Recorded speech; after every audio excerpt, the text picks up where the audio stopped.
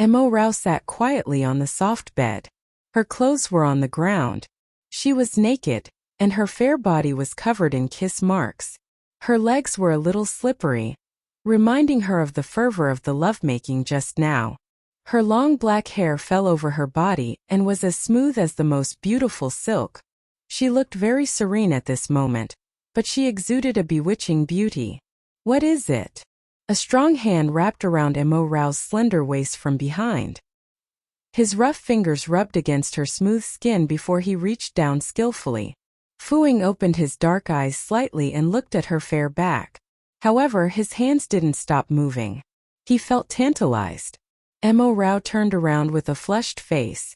Fu Ying had always been very skilled in bed. The two of them had great chemistry. Each time they would only stop when both of them were exhausted. She held Fu Ying's hand and a pitiful look appeared on her innocent little face. Fu Ying, let's not get a divorce, okay? When he heard Mo Rao's words, Fu Ying's hand stopped and the desire in his eyes gradually cooled. His slightly hoarse voice was still gentle. Rao Rao, aren't you the most obedient? Why aren't you obedient now? Chu Ru is back, you know. Of course she knew. Chu Ru was the woman Fu Ying loved but couldn't have. If not for the fact that Chu Ru was the illegitimate daughter of the Chu family, and the old madam of the Fu family wasn't satisfied with her, Fu Ying's wife would probably be her now. As for Mo Rao, she wasn't from a wealthy family, but her parents had lost their lives to save the old madam of the Fu family, and her family background was clean and simple. In order to stop Fu Ying from thinking about Chu Ru, and to repay the Mo family for saving her life, old Madame Fu forced Fu Ying to marry Mo Rao. In the past 3 years, Mo Rao had married into the Fu family and had become Fu Ying's wife. They even got along very well. However, she had never entered Fu Ying's heart. From the beginning, Fu Ying had told her that all of this was just to satisfy old Madame Fu. But as long as the two of us aren't divorced, you're the only young Madame Fu. No one can bully you, and you don't have to suffer any grievances. We'll get a divorce in 3 years. When the time comes, I'll give you a sum of compensation that's enough for you to live comfortably for the rest of your life. Mo Rao had a gentle personality, like a little white rabbit without any offensive power or deterrence. Fu Ying had firm control over her, so Fu Ying was never worried that she would be disobedient. However, he didn't know that Mo Rao had never married him for money. She had only married him because of her deep love for him. Now her dreams were about to shatter. It was time for her to wake up. 3 years of gentle, considerate, and obedient behavior in bed hadn't made Fu Ying fall in love with her. Mo Rao said softly, Fu Ying. Her soft and clear voice seemed to carry endless affection every time she called Fu Ying's name. It made people want to protect her and possess her so that no one could look at her again. Mo Rao had a flirtatious aura that was filled with femininity. Fu Ying sometimes thought that if she used such a voice and tone while lying under another man during sex, he would die of pleasure. He deliberately ignored the anger in his heart. What is it? He asked. I'm pregnant. Mo Rao mustered her courage to say this. This was her last trump card to keep the man she loved. Unexpectedly, Fu Ying's expression instantly darkened. What? Mo Rao's heart thumped, but she repeated, I'm pregnant. Fu Ying said without thinking, abort it. I won't change my decision because of this child, and I can't let this child become an eyesore to Xiao Ru. This was the bond between them in a life. In Fu Ying's opinion, it was just an eyesore to Xiao Ru. What a terrifying man. Mo Rao's heart ached, but she couldn't help but laugh. What are you laughing at? Fu Ying looked at her erratic behavior with a vexed expression. I lied to you so you wouldn't divorce me. Mo Rao's tone was relaxed, but her heart was aching. You lied to me? Fu Ying was in disbelief. Montag nodded. That's right. If you don't believe me, let's go to the hospital for a checkup. She knew that if she didn't deny it, the child would probably be killed by Fu Ying. She couldn't accept it. Fu Ying seemed to heave a sigh of relief. He didn't want Mo Rao to be pregnant. Even if she could abort the child, it would be very troublesome. That's best. Rao Rao, I don't want any trouble between me and Xiao Ru.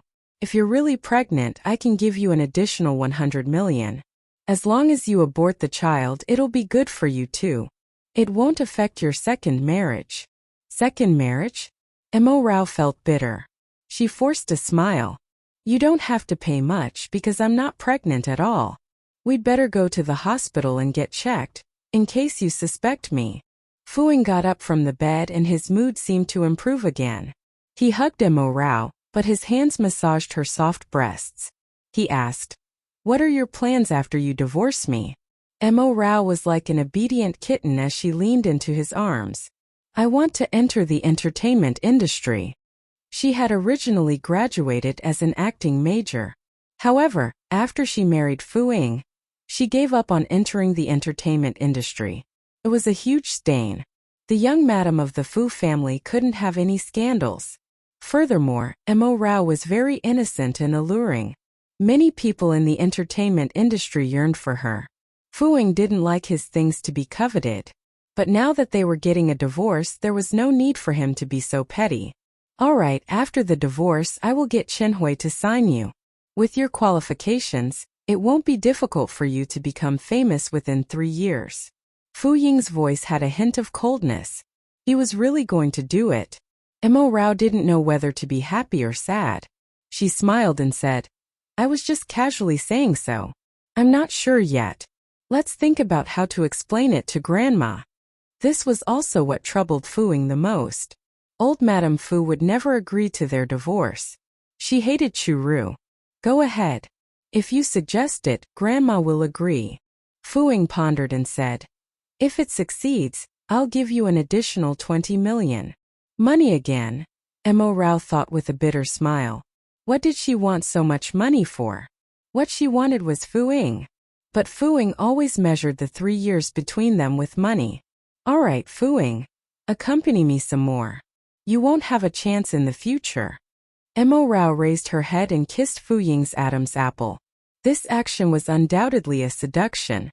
Fuing was tantalized, and the lust in his eyes surged again. He turned around and pressed Mo Rao under him while his lips curled into a mischievous smile. Okay. I'll make it unforgettable for you. Mo Rao reached out her slender and soft arms and hooked them around Fu Ying's neck. Her fair and slender legs also cooperated as she wrapped them around his muscular waist. When the man's warm and firm lower body was pressed against the wet, soft lady part, their bodies became extremely sensitive. Montag omoanet emotionally. Come in quickly, okay? I've already done it 3 times tonight. Rao Rao, do you want to squeeze me dry? Fuing deliberately didn't enter, and only used his large hand to rub Mo Rao's lady part. When he saw her begging expression, the pleasure in his heart became even more intense. Mo Rao blushed, but she couldn't help but lean forward. She wanted to devour that huge object. She said flirtatiously, You made me become like this. Don't you like it? I didn't make you become like this. It's this. Fu Ying's large hand grabbed Mo Rao's wrist and made her touch his lower body. She held the warm and swollen stick. The rubbing of her soft fingers gave him a completely different kind of pleasure from the one brought by her vagina. Fuing released Mo Rao and his hand landed on the 2 soft breasts again. He rubbed her pink nipples from time to time. The numbing feeling made Mo Rao blush. Her eyes were misty, and she was completely overwhelmed by the pleasure Fuing gave her. Finally, looking at Mo Rao's horny appearance, Fuing couldn't help but enter and thrust. The intimacy made the 2 of them moan. The woman's moans and the man's growls sounded in the room. Fuing actually liked the feeling of being with Mo Rao, especially in bed. He felt like this wasn't enough. His body felt a great sense of release, and he was like a thirsty traveler in the desert who had encountered an oasis and didn't want to leave again. An oasis like Mo Rao would become another tourist's gentle home in the future. He felt disgusted just thinking about it. Fuing exerted more strength, as if he wanted to get all the regrets he would never have in the future. After the lovemaking, Mo Rao fell asleep. The next morning, she was awakened by the ringing of a phone. It was Fu Ying's phone. Fuing had originally set it to be silent or vibrating. He knew that she was sleepy and didn't want to wake her up because of any calls. Why was it back to ring mode now? Mo Rao, wanting to tell Fuing that a call had come, touched his phone in a daze. But when she saw the caller ID, she was stunned. The name Xiao Ru pierced her eyes. So he was afraid that he wouldn't receive the call when Chu Ru called? Mo Rao was instantly awake and her heart ached. In the past 3 years, Fuing had indeed been good to her. But only in front of Chu Ru was Fuing truly gentle and considerate. For a moment, Mo Rao felt like she had had a dream in the past 3 years. A dream that was so beautiful that she didn't want to wake up from. All of this hadn't happened suddenly, but it had been predetermined at the beginning. Mo Rao knew that she looked a little similar to Chu Ru. So Fuing finally agreed to old Madame Fu's request and married her because Fuing saw a shadow of another woman in her. So even if he didn't love her, he still treated her well and did everything he wanted to do to Chu Ru with her. Mo Rao smiled helplessly and sorrowfully. How could a substitute like her think of replacing true love? She turned to look at Fu Ying's handsome face. He seemed to be in a deep and pleasurable sleep, as if he had a beautiful dream. There was a smile on his face. Had he dreamed of his future with Chu Ru? Mo Rao pushed him gently. Fuing, it's your call. After Fuing finished answering Chu Ru's call, he stood up and put on his clothes. His figure was extremely perfect. His shoulders were broad and his waist was narrow. The muscles on his body were just the right amount, and he exuded sexiness. His extremely handsome appearance made him the dream lover of many women. Moreover, Mo Rao had to admit that this man was also good in bed. After they had sex for the entire night, Fuing was called away by another woman early in the morning. This feeling was very ridiculous. I'll leave first. I'll send Gu Hai to bring you to the hospital for a checkup later. After putting on his clothes, Fuing looked aloof and cold again. It was as if last night's passionate lovemaking had never happened. In the end, he still didn't trust Mo Rao and was afraid that she would lie. Mo Rao felt sad. She knew that Fuing was afraid that she would hide the child and use the child against him in the future. Yes. She nodded obediently and didn't refuse. Oh right, find a time to tell Grandma. Don't forget. Fu Ying's voice was still gentle, but there was no warmth at all. Mo Rao was slightly stunned. Grandma's health hasn't been good recently. Are you sure you're going to tell her so soon? Fuing said calmly. Yes, I don't want little Ru to bear the burden of being known as a third party. As long as they weren't divorced, Chu Ru would always be a third party. She was already an illegitimate daughter. If she were to be condemned as a third party, she might not be able to take it. He even disregarded Grandma's health just to make Chu Ru feel better? For the sake of his true love, Fuing was quite cold-blooded. Mo Rao realized that she had lost miserably. She smiled and said in a soft voice, Okay, but I have to get ready too. Can you give me a few days? Fuing leaned over and kissed Mo Rao's forehead gently. He said softly, Sure, but don't disappoint me, Rao Rao. His gentleness was like a knife that cut Mo Rao's heart into pieces. Her smile was filled with bitterness. Why would I? Haven't I been obedient enough in the past 3 years? Have I ever made you angry? Fu Ying's expression darkened with mixed emotions. Indeed, as a wife, be it in daily life or in bed, Mo Rao was impeccable, especially in bed. No matter what outrageous requests Fuing made, Mo Rao would agree to it and always cooperate with him while enjoying the pleasure. Every time he couldn't bear to stop. Yes, it's good that you know. Fuing retracted his thoughts to prevent himself from feeling more reluctant the more he thought about it. He picked up his coat and left the room. Mo Rao sat alone on the bed and looked at the empty room. Was this going to end? She smiled bitterly. In the future, this room and this bed would have a new host. After trying her best to calm down, Mo Rao stood up, took a shower, and changed into a set of elegant clothes before preparing to go see old Madame Fu. Unexpectedly, Gu Hai was already standing by the car and waiting for her respectfully the moment she stepped out. Hehe, how fast! Mo Rao changed from her usual obedient and sensible self and rolled her eyes. Her tone was very unhappy. Gu Hai smiled really. Mo Rao acted obediently in front of Fu Ying, but she was feisty in front of others and had a temper. President Fu asked me to bring you to the hospital, he replied politely. Mo Rao opened the car door angrily. Fine, I'll go. I want to go to Guotai Hospital. Guotai Hospital was the best hospital in the city, and was ranked top 3 in the country. Of course, it was the most expensive. This was also where her parents used to work and where she was born. When she was young, she would always come to Guotai Hospital with her parents to play. The nurses and doctors there were very good to her. Whenever her parents were busy, they would help watch over her. Only here could she hide the pregnancy. When they reached the hospital, Gu Hai followed Mo Rao closely until they reached the gynecology department. Mo Rao stopped him. Stop! Gu Hai looked at the sign at the door, and an awkward expression flashed across his face.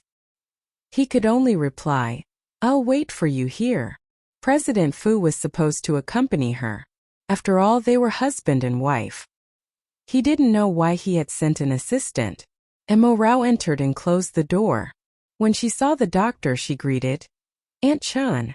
Chun Meng looked up and instantly stood up in shock. Xiao Rao, it's really you. I thought you were someone with the same name. Montag smilet. It's me. You're here to check if you're pregnant? Chun Meng was shocked. I've tried it with the pregnancy test kit. I'm probably pregnant, but I need your help to hide it. Mo Rao revealed a pleading look. Chun Meng couldn't suppress her shock. Mo Rao's parents were her teachers. Ever since they passed away, Chun Meng had rarely heard any news about Mo Rao. Unexpectedly, when they met again, not only was she already married and pregnant, but she also had to hide her pregnancy. She asked, Why? I'm going to get a divorce, but I want to keep this child. I don't want to give this child to my husband or the others. Mo Rao touched her stomach gently, and her eyes were already filled with the gentleness of a mother. You silly child. The child doesn't belong to you alone. The man must take responsibility too. Do you know how difficult it is for a woman to raise a child after getting a divorce? Chun Meng's heart ached and she was anxious. However, Mo Rao seemed to be indifferent. It's okay, Aunt Chen. I saved some money to raise the children. Chun Meng shook her head. This isn't a matter of money. Who is your husband? Let me talk to him. Is it because his family bullied you since you don't have parents to back you up? Mo Rao's heart warmed. She knew that Auntie Chun was worried about her, but she didn't want to implicate Aunt Chun. Aunt Chun, I don't want to trouble you. When I married him back then, I already knew that this day would come, so there's no one to blame. You just have to help me keep this child a secret. Okay? Mo Rao had already thought about leaving this city as soon as they divorced. Chun Meng's heart ached. When she thought of the little girl that she had watched grow up being bullied because she had no parents and was helpless, she felt sorry for her teachers. She suddenly thought of someone. Xiao Rao, you can find that person from the Fu family to help you. Doesn't Fu Ying treat you like a sister? Back then, your parents saved old Madame Fu. They were kind to you and will help you. However, Mo Rao frowned. Aunt Chun, you can't let the Fu family know about this. Otherwise, I wouldn't have come to trouble you. Chun Meng saw that Mo Rao's attitude was firm and knew that there was no point in her saying anything else. She could only do a routine checkup for Mo Rao. After the checkup, she instructed Mo Rao. It's already been 7 weeks, but you're already thin and weak, so you have to take care of your body and replenish your nutrition. Otherwise, the children will develop poorly. Alright, I just have a weak stomach. My body doesn't seem to absorb much nutrition from food. Mo Rao was a little helpless. Isn't your husband going to take care of you? Chun Meng sighed. He's busy. Mo Rao shook her head. It wasn't that Fu Ying was too busy to care about her, but he didn't want to. He could use the money to buy her the best house and let her wear the most expensive clothes, but he wouldn't give her cold medicine when she caught a cold, nor would he feel sorry for her. This wasn't love. Chun Meng's eyes were filled with helplessness. Alright, as long as you don't regret it. No, because it's useless for me to regret it. He calls the shots. Mo Rao put away the report and smiled bitterly. Chun Meng seemed to have thought of something and her eyes revealed shock. Xiao Rao, your husband can't be fooing, right? Montag är osmilet. Aunt Chun, I don't want to implicate you. If in the future, Fuing found out that Chanmeng had helped her hide her pregnancy, Chanmeng would probably be in trouble. She walked out while Chunmeng fell into deep sorrow. Look carefully, I'm not pregnant. The moment Mo Rao left the gynecology department, she threw the report to Gu Hai and said unhappily, "Go back and reply to President Fu." Gu Hai's expression was awkward as he followed behind Mo Rao. Mo Rao turned around and glared at him. "You've already done what you had to do. Don't follow me. I don't like it." Gu Hai didn't dare to say anything and could only reply, "Yes. You can go first." Mo Rao glanced at Gu Hai, and he entered the elevator and left under her gaze. Mo Rao, on the other hand, realized that she had forgotten to take her phone. She could only return to get her phone. Montag auch. After taking back her phone, Mo Rao was about to leave when Chu Ru's voice sounded. Her body stiffened and she stood rooted to the ground. However, Chu Ru slowly walked in front of her and looked at her closely. She was wearing a blue hospital gown and her complexion looked terrible. She had lost a lot of weight, but even so, she still had a fragile sort of beauty to her. The two of them looked similar, but their auras were completely different. Mo Rao seemed innocent yet charming, like a femme fatale. As for Chu Ru, she was like a white orchid. She looked cold and aloof, but she gave off a sense of chastity. "What a coincidence you're here too." Mo Rao took the initiative to greet him with an indifferent smile. Chu Ru looked at her delicate appearance. She was dressed in luxurious clothes that exuded nobility from the inside out. The Fu family had spent a lot of money on her these years. These were supposed to be hers. "Yes, I have leukemia. Fuing specially arranged for me to be admitted to this hospital, and said that this place is very professional in treating leukemia." There was jealousy and hatred in Chu Ru's eyes, but she still sounded indifferent. "Leukemia." Montag er Overstund. "That's right. Fuing said that your parents used to be experts in leukemia and worked in this hospital. Therefore, there are many treatments and methods left behind by them here." Chu Ru mentioned Fuing in every sentence she said. Every word she said was to snub Mo Rao. The man she loved spent money to treat her love rival in the hospital her parents used to work in. Montag raus mal kulet. "Oh, I hope you recover soon." With that, she prepared to leave. Kurus again. Mo Rao, Fuing is mine. She spoke in a confident tone and said confident words. Mo Rao stopped in her tracks.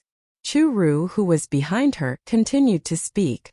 "If not for your appearance back then, Fuing would have definitely married him no matter what. You should know that the person who isn't loved is the third party. Because of you, I've missed out on being with him for so many years. You enjoyed everything that I should have. Don't you feel ashamed? Fuing doesn't love you at all. What's the point of guarding an empty shell?" That's right. In the past 3 years, Fuing had never given Mo Rao love and only gave her money. Since he loves you so much, let him talk about this. You don't have to take his responsibility. Mo Rao turned around and replied coldly. Chu Ru said all this to provoke her. She knew. Even if this were the truth, hearing it from Chu Ru still made her feel extremely miserable. Because she loved Fuing and had loved him for many years. Kuru le guette silently. He just thinks that you're a very pitiful orphan, so he couldn't bear to say it too harshly. Besides, old Madame Fu likes you so much. Didn't you marry into the Fu family because of this? Unfortunately, Fuing doesn't love you at all. Oh yeah? What if he does love me a little? He was very passionate in bed. Every time I was tormented by him until I almost fell apart. Why do you think he touched me when he loved you so much? Just as Mo Rao finished speaking, Chu Ru's expression changed slightly. She looked behind her. Fuing. She had been tricked. Montag Zeit. As expected, she still didn't manage to keep her calm. She turned around and met that familiar yet unfamiliar handsome face. He looked cold and sulky. "I'm here to check on my body. I just happened to see her. You guys can chat. I'm leaving," Mo Rao said generously without feeling guilty. "How was it?" Fu Ying stopped her coldly. The result was given to Gu Hai. He will bring it to you. Don't worry, I'm not pregnant. Montag smilet sweetly. Hearing her words, Fu Ying felt a little disappointed. He didn't expect that he actually looked forward to her having their child. However, when he faced Chu Ru, this anticipation instantly dissipated. He only wanted to resolve the following matter as soon as possible. Since you're not pregnant, let's discuss the other matters and resolve them as soon as possible. Talk in the hospital? I didn't even eat because of the checkup. I'm about to starve to death. Mo Rao smiled slightly. Her pink lips looked soft. This was her usual coquettish demeanor. Fu Ying usually liked her coquettish look the most. But now he looked very cold. Then we'll talk after you eat. Why don't we talk while we eat? Mo Rao was unwilling to let it slide. Her fair arm held Fu Ying's hand. Look, I came here obediently to get a checkup and even have to help you deal with Grandma. Don't I deserve a meal together? If not for me, it wouldn't be so easy for you to divorce me. Her words made sense. Fu Ying couldn't refute her. Chu Ru looked at Mo Rao's arm. Her heart was burning with jealousy, but she still maintained her gentle and composed expression. That's right. Fu Ying, accompany her to have a meal. You guys can discuss the matter while you eat. Look, Miss Chu is more sensible than you. I know a private restaurant nearby that has delicious food. I've wanted to go since long ago. Since Chu Ru wanted to maintain her noble and kind image, she would let her maintain it. Xiaoru, go back to your room and rest well. I'll be back soon. Fu Ying agreed to Mo Rao and didn't forget to remind Chu Ru carefully. Yes, I know. Chu Ru bit her lips and replied understandingly. Mo Rao pulled Fu Ying and left the hospital. When they arrived at the private restaurant, she didn't stand on ceremony and ordered many dishes in one go. Duck soup, prawn meat dumplings, garlic beef bone marrow. These dishes should be very nutritious. After ordering, Mo Rao didn't forget to ask Fu Ying. What do you want to eat? You can eat. I won't eat. Fu Ying replied with a cold expression. Montag smilet. That's right. How can you go back to eat with Chu Ru after you're full? You can pack some food for her. The dishes here are superb. She was still in the mood to ask him to pack the food. Fu Ying looked at her coldly. She can't eat much. Actually, Mo Rao didn't eat much either. Her appetite was only half that of an ordinary person. He didn't know why she had ordered so many dishes today. Oh, so I'm the one who eats too much? Mo Rao puffed up her cheeks like a little goldfish and looked angry. No way, no way. You're the young master of the Fu family. Can't you afford to treat me to a meal? She even crossed her arms over her chest with a disdainful look. She looked cute and infuriating. Fu Ying had seen all sides of her in the past 3 years. The charming and sexy woman in bed and the cute and obedient woman during daily life were the reason Fu Ying was able to endure the 3 years of loneliness. Just eat as much as you want. Fu Ying was helpless. After a while, the dishes were served. Mo Rao immediately ate heartily. She felt that she had become more hungry after getting pregnant. As expected, 2 people ate more than 1 person. Food that was usually not considered delicious was now very delicious. After she ate for a long time, her stomach was almost full. Mo Rao wiped the corner of her mouth with a tissue and asked Fu Ying, "Don't you want to talk to me? About what? What did you say to little Ru just now?" Fu Ying asked coldly. TSK. He had been waiting to interrogate her. Montag schroget. She said she had leukemia. She said I was the third party. Yes, we're waiting for the bone marrow. Fu Ying's eyes were filled with some inexplicable emotions as he stared at Mo Rao. The bone marrow matching results are out. There's indeed a match. You know this person too. I know him. Montag was stund. Yes, Rao Rao. You said in the past that you would give up your life for me. Fu Ying's lips parted slightly, and his words made Mo Rao's expression change. After a while, she pointed at herself and asked stiffly, "Are you talking about me?" Fu Ying was silent for a moment before nodding. How ridiculous. Mo Rao suddenly stood up. Because Chu Ru was back. Mo Rao wanted to get a divorce and hide the child's existence. Now he wanted her life?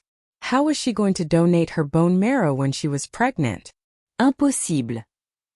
Mo Rao rejected without thinking and said impulsively, I definitely won't agree. I'm already getting a divorce because of her. But I have to donate bone marrow to her as well? Fu-ying, what do you take me for? She wouldn't donate, but she wouldn't tell Fu-ying the reason. If she knew that it was because of the child, Fu-ying would probably force her to abort the child and save Chu-ru. This man had already gone crazy for Chu-ru. She had indeed said that she could give up her life for Fu-ying, but that was for Fu-ying, not Chu-ru. Did Fu-ying mean that Chu-ru was his life? Mo Rao's heart ached. Rao, as long as you agree to save little Ru, I can agree to any of your conditions. Fu-ying thought that perhaps he hadn't given her enough conditions. However, Mo Rao blurted out, then let's not get a divorce. Was he willing to use love to save his true love's life?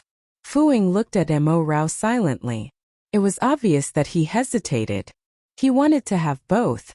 Don't be too greedy, Mo Rao. Even if I promised you, you know very well that I only did it to save little Ru, not because I love you, Fu-ying said coldly. Was she greedy, or was Fu-ying greedy? Mo Rao's face was pale. When she heard Fu-ying say that he didn't love her, she felt a sharp pain in her heart. She suddenly wanted to ask, but what if I'm willing to accept that you don't love me? His clear eyes weren't as cute as usual, nor were they gentle. There was only deep sorrow and a hint of anticipation. Fu-ying's words shattered Mo Rao's expectations. I don't want to, and you'll lose everything. Haha, Fu-ying, you really disappoint me. Mo Rao didn't expect that even though she was being so subservient, Fu-ying still didn't give her a chance. At this moment she felt that she was too pathetic. I said, don't be too greedy. Fu-ying's expression was already extremely gloomy. But Mo Rao wasn't afraid. She was about to lose everything. What was there to be afraid of? For the sake of the child in her stomach and for the sake of her final shred of dignity, she wouldn't compromise this time. I think there's no need to continue eating this meal. Mo Rao took her bag with a cold expression. It was impossible for Fu-ying not to know how much she loved him. But he had used this love to take advantage of her, not knowing that she would feel pain too. After she left, Mo Rao gathered her emotions and went to the Fu family's old residence. Old Madame Fu was very good to her, her granddaughter-in-law. Even if she fell out with Fu-ying, she couldn't ignore Fu-ying's grandmother. Furthermore, old Madame Fu had been feeling unwell recently. Every time, she would wait for Mo Rao to massage her to relax her muscles and bones so she could feel comfortable. Grandma, are you feeling better? After she was done, Mo Rao sat beside old Madame Fu and asked with concern. Old Madame Fu held her hand and her old eyes were filled with kindness. She nodded, and her tone was filled with praise. Rao is the best. The massage specialists I hired aren't as good as you. Every time old Madame Fu felt unwell, it was always Mo Rao, her granddaughter-in-law, who took care of her and even treated her illness. Her filial piety touched old Madame Fu greatly. She firmly believed that she had made the right decision by forcing Fu-ying to marry her. You're flattering me. How can I compare to those specialists? I just learned a little from my parents in the past. Mo Rao was a little embarrassed. Old Madame Fu sighed. The little girl in front of her was beautiful and had a good personality. She had also heard that an entertainment company had taken a fancy to her and wanted to sign her. Her future was bright and she could treat many illnesses. If she hadn't married Fu-ying, she would definitely have had her own achievements. Speaking of which, it's all Fu-ying's fault for delaying your development. Old Madame Fu felt a sense of heartache. I know you've sacrificed too much for him. It's just that that guy was blind and didn't know. Mo Rao pleaded. Grandma, don't tell him these things. I don't want him to accommodate me because he's touched and become his burden. This girl was too kind-hearted. Old Madame Fu doted on her, but she could understand. Okay. I won't say it. I only want the two of you to have a child soon and let me hug my great-grandson. At the mention of this, Mo Rao instantly flushed. Grandma, this. I'll tell Fuing about this. As if he can decide not to have a child just because he doesn't want to. Old Madame Fu said in a resentful tone. You should give birth and let him bear the responsibility of being a father. With a child he won't be able to go anywhere. Forget about Kuru. In the future, no one can shake your position. Mo Rao forced a smile and didn't dare to tell old Madame Fu that Chu Ru had actually returned. Furthermore, for Chu Ru, Fuing was willing to abort this child. The child wouldn't be her bargaining chip. Instead, they would become the source of his disgust. In Fu Ying's heart, Chu Ru was the first. After chatting with old Madame Fu for a while, Mo Rao stood up and took her leave. Just as she was about to go downstairs, she met Mo Wan, Fu Ying's biological mother. Mother. Montag greetet respectfully. Mo Wan was different from the other wealthy ladies. She was more arrogant and cold, and she didn't have any objections, nor did she voice her support when Fuing married Mo Rao. She seemed indifferent about it. After entering the Fu family, Mo Rao rarely saw her mother-in-law. Even if she did, the two of them would only greet each other politely. Mo Wan was a lawyer and had her own firm. She was usually very busy with work and didn't like to talk nonsense. She was always so concise and indifferent to everyone. You're here. Montag Wan replied calmly. She was an intimidating yet soft-hearted person. She actually liked Mo Rao since she was obedient and sensible. But she didn't like to appear enthusiastic toward anyone. Furthermore, in her heart, her son wasn't worthy of Mo Rao. Apart from being rich and handsome, Fuing was terrible in other aspects. He didn't deserve a good girl like Mo Rao. Many women had their eye on the Fu family's wealth. Only Mo Rao loved Fuing from the bottom of her heart. Even Mo Wan could feel it. This was also why she felt sorry for Mo Rao. Who didn't know who that bastard Fuing had in his heart? Mom, I'm here to see Grandma. Since Grandma is going to rest, I'll go back now. Even if Mo Wan didn't ask, Mo Rao also told them the reason she came. As she looked at her gentle appearance, Mo Wan's heart ached. Mo Rao was too sensible. She hid everything inside and never complained to old Madame Fu. She let Fuing do whatever he wanted. Spend the night here. I asked the kitchen staff to buy wild yellow fish. It tastes good, Mo Wan said calmly. Although she was asking her to stay, her attitude didn't change at all. Everyone in the agency had mentioned to her that although wild yellow fish were expensive, they were very nourishing. She inexplicably thought of her thin and fragile daughter-in-law. She had planned to ask Fuing and Mo Rao to come back and eat with her. Now that they had bumped into each other, Mo Rao might as well stay and eat. Mo Rao knew that yellow fish was very expensive. She had eaten it with Fuing in the past and it was very delicious. However, when she thought of the fishy taste of the fish, she felt her stomach churn. It was as if she had already smelled blood. She couldn't help but retch, but she didn't vomit anything.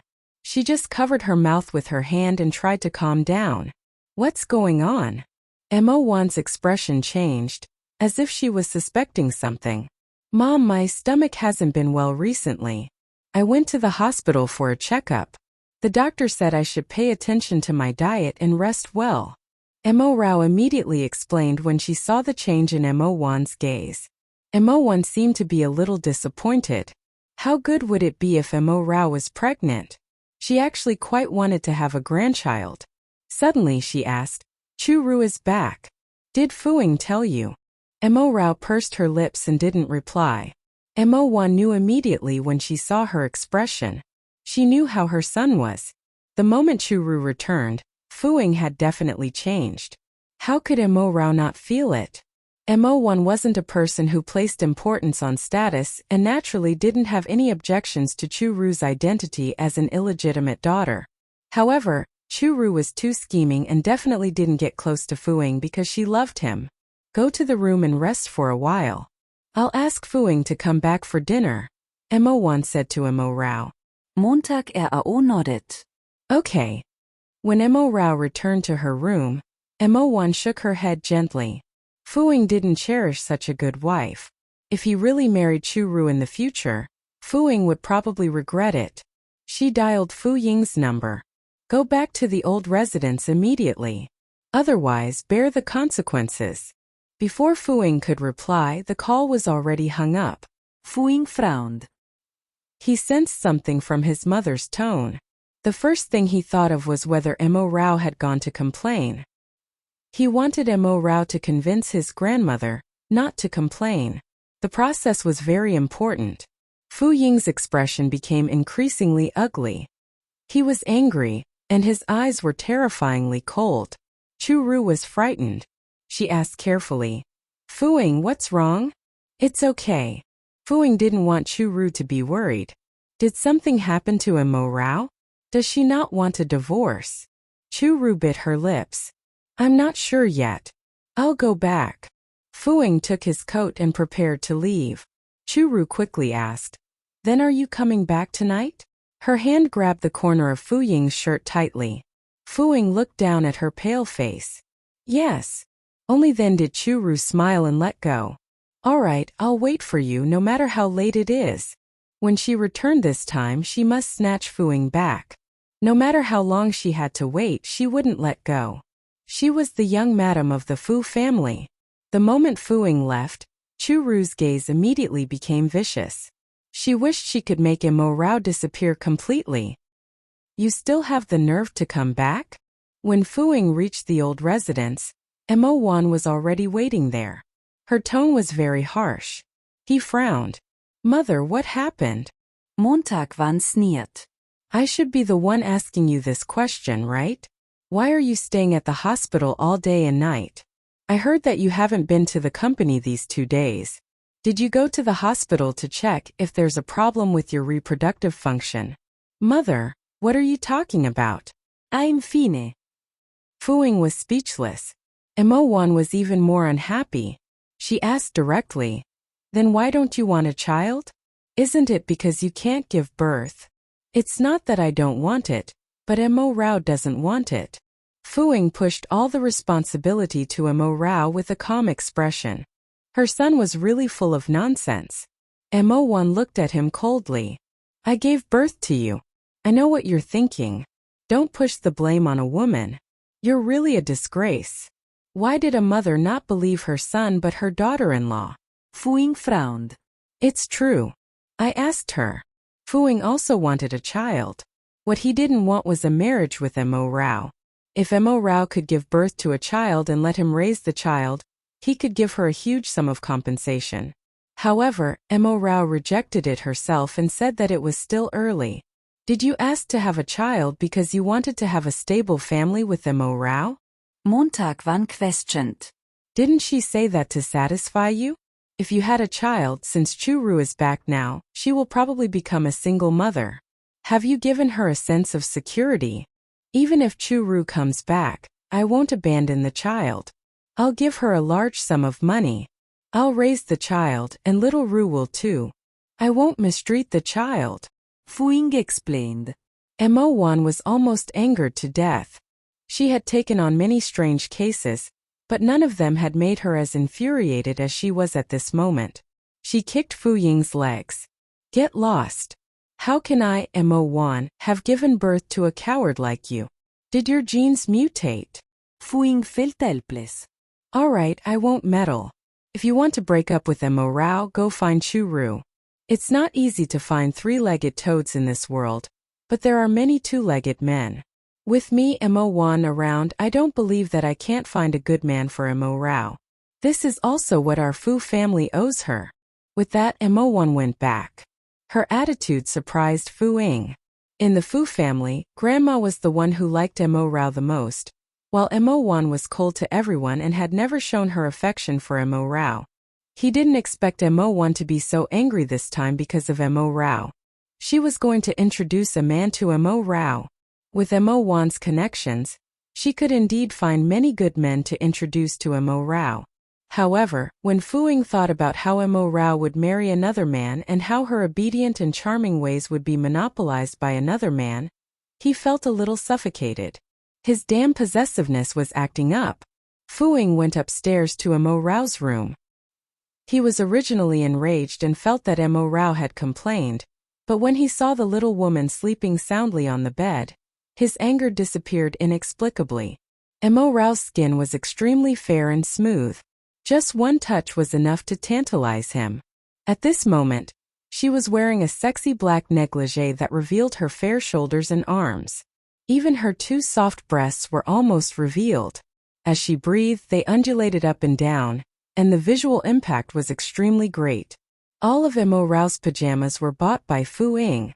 This was the only thing he had ever cared about, because it concerned his sexual pleasure in bed.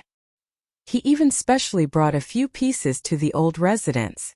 Sometimes, he would let Mo Rao wear them when she came back to spend the night. No matter where she was, Fu Ying's interest in her would never disappear. Something between his legs quickly became aroused. Fu Ying's anger quickly turned to lust. This was Mo Rao's magical power. Every time, Fu Ying would instantly lose control because her body was too seductive.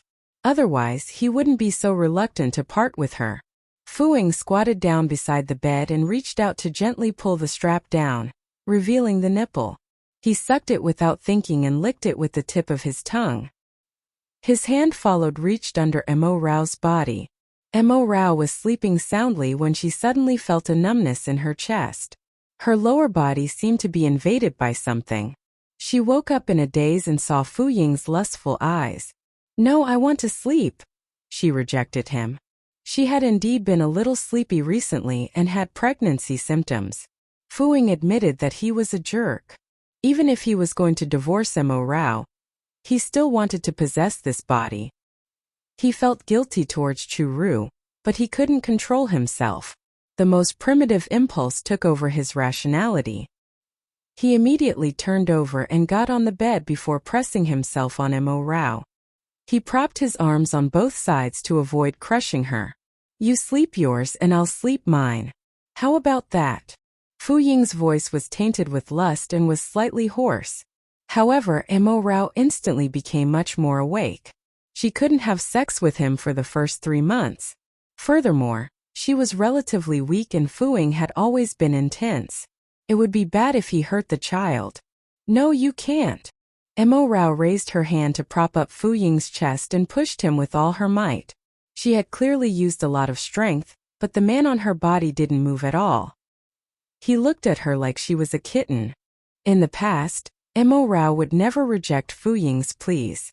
No matter when, she would look at him with hazy eyes and say in a gentle and charming voice, "Okay, I'll listen to you. You can do whatever you want."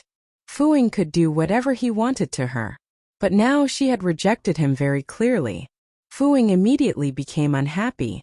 He didn't like being rejected by Mo Rao. "You really don't want it?" He asked again to see if Mo Rao was rejecting him. "No." Mo Rao replied firmly, and for the first time, her eyes revealed resistance. Fu Ying was silent for a moment, and the lust in his eyes was dissipating. He got down from Mo Rao's body and his voice was cold again. "Then explain to me what you said to my mother and grandmother." "What?"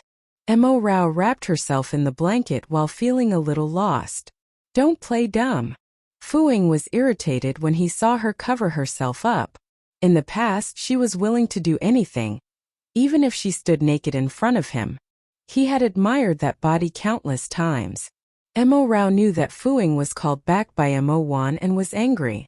After all, he was accompanying his lover, so how could he want to leave?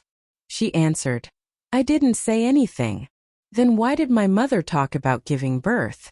Why did she know that Xiao Ru was back?" Fu Ying stared at Mo Rao coldly. No matter how good her temper was, Mo Rao couldn't hold it in anymore.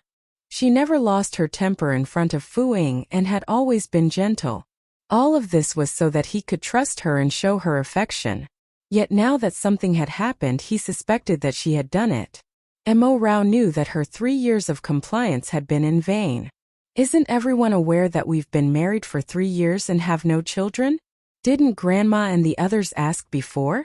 Why do you feel that it has changed now that Chu Ru is back? And Chu Ru is a living being, so can't others see her? There are many people who know her. Someone must have seen her and told Mom. Isn't this very normal? Do I have to say it?" She was really angry and spoke very quickly. Seeing her throw a tantrum, Fu Ying felt awkward. He seemed to have asked too rashly. I'm just asking. You didn't just ask. You don't trust me at all. Montag smilet bitterly. Do you think that since Grandma likes me so much, I can use her to break up you and Chu Ru to maintain our loveless marriage? She could indeed do this, but she disdained doing so. In the future, if she couldn't let Fu Ying stay by her side because he fell in love with her, and could only rely on others to pressure him, then what was the point? Chu Ru was already back. She couldn't even leave an empty shell. In the past 3 years, no matter what grievances or problems she had, Mo Rao had never complained to her grandmother-in-law or mother-in-law because she was unwilling to let Fu Ying think of her as a resentful woman. Now, Fu Ying had thought of her as such a person. How could she not be sad? Fu Ying didn't say anything. He acquiesced. Mo Rao took a deep breath and said extremely seriously, Fu Ying, listen carefully. The woman wrapped in the white blanket only revealed a round head with exquisite and charming features. She had an angry expression, but she didn't pose any threat to Fu Ying. Instead, she looked like an angry kitten. I don't want to get a divorce, but I'm not that cheap as to use all sorts of methods to keep you. Otherwise, I wouldn't have agreed to the divorce previously. Besides, you know that I've always been worried about Grandma's health. Even when I persuaded her to agree to our divorce, I had to consider it carefully. I was afraid that she would be agitated, so why would I deliberately complain and make her unhappy? Everyone knew how well Mo Rao treated Grandma, but only Fu Ying didn't. Her eyes turned red as she said this. She bit her lower lip lightly and couldn't help but shed tears because of her grievance. Fu Ying's heart ached when he saw her tears. He couldn't bear to see her like this. She was really angry. It's my fault. I misunderstood you. Fu Ying apologized. It's your fault. Mo Rao pulled her hand out and wiped her tears with all her might. She pouted her pink lips and replied angrily without any intention of backing down. When he saw how angry and cute she was, the anger in Fu Ying's heart dissipated significantly. He felt that he had gone overboard. Fu Ying, are you guys up? It's time to eat. Mo Wan's voice sounded outside the door. Fu Ying replied, Okay. Come down quickly. Your cousin is here too. Mo Wan went down after saying that. Fu Ying's expression instantly turned cold. Mo Rao was very surprised. Brother Shenfeng is also here? Shenfeng was Fu Ying's cousin. Shenfeng's mother, Mo Yun, and Mo Wan were biological sisters. Although they were biological sisters, their personalities were completely different. Mo Wan was so cold and distant, but Mo Yun was very gentle. She was a typical good wife and mother. Hearing Mo Rao call out Brother Shenfeng sweetly, Fu Ying was unhappy. He retorted angrily, How would I know? You're asking too many questions. Mo Rao was really speechless. Was this called asking too many questions? Fu Ying was really temperamental. 1 second, he was apologizing to her with a gentle attitude, and the next, he started to be cold, as if someone had offended him. Mo Rao put on her pajamas and lifted the blanket to get off the bed to change. Wear more. Don't dress too flimsily, lest someone harbors evil intentions. Fu Ying ordered when he saw Mo Rao looking for clothes in the closet. Evil intentions, who? Mo Rao turned around and looked at Fu Ying in confusion. Who? Of course it's Brother Shenfeng. Fu Ying's eyes were even colder.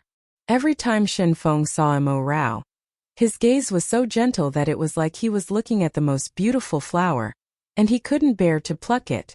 It was as if he only wanted to take care of it carefully, and there was no feeling of possession. However, he made people feel that he was always waiting to get her. However, this person was Fu Ying's cousin. He could clearly see everything but couldn't say things too harshly. How crazy! Mo Rao thought to herself. Shenfeng was Fu Ying's cousin. He was usually gentle and elegant, so how could he be harboring evil intentions?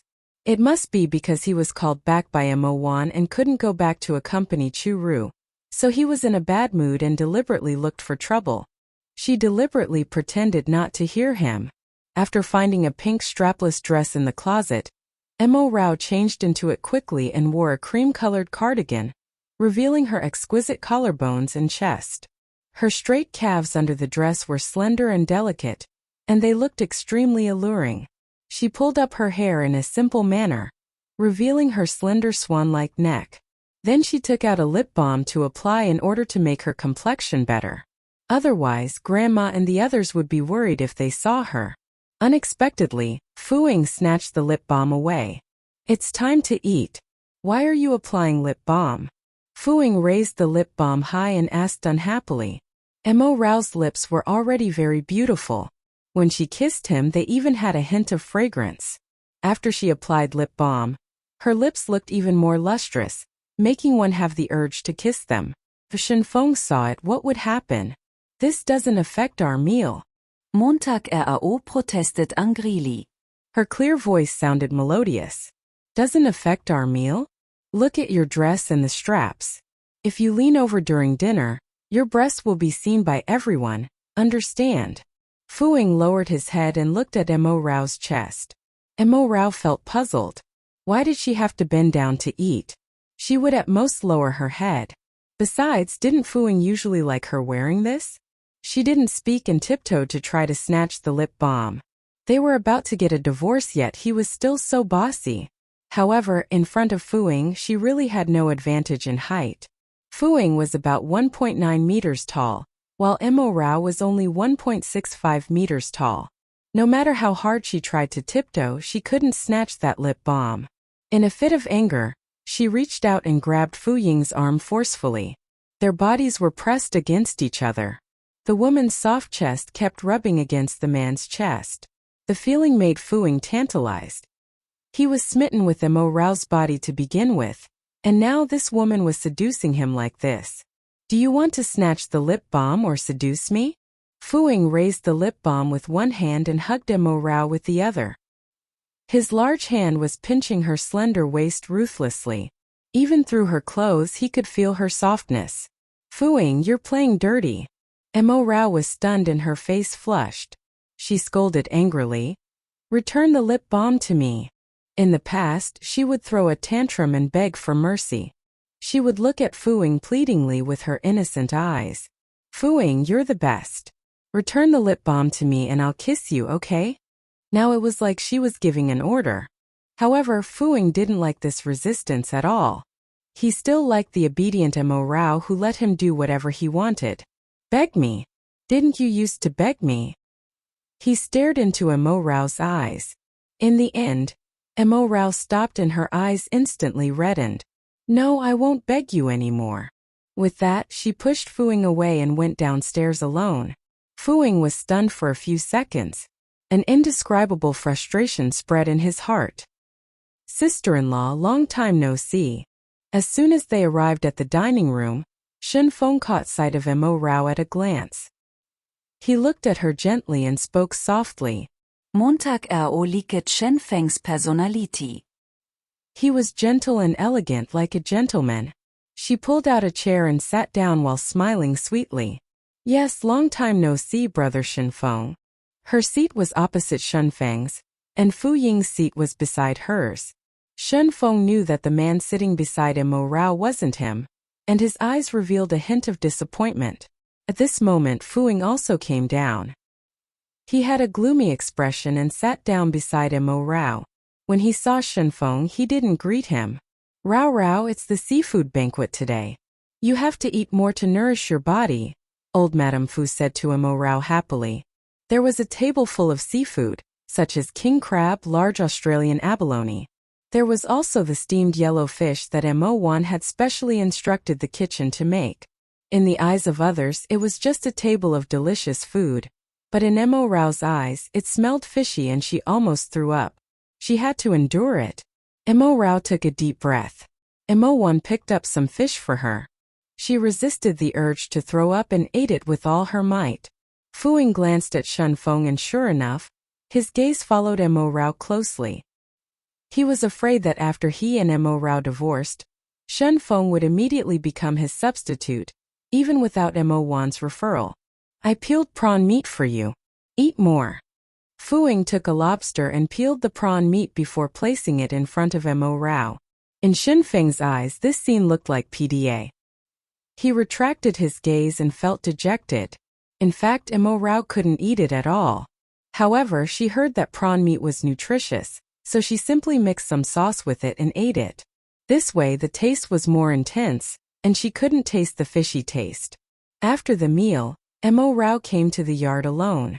There was a swing in the yard. She walked over and sat on it quietly. At this moment, a snow-white Persian cat jumped on it and leaned into her arms. "Mimi? How did you know I was here?" Mo Rao was very happy. This was the kitten raised by old Madame Fu, and its name was Mimi. Mimi rubbed against her and she felt a little sad. She gently stroked its fur and murmured, "Mimi, I can't come and see you often in the future. Will you miss me?" At this moment, Shinfeng's voice came from behind. "Why can't you come and see it often?" Mo Rao was shocked and quickly got up to look back. She saw Shinfeng standing there. "Brother Shinfeng, you scared me." Mo Rao patted her chest. Her nervous appearance made Shinfeng feel that she was very cute. He walked over a little and smiled. "You're so timid. What did you say just now? Why can't you come and see Mimi often? Did something happen between you and Fu-ing?" Mo Rao only widened her eyes and acted like she didn't understand. "Brother Shinfeng, what are you talking about? There's nothing wrong between Fu-ing and me." Her eyes were clear and bright. When she looked at others, her eyes were enrapturing. Shinfeng loved her eyes the most, but he didn't dare to look at them too much because he was afraid that he would be mesmerized. "I heard from the Chu family that Chu Ru is back," Shinfeng said directly. Mo Rao's expression instantly stiffened. She said calmly, "It seems like everyone knows." The Chu family knew that Mo Rao was married to Fu-ing. Chu Ru was an illegitimate daughter. The Chu family's legitimate daughter, Chu Ro, naturally hated Chu Ru. But she also hated Mo Rao. It was because Chu Ro liked Fu-ing. When Mo Rao and Fu-ing had their wedding, Chu Ro had specially come to mock her. "You're just Chu Ru's substitute. Do you think he really loves you? He doesn't love you and he won't love you." Chu Ro was right. Actually, at that time, Mo Rao had really thought that love would grow with time. As long as she worked hard and as long as she was obedient, Fu-ing would fall in love with her. But 3 years had passed and she was still a substitute. She was going to be thrown away the moment the real person came back. She thought about Chu Ro's words and felt increasingly gloomy. She pursed her lips and didn't answer Shinfeng because she didn't know what to reply. Her expression made Shinfeng's heart ache. Shinfeng raised his hand and wanted to touch Mo Rao gently. But with his identity he couldn't do so. He could only let it go. "Rao Rao, if you need my help one day, you must ask. I will do my best to help you." Shinfeng made this promise. However, Mo Rao looked puzzled and smiled. "Brother Shinfeng, what are you talking about? What could be wrong with me?" Shinfeng hesitated. "Actually, 10 years ago." "Shinfeng, I have a set of skincare products here for your mother." Mo Wan walked out and interrupted the two of them. The skincare products were sent by a client. Mo Wan had an identical set. She might as well give it to her sister. Shinfeng had to swallow the words that were about to come out of his mouth. He smiled and said, "Okay, Aunt." As he spoke, he walked over and took the bag from Mo Wan's hand. "Drive slowly when you go back later. Be careful," Mo Wan instructed. Shinfeng nodded. "Okay, I will pay attention." After Mo Wan returned, Mo Rao couldn't help but continue to ask, "Brother Shinfeng, what happened 10 years ago?" "It's nothing. I'll tell you later." After being interrupted by Mo Wan, Shinfeng shook his head. At least, he had to wait until she and Fu-ing divorced. Otherwise, he would be betraying Fu-ing and his aunt Dao now. He looked at the time. "I'll go back now." "Okay."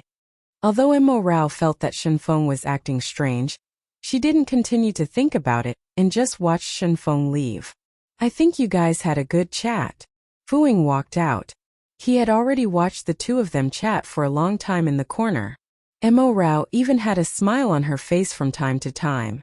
Shinfeng's car had already gone far away. Mo Rao retracted her gaze.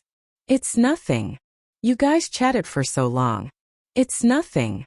Fu Ying was extremely unhappy. This man was really too controlling. Mo Rao replied calmly. We were just casually chatting. Why are you asking so many questions? Her questioning tone was the same as when Fu Ying questioned her previously. Can't I ask? Fu Ying felt that she was getting very defiant. We're about to get a divorce. Why are you asking so many questions? Are you a busybody? Mo Rao took 2 steps back, as if she had expected Fu Ying to grab her. Her face was filled with provocation. Then if I find another man in the future, will you ask how many times we bang each other per night? Fu Ying's expression darkened. What was this woman talking about? He already felt disgusted at the thought of this scene. Now she was deliberately saying it to agitate him. Are you doing this on purpose? Fu Ying's expression was cold. We're not divorced yet.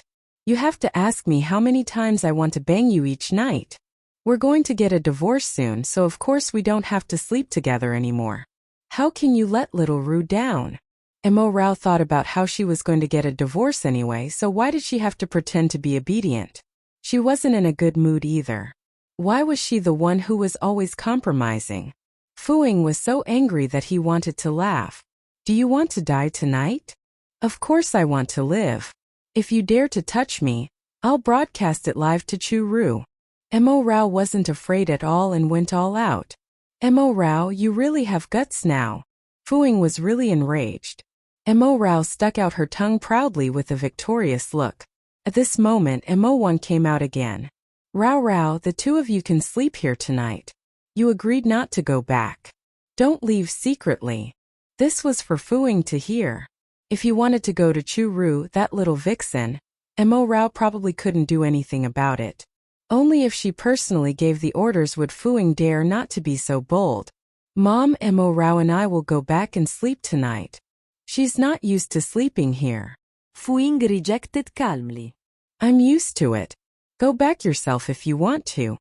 Mo Rao immediately retorted. As expected, Fu Ying wanted to leave. Mo Wan looked unhappy. Why did her son have such bad taste in men? Fu Ying narrowed his eyes and stared at Mo Rao menacingly. If Mo Rao didn't leave, old Madame Fu and Mo Wan wouldn't let him leave either. He had promised Chu Ru that he would return. Mo Rao was deliberately causing trouble for him. Mom, I'm thinking about what I should learn recently. Why don't you give me some suggestions? Mo Rao went forward and held Mo Wan's arm while saying sweetly. Mo Wan agreed readily. All right, let's go to my room to talk. Your father-in-law is on a business trip tonight. I can't sleep alone. Mo Rao glanced at Fu Ying with a smug look. She felt good watching Fu Ying suffer. He was the one who wanted to leave her for another woman. Okay, she replied obediently. The more Mo Wan looked at her, the more she liked her. Only Fu Ying, that blind man, didn't like her. When they reached Mo Wan's room, Mo Rao chatted happily with her. However, Fu Ying's messages kept popping up. Although she ignored it, her expression was getting worse. Mo Wan saw this and understood.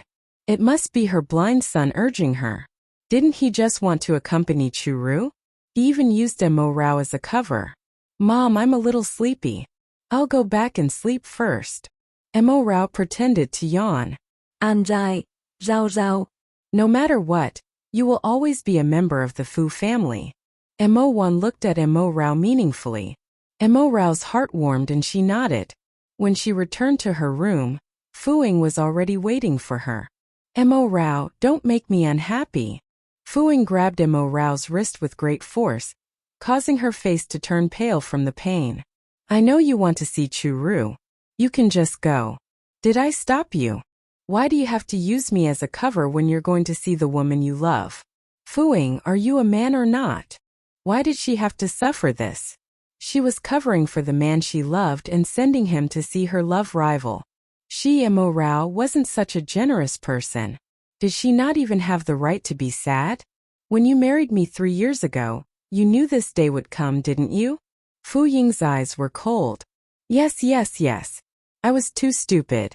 3 years ago, I thought I could definitely make you fall in love with me. Since 10 years ago, Before Mo Rao could finish speaking, Fu Ying's phone rang. He took the call. Then his expression changed and he said gently, "Don't be afraid, Xiaoru. I'll be right back." After saying that, he hung up the phone and ordered Mo Rao coldly, "Go back with me." "I'm not going back." Mo Rao decided to fight to the end today. When she returned, she would be alone in the cold room. Fu Ying wouldn't accompany her. "Mo Rao, I said not to make me unhappy. You have grandma and the others protecting you, but your uncle doesn't. Do you understand? I have countless methods to make him die without a burial place." Fu Ying was completely enraged. He grabbed her chin and threatened her fiercely. Mo Rao instantly froze, and the light in her eyes disappeared. "I'll wait for you in the car. Think it through in 5 minutes. If you don't come down, you'll bear the consequences yourself." Fu Ying let go of Mo Rao and went downstairs. Mo Rao's body softened and she almost fell off the wall. Tears welled up in her eyes. She bit her lips and tried her best not to cry. Otherwise, old Madame Fu and Mo Wan would hear her.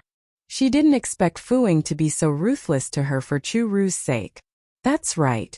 She had forgotten her identity. She was just Chu Ru's replacement. What right did she have to go against Fu Ying? She tried her best to calm down. After forcing back her tears, she walked downstairs in unsteady steps. Fu Ying was waiting in the car. When he saw her come down, he didn't say anything.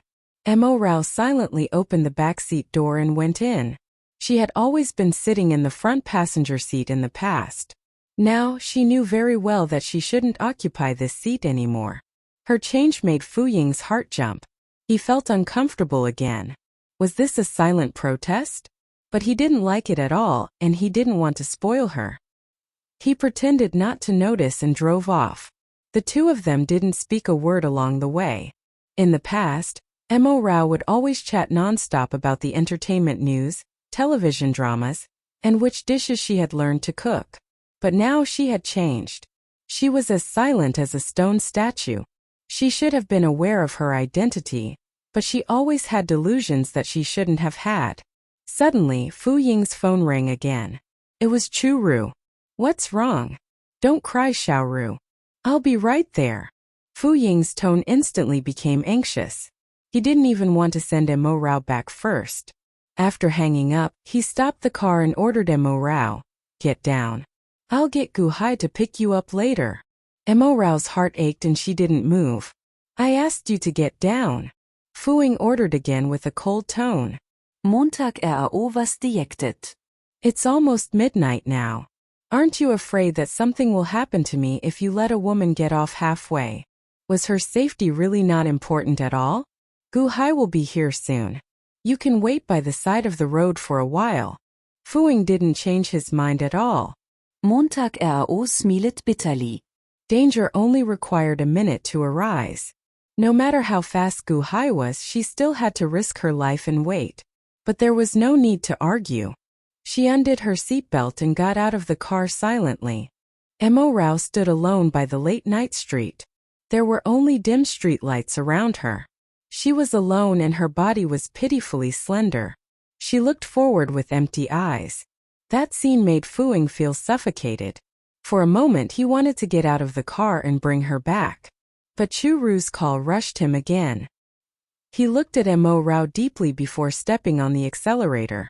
As she watched the car disappear at the end of the night, Mo Rao's tears couldn't help but fall. Her heart ached so much that she couldn't breathe. About 5 minutes later, Gu Hai's car appeared. But he got out of the car and looked around, but he didn't see Mo Rao. He was a little nervous and quickly called Mo Rao to ask where she was. However, her phone was already switched off. He was screwed. The ominous feeling in Gu Hai's heart instantly became stronger. He didn't dare to hesitate and called Fu Ying immediately. However, Fu Ying didn't pick up the phone. Gu Hai was really anxious. Gu Hai called a few times before Fu Ying finally picked up. His voice was very low, as if he was afraid of disturbing the person beside him. "Did you pick her up? If you did, send her home directly. President Fu, the young madam is missing. I looked around but didn't see anyone. Her phone is also turned off." Gu Hai's voice was trembling. Fu Ying immediately raised his voice in a panic. How could that be? Send someone to find her immediately.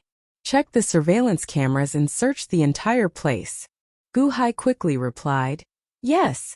After hanging up, Fu Ying realized that his heart was beating rapidly. He didn't dare to imagine what would happen if Mo Rao was really in danger.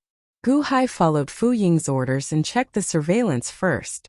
As expected, there were clues. Not long after Fu Ying left, a wretched and fat man appeared beside her. He grabbed Mo Rao, covered her mouth, and forcefully dragged her into a nearby alley. They couldn't see what happened in the alley. Gu Hai was covered in cold sweat and nervously sent this footage to Fu Ying.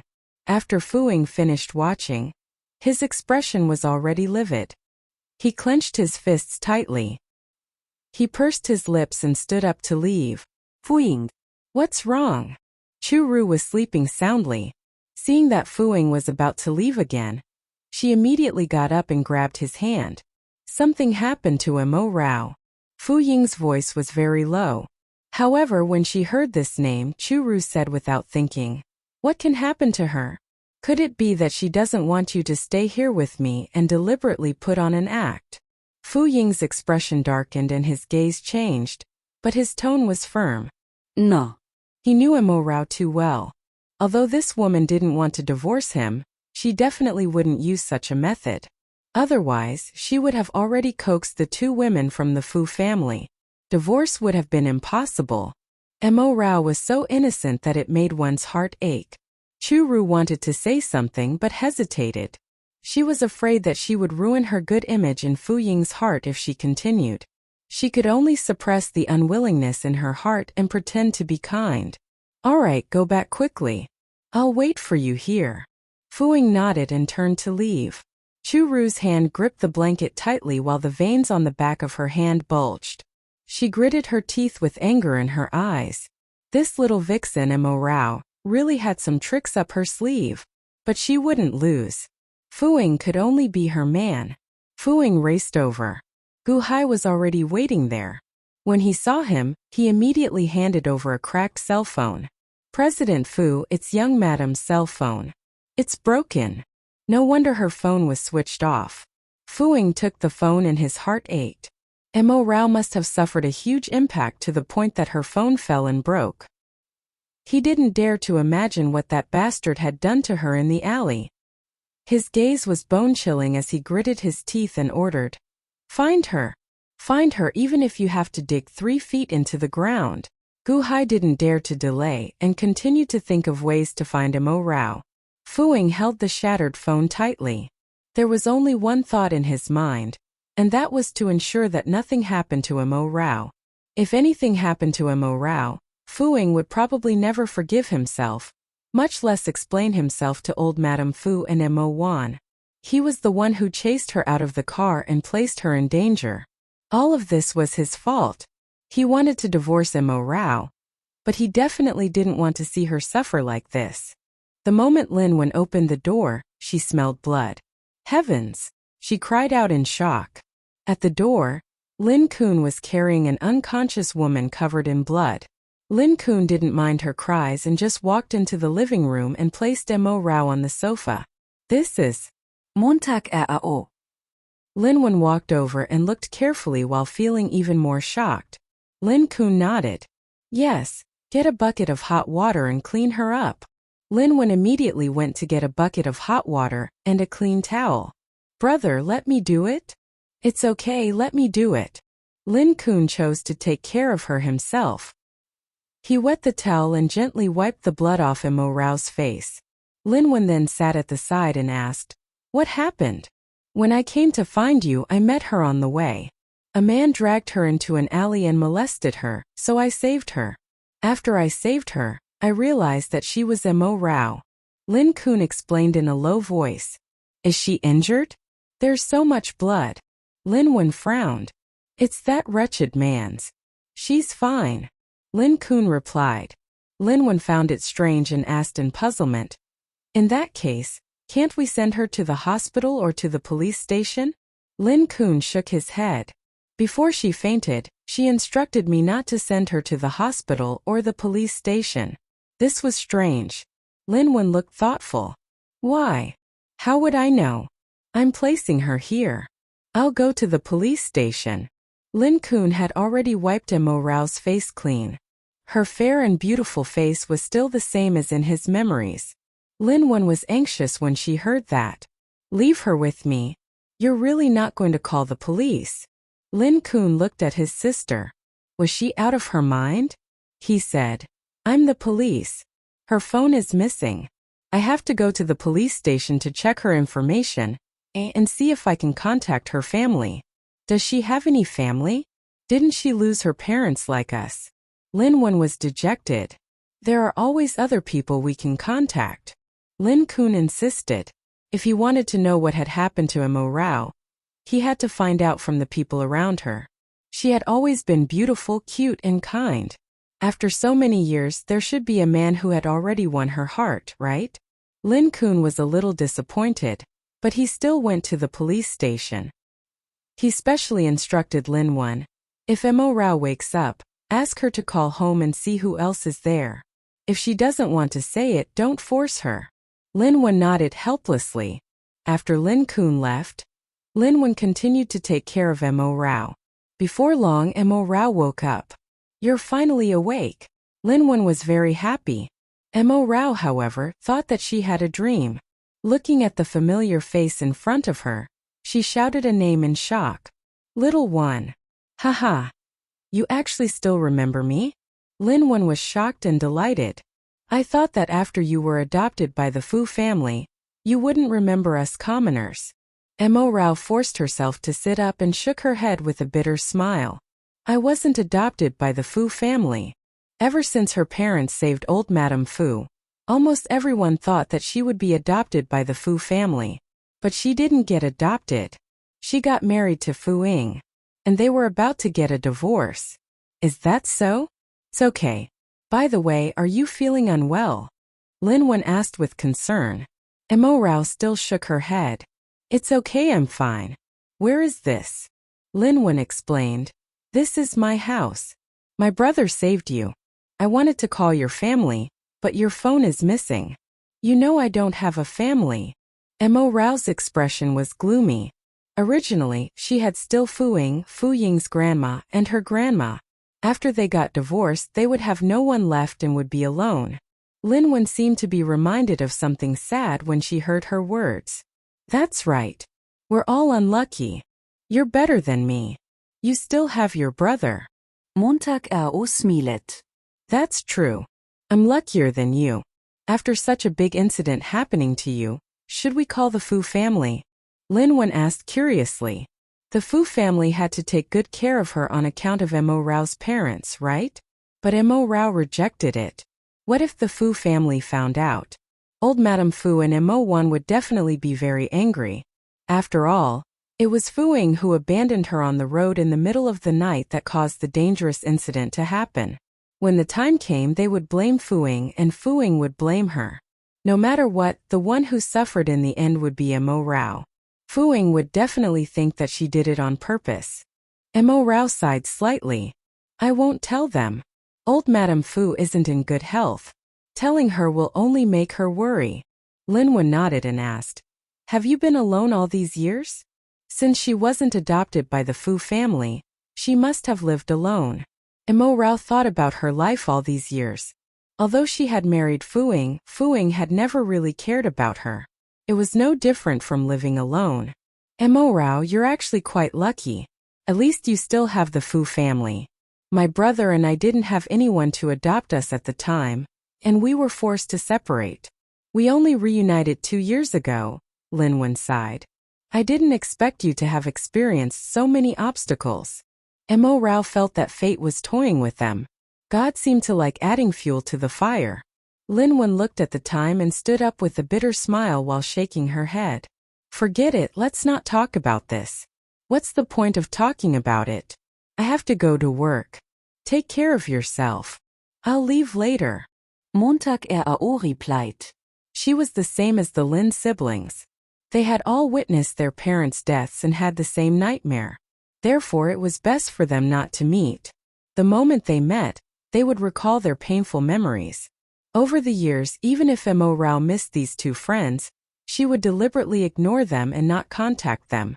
However, they didn't expect fate to make them meet again. Montag RAO. Before she left, Lin Wen suddenly called her name and a relieved smile appeared on his face. People have to look forward. I've already moved on over the years. You should move on too. Montag RAO was stund.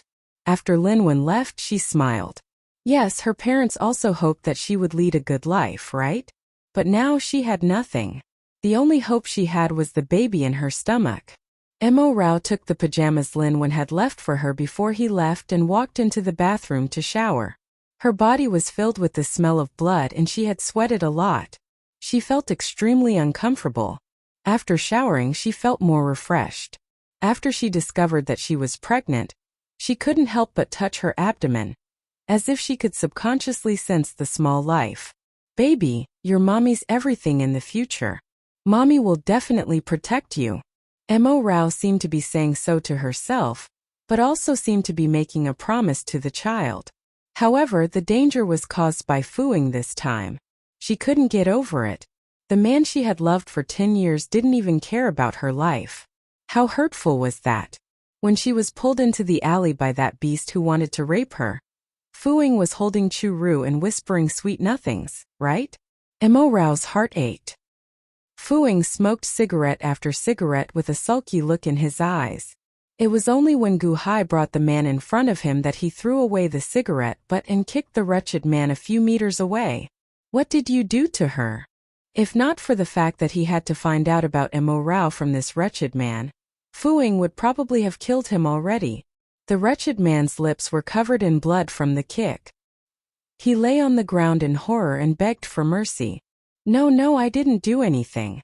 Please spare my life. Where is she? Fuing suppressed his anger and walked in front of the vulgar man before stepping on his back. I don't know. Please spare my life. I made a mistake on impulse, but I didn't succeed. She was saved.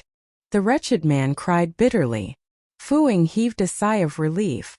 If Mo Rao had really been raped, this wretched man wouldn't have left alive today. But since he dared to attack Mo Rao, he had to pay the price. Gu Hai, castrate him. Fuing turned around. His back figure was filled with a terrifying aura and his voice was extremely cold. The wretched man pissed his pants when he heard that. He smelled like urine as he begged for mercy. Gu Hai shot a look at his subordinate, who immediately rushed forward to stop the wretched man, took off his pants and chopped off the thing under him. Waves of shrill screams sounded. It was this fool's fault for attacking the young madam. Offending Fuing was courting death. A man would be useless in the future after he lost his genitals. No matter how beautiful a woman was to him, she could only be seen but not touched. It would be a lifetime of torture. This was even more ruthless than breaking this person's arms and legs. Okay, throw it in the trash. Fuing ignored the bloody smell in the air and the wretched man's painful screams as he instructed coldly. He would leave such trash to fend for himself. A few subordinates dragged him away. At this moment Gu Hai's phone rang. Are you Mo Rao's family? The other party's voice was very serious. Gu Hai was instantly on guard. Mo Rao is in your hands? Fuing narrowed his eyes and took Gu Hai's phone. Where is she? When Lin Kun heard Fu Ying's voice, he frowned. Who are you to Mo Rao? I'm her brother, Fuing replied casually. She doesn't have a brother. Who are you? Lin Kun didn't believe her. He knew very well about Mo Rao's family background. This man seemed to know Mo Rao very well. Fuing was very unhappy. Why do you have Gu Hai's number? Since it was about Mo Rao, shouldn't he be the first to receive the call? He was Mo Rao's legal husband. Lin Kun said calmly, I have my ways to find out that Mo Rao's contact is Gu Hai. Please return the phone to Mr. Gu Hai. Fuing was extremely unhappy, but in order not to waste time, he still returned the phone to Gu Hai. Just ask about Mo Rao's whereabouts, he instructed. Gu Hai nodded and asked, Where's Mo Rao? She's very safe now, don't worry. I'm just contacting you guys first. After I confirm with her, I'll tell you guys about her whereabouts." With that, Lin Kun hung up. Gu Hai looked at Fuing apprehensively. "President Fu, the other party said that they will wait for young madam to confirm our identity before telling us her whereabouts." Heh, he didn't have the patience to wait. "Check the owner of this number," he instructed. "Yes," Gu Hai replied. Although Fuing felt relieved, he felt unhappy. When Mo Rao was in the most danger, he wasn't by her side, and her emergency contact wasn't him. So he had never been her first choice? This woman clearly loved him the most and relied on him the most. After Lin Kun hung up, he knocked on the door. Mo Rao opened the door while wearing Lin Wen's pajamas. Her expression was a little unpleasant. "I brought you breakfast." Lin Kun shifted his gaze. Because Mo Rao's figure was more voluptuous than Lin Wen's, her full chest and fair legs made him a little afraid to look at her. After all, he was a man, so it was normal for him to have some desires. The two of them already felt a little awkward when they met. If he had any other messy thoughts, Lin Kun would feel guilty. Mo Rao looked at the steaming breakfast on the table and said softly, "Okay, thank you." For the sake of the child in her stomach, she had to eat on time. "Lin Wen went to work," Mo Rao said to Lin Kun while eating breakfast. "Yes, I know. She's quite busy as a nurse," Lin Kun replied. "Nurse? I didn't expect her to actually be a nurse now. She's quite impressive." Mo Rao felt admiration from the bottom of her heart. Lin Kun just smiled. "It's just a job. There's nothing impressive about doing what you have to do." Mo Rao smiled and continued to eat the warm porridge. Lin Kun couldn't help but ask, "How have you been these years?" "Not bad." Mo Rao nodded and didn't mention a word about her experience. Lin Kun could sense her perfunctory tone and felt a little vexed. He was really concerned about her.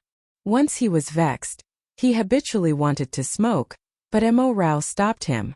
"Smoking is bad for your health." Lin Kun stopped smoking and revealed a shy smile. "That's right, especially if I let you inhale secondhand." He put away his cigarette. At this moment, he seemed to be a little happy since she was concerned about him. After breakfast, Mo Rao elegantly wiped the corners of her mouth and thanked Lin Kun. "Thank you for saving me and buying me breakfast. In that situation, anyone would save you." Lin Kun's heart ached when he thought of the scene last night. As a girl, you shouldn't go out alone at night. Although it's a lawful society, there are always some bad people. Mo Rao smiled and nodded, but her heart ached. See, even others knew that they couldn't let a woman stay alone on the street in the middle of the night, while Fuing personally chased her out of the car. It was too ironic. A man who had slept with her for 3 years was less concerned about her than a friend who she had reunited with after a long time.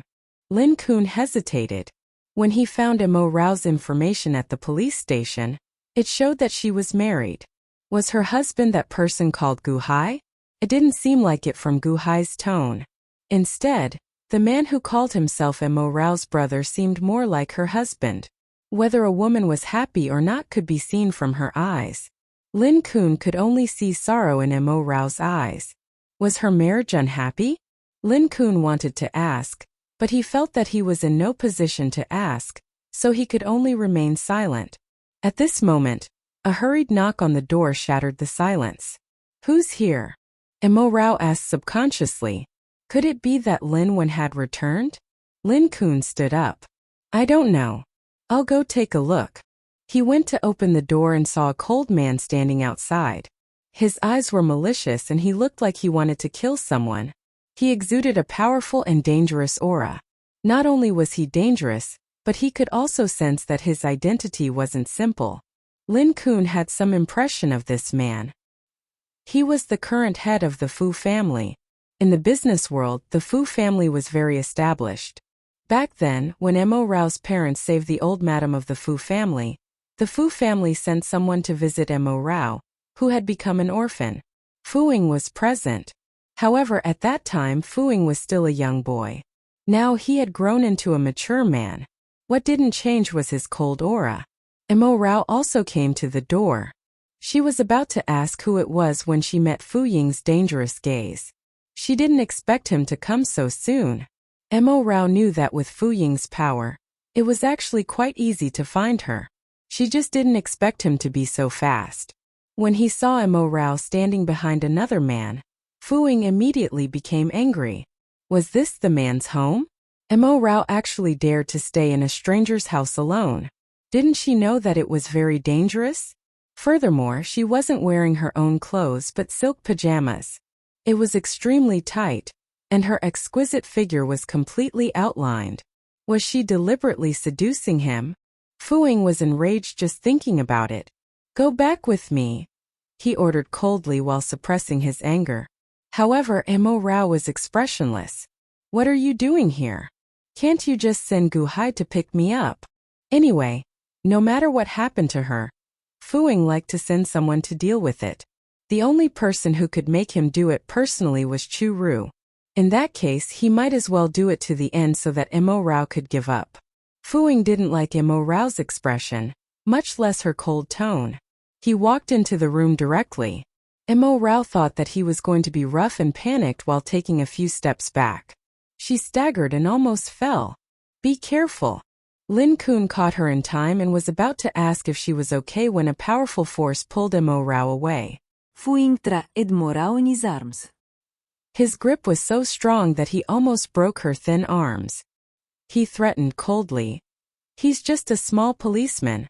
If you want him to disappear from this world, continue to go against me. Mo Rao's body stiffened, and her eyes were filled with disbelief. Fu Ying would use anyone who was good to her as a threat. Despicable. Lin Kun had saved her because he owed her a favor. How could she bear to let Lin Kun be implicated? Fu Ying had always been ruthless and she didn't dare to take the risk. All right, I'll go back with you. Mo Rao clenched her fists as her eyes reddened. Lin Kun's heart ached when he heard that. Mo Rao, don't force yourself. Mo Rao interrupted him. I have to go back sooner or later. You don't have to persuade me. Lin Kun could only remain silent. He had been a police officer for a few years and could be considered to have gained a lot of experience. His ability to observe people was stronger than ordinary people's. He could feel that Mo Rao was powerless against him. You saved her. I will send someone to give you a generous reward. Fu Ying glanced at Lin Kun disdainfully. Lin Kun rejected it immediately. There's no need. I didn't save her for money. It's better if you don't reject it. With your family background, I think you need a lot of money. Being stubborn is useless. Only with money can you live more comfortably. Fu Ying's tone was very arrogant. Mo Rao felt very uncomfortable when she heard his words. Fu Ying, are you done? Was it necessary to mock a person who had saved her? Fu Ying's gaze turned cold as he looked at the angry Mo Rao. Was she angry with him because of another man? This was the first time. It seemed like Lin Kun was really important to her. However, Mo Rao didn't know that the more she was like this, the more angry Fu Ying felt. Lunatic. Mo Rao didn't want Fu Ying to stay here anymore. She cursed angrily and turned to leave. It was Fu Ying who had put her in danger, and now Fu Ying was finding trouble with others.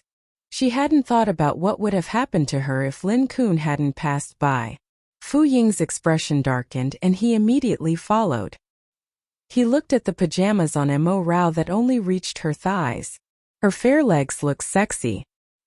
He was a little unhappy and took off his jacket to put it on her.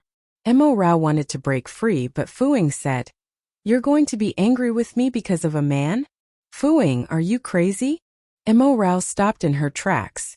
Her chest was heaving with emotion, and her eyes couldn't help but water. Lin Kun saved me.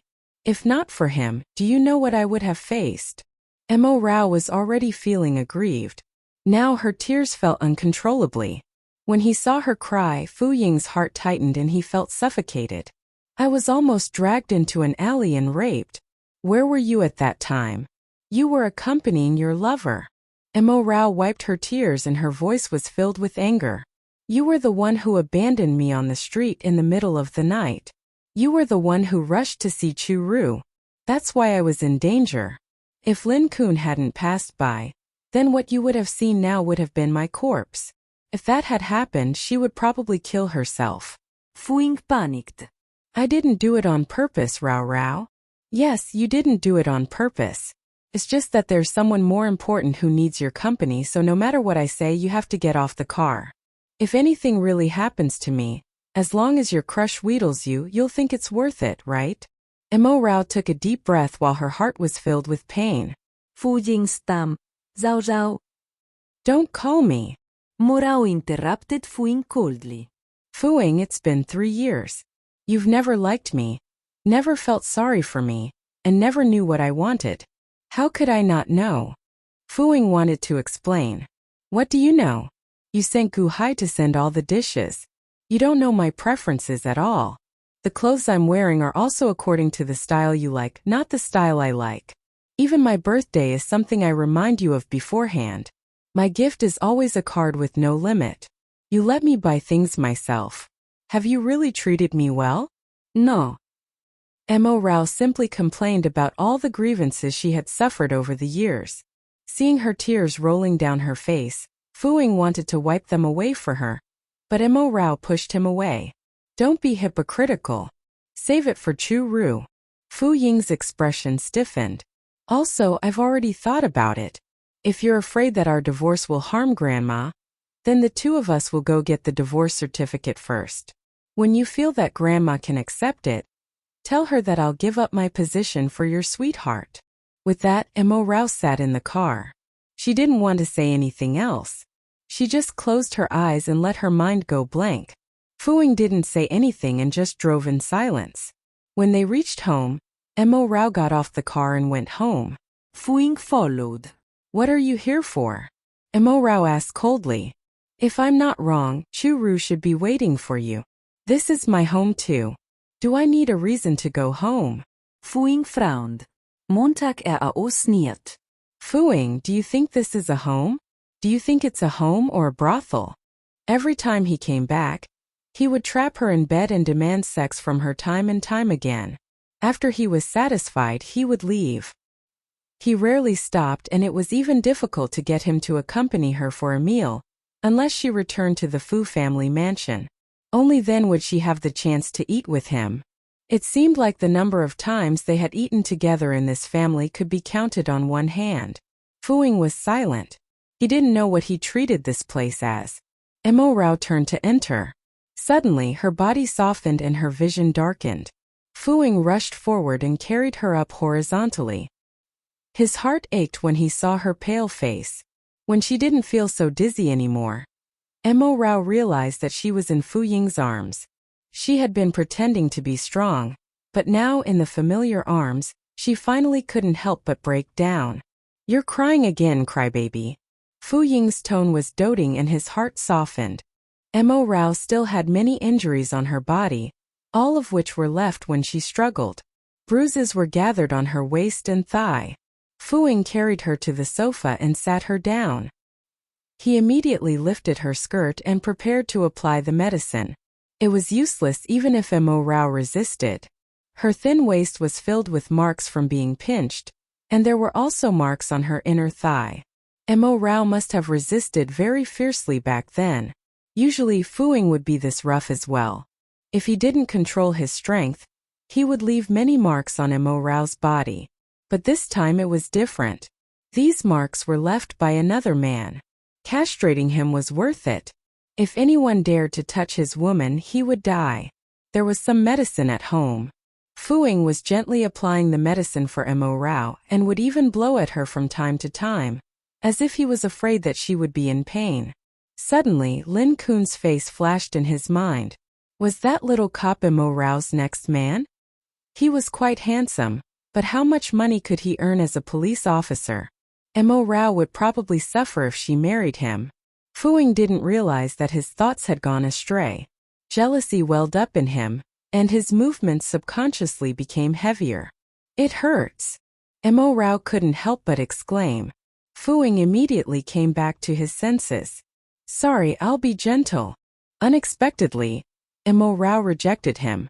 She put down her dress. It wasn't suitable for her to be naked in front of this man. After all, they were about to get a divorce. There's no need. You better go back and take care of Chu-Ru. If she knows that you're here with me, she'll probably be very sad, Mo Rao said deliberately. She wanted to challenge Fu Ying's patience. Moreover, she was really tired. She had already proposed to get a divorce first and publicize it later. There was no way out anymore. Now she only wanted to consider how she should live after the divorce. After she had a child, her first consideration was her child. I'll leave after you feel better, Fu Ying replied. Mo Rao felt that it was ridiculous. She looked at Fu Ying bitterly. Do you know that I would rather you not come back and just leave like this without ever appearing in front of me again? He might as well stay by Chu-Ru's side and not look at her again. No matter how sad and anguished she was, he wouldn't turn back. That would make her give up completely. Fu Ying was always like this, sometimes cold and sometimes gentle. She couldn't make a resolute decision when he acted like this. Go to sleep. You don't have to care about what I do. Fu Ying's expression was cold. Mo Rao must have stayed up last night. The fatigue on her face was obvious. She really couldn't take it anymore. She stood up and walked to the bedroom. Before closing the door, she said tiredly, "See you at the Civil Affairs Bureau at 3 in the afternoon." She would sleep for a few hours and rest first. Fu Ying's eyes were filled with anger. Why was the woman who couldn't bear to divorce suddenly so anxious? It happened after meeting Lin Kun. Seemed like it was because of that little cop. She even disregarded his grandmother's health and would rather get a divorce before confessing. Fu Ying didn't expect Lin Kun to have such an important place in Mo Rao's heart. He pushed open the bedroom door angrily and wanted to ask Mo Rao about it, but he saw that Mo Rao was asleep. She was really too tired and fell asleep as soon as she touched the blanket. There were still tears on her pale and pretty face. The corners of her eyes were red and her eyebrows were furrowed in her sleep, as if she was agonizing over something. Mo Rao had a dream. She saw her parents' corpses. They were dismembered and covered in blood. She trembled. She wanted to shout, but she felt like her throat was blocked. Not far away, Lin Kun and Lin Wen were crying loudly. No. No. Mo Rao suddenly cried out sharply, and tears uncontrollably fell from the corners of her eyes. Fu Ying had planned to leave. When he heard Mo Rao's cries, he immediately went forward and grabbed her arm. Zhao Zhao? It's me. Don't be afraid. Mo Rao grabbed Fu Ying's hand tightly, but she mistook him for her father. Dad, Mom, don't go. Can you bring me along? Fu Ying couldn't wake Mo Rao no matter how he called her. Looking at her terrified and helpless appearance, he felt his heart ache. He hugged her and coaxed her gently. It's okay, Rao Rao, be good. I won't leave. I'll bring you wherever I go. Don't be afraid. Hearing his voice, Mo Rao gradually calmed down, as if she had found a safe embrace. But as long as Fu Ying tried to let go of her, she would panic and try grabbing things. Fu Ying could only lie down and sleep with Mo Rao. At this moment, Chu-Ru sent a message. Fu Ying, have you found Mo Rao? Why aren't you back yet? Fu Ying looked at Mo Rao and replied, I haven't found her. Chu-Ru looked at the message Fu Ying returned and frowned. Why hadn't she been found yet? With Fu Ying's background, it should be very easy, unless Mo Rao really ran far away. Was Mo Rao hiding on purpose so that she could keep Fu Ying hanging? Chu-Ru continued to send messages. If there's really no other way, call the police and let the police find her. Fu Ying looked at this message and felt uncomfortable. He sent the messenger. The police are too slow at finding people. They won't be in a hurry if it wasn't their own wife missing. Seeing the word wife, Chu-Ru's heart skipped a beat. She was extremely shocked. Fu Ying actually admitted that Mo Rao was his wife. This had never happened before in the past. Impossible. Fu Ying only loved her. How could he admit that Mo Rao was his wife? Chu-Ru suspected that Mo Rao had stolen Fu Ying's phone and replied. Chu-Ru asked back, Are you really Fu Ying? Fu Ying replied, Why do you ask? The moment the message was sent, the call came. Chu-Ru was a little agitated. Are you Fu Ying? If you are, why would you admit that Mo Rao is your wife? Legally, she is indeed my wife. Furthermore, if my grandmother and the others find out about her accident, it will be even more troublesome. Before we find her and her condition stabilizes, we won't get a divorce for the time being. What?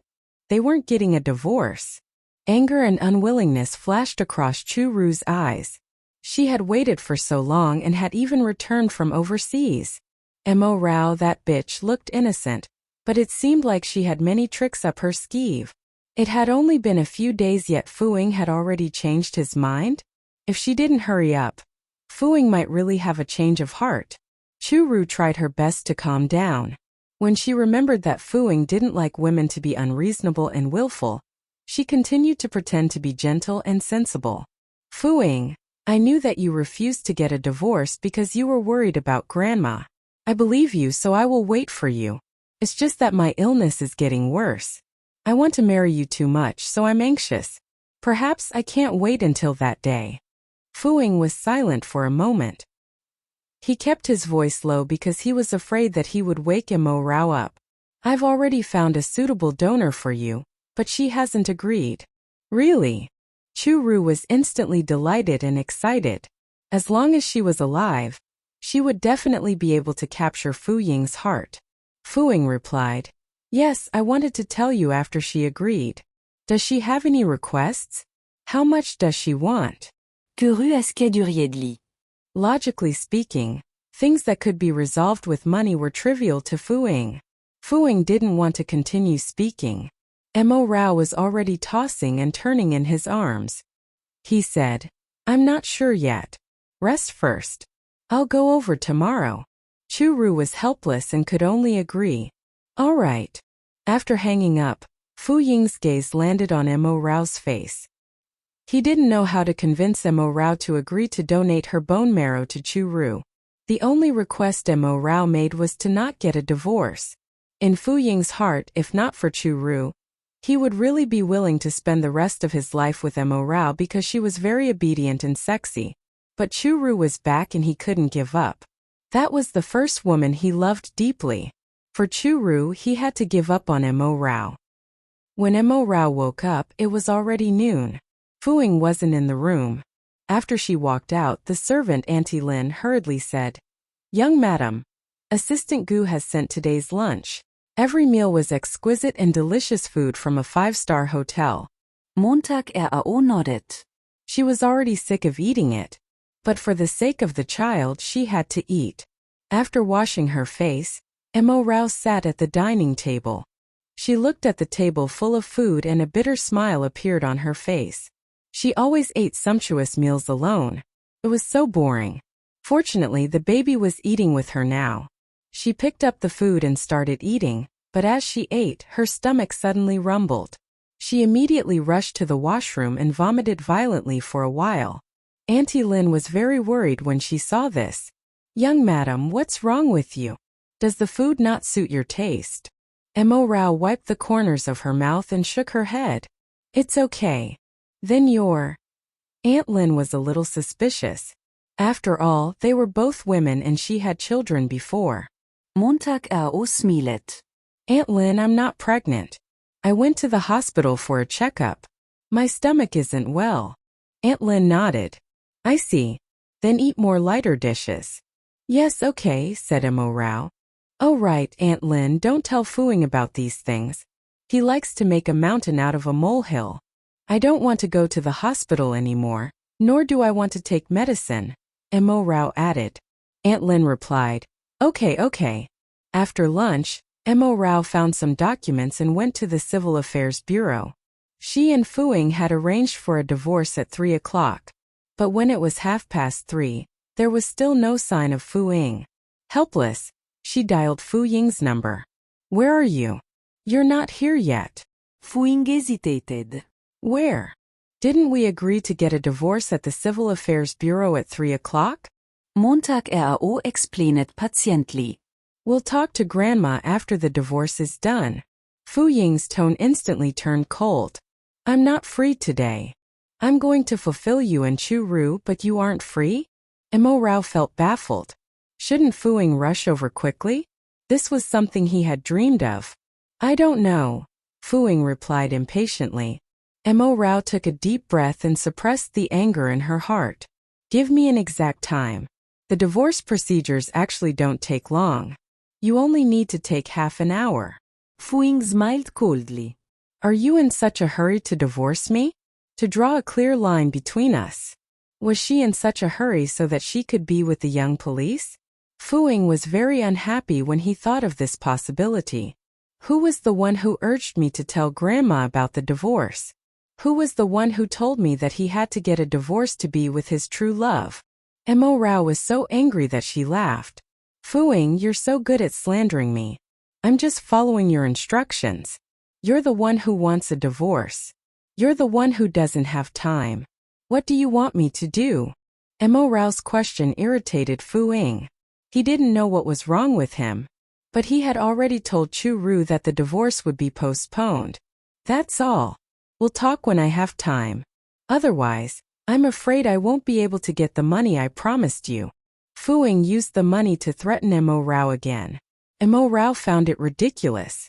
You still think that I married you for money, don't you? Fu Ying believed that she wanted to marry into the Fu family and become a rich young madam with the help of Fu Ying's grandma, who was indebted to her parents. Isn't that so? Fu Ying's words were very hurtful. In his heart, Mo Rao had always been like this. She was vain and materialistic. However, after she married Fu Ying, she had never asked for anything or had any selfish motives. Fu Ying was the one who took the initiative to give her those things. She didn't know if he was rewarding her for being sensible and obedient or rewarding her for being passionate and unrestrained in bed. However, Mo Rao didn't want those. She only wanted Fu Ying's heart. Since you think that way, I'll let you be. But I can tell you very clearly that not only do I not want your money now, but I also don't even want you. Stop wasting time. I know you can rush over to get a divorce. Hurry up. Mo Rao's voice turned cold from disappointment. Fu Ying felt unhappy. Why was her tone so arrogant now? His expression darkened. No. Then he hung up. When Mo Rao called again, he didn't pick up. He was really crazy. Did he not want to be with Chu Ru anymore? Impossible. Just as Mo Rao was wondering what Fu Ying was up to again, a gentle voice sounded. Montag ao? Why are you here?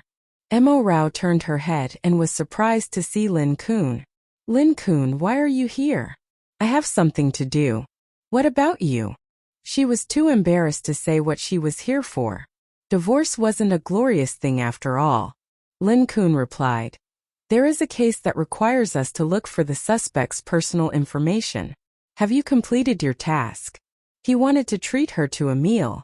Mo Rao shook her head in disappointment. No, it can only be done next time. All right. Then I'll treat you to a cup of tea nearby. I know a tea house that's not bad. Lin Kun looked at the sky. It was too early to treat someone to a meal, so they could only drink tea. Mo Rao was also in a bad mood. Furthermore, it was Lin Kun who had saved her, and she had always wanted to treat him to a meal to express her gratitude, so she replied, Let's have a meal nearby. I'll treat you. All right. Looking at her serious expression, Lin Kun knew that if he were to reject her, this little lass would definitely feel bad, so he might as well agree. The two of them left the Civil Affairs Bureau together and found a mid-range restaurant nearby to eat. After ordering, Mo Rao and Lin Kun sat facing each other silently. Finally, it was Lin Kun who broke the silence first. Are your injuries better? He knew that Mo Rao had many injuries on her body, but he couldn't help her. After Fu Ying brought her back, she must have been drugged, right? Much better. Thank you for your concern. Mo Rao took a sip of water, her clear eyes filled with gratitude. Lin Kun, thank you so much for last time. If not for you, I would definitely be done for. It's what I should do. Lin Kun smiled faintly, fiddling with his cup as he continued asking, Mo Rao, have you been in the Fu family all these years? Mo Rao looked up at Fu Ying in shock. Yes, that's right. Did he propose to marry you, or did you want to marry him? Lin Kun asked directly. In fact, he had found out about all these from the police station. Being able to marry into the Fu family was the dream of many women, But he felt that Mo Rao was not happy at all. Mo Rao started, not expecting Lin Kun to understand her situation so quickly. She gave a bitter laugh. It's complicated, but what I can confirm is that we are about to get a divorce. Divorce? Hearing those words, Lin Kun did not know if he was happy or heartbroken. Mo Rao was the girl he had secretly liked for many years. In his heart, such a good girl should be cherished and doted on. He could not let her suffer any grievances, but Fu Ying wanted to divorce her? Fate was playing tricks on her. The person who truly loved her did not marry her. Lin Kun did not feel good in his heart. Although Mo Rao's divorce meant that he had a chance, the thought of Mo Rao being wronged made him feel terrible. Why do you want a divorce? Lin Kun could not help but ask. Montag rao lauket Saka-Stickli. What do you mean fine? He and I have never been well. He doesn't love me at all. How can he be well? You are so good. He will definitely regret it. Lin Kun consoled. He won't regret it. He forget it. Why are you talking about him? Let's talk about you instead. How did you become a police officer? I remember you telling me when I was young that you wanted to be a pilot. At the mention of her childhood, Mo Rao's eyes sparkled. Lin Kun smiled gently. And it's a choice of profession. There aren't many reasons. Actually, he had chosen the police because of Mo Rao. In the past, his dream was to be a pilot, but after knowing that Mo Rao thought that the police were very handsome, and that she liked being a policeman, he changed his goal. He had done it over the years. However, after he became a police officer, there was no news of Mo Rao.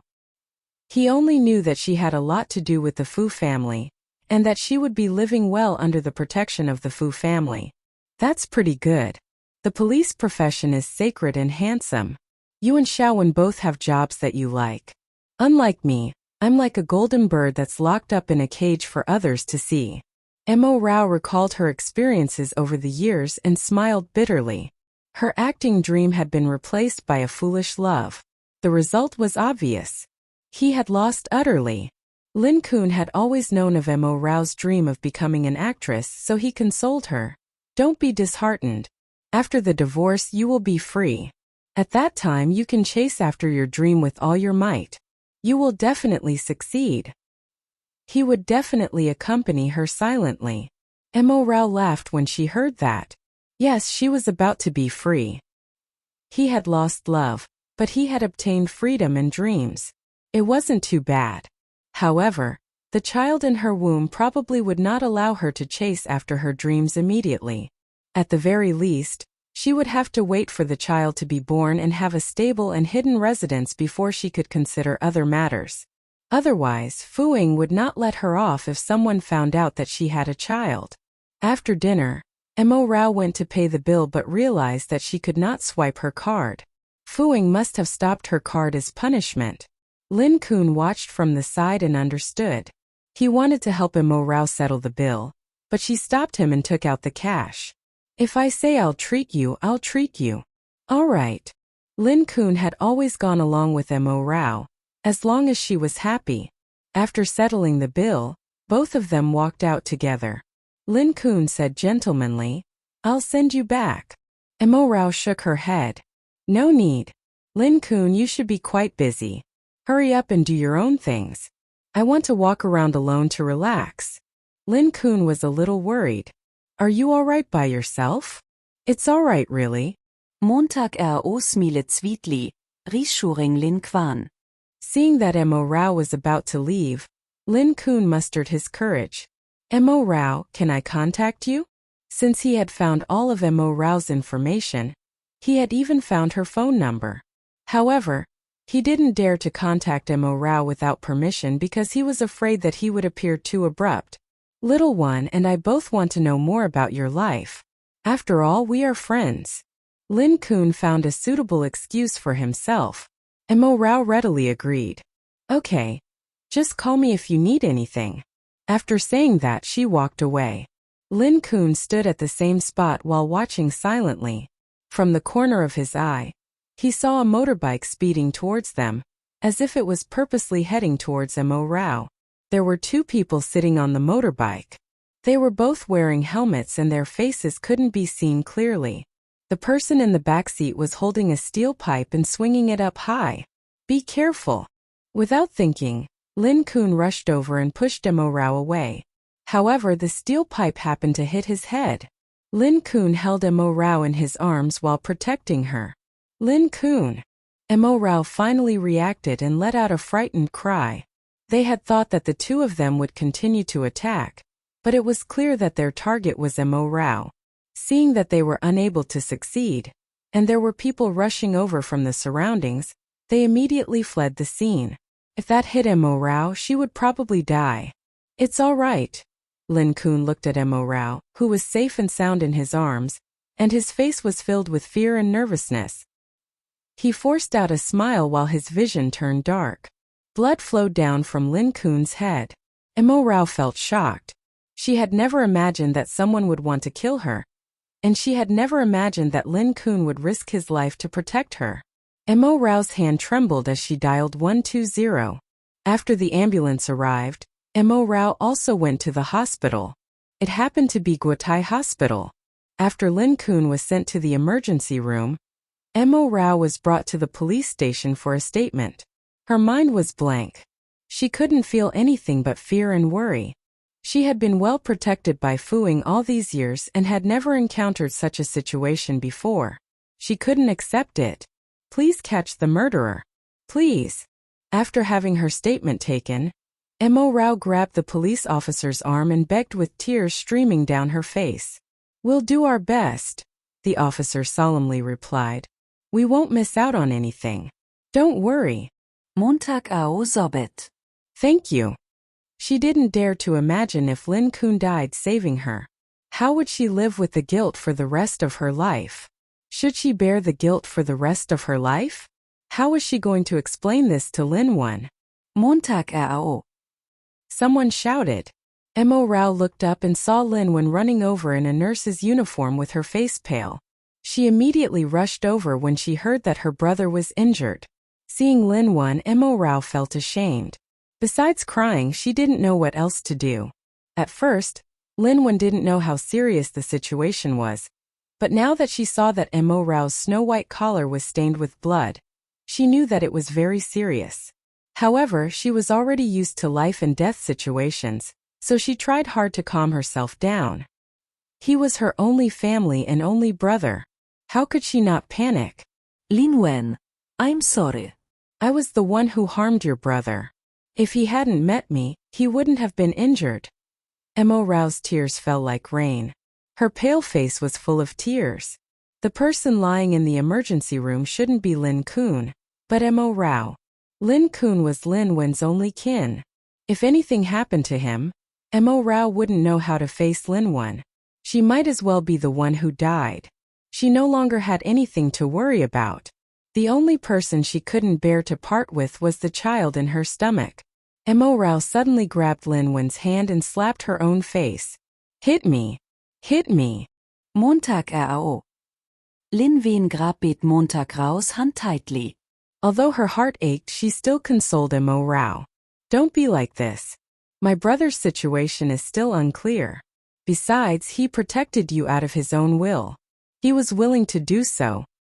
He wouldn't blame you. But, Mo Rao bit her lip and her tears kept flowing. Novats. I believe that if something like this happens again, he will still choose to protect you. I also believe that my brother is very strong. He won't abandon me, and he won't abandon you either. Lin Wen's eyes were glistening with tears, but her tone was very firm. The two of them had gone through many trials and tribulations over the years. They had endured it all. This time they would also endure it. Just then the door to the emergency room opened. Mo Rao and Lin Wen immediately went forward. How is Lin Kun? How's my brother? Both of them asked in unison. The doctor sighed.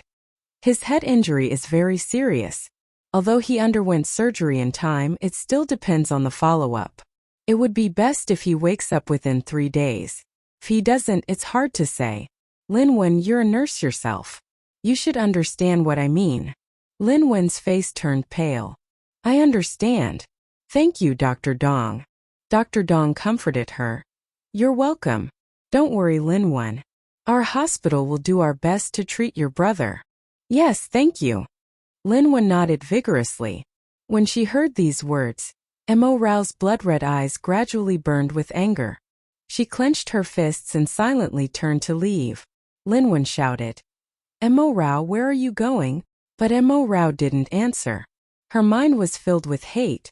She walked into the elevator with blood all over her body. Her expression was frighteningly dark. Many people were frightened by her and didn't dare to approach her. After arriving at the inpatient department, Mo Rao went straight to a ward. She took a deep breath and pushed the door open. Seeing Mo Rao appear at the door, Fu Ying was stunned. Montag au. She was like an angry little beast covered in blood, and her face was filled with hatred. Fu Ying walked over and frowned. He wanted to ask her what was going on. Get lost. Mo Rao pushed Fu Ying away crazily. Don't touch me with your dirty hands. Fu Ying's expression darkened. Mo Rao, what are you trying to do again? Chu Ru was lying on the hospital bed while looking weak and pitiful. Mo Rao, I know you don't want to divorce Fu Ying. You're unwilling, but Fu Ying has already promised to compensate you so much. Don't be so greedy. What a hypocrite. Mo Rao walked to the bed, picked up the fruit knife and placed it on Chu Ru's neck. This action frightened Chu Ru so much that she didn't dare to move. Fu Ying became nervous. Mo Rao, what are you doing? If you come any closer, I'll let you have a taste of being separated from your lover. Mo Rao gritted her teeth. Fu Ying immediately stopped in his tracks. He didn't know what was wrong with her. Put the knife down. Why should I let go? What right do you have to order me around? Mo Rao had already been blinded by hatred. Now Lin Kun is in a coma because of me. It is all because of her. Fu Ying, I have already agreed to the divorce. There is no reason for you to find someone to silence me. Besides Chu Ru, who else would hate me so much? If not for Lin Kun blocking that steel pipe for me, I would have been the one dead. Why should I put down the knife? I wish I could kill her. Mo Rao complained hysterically, causing Chu Ru's face to turn pale. What nonsense are you talking about? What's the benefit of doing this? You've already agreed to divorce Fu Ying. I don't have to do this. But we haven't gotten a divorce yet. You're afraid that something unexpected will happen if we drag this on, but you're also afraid that even if we get a divorce, I'll still be a threat. Only by completely getting rid of me will you be able to be young Madame Fu in peace, isn't that right? Montag sneert. Do you have proof? Don't you have any other enemies besides me? Chu Ru forced herself to calm down. Mo Rao chuckled and her eyes were filled with sarcasm. Chu Ru, do you know that all these years I've been raised at home like a little bird by Fu Ying? He protected me too well. My interpersonal relationships are so simple that there are only him and a few people from the Fu family. May I ask where I got enemies from? When she heard this, Chu Ru's gaze turned vicious. Fu Ying actually protected Mo Rao so well? Then perhaps Fu Ying's business rivals are targeting you. Chu Ru found another reason. Is that so? Not many of Fu Ying's business partners know of my existence. However, everyone knows that you, Chu Ru, are his unrequited love and have returned to the country. Even if they want to seek revenge, they should find you. Mo Rao pressed down the fruit knife in her hand. Only you, Chu Ru, would view my existence as an eyesore. Mo Rao's analysis was so logical that no one could find anything to refute her with. Chu Ru was afraid that Fu Ying would believe her. She shouted in fear. No, it's not me. Fu Ying, save me. Mo Rao is crazy. Fu Ying's expression was complicated. After hearing Chu Ru's cry for help, he chose to save Chu Ru first. Mo Rao, put down the knife. Okay, I'll let go. Mo Rao actually put down the knife. The anger in her eyes turned into deep despair. Fu Ying, let's settle the divorce procedures quickly. I don't want anyone around me to get into trouble because of me. After Mo Rao said all this, she looked at Chu Ru mockingly. Did you hear that? I've already urged him to get a divorce, so if he hasn't gotten a divorce, then it's not my problem. Please don't use those despicable methods on me. With that she left. She knew that she couldn't touch Chu-Ru. She came here just to expose Chu-Ruzhen's true colors. She stumbled out. Fu Ying's eyes were filled with worry. Earlier, she had said that Lin Kun had saved her. Was the blood on her also Lin Kun's? Was she hurt? Fu Ying didn't think too much and immediately chased after her. Montag AO. He grabbed Mo Rao's arm. However, Mo Rao was already exhausted. At that moment, she felt her entire body collapse and she fainted. Fu Ying was shocked. He immediately carried her and ran towards the doctor. When Mo Rao woke up, she was already lying on the bed. Fu Ying was beside her. When he saw that she was awake, his voice was hoarse as he said, "You're awake. Are you feeling better?" I'm fine. Montag AO replied coldly. The doctor said that you were agitated and your body is weak. That's why you fainted. You just need to rest well. Fu Ying wanted to cover Mo Rao with the blanket but was stopped. Mo Rao wrapped herself tightly in the blanket and said sarcastically, "How I'm doing shouldn't have much to do with you. You shouldn't be accompanying me."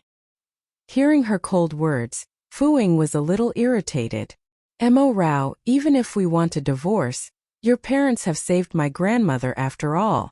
I have the responsibility to take care of you even after we get divorced. You think too lowly of me. TSK, after sleeping with you for 3 years, all I got was you saying that my parents are your grandma's saviors, so taking care of me is your responsibility? Montag AO mocked. Savior and responsibility. In any case, she wasn't his wife. If that's the case, why didn't you come to the Civil Affairs Bureau today? Mo Rao tried hard to calm herself down. If we're divorced, then you can marry your sweetheart. We can talk about this later. Fu Ying didn't seem to want to talk about this. When will it be? When I agree to donate my bone marrow to Chu-Ru.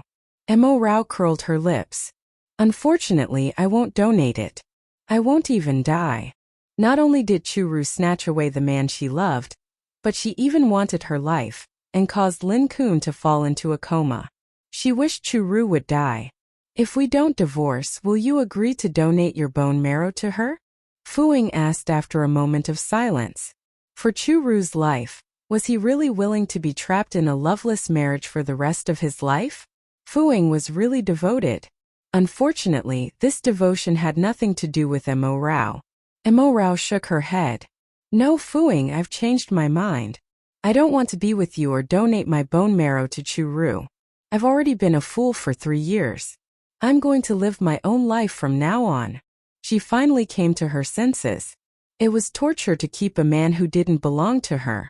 If he continued to pester her, it would only make her look more pathetic and pitiful. Mo Rao, don't refuse a toast only to drink a forfeit. Fu Ying's voice turned cold. Who are you going to use to threaten me again? My uncle? Lin Kun? Lin Wan?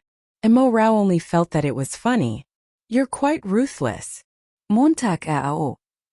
Fu Ying was so angry that his face turned livid. I can promise you not to get a divorce as long as you agree to donate your bone marrow to little Ru. Mo Rao also raised her voice. Fu Ying, why are you so confident? Do you think I'll love you forever just because I've loved you for so many years? No, I've already moved on, so I'm not looking forward to you saying that you won't get a divorce. As long as it's not Chu-Ru, I'll donate to anyone, even if it's a cat or a dog. In any case, Chu-Ru was worse than a beast. The meaning of Mo Rao's words were very clear. There was no room for negotiation. Fu Ying suddenly stood up and criticized Mo Rao. Mo Rao, have you ever thought that if it wasn't for you, little Ru and I would have been together long ago? You made us miss out on 3 years. Is it me? I never thought I had that much power. Fu Ying, back then, as long as you persevered a little, you could have been with Chu-Ru. As long as you were willing to give up everything and leave with her, the two of you could have lived together. I didn't force you to marry me. Why is it my responsibility now? Mo Rao laughed as she spoke. Not only did she lose everything, but he also wanted her to be the scapegoat. It turned out that in Fu Ying's eyes, everything was her fault. She was a bad person who broke up a loving couple, a sinner who caused lovers to be unable to live happily ever after. Fu-ying fell silent. It was true. Sometimes he regretted his lack of resolve, but now that things had come to this, he just wanted to make up for what he'd missed. Fu-ying, stop guarding me. I won't donate it. If you dare to use my uncle to force me again, just wait to collect my corpse. Mo Rao's voice was very firm. She was even willing to use her death to threaten Fu-ying. Fu-ying looked at her in shock. He never thought that Mo Rao would be so tough. In his heart, Mo Rao had always been a little white rabbit. A little kitten, soft and without any deterrence. No matter what he said or did, she would obey. He was her everything. Her gaze would always follow him. And Fu-ying also liked this feeling of being needed and liked. It was only today that he realized that he had been too full of himself. Not only did Mo Rao have a temper and feisty personality, but she was also very impulsive and unyielding. Mo Rao, I can understand why you're unwilling to donate your bone marrow, but I didn't expect you to be willing to kill someone for that young policeman. Do you know what you're facing when you point a knife at Chu-Ru? Fu-ying's voice was extremely cold. Mo Rao looked at Fu-ying sadly. Fu-ying, he saved my life. Do you understand? If Fu-ying truly cared about her, he should be grateful to Lin Kun. Otherwise he would lose her forever. However, Fu-ying didn't think so. He felt that Mo Rao was just finding an excuse. Alright, take care of yourself. You'd better contact your uncle these 2 days and see if he's doing well. Fu-ying was in a bad mood. After saying these words, he turned and left. Anyone who appeared beside Mo Rao and was important to her would be used by Fu-ying to threaten her. Mo Rao knew that Fu-ying was pressuring her to compromise. Not only did he want a divorce, but he also wanted her to donate her bone marrow to Chu-Ru. She could understand Fu-ying's greed. Who wouldn't be greedy? Montag auch Herr selbst was greedy. In these 3 years, she had hoped that Fu-ying would fall in love with her countless times. However, the result was that not only did she fail to win his heart, but he even wanted to sacrifice her life for another woman. She should have woken up from her dream long ago. Mo Rao only hoped that Fu-ying would divorce her as soon as possible. Then, she would bring her child away from this troublesome place and lead a simple and ordinary life. Staying here would only hurt more people. After resting for a while, Mo Rao left the room to check on Lin Kun. The moment she reached Lin Kun's ward, she saw Lin Wan, whose eyes were red. Little one? Why are you still here? Mo Rao's heart tightened. Why aren't you resting? Lin Wan had already taken leave to accompany her brother. How could she sleep? I don't want to sleep. I want to wait until my brother wakes up. Lin Wan shook her head. You will collapse if you continue like this. Go get some sleep. I'll keep watch. Mo Rao quickly went to pull Lin Wan. However, Lin Wan refused to get up. She cried. Stop trying to persuade me. I don't want to rest. I must wait for my brother to wake up. Little one, your brother will definitely be fine. Mo Rao was actually very worried, but seeing that Lin Wan was so sad, she had to remain calm. Lin Wan's face was pale and her voice was filled with fear. Yes, my brother will definitely be fine. He will wake up soon. It wasn't easy for the 2 of us to reunite. He won't bear to leave me behind. Mo Rao was heartbroken and anguished. She hugged Lin Wan and said in a choked voice, Yes, he won't. How could he bear to abandon such a good sister like you? Father and mother have already left. If my brother also leaves me, I really don't know what to do. Mo Rao, I've been living a poor life in the foster home all these years. I've been looking forward to my brother finding me every day. Finally, we've found each other and have the ability to live independently. Everything is progressing in a good direction. I'm afraid that it will end abruptly. Lin Wan revealed the fear in her heart. Besides Lin Kun, Mo Rao was the only person she could confide in. She continued to cry silently. The 2 of us aren't as lucky as you are. You have the Fu family backing you up, and old Madame Fu likes you so much, so she definitely won't let you suffer. My brother and I really went through a lot of hardships to reach where we are. I'm not willing to give up and disappear just like that. Mo Rao, do you understand? I understand, I really do. Mo Rao couldn't help but cry. She gripped Lin Wen's hand tightly and replied softly. Lin Wen finally couldn't hold back her tears anymore. She had been holding it in for a long time. As Mo Rao watched her break down, she felt extremely terrible inside. Lin Kun's injuries were caused by her, so how could she not be affected? Don't worry. I'll accompany you and wait for him to wake up. He's so kind and upright. God will definitely bless him. It was unknown whether Mo Rao was consoling herself or Lin Wen. Lin Wen sobbed and replied, "Yeah, right?" After crying for a long time, Lin Wen finally got tired and fell asleep. Mo Rao heaved a sigh of relief. She was worried that Lin Wen would collapse first. Presumably, Lin Wen hadn't eaten anything, so Mo Rao wanted to go buy some food. Just as she got up, she saw Mo Wan walk in. "Mom!" Montag was Sommerwattstund. Why was Mo Wan here? Mo Wan looked worried. "I heard you were hospitalized. What happened?" Mom, I'm fine. "I've made you worry." Mo Rao shook her head and didn't tell Mo Wan about the matter since she was afraid that Mo Wan would worry. "You're fine? If you're fine, would you need to be hospitalized? Why are you so silly? Why didn't you tell your grandma and me? Do you know that this would make us even more worried?" Mo Wan's heart ached as she blamed her. Of course Mo Rao had thought of this as well. She lowered her head in shame. I'm sorry, Mom. That guilty and aggrieved look made Mo Wan's expression soften. She was afraid that she would scare her silly daughter-in-law. But Mo Rao knew very well that Mo Wan was truly concerned about her. Lin Wen was woken up by their conversation. She was worried about her brother and didn't sleep well. Mo Rao, this is? Lin Wen was a little surprised. Mo Rao quickly introduced. "Little one, this is my mother-in-law, Mo Wan. Mom, this is my good friend Lin Wen. Her brother Lin Kun is my savior." Mo Wan and Lin Wen nodded as a form of greeting before their eyes landed on the bed. They were shocked. "Savior? It's that serious?" Things are a little complicated." Mo Rao hesitated for a moment before telling Mo Wan everything. In any case, if Mo Wan really wanted to know, she could find out easily after checking. After Mo Wan heard this, her eyes turned cold. "Someone wants to kill you?" Montag nodded. Who had the guts to lay their hands on the daughter-in-law of the Fu family? Mo Wan gave off a cold vibe and instructed, "All right, don't worry. I'll handle this matter." She was a lawyer and Mo Rao was her daughter-in-law. She couldn't just sit by and do nothing. "Miss Lin, thanks to your brother's help, Mo Rao was able to escape death. This way, all the treatment fees for your brother will be paid by the Fu family. Go back and rest first. I will arrange for the best caregiver to take care of your brother. If anything happens, she will contact you immediately," Mo Wan said to Lin Wen. However, Lin Wen was worried. She looked at her brother on the bed. Miss Lin, don't worry.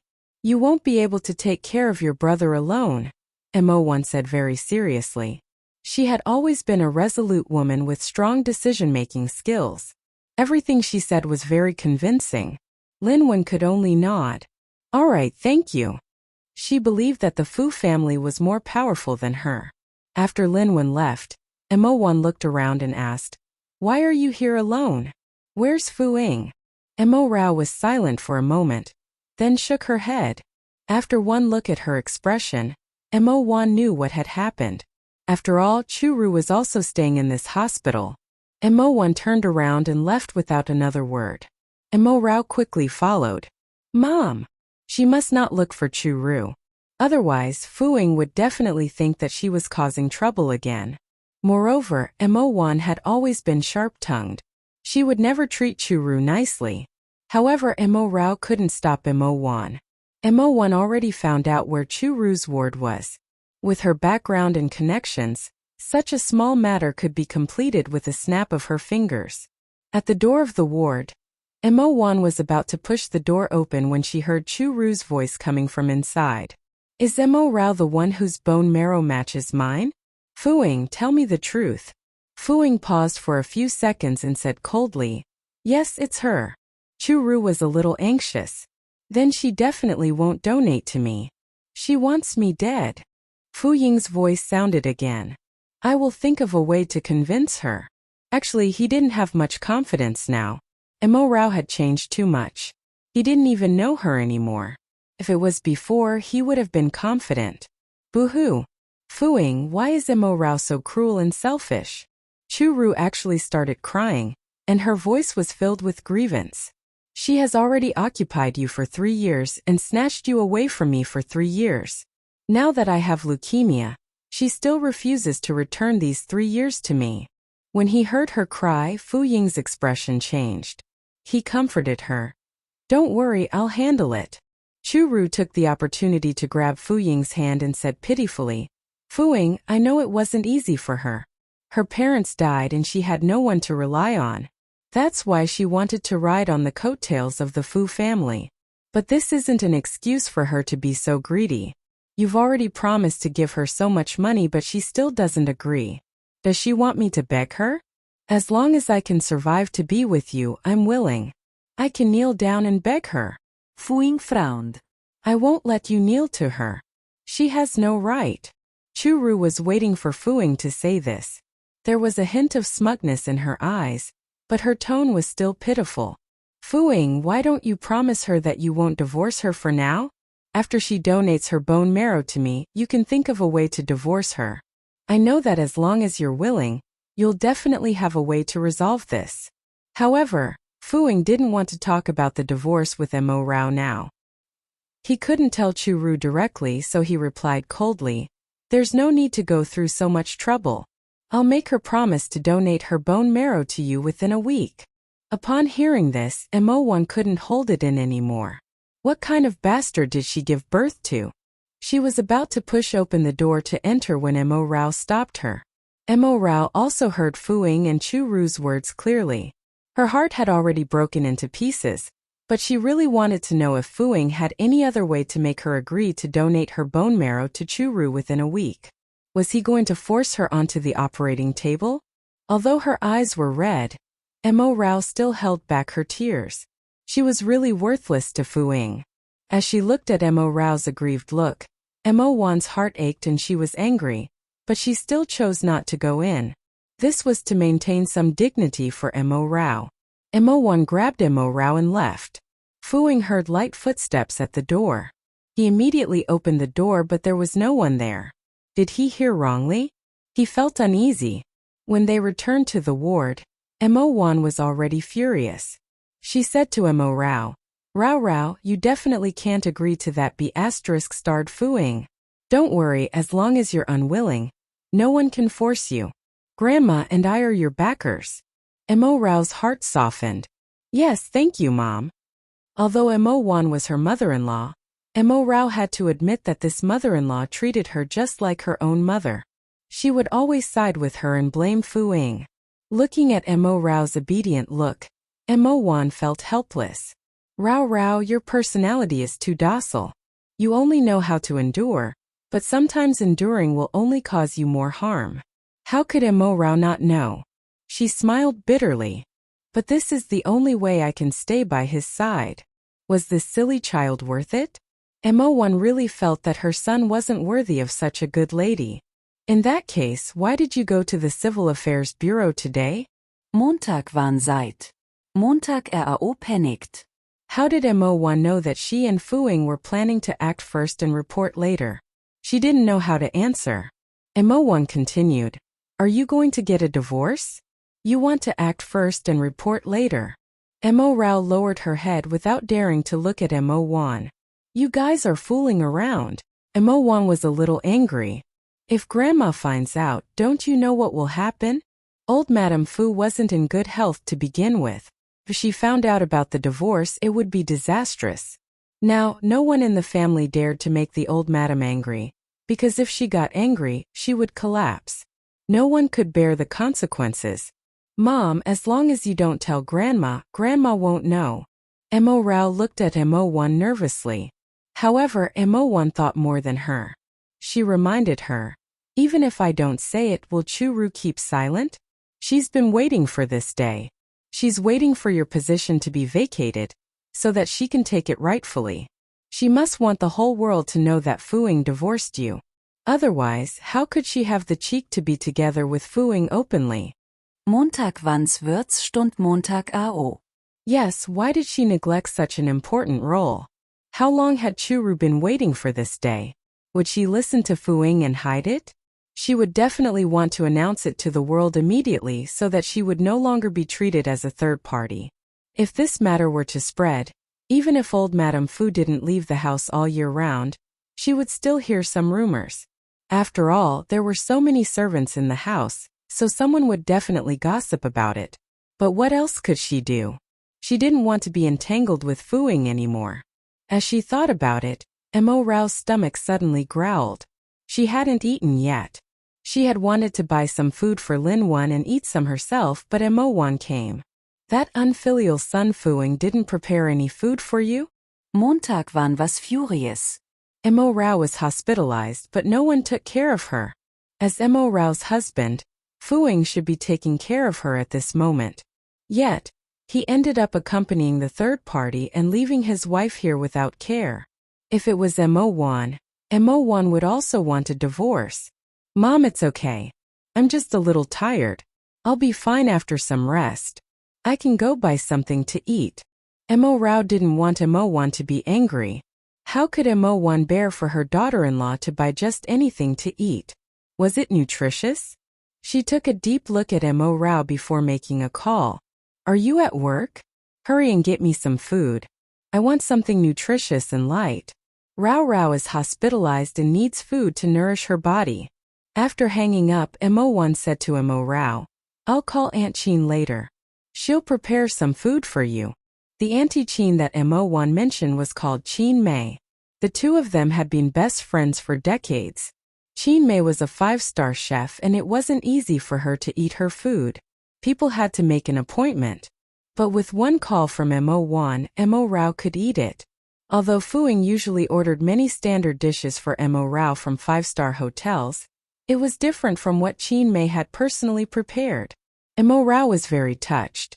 Actually, her mother-in-law was much better than Fu-ing, her husband. She was more like a powerful CEO. After a while, Chin Mei appeared in the ward. She carried the food that she had meticulously prepared. Mo Wan immediately went up to take it and opened it. Thank you, Sister Mei. What's there to be polite about? Chin Mei immediately saw Mo Rao on the hospital bed. But Rao, why were you suddenly hospitalized? Mo Rao didn't know what to say. Someone bold wanted to kill Rao. However, a police officer saved her. Now that police officer is seriously injured and unconscious. Rao was too worried over the past 2 days and was hospitalized. Mo Wan explained. As she explained, she passed the food to Mo Rao. Rao, can you eat it yourself? Do you want me to feed you? Montag RAO Bluesheet. How could she? She quickly sat up. Yes. Chin Mei's cooking was really delicious. Mo Rao didn't have much of an appetite at first, but when she smelled the fragrance, her appetite was whetted.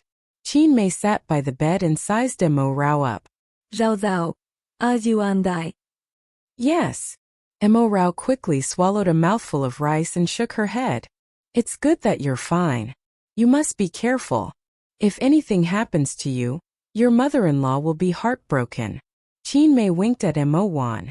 Mo Wan didn't deny it. Of course. Your mother-in-law always wanted to have a daughter, but she didn't want to have a second child.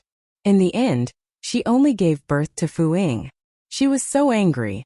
Luckily, she married a good daughter-in-law and pampered you like a daughter. Chin Mei said to Mo Rao with a smile.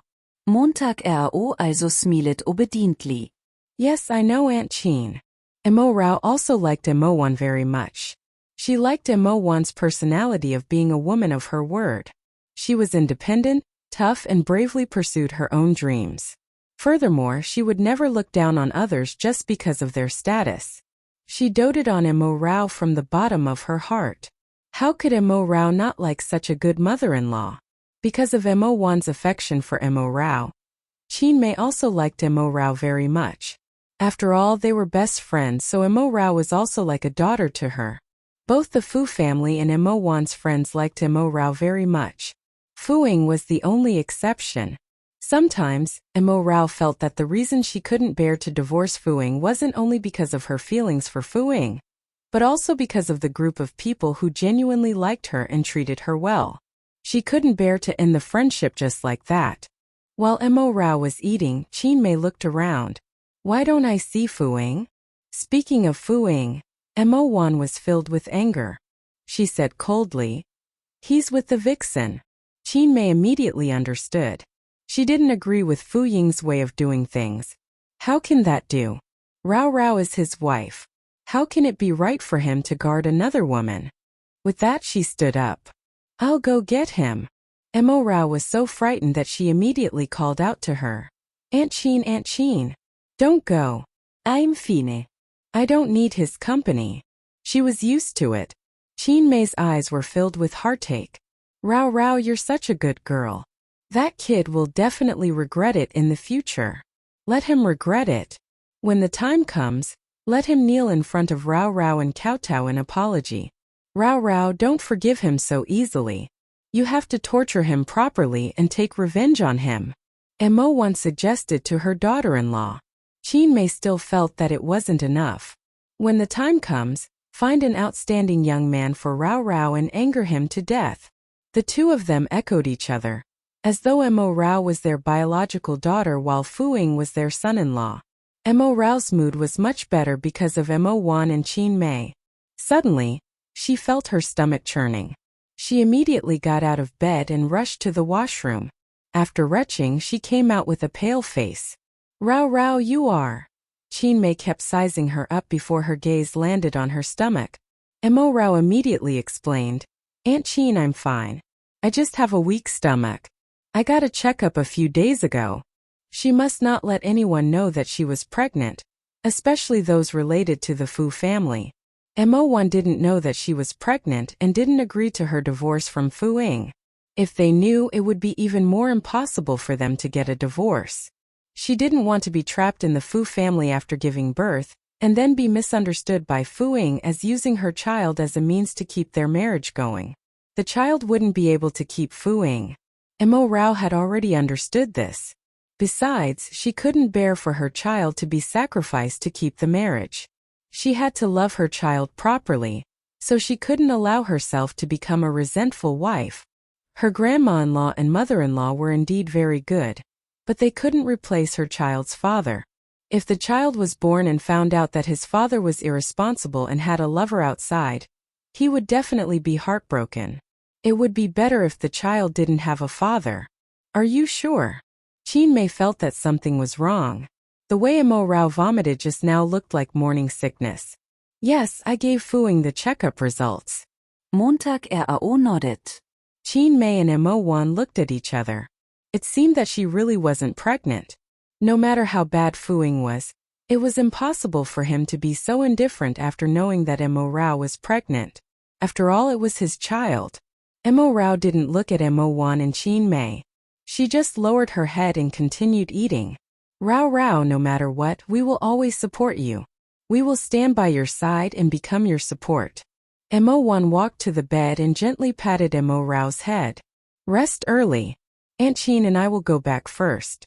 We will pick you up from the hospital tomorrow. Mo Rao shook her head. Mom, I'll get discharged myself. It's fine. Let me pick you up. I'll bring you back to the old residence to stay for a few days. I'll help you nurse your stomach. It's not good for you to have an unhealthy stomach at such a young age, Mo Wan insisted. Mo Rao felt somewhat helpless. If she went to the old residence, Fu Ying would definitely be even more unhappy.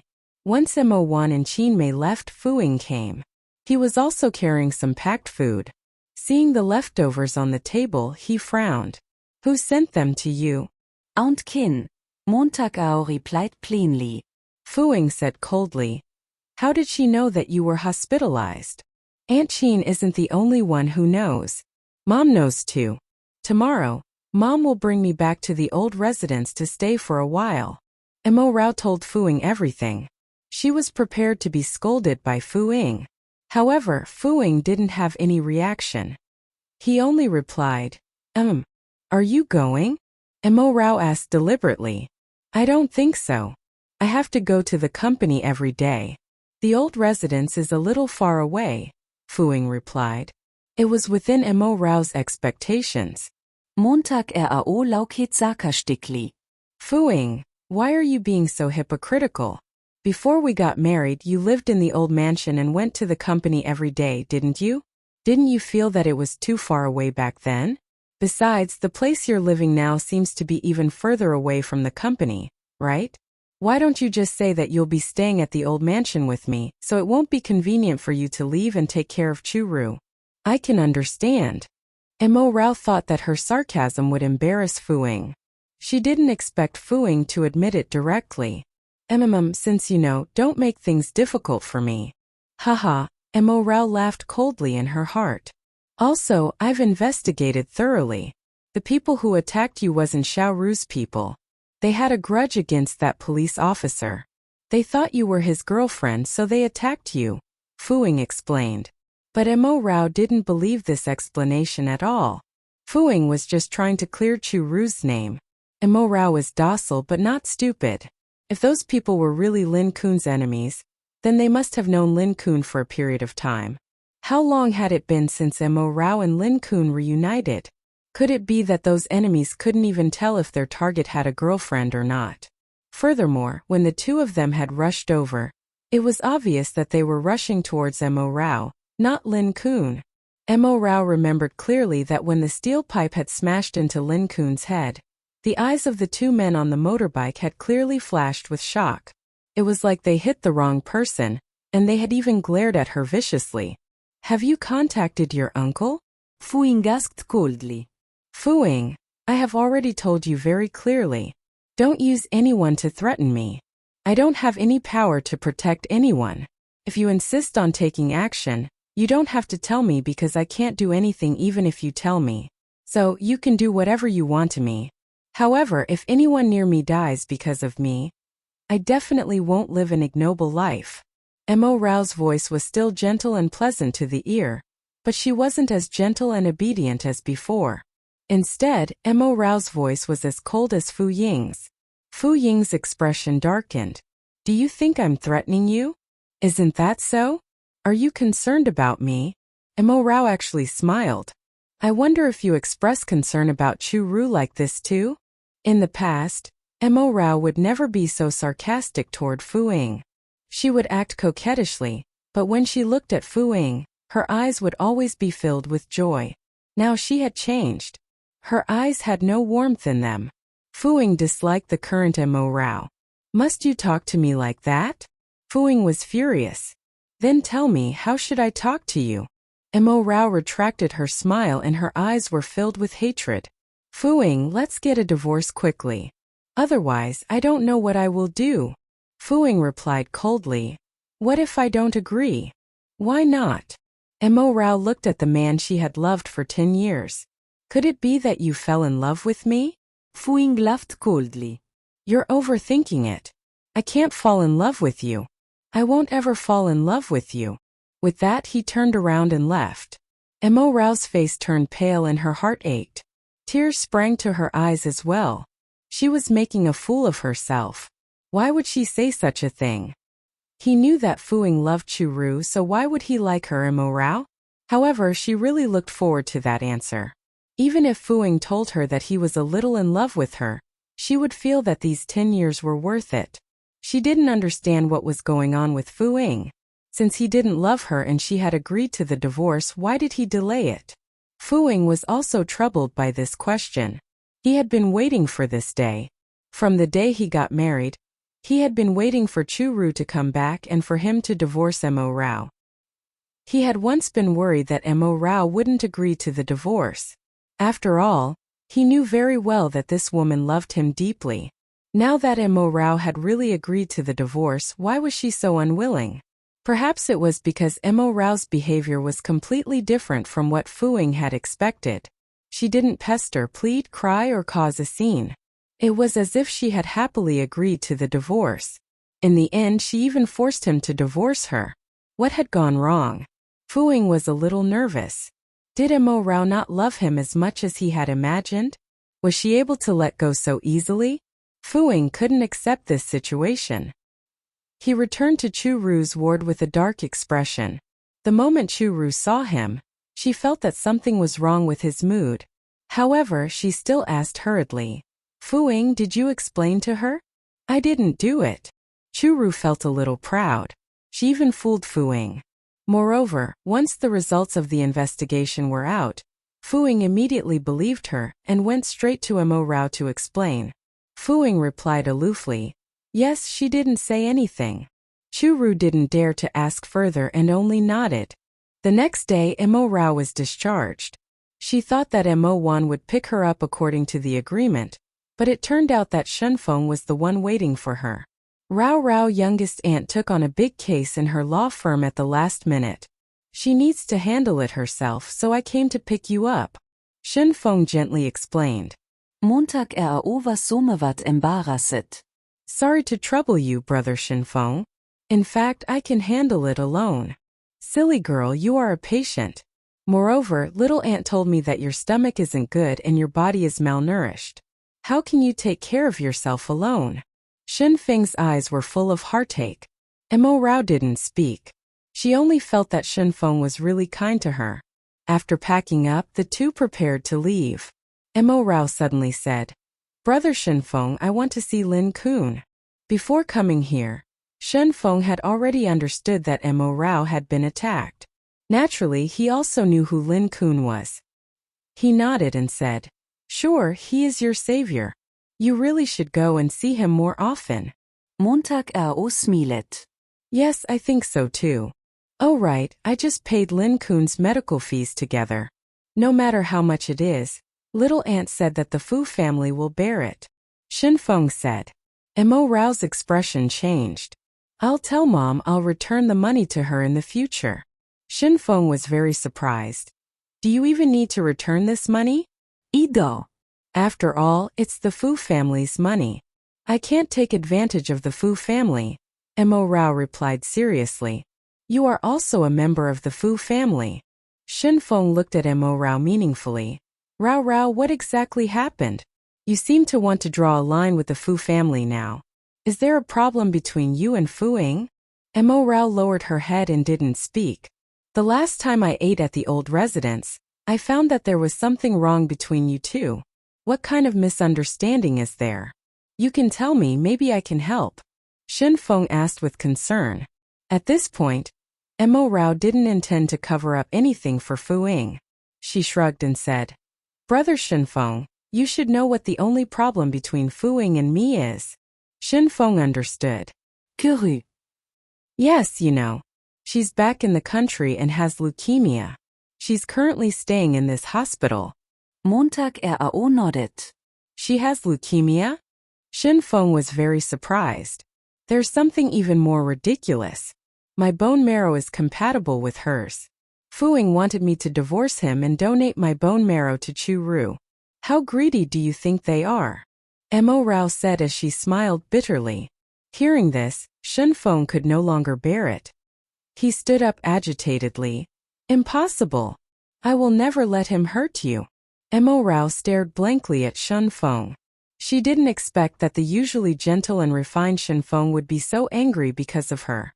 After she reacted, she quickly said, "It's okay, brother Shenfeng. I won't agree. He can't do anything to me." Shenfeng looked at Mo Rao solemnly. Rao, you're too soft-hearted. Fu-ing takes advantage of this and will definitely find a way to convince you. Haha, brother Shenfeng, you underestimate me. I also have a temper. It is impossible for him to do whatever he wants." Mo Rao revealed a playful smile. Brother Shenfeng was really kind to her. If Fu-ing treated her so well, she would have no regrets in her life. Unfortunately, Shenfeng wasn't Fu-ing. Mo Rao was a little curious. "Brother Shenfeng, you are such a good man, so why are you still single?" He had a good family background, a nice personality, handsome looks, and was very gentle. Shouldn't such a man be very popular? Shenfeng's gaze deepened. "If I can't be with the person I like, I'd rather be single. I heard from Grandma that you have someone you like, and even rejected a blind date." Mo Rao recalled this matter. "Well, but she is married. I can't say much further. Shenfeng hesitated. Married? Heavens! Brother Shenfeng was really hapless. Mo Rao felt that he was even more hapless than her. Shenfeng liked her but had never had her. After least she had slept with Fuing for 3 years. I'm sorry. I'm sorry. I really touched a sore spot. Mo Rao quickly apologized. Shenfeng didn't care. It's okay. Let's go and see Lin Kun. Then I'll send you back to the old residence. Okay. Montag RAO nodded. She wanted to carry her things but Shenfeng refused. How could he let Mo Rao do it? Shenfeng was like a knight while following behind Mo Rao and accompanying her to see Lin Kun. After arriving at the ward, Shenfeng waited at the door while Mo Rao went in to visit. Looking at that delicate figure, he secretly made up his mind. If Mo Rao and Fuing really got a divorce this time, he would definitely seize the opportunity and not miss out on this girl who made his heart ache. Mo Rao, he is... Lin Wenwen was guarding the ward. Her eyes lit up when she saw the man at the door. He is Fu Ying's cousin Shenfeng. He came to pick me up from the hospital today. Mo Rao introduced. Lin Wen nodded while feeling a little bashful. Looking at Lin Kun, who was still unconscious on the bed, Mo Rao sighed. Is he still unconscious? Yeah, but his condition is pretty stable. The hospital gave him the best treatment. I have to thank you for that. Lin Wen's expression turned serious again as she sat down. Montag RAO was shocked. Why are you thanking me? If it weren't for you, I'm afraid the Fu family wouldn't have taken on all my brother's expenses, Lin Wen replied. Although Mo Wan had promised her before, Lin Wen didn't expect the Fu family to be so generous. Not only did they pay for all the medical expenses, but they even used the best of everything. This is what I should do, Mo Rao replied. Lin Wen, don't worry. As long as my mother-in-law tells the dean, everything will be fine. The one who told the dean is me. Fu Ying's figure appeared at the door of the ward. He walked in and Shenfeng immediately followed. His expression was somewhat grave. Mo Rao looked at Fu Ying in confusion. What did this have to do with him? What did you tell the dean? Montag RAO frowned. What I had to say. If not, do you think they would use the best medical resources to save a young policeman? Fu Ying's expression was very ugly. Montag RAO was surprised. She didn't expect Fu Ying to have a conscience. She said calmly, Oh, thank you then. What are you thanking me for? He saved you, so it's only right that I pay for his medical fees. Fu Ying looked at Mo Rao with a heavy gaze, as though he was unhappy. Had Mo Rao forgotten that she was still his wife? Shenfeng listened to the two people's tense conversation and frowned even more. Shenfeng, why are you here? Fu Ying pointed at Shenfeng again. Although the two of them were cousins, their birthdays were less than a month apart. Hence, Fu Ying had never called him Big Brother. He always called him by his name. I came to bring Rao Rao back to the old residence. Shenfeng answered. Where's my mom? Fu Ying asked. She's busy. Shenfeng was simple and direct. He was still holding some of Mo Rao's daily necessities and was wearing a gray shirt that matched Mo Rao's. The two of them looked like a couple when they stood together. The man was mature and elegant while the woman was petite and beautiful. The more he looked at them, the more of an eyesore they were. Fu Ying was very annoyed. You don't have to send her. I will. Let Brother Shenfeng send me. Mo Rao immediately refused. You are so busy, so I won't waste your time. Besides, Brother Shenfeng specially came to pick me up. There is no reason to let him come all the way here for nothing. My mother's law firm is so busy. If Shenfeng has to send you back before rushing back, how can he be in time? Fu Ying replied unhappily. Shenfeng immediately explained. Fu Ying, I no longer work at Aunt's law firm. Montag RAO was shocked. What? Brother Shenfeng, are you not going to be a lawyer anymore? Yes, I'm just changing the environment and going to another place. Shenfeng's tone became gentle when he spoke to Mo Rao. Where are you going? Mo Rao asked curiously. To work for the Shen family. Shenfeng answered. They didn't expect that Shen Feng would eventually return to his own family's company. At that time he had a conflict with his father, Shan Tan, so in a fit of anger, he chose to leave his own family's company and came to Mo Wan's law firm to work. Now that Shen Feng had agreed to go back, did it mean that his relationship with his father, Shen Tan, had also been reconciled? Fu Ying's expression was already very dark. He snorted coldly. He had already expected that Shen Feng did so for Mo Rao's sake. In order to become Mo Rao's support, Shen Feng had to strengthen himself. It was impossible to be a small lawyer in a law firm. Fu Ying scoffed. It was ridiculous to give up all his years of perseverance and bow to his father over a woman. Brother Shen Feng, did you encounter some problem? Mo Rao asked worriedly. Shen Feng smiled and his eyes were full of determination as he looked at Mo Rao. Zhao Zhao, I'm fine. I made this decision after careful consideration, and I did it willingly. Everything was for this girl. It was worth it. Fu Ying said coldly. If that's the case, I think the Shen Corporation will be busier. You should focus on your work. She has me. As he spoke, he grabbed Mo Rao's wrist and snatched the bag from Shen Feng's hand. Mo Rao knew that Fu Ying's stubborn temper had risen again.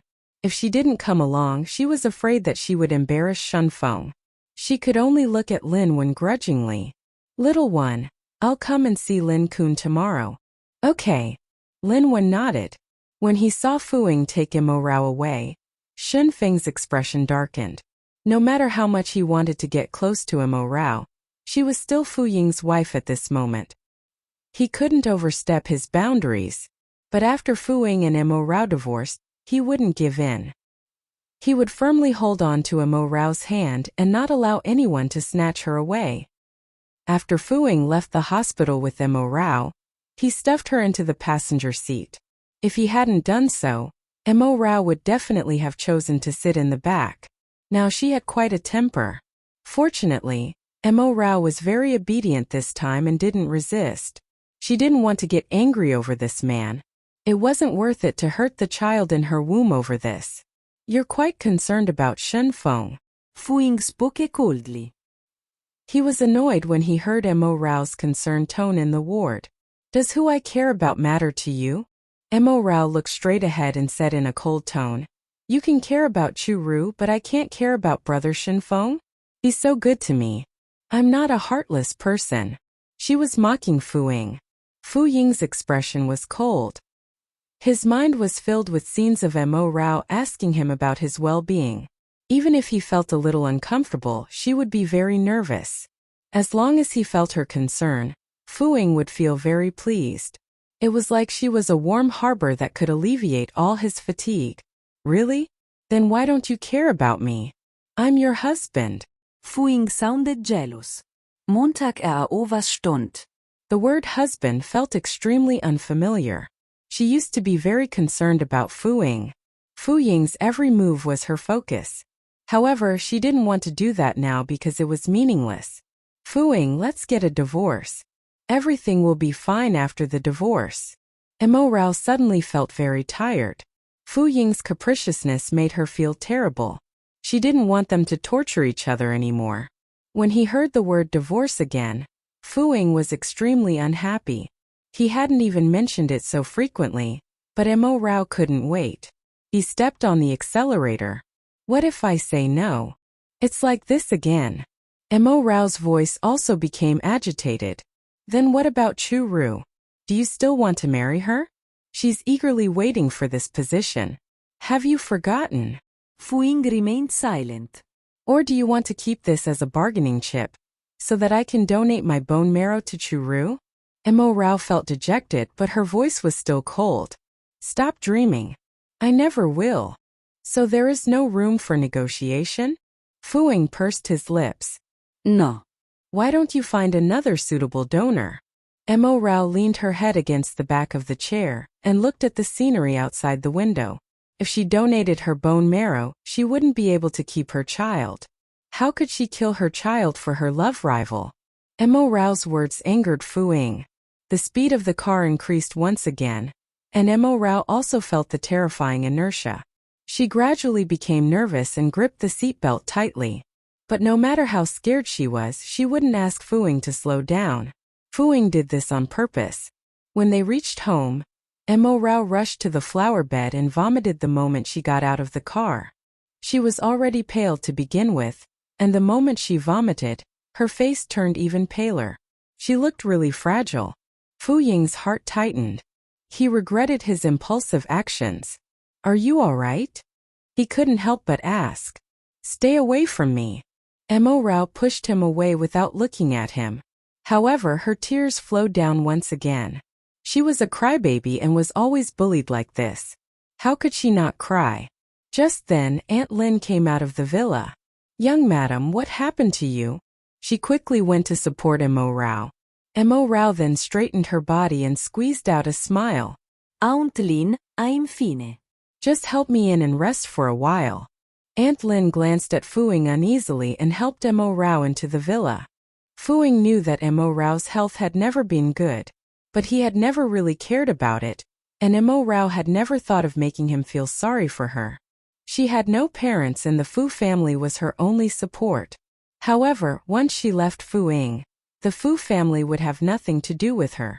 In the past few years, Mo Rao had always treated herself as a guest of the Fu family because she was afraid that she would forget her identity when she left. When they reached the living room, Auntie Lin had just let go of Mo Rao's hand when Fu-ying stepped forward and carried her up. Go upstairs and rest. His voice was still cold. Just as he finished speaking, he heard a choking sound coming from her arms. He looked down and saw that Mo Rao's face was wet and her eyes were red. She was crying sadly. Now that she was pregnant and facing the end of her marriage, she was at the lowest point of her life. Any small matter would be enough to make her break down. I want to go to the old residence. Why did you bring me back here? Mo Rao asked with a sobbing tone. I'll get some daily necessities for you. There isn't enough in the hospital. Fu-ying was flustered by her crying and his tone softened unconsciously. In the past, he had rarely seen Mo Rao cry. This little girl was obviously a crybaby, but she would always smile at him. It was only after Chu-ru returned that her crybaby nature was revealed. Who asked you to worry? I won't stay here for long. I don't need that much. Mo Rao felt very uncomfortable. She didn't like Fu-ying acting so considerate. Since they were going to part ways, he shouldn't give her any more fantasies. If I don't worry about you, who will? Fu-ying asked. If it was in the past, Mo Rao would definitely be overjoyed. These words that gave off a sense of sovereignty would make her heart flutter. But now she only felt that it was ironic. She knew very well that Fu-ying was toying with her on purpose. Fu-ying, is there a need for you to bully me like this? Mo Rao's tears continued to flow as she stared at Fu-ying with reddened eyes. You said before that my parents saved my grandmother, so the Fu family is indebted to me. If they knew that this is how you treat me, they wouldn't rest in peace. Fu-ying fell silent. He didn't want to bully Mo Rao. Yes, I have no parents. And with your status, even if my parents were both alive, they wouldn't be able to win against you. However, you have to have a conscience. I've done everything I can for you. But the person you love is someone else. I can accept it, and I'm even willing to help you. But why are you holding me back? Mo Rao was about to break down at the thought of it. She couldn't figure out why Fu-ying refused to divorce her. She just wanted to start a new life as soon as possible. Furthermore, the child in her stomach would slowly grow up and her pregnancy symptoms would show. By then she wouldn't be able to hide it. You want to be with Chu-ru. Not only did I agree to divorce you, but I also agreed to help you hide it from Grandma. I've already done my part. What else do you want? Mo Rao wiped her tears. Are you only satisfied if I die in front of you? No. Fu-ying denied immediately. He had never thought of forcing Mo Rao to death. He even felt a deep sense of guilt, but he wasn't good at saying it. Even if Mo Rao divorced him, he would take good care of her and not let anyone bully her. It was also a form of consolation to the Mo family's parents. Hearing Fu-ying's denial, Mo Rao felt a little better. Okay, then tell me, what did I do wrong? Was it a mistake to love you? Mo Rao, there's no reason for loving someone and there's nothing wrong with it. However, if we don't love each other, then there's no meaning to it, just like how I feel about you. Fu Ying's voice was low and magnetic as usual. However, his words were so cruel that she felt like her heart was being cut by a knife. She endured the pain in her heart. Fu Ying, I know you don't love me. You don't have to tell me time and time again to rub salt on my wound. Fu Ying frowned. Mo Rao tried her best to calm herself down. Her bad mood would affect the baby. If you don't love me, then let me go. Don't keep me by your side and take advantage of my sincerity again and again. Mo Rao's voice suddenly turned cold. If you're doing this for Chu Ru, then there's even less of a need to force me to stay. With your ability, Fu Ying, you can definitely find someone suitable to donate bone marrow to Chu Ru if you spend more money. Don't let me save her. I'm already in a sorry state. Fu Ying, can you bear to force me to use my bone marrow to save my love rival? Mo Rao's accusation didn't make Fu Ying angry. Instead, he felt better. This was because the current Mo Rao was the same as the woman he was familiar with in the past. Her deliberately cold voice couldn't hide her grievance, and she was no longer looking at him. She was probably about to cry again. Also, Mo Rao suddenly took out the black card from her bag and threw it in front of Fu Ying. I'll return this card to you. Since you've stopped it, there's no need for me to keep it. Fu Ying had given this card to Mo Rao after they got married. She could use it to buy whatever she wanted. There was no limit. When was it stopped? Fu Ying frowned. I didn't stop your card. Even if it was a divorce, he didn't intend to take back this card because he had promised to take good care of Mo Rao. She could spend his money as she did now, however she wanted. He knew how well Mo Rao treated him, so he wouldn't let her fall into poverty after the divorce. Who else could it be? Montag was furious. Anyway, I don't want this card anymore. Take it back and stop pestering me. The frustration and displeasure on her face made Fu Ying's gaze darken. He suddenly walked over. Mo Rao looked at the tall figure and panicked. She quickly took a few steps back but ended up on the edge of the bed with nowhere to go. Don't pester you anymore? What if I can't do it? Fu Ying bent over and Mo Rao fell onto the bed in shock. She was like a frightened little rabbit. What was he trying to do? Montag was flüstert. Although they had been sleeping together for 3 years and had done all sorts of things, the situation was different now. She didn't want to be with Fu Ying anymore. Naturally, she couldn't let him take advantage of her body. Mo Rao mustered her courage and pushed Fu Ying's chest. She tried her best to look fierce. Yes, I don't want to be entangled with you anymore. I want to find my Prince Charming and start my new life. I will definitely live a life better than yours. What Mo Rao was after had never been money, but love. When he heard that his woman wanted to look for another man, Fu Ying's ego was instantly bruised and he became furious. He reached out as his long and strong fingers grabbed Mo Rao's slender and fair neck, as if he could break it with a gentle squeeze. Mo Rao's heart thumped and she felt cold sweat on her back. Do you believe that I will strangle you to death right now? Fu Ying's handsome face was filled with maliciousness. I haven't divorced you, but you already have such plans. Rao, you are still too naive. As long as I don't want a divorce, you will always be by my side. Whoever dares to get close to you will suffer a fate worse than death. Do you understand? These words angered Mo Rao completely. She raised her hand and gave Fu Ying a tight slap. Fu Ying, you're shameless. Her soft voice was filled with anger. Yes, I'm shameless. I'll let you know that I have an even more shameless side to me. Fu Ying's gaze landed on Mo Rao's chest. She was wearing a white round-collared dress. Although the collar wasn't wide, it revealed her beautiful collarbone and a small portion of her chest. At this moment, it was heaving up and down due to her anger, making her look extremely alluring.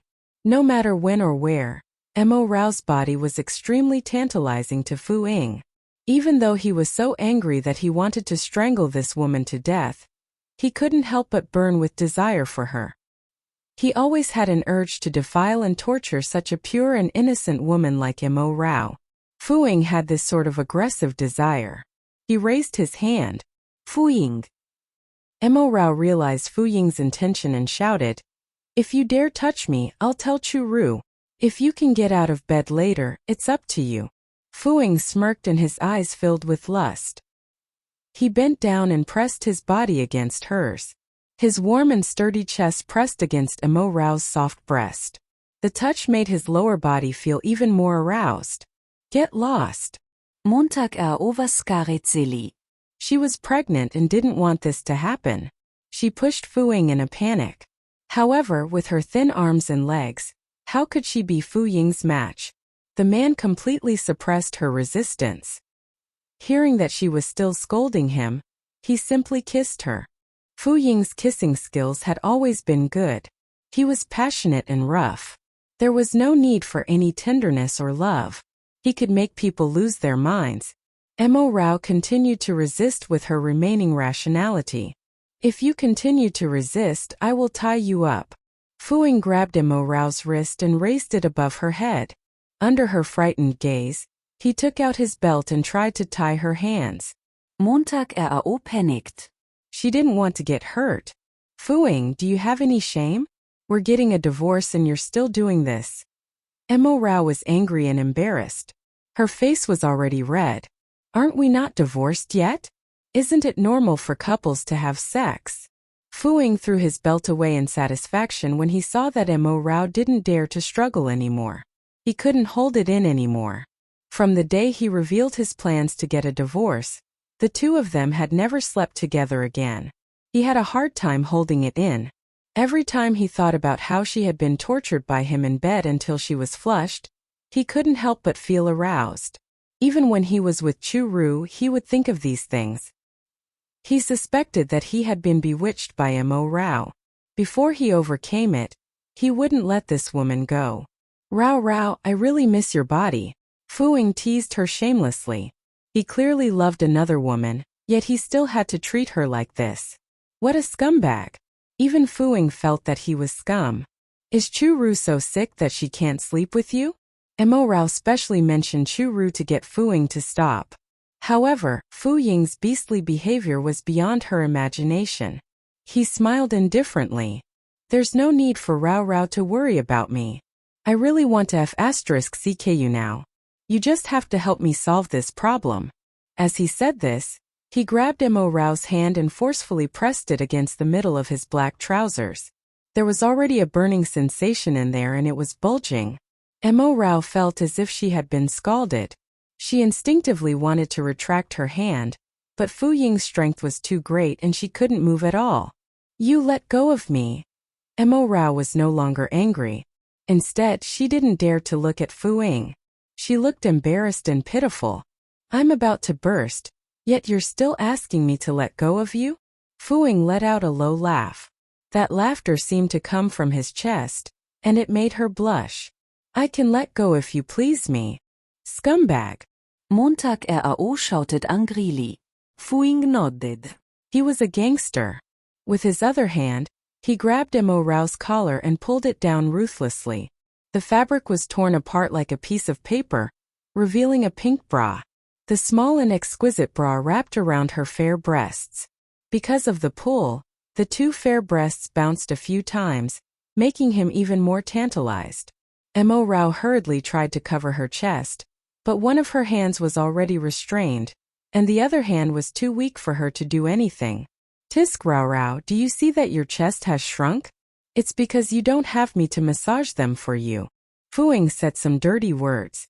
Mo Rao struggled with all her might, but her flat stomach just so happened to brush against Fu Ying's crotch, stimulating that huge object. "Are you trying to arouse yourself?" Fu Ying couldn't be bothered anymore. He roughly pulled off her bra and lowered his head to suck on it.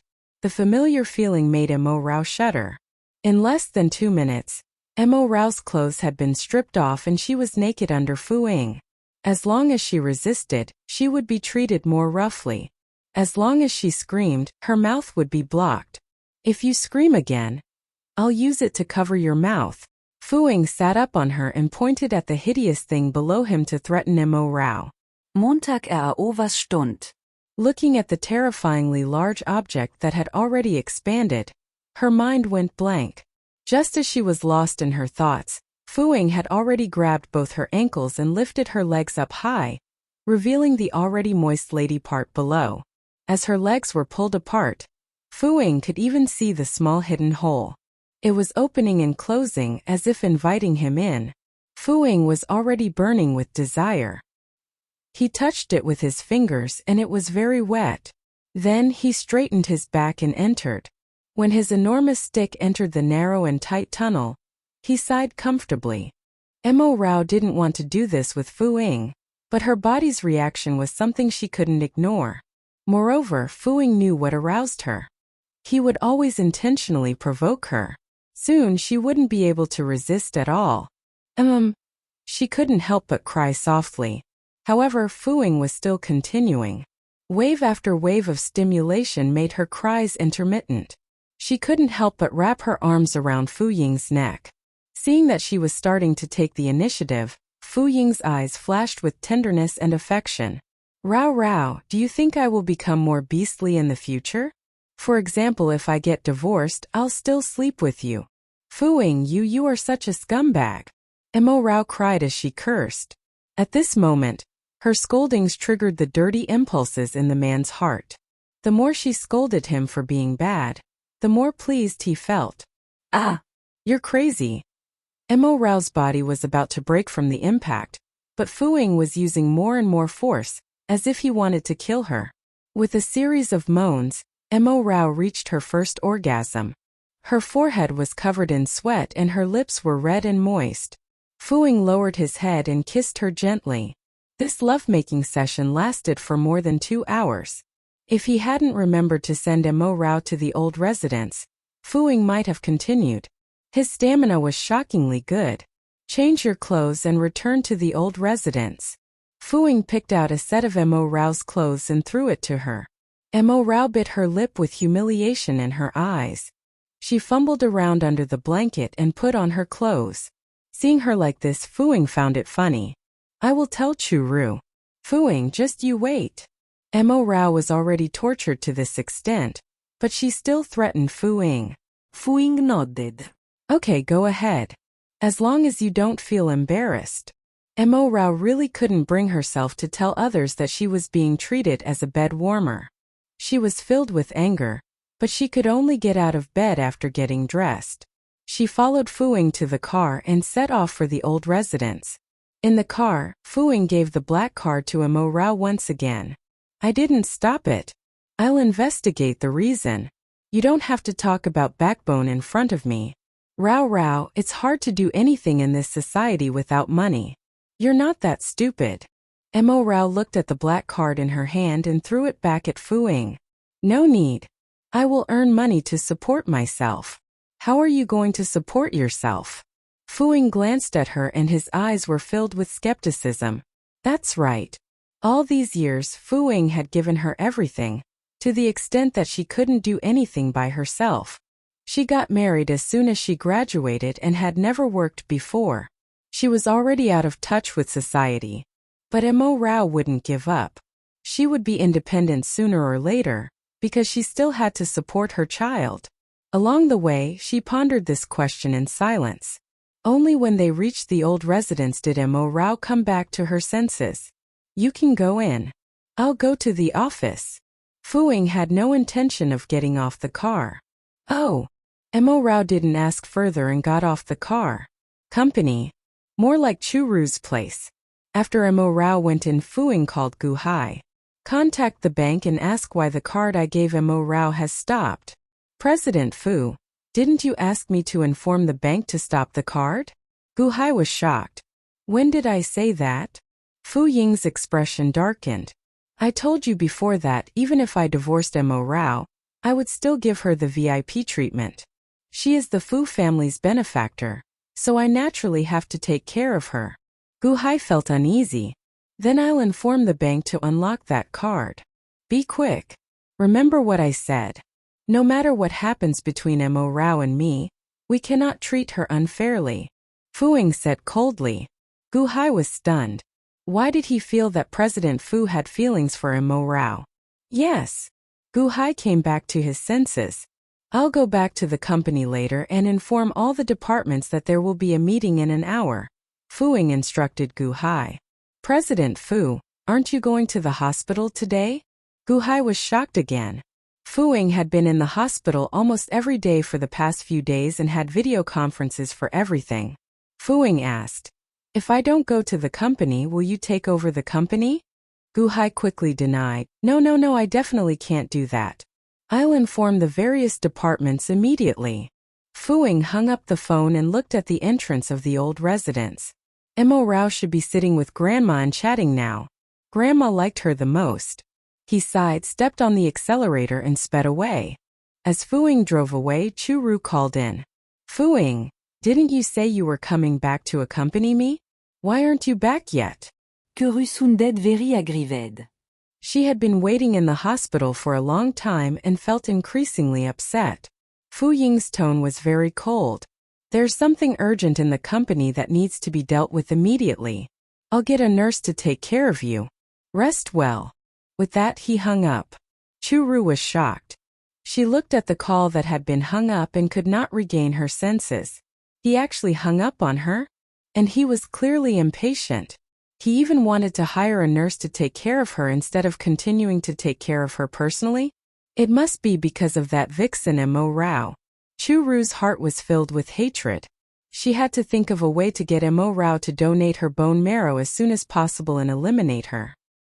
Mo Rao slept in the Fu family's old residence, and when she woke up, it was already dark. The servants were setting up the dishes, while old Madame Fu was sitting on the sofa. Seeing her come down, she revealed a loving smile. Rao, come over quickly and sit with Grandma. Mo Rao walked over obediently and sat down beside old Madame Fu. She held old Madame Fu's arm. Looking at her obedient granddaughter-in-law, old Madame Fu liked her more and more. She looked at Mo Rao's face carefully with concern. Rao, are you feeling better? Much better, Grandma. Mo Rao replied gently. It's good that you're feeling better. Old Madame Fu patted Mo Rao's hand gently. If Fu-ing dares to bully you, tell me. I'll help you teach him a lesson. Although it's important to have a child, it can't compromise your health. When Mo Rao heard this, her face immediately flushed. And she felt a strong sense of embarrassment. Actually, she had expected such an awkward situation to happen when she was brought back to the Fu family's old residence. After all, old Madame Fu really wanted them to have children quickly. I asked the kitchen to make fresh fish soup for you and ginseng and pheasant. Eat more later to nourish your body, old Madame Fu said happily. Look at how thin you are. I've wanted you and Fu-ing to come over and live here since long ago. Your mother and I will personally supervise your health. I don't believe you won't gain weight. Mo Rao's heart warmed. Her mother-in-law and grandmother were worried about her health. Thank you, Grandma. Mo Rao thanked her from the bottom of her heart. What are you thanking me for, silly girl? We're family. Besides, I'm in a good mood now that you're here. If I'm in a good mood, my health will be good. Old Madame Fu said dotingly. Montag smilet sweetly. All right, as long as Grandma is happy, I'll do anything. Yes, good child. Old Madame Fu replied repeatedly. Mo Rao leaned against old Madame Fu gently. She did not understand why everyone in the Fu family liked her, but Fu-ing could not fall in love with her. Sensing Mo Rao's silence, old Madame Fu sighed slightly. Rao, if you suffer, you must tell Grandma about it. Grandma will support you. Yes. Mo Rao felt a little teary. She resisted the urge to cry and replied softly. After dinner, Mo Rao chatted with old Madame Fu for a while. The atmosphere was very harmonious, but at 8:30, old Madame Fu was going to sleep. After Mo Rao settled old Madame Fu down to sleep, she returned to her room. She looked at the time. It was almost 9 o'clock, but Fu-ing was not back yet. Fu-ing probably would not be back tonight. He was probably in the hospital and accompanying Chu-Ru. Mo Rao smiled mockingly and went to bed. This moment his phone rang. It was Lin Wan. Little one? What's wrong? Mo Rao's voice was gentle and calm. Mo Rao, can you do me a favor? Lin Wan sounded troubled. Mo Rao replied, Go ahead. I used to work as a volunteer at a special educational institution and would go there every week. But now that my brother is like this, I can't leave. If it's convenient for you, can you go there for me tomorrow? Linwon really felt embarrassed. However, Mo Rao agreed readily. All right, no problem. Linwon heaved a sigh of relief. Really? They're all special children. Most of them are autistic and some are deaf. Takes a lot of patience. Can you handle them? Montag Overstund. Autism? Deaf children. She had heard of it, but she knew very little about it. Linwon continued. Yes, they're very pitiful. Moreover, they were basically left there by their parents. Many children can't even wait for their parents to visit them. They lack care. Mo Rao's heart ached. She subconsciously touched her abdomen. Now that she was about to become a mother, her motherly love made her feel sorry for those children. She really hoped that all the babies in the world would be healthy, safe, and have the company and love of their parents, including her own children. She did not require them to be smart or beautiful, just happy and healthy. All right, I'll go over tomorrow. Send me the address and the contact number of the person in charge. Mo Rao's tone was firm. She had to do her best to help the children. Linwon was very grateful and apologetic. Okay, thank you. Little one, you don't have to feel troubled. This is something I'm happy to do. Montag comfortet Linwon. Linwon felt that Mo Rao had a power, which was gently calming one's heart. She calmed down. All right, I'll hang up first. Okay. Mo Rao hung up. Since they were special children, she had to take special care of them. Mo Rao immediately took out her phone and started searching for information on autistic and deaf children to know more. After looking at it for a long time, she unknowingly fell asleep. The moment Fuing returned, he saw Mo Rao sleeping with her phone in her arms. The screen of her phone was still lit. He took the phone from her hand and glanced at it. Just as he was about to turn it off, his gaze stopped on the screen. There was a search on it. Will an unhealthy diet during pregnancy cause the fetus to be deaf and mute? Fu Ying's hand froze. His gaze landed on Mo Rao's sleeping face again, and his pupils trembled. She was pregnant. Mo Rao slept lightly and soon felt a gaze staring at her. She could not sleep well. She opened her eyes abruptly and saw Fuing standing at the head of the bed with her phone in his hand. He looked at her with a complicated expression. Why was he back? Mo Rao was very surprised. Fuing faced Mo Rao's eyes and stood there as he said with a cold tone, "You're pregnant." No. Mo Rao immediately denied. She secretly gripped the blanket tightly. Who told you that I'm pregnant? How is that possible? Didn't you see that test report? Then what is this? Fuing frowned. Explain. Mo Rao calmed down. I just promised little one that I would volunteer for her at a special education institution for a day. The children there are all autistic or deaf children, so I'll understand the situation in advance. Is there a problem? With that, she snatched the phone and showed Fuing the address Linwon had sent her. Is it okay now? So that was the case. Fu Ying's expression did not change, and his tone was still indifferent. Oh, what time is it tomorrow? I'll be there before 9, Mo Rao replied, secretly relieved. She did not expect Fuing to suspect that she was pregnant. Are you sure you're not pregnant? Fuing suddenly asked again. Mo Rao's heart skipped a beat again. What was this person doing? She pretended to be speechless. You've seen the checklist and we usually use condoms. You still don't believe me? Do you want to check again? Fu Ying's eyes darkened with lust. When I went overseas on a business trip 2 months ago, I didn't wear a condom. That time, Fuing was supposed to go alone, but Mo Rao happened to be bored at that time and secretly bought a plane ticket to go overseas to relax. In the end, she accidentally posted her location on WeChat and was seen by Fuing. As soon as Fuing finished his work, he went to Mo Rao's place to catch her personally. Mo Rao, who had just finished the sauna, was covered in sweat. Her thin clothes stuck to her body, outlining her voluptuous figure. She had not had the time to change her clothes, so she did not even wear underwear. She did not know how Fu Ying came in, but the man was angry. When he saw her wet body, he did not say a word and pulled her back to the sauna. His hands grabbed her soft breasts. What are you doing? Mo Rao's voice was gentle. Bang you. Fu Ying felt his crotch hurt. Mo Rao's body was to his liking to begin with, and she was even dressed like this. She was too seductive. Mo Rao actually liked Fu Ying's domineering possessiveness because only at this moment could she feel that this man seemed to like her a little. Even if he was only obsessed with her body. Her clothes were all torn apart, and her soft breasts trembled slightly in the warm air. Fu Ying's fingers rubbed and fiddled with the pink nipples, continuously transmitting pleasure. She quickly felt that her lower body was wet. Fu Ying's throat was hoarse and filled with teasing. Be good and help me take off my clothes. Mo Rao endured the weakness in her body and raised her slender and tender arm. Her fingertips unbuttoned Fu Ying's tie and shirt to help him take off his clothes bit by bit. Fu Ying, on the other hand, kept playing with her chest. From time to time he would lean down and suck on her breast. From time to time he would spin around with the tip of his tongue. Just this alone made Mo Rao feel like she was about to die from pleasure.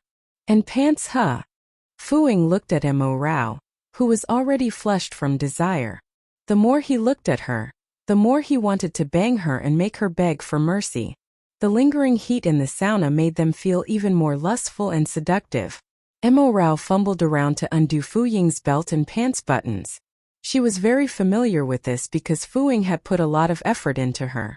Soon, his pants were taken off and the hot and hard behemoth stood tall. Crystal liquid was already secreted on it. Hold him and pet him. Fu Ying's breathing became heavier. Mo Rao immediately held the testicle with her hands, but one hand did not seem to be enough. She held it with both hands and gently fiddled with it. Fu Ying placed his hands on both sides of her and pushed up. However, he was much taller, so in order for Mo Rao to hold his penis, he had to move up a little. His strong chest was facing Mo Rao's face. Mo Rao's desire was also completely aroused. She looked at the abs in front of her and suddenly touched the testicle with her small hand. It was stained with a lot of water and then smeared on Fu Ying's chest muscles. Fu Ying was shocked at first. He looked down and saw that Mo Rao had actually licked it. The man's chest was just as sensitive. His soft little tongue kept sucking Fu Ying's nipple. He felt an unprecedented impulse and immediately turned the tables. He grabbed Mo Rao and lay on the ground, letting Mo Rao sit on him. Wait! Mo Rao resisted with all her might and did not sit down. She bit her rosy lips and looked at Fu Ying tenderly. We are not wearing condoms. Rao, take the contraceptive pill after you're done. Fu Ying could not take it anymore. What did she mean by condoms? If he didn't shoot now, he would explode on the spot. Before Mo Rao could react, the pair of big hands on her waist had already exerted strength and she sat down. The huge thing also stabbed into her wet lady part with a puff. The two of them could not help but let out a sigh of pleasure. Fu Ying almost went crazy as he banged Mo Rao. Mo Rao was so tired that she begged for mercy in the end. For the next 3 days, Fu Ying basically brought Mo Rao with him. After work they had sex. Recalling these embarrassing things, Mo Rao's heart beat faster. Actually, she had forgotten to take her medicine that time. When she remembered that it had been 2 days already, she thought that she would be fine. So what if I didn't wear a condom? I took the contraceptive pill. Mo Rao braced herself and explained, If you don't believe me, I can eat it again now. With that, she opened a drawer and took out the emergency contraceptive pills that she had prepared in the past. There's no need. Fu Ying grabbet Montag Raos Hand. I don't need you to prove it. Since you're not healthy, you'd better not take this medicine again. Now you know that medicine is not good? Mo Rao revealed a hint of sarcasm. In the past, when you didn't have time to buy condoms when you wanted to do it, didn't you always ask me to take the medicine? I think I have to choose my next man well. If he lets me take medicine, he is a scumbag. Scumbag? Fu Ying's expression darkened. Wasn't this just scolding him? He still used condoms most of the time, but sometimes he forgot to wear them. If I forget to wear a condom, you have to take the medicine. Otherwise, you'll give birth to them all. Fu Ying was unhappy. Don't you know that there are birth control pills that men can take? Why aren't you taking them? Mo Rao asked. Fu Ying sneered. Then you can let your next man try. Did he think that all men were the same? Mo Rao threw away the contraceptive pill and was so angry that her chest was heaving up and down. Don't think that just because you're scum, all men are scum. Don't worry, I'll definitely find another good man and let you see. Mo Rao, can you not be so naive? Fu Ying was really unhappy. Why was he so horrible in her eyes? It was as if any man in the world was better than him. In what way was he inferior to other men? In terms of material goods, he gave Mo Rao the best. Needless to say, he was also good in bed. Even so, Mo Rao still kept calling him a scumbag. How am I naive? There are many good men in the world. They are everywhere. I was just unlucky and blind to meet you, the worst one. Montag Ao chuckled coldly. This is fate, Fu Ying replied calmly. No, this is bad luck. Montag Ao mocket herself. Otherwise, why would she be in love with Fu Ying for 10 years? In the end, she got nothing. Fu Ying did not speak and only looked at Mo Rao coldly. She seemed to be getting more and more aggressive recently and especially liked to talk back. Mo Rao pulled the blanket over and fell asleep again. However, she thought to herself that her temper seemed to be getting worse. She wanted Fu Ying to take the blame for such a small matter. Otherwise, she would feel very upset. Was this the effect of pregnancy hormones? Would it affect the child? Mo Rao's thoughts ran wild and she felt very tired. She closed her eyes. I'm going to sleep. Fu Ying still did not speak. Seeing Mo Rao cover her head with the blanket and ignore him, he was very unhappy. His gaze landed on the box of birth control pills. He picked it up and threw it into the trash can. Since letting a woman take the contraceptive pill made him a scumbag, he would not let Mo Rao take it. After throwing away the medicine, Fu Ying went to take a shower and went to bed. Mo Rao's head was already revealed, but Fu Ying only saw the back of her head and the side of her pink cheeks. There was also extremely fine fur on her pink cheeks, making her look very adorable. An angry peach? Fu Ying thought of this description and actually found her cute. Mo Rao had a gentle personality and was timid. The people around her always liked her and felt protective of her. Especially Shen Feng. Perhaps he knew something, so he was looking at Mo Rao more unabashedly now? At the thought of this, Fu Ying felt upset. He felt like his treasure was about to be snatched away. He reached out and hugged Mo Rao. Let go of me. Scum. Mo Rao esse tearful rejection stand Fu Ying. Rao Rao? He thought that Mo Rao was not asleep. In the next second, Mo Rao turned around. Her eyes were still closed, but her pink lips were opening and closing as she spoke. I'll never like you again. I'm going to marry someone else. Go away. These words made Fu Ying's heart ache. He felt anguished and jealous. He didn't like the feeling. The thought of Mo Rao being another man's in the future made him feel terrible. But now that things had come to this, he could not stop her from leaving. Fu Ying did not know what was wrong with him. He closed his eyes and hugged Mo Rao again. So hot. Mo Rao was woken up by the heat. Moreover, after the blanket was kicked away, she was covered again? What the hell? Mo Rao woke up with a forehead full of sweat and wanted to lift the blanket. She was stunned. She seemed to be in someone's arms, and her entire body was being hugged tightly. You're awake. Seeing that Mo Rao had woken up, Fu Ying's hoarse voice sounded. Damn it! Why was she in Fu Ying's arms? Mo Rao felt her vision darken. She immediately pulled her limbs out and broke free from Fu Ying's embrace, her face filled with panic. Some habits were difficult to change once they were formed. Mo Rao was already used to curling up in Fu Ying's arms while sleeping, especially in winter. When the weather was cold, she wished she could stick her entire body in Fu Ying's warm embrace. Sometimes she would even do something bad and stuff her feet between Fu Ying's legs. She would deliberately use his manly part to warm her feet. Every time, Fu Ying would indulge her and even physically warm her up. This was a bad habit that had to be changed. Emo Rao got up and sat down. After a moment of silence, she asked, Fuing, we're about to get a divorce. It's not good to sleep together like this. Why don't you sleep on the sofa from today onwards? The main thing was that if she slept like this, what if she hurt the child? Emo Rao did not dare to take the risk. I'll sleep on the sofa? Fu Ying's expression darkened. Why don't you sleep there? Emo Rao frowned and looked at the sofa. It was actually quite big. She was thin and could sleep there. All right, I'll sleep on the sofa in the future. She got up and accepted this suggestion very straightforwardly. It was fine as long as she did not sleep with Fuing.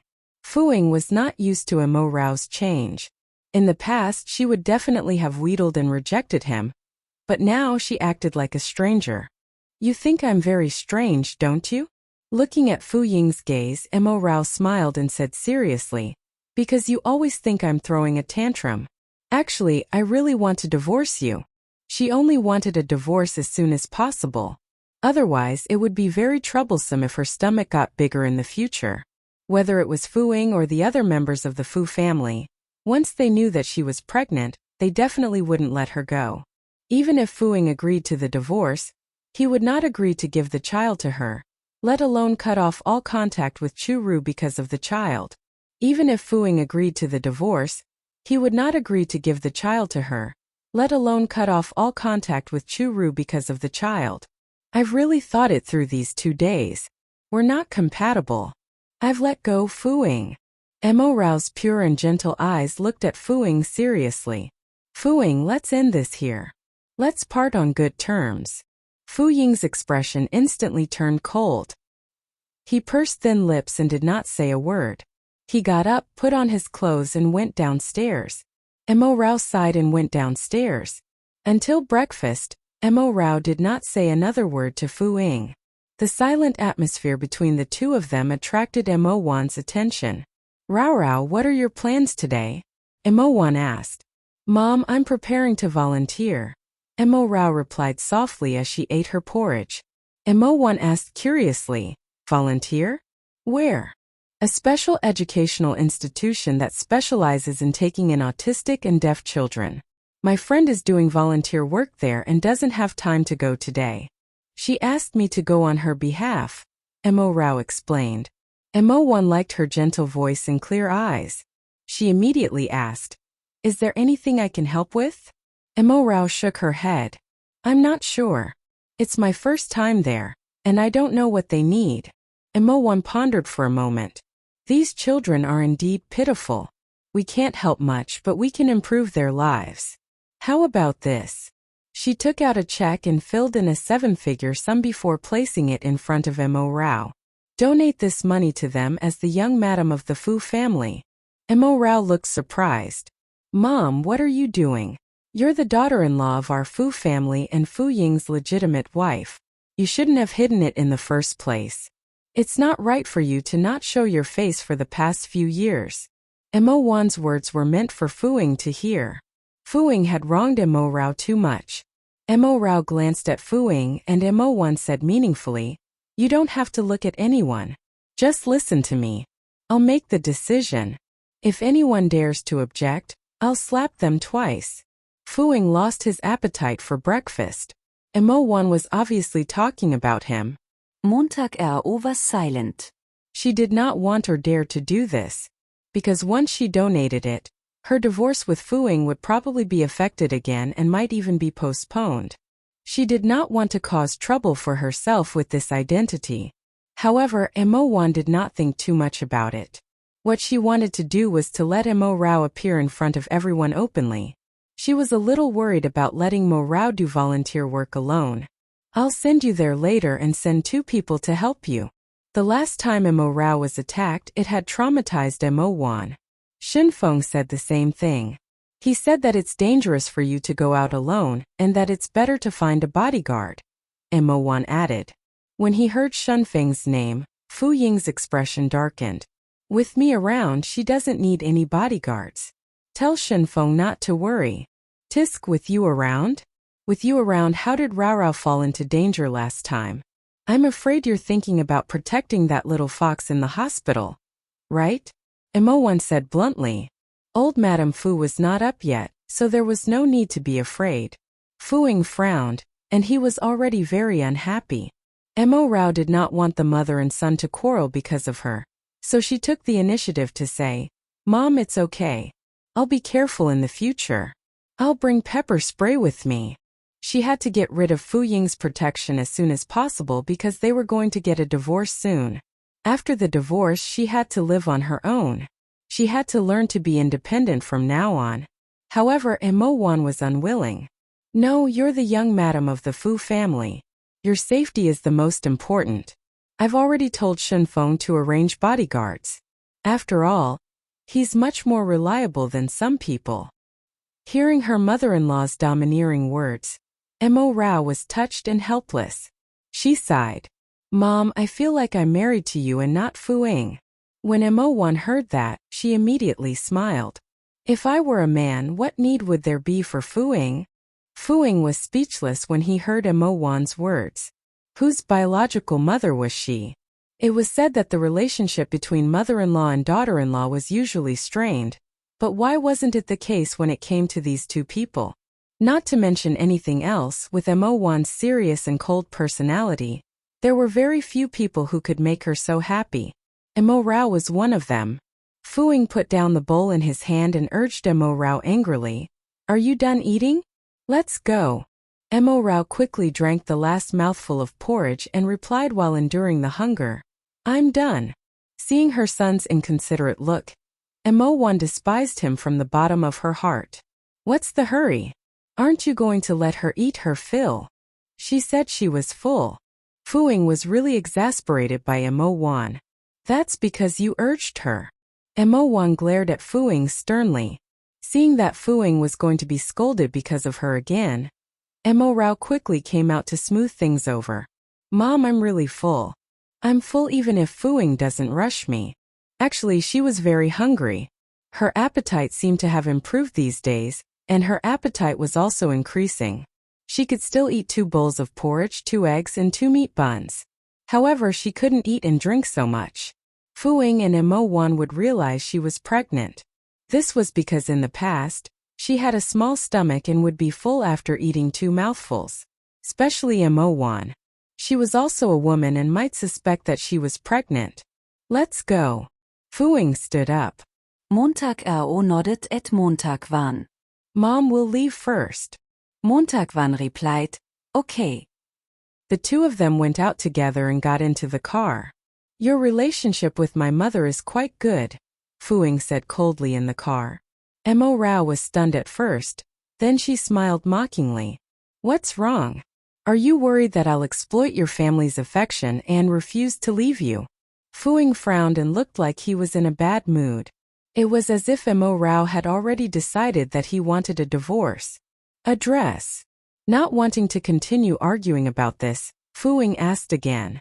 After Mo Rao gave an address, the car rushed towards its destination.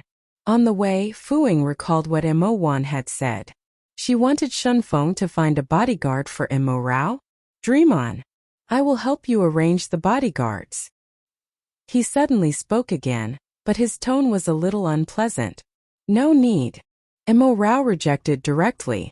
She did not need any bodyguards, especially those sent by Fu-ing. Those weren't bodyguards but surveillance cameras. When the pregnancy was discovered, it would be over for her. This isn't up to you. If something like that happens again, do you think someone will save you in time every time? Fu-ing said coldly. You're afraid that if that happens again I'll blame Chu-ru again, right? With a bodyguard I won't be able to malign her anymore, right? Mo Rao thought of this possibility. Fu-ing suspected that this woman was crazy. When had he ever worried about such a thing? Seeing Fu-ing remain silent, Mo Rao thought that she had guessed correctly and was frustrated. It's up to you. Anyway, I can't change your mind. Fu-ing sent Mo Rao to the entrance of the special education institution with a dark expression. After Mo Rao got out of the car, she went in without looking back at Fu-ing. Looking at that slender and fragile back figure, Fu-ing could not figure out why her temper was getting worse. The moment Mo Rao entered the organization center, Someone welcomed her. It was the person in charge of this agency, Li Dan. Mo Rao tried her best to calm down and divert her attention. She took the initiative to introduce herself. Miss Li, im Macau Rao. Lin Wen asked me to volunteer for her today. You're Little Wen's friend. I know, but Miss Mo, do you have any experience taking care of special needs children? Li Dan asked with a smile. Mo Rao shook her head honestly. No, but I can learn. Li Dan nodded. Okay. This is the first time you've come into contact with these children, so it's normal that you don't have much experience. Some of them were sent by their parents, while others have been abandoned.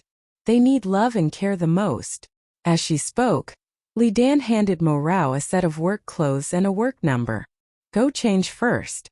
You can come to the classroom later. Mo Rao took the clothes. Okay. She went to the changing room to change her clothes. After changing, she started to look for a classroom. Suddenly, someone called out to her. Xiao Rao. Montag was startet. She turned around and saw an unexpected person. The man in front of her was wearing casual clothes and had a surprised smile on his face. Mo Rao thought about it for a while and greeted him in surprise. Brother Zhang. Zhang just smiled. You still remember me. Long time no see, Xiao Rao. Before Mo Rao's parents died, she and Zhangzhe were neighbors and were familiar with each other. Later on, she entered the Fu family and lost contact with him. She did not expect to meet him here. Of course I remember you. Why are you here? Mo Rao was happy and surprised.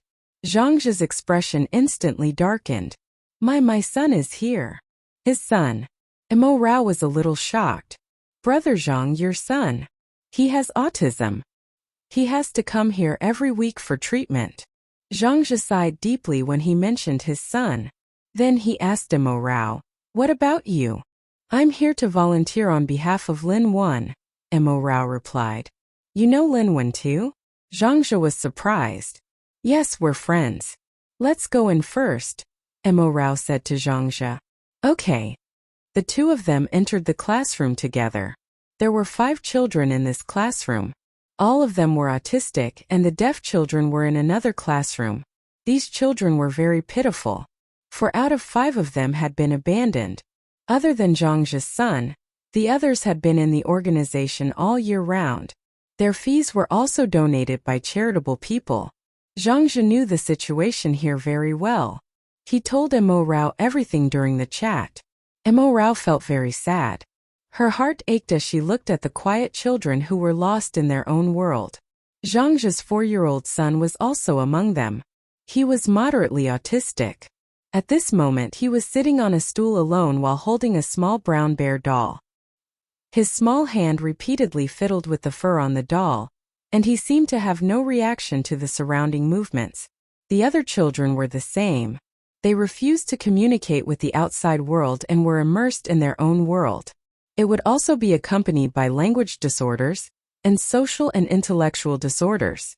Although this special education institution focused on charity, it also hired very professional doctors who would come every week to treat the children and test them. Momo, what are you doing? Mo Rao came to Zhang Mo's side and asked gently. Zhang Mo ignored Mo Rao and continued to play with the doll. Mo Rao was a little frustrated, but she quickly perked up and decided to talk about this little brown bear doll. This little bear is so cute. Its fur is so soft. Zhang Mo still did not react, as if he could not hear Mo Rao.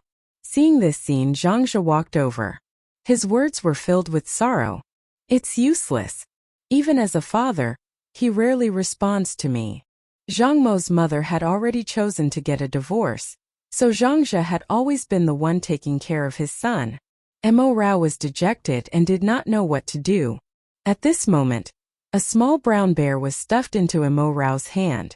It was actually given to her by Zhang Mo.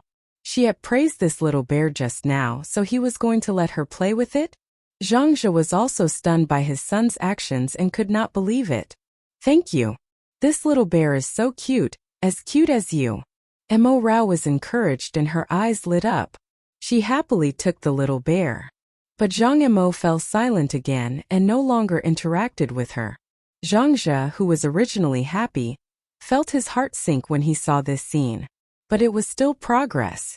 Zhangzhe told Mo Rao that she was the first stranger Zhang Mo was willing to interact with. I was really surprised to see him give you the doll. Zhangzhe's eyes turned red as he spoke. He was filled with sadness. It was only today that I felt that sending him here was the right thing to do. Brother Zhang, you've worked hard all these years. If you persevere, there will definitely be a miracle. Montag RAO komfortet. Zhangzhe tried his best to hold back his tears and nodded. Yes, you're right. I'll definitely continue. I don't want much. I just want him to be able to speak, take care of himself and live happily and peacefully in the future. I'll be satisfied. Mo Rao handed a piece of paper to Zhangzhe. When she saw tears welling up in his eyes, her heart ached. Zhangzhe took the tissue and wiped his eyes, revealing an awkward smile. This is embarrassing since we've just reunited. Mo Rao shook her head. This was not embarrassing. This was a father's love for his child. She only felt touched and saddened. Brother Zhang, parents worry about their children. I admire you. Montag RAO komfortet Zhangzhe. She also had a child in her stomach. If her child had this illness, she definitely wouldn't give up. Zhangzhe nodded. Thank you, Xiaorao. Thank you so much. At that moment the doctor arrived. Today was the day to check on the child's condition. Mo Rao and Zhangzhe stood at the side and watched as the doctor took turns checking the children's condition and recovery. When it was Zhang Mo's turn, the doctor greeted him gently. Do you remember me? Zhang Mo did not speak. He turned his head and looked around, as if he could not see the person in front of him. The doctor continued to try to communicate with Zhang Mo. Suddenly, the situation changed. Zhang Mo covered his ears and started to scream. The sound made people panic. The doctor tried to comfort Zhang Mo, but it was useless. Zhangzhe rushed over and hugged his son, but Zhang Mo was still screaming. His screams affected the other children and they started to become restless. Momo, it's me. Mo Rao quickly squatted down and said loudly to Zhang Mo, do you want this little bear to accompany you? Here. Oh. Mo Rao was in a hurry to get the bear, but the chair scratched her elbow and it left a bloody mark. She did not care and quickly handed the bear to Zhang Mo. Unexpectedly, Zhang Mo really accepted it. At the same time, he calmed down and stopped screaming. The doctors were all shocked. Mo Rao seemed to have an aura that children liked, so it was easy for her to appease the children. Are you new here? The doctor couldn't help asking. Yes. I'm here to volunteer on behalf of my friend. Mo Rao nodded and smiled. Looking at her kind and gentle smile, the doctor said, the child seems to like you very much. If you have time, you can consider coming here to be a long-term volunteer. Mo Rao was stunned for a moment before replying, yes, I understand. I'll consider it. The doctor smiled and then went to another classroom for examinations. After today's volunteer work was over, Mo Rao changed back into her clothes and prepared to go back. Li Dan found her. You've worked hard today. Is the injury on your hand okay? Li Dan asked. It's okay. Mo Rao shook her head. How could it not be difficult? Taking care of normal children would be very tiring, let alone taking care of children with so many special needs. Li Dan's eyes were filled with anticipation. It's the first time you're taking care of these children, so it's tiring. As you can see, some children will suddenly have an episode and cry out. It takes a lot of patience. Is it possible for them to recover? Mo Rao paused and could not help but ask. The possibility of recovery is very small. I can only say that it's already very good if they're able to take care of themselves and live independently. These illnesses don't have any medicine for treating them. Lidansiket. Mo Rao's heart ached. I'm really sad to see these children like this. I even thought about what I would do if my children were like this in the future. I would definitely be saddened. Li Dan shook his head. No, Miss Mo, that definitely won't happen to you. If you have a child in the future, you must pay attention to your mood and take good care of your body. You just have to bring the child to the world safely, and try your best to take care of her when she grows up. Pay attention to her mood? Mo Rao felt that this was a little difficult. She was with Fu Ying, so her mood could only be bad. She had also thought that her current mood would affect the child, but she could not leave immediately. Yes, I like these children very much. Can I come and do volunteer work again in the future? Mo Rao asked. Of course, those children like you very much. If you're willing to come, I'd love to. Li Dan was a little happy. Montag RAO nodded. All right, it's settled then. I'll go back first. After bidding farewell to Li Dan, Mo Rao left. She was about to take a taxi back when a BMW stopped in front of her. It was Zhangzhe. Xiao Rao, thank you so much for today. In order to express my gratitude, I'll send you back. Zhangzhe thanked Mo Rao from the bottom of his heart. However, Mo Rao asked, Where's Momo? I've already sent Momo back. My parents are watching. Don't worry, Zhangzhe explained. Brother Zhang, I don't want to trouble you. I'm not far from home. I'll take a cab. Mo Rao was a little embarrassed. Zhangzhe sighed, his gaze sincere. Xiao Rao, actually, I have something to ask of you. Montag RAO was shocked. What is it? Tell me. Zhangzhe got out of the car and opened the passenger door. I'll send you back. I'll tell you on the way. After a slight hesitation, Mo Rao still got into the car. After all, Zhangzhe had said that he needed her help with something, so she could not reject him. Brother Zhang, I'd better sit in the back. Mo Rao did not get into the front passenger seat, but opened the back door. Okay.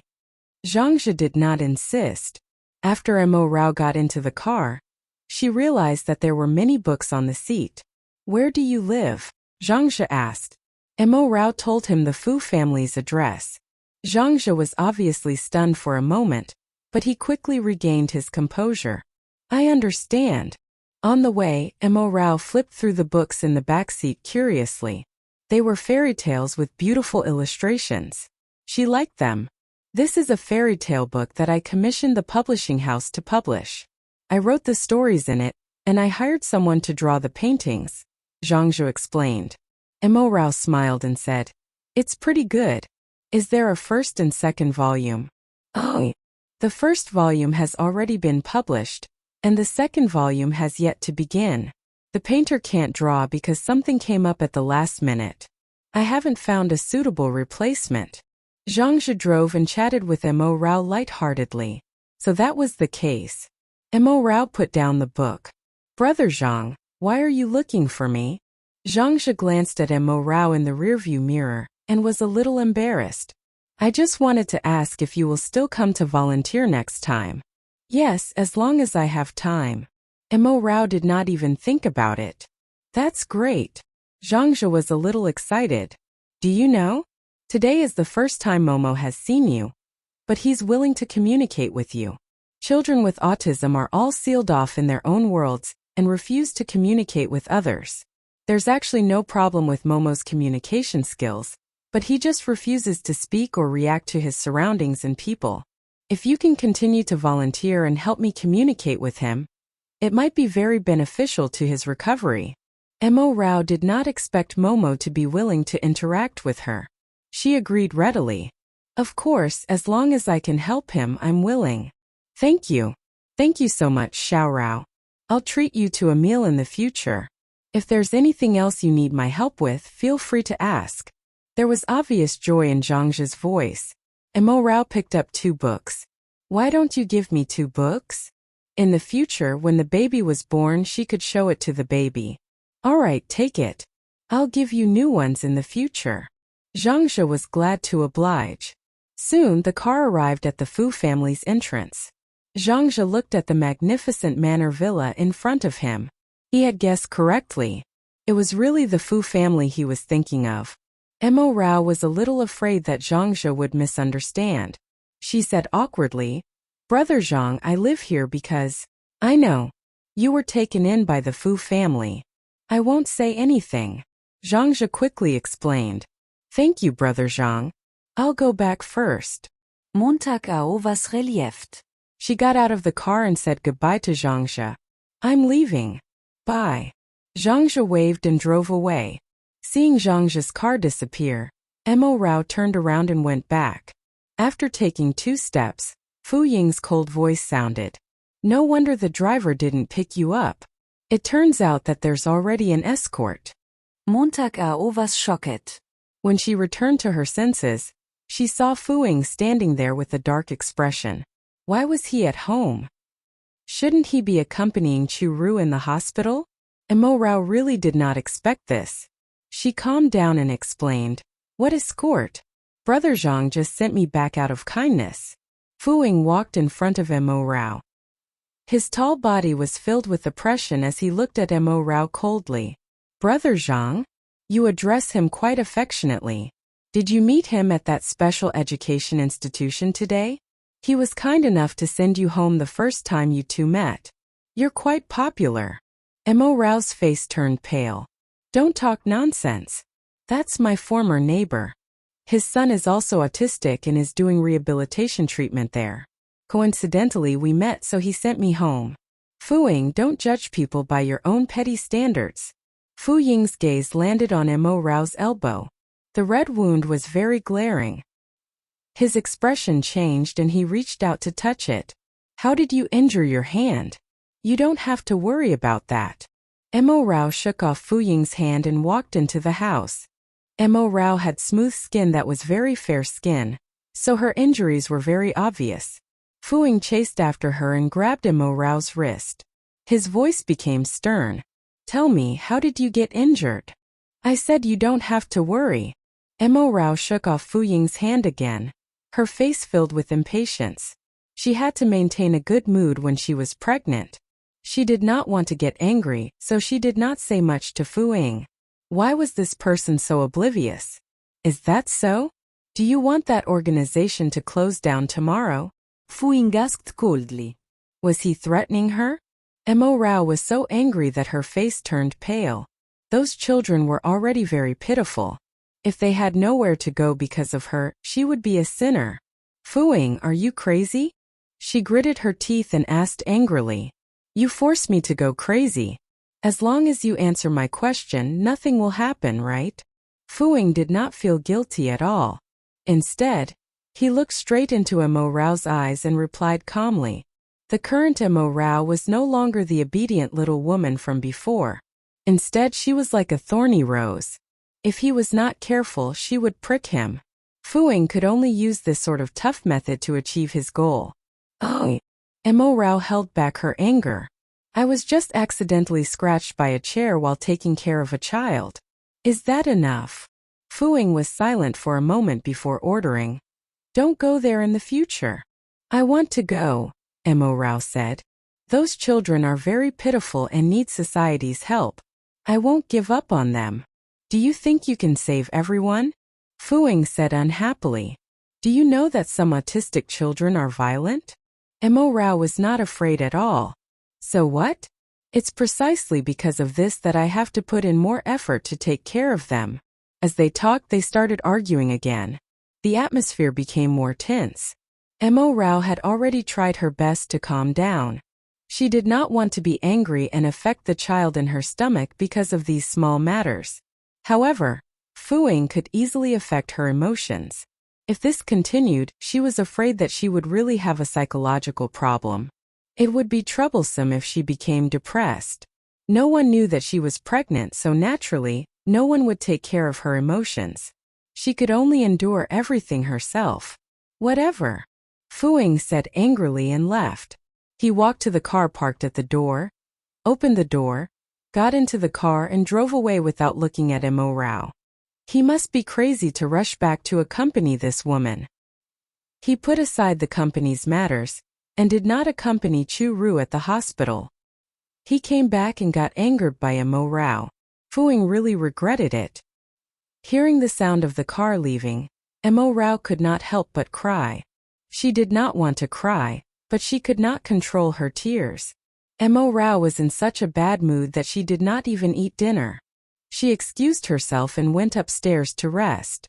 Mo Rao lay on the bed and opened the fairy tale book that Zhangzhe had given her. She did not expect her former neighbor to be so imaginative. The fairy tales he wrote were very interesting and novel. All the stories were about a little boy called Momo who started an adventure. The illustrations were also brilliant and vivid. In the book, Momo was a little boy who had been bewitched by a bad witch. The angel had told him that there were magical flowers on a distant mountain that could break the spell. Momo took his favorite puppy on the journey. Along the way, he encountered many dangers, but they were all resolved. The little person became stronger and stronger. Because the second volume had not been published yet, it ended halfway through. Looking at Momo's experience, Mo Rao actually thought of herself. Wasn't she like Momo? In this difficult world, she tried her best to survive. She also wanted to start her adventure and find her true self. Brother Zhang. After reading, Mo Rao called Zhangzhe. Xiao Rao? What's wrong? What's the matter? Zhangzhe's voice was very gentle. I've finished reading the book you gave me. I like it very much. I just want to ask if I can try to be the illustrator. Mo Rao mustered her courage and asked. Zhangzhe immediately agreed. Sure, as long as you know how to draw. Draw something for me to see. Mo Rao was delighted and replied. All right, I'll draw a few something for you to see in the next few days. Zhangzhe smiled. No problem. After the two of them hung up, Mo Rao put away the fairy tale book and prepared to rest. Unexpectedly, the door opened again. She thought it would be old Madame Fu or Mo Wan, but when she opened the door she saw Shenfeng. Brother Shenfeng? Mo Rao was only wearing pajamas and not even her bra. At first glance she was so startled that she quickly turned around to take her coat and put it on. Looking at her flustered and shy actions, Shenfeng's gaze darkened. I'm sorry, I seem to have been a little rash. I came to deliver something and to see you along the way, Shenfeng said gently. Thank you, Brother Shenfeng. Mo Rao was a little touched. Shenfeng sighed. I heard from the servant that you and Fuing quarreled again? Mo Rao froze and then bit her lip without answering. I was just worried about you and asked casually. Don't be offended. Shenfeng quickly explained. It's okay, Brother Shenfeng. Montag smilet. Oh. When he saw Mo Rao's forced smile, Shenfeng's heart ached. He probed. Rao, if you really want to divorce him, I can help you. Mo Rao looked at Shenfeng in shock. Help me? Shenfeng nodded. Yes, although I've already returned to the Shen family. Don't forget that I've also been a lawyer and am quite capable. How could this be? Mo Rao was so frightened that she waved her hands. No, Brother Shenfeng, you and Fuing are brothers. How can you go to court for me? Absolutely not. If word gets out, I will be known as a femme fatale. Shenfeng was a little disappointed. But you don't seem to be happy with him. Mo Rao's heart skipped a beat. So even Shenfeng could tell that she was unhappy? Then old Madame Fu and Mo Wan had long seen through it, right? She had worked so hard to act, but it was useless. I'm just temporarily unhappy. It's fine, Mo Rao replied softly. But Shenfeng still wanted to persuade her.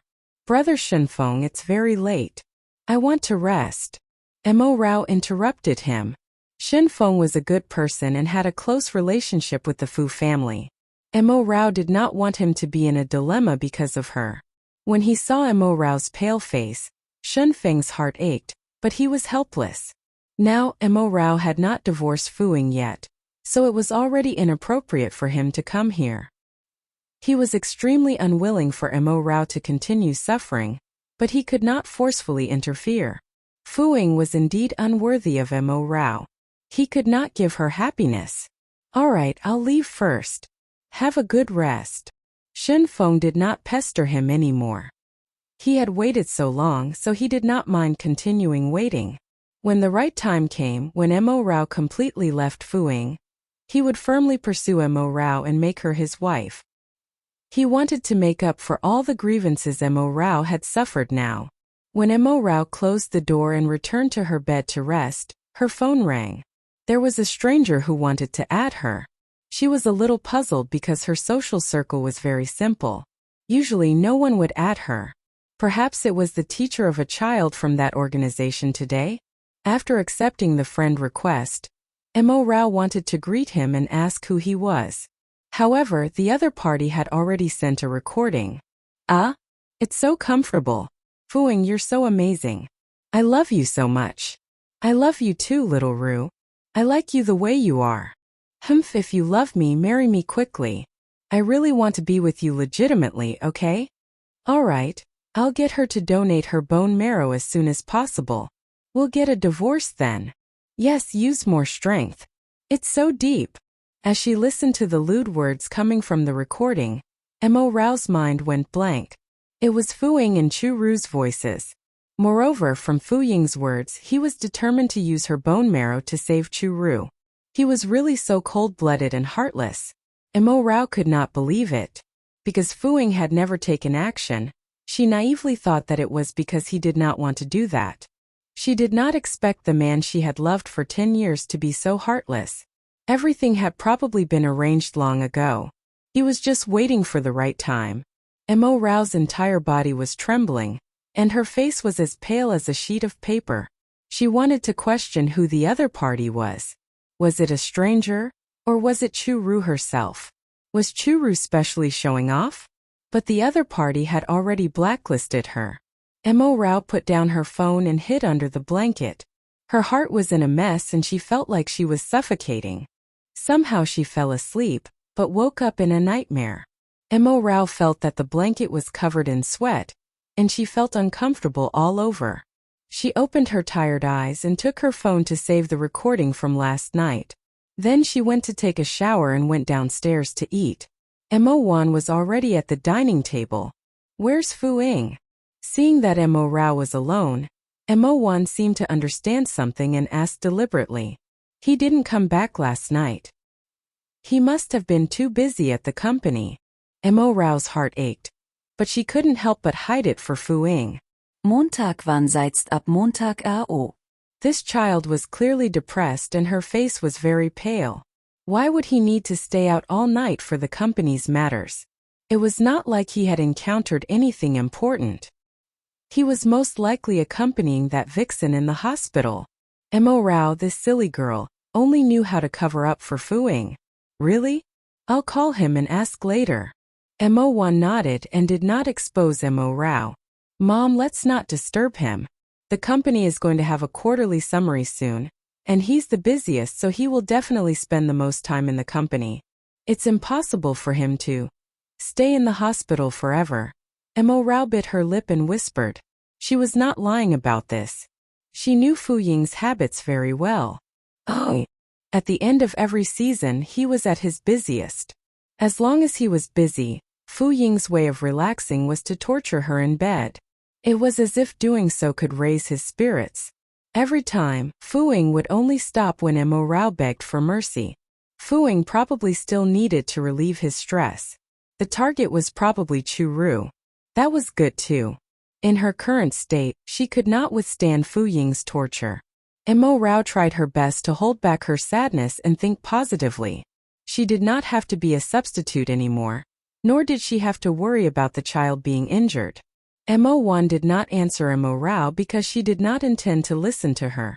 Before going to the law firm, Mo Wan went straight to the hospital and strode into Chu Ru's ward. She was right.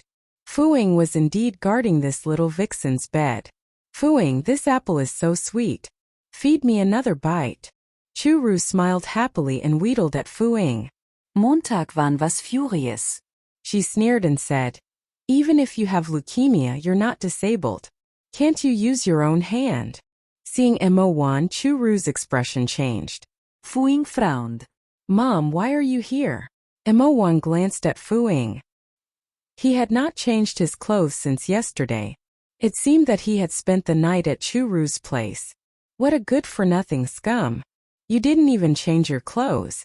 You're quite something. Mo Wan didn't care if this was her son and mocked him directly.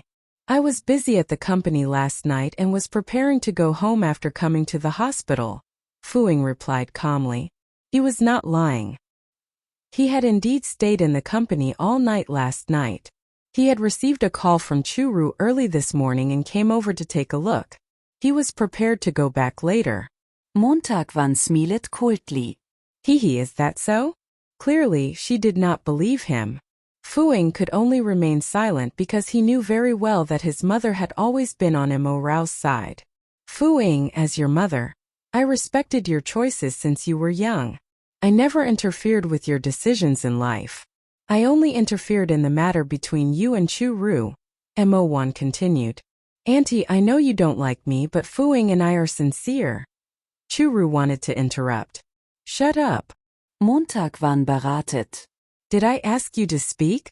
Who do you think you are? Chu-ru's face was pale as she lowered her head and started to sob. When Fu-ing saw her like this, his heart would ache, right?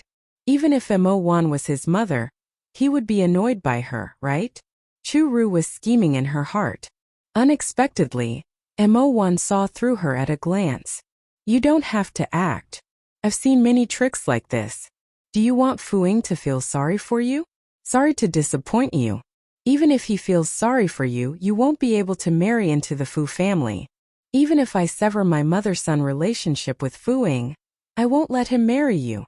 These words made Chu-ru clench her fists. Fu-ing said, Mom, Chu-ru didn't mean that. You know that. I'm also a woman. I know what she's thinking better than you. Mo Wan looked at Fu-ing in disappointment. Fu-ing, since you've decided to be with this woman, let Xiao Rao go. Xiao Rao's parents died and she once saved your grandmother. Now no one is making decisions for her. As her mother-in-law, I'll make the decision for her. You two should get a divorce. A good woman like her will have a lot of good men chasing after her without you. Hearing Mo Wan's words, Chu-ru's mood immediately improved, but she did not dare to show it on her face. She did not expect Mo Wan to say this. That's great. This way she could be with Fu-ing openly. Mo Wan looked at Chu-ru deeply and turned to leave. Fu-ing, we can finally be together. I'm so happy. Chu-ru cried tears of joy. She had already imagined becoming the young madam of the Fu family. Fu-ing only said calmly, rest first. I'll talk to my mother. Previously, he had always thought that Mo Wan was against his divorce with Mo Rao. He did not expect her to agree and even asked them to get a divorce. This made Fu-ing feel very uncomfortable. Perhaps he should go back and talk to his mother and see Mo Rao's attitude. Because of the recording, Mo Rao was in an extremely bad mood. Oh! She had no appetite to eat and only stayed in her room to rest. When she finally went down, she bumped into old Madame Fu. Grandma! Mo Rao called obediently. Rao Rao, come with Grandma, old Madame Fu said kindly when she saw Mo Rao. The two of them sat down in the living room. Old Madame Fu held Mo Rao's hand. Her eyes filled with love. Child, why have you lost weight recently? Mo Rao had actually eaten a lot recently, but perhaps because she was pregnant and could not sleep well, she had lost weight. Tears welled up in her eyes. It's okay, Grandma. I'll gain weight if I eat more in the future. Everyone in the Fu family cared about her, except Fu-ing. In the Fu family, she really felt the warmth of family from her mother-in-law and grandmother-in-law. Sai, I know you're in a bad mood and have lost weight. It's because of Chu-ru, right? Old Madame Fu sighed faintly. Montag was schocket. How did Grandma know? She looked at old Madame Fu in a daze. Looking at her shocked expression, old Madame Fu smiled helplessly. You silly child, do you think Grandma ignores everything that happens at home? If you don't tell me, others will naturally tell me. Chu-ru is the same as her mistress mother. The moment she comes back, many people have to be on guard. How can no one know? Mo Rao lowered her head. Grandma, I didn't mean to hide it from you. I know. You're worried about my health, and that my body won't be able to take it if I find out. Old Madame Fu knew that Mo Rao was filial. This child was always thinking about others. Her grievance was understood by old Madame Fu. Mo Rao's tears fell. She sobbed. Her pitiful appearance made old Madame Fu's heart ache. Rao Rao, it was me who delayed your happiness. Back then, when your parents passed away, I thought the best way to protect you was to let Fu-ing marry you. This way you would have an above-board identity and we would be able to take good care of you. However, I neglected whether the two of you were compatible. I didn't expect this marriage to bring you harm and imprisonment. Just thinking about it makes me feel guilty toward your parents. Old Madame Fu said, feeling guilty. Mo Rao wiped her tears and shook her head. Don't say that, Grandma. I know you feel sorry for me. Everything you do is for my own good. She was really a good child. She would not resent anyone even if she was wronged, but the more she was like this, the more her heart ached. You're too tolerant and obedient. Old Madame Fu sighed deeply. Rao Rao, I won't object to your divorce with Fu Ying. I can't watch you endure it anymore. She really could not bear to see such a good child suffer. Mo Rao was stunned. Then a smile bloomed on her face. Really? Grandma? Yes, it's true. As long as you're happy, the Fu family will always have your back. Old Madame Fu nodded. In the past, Mo Rao liked Fu Ying so much. When she was about to marry Fu Ying, her expression was also this happy.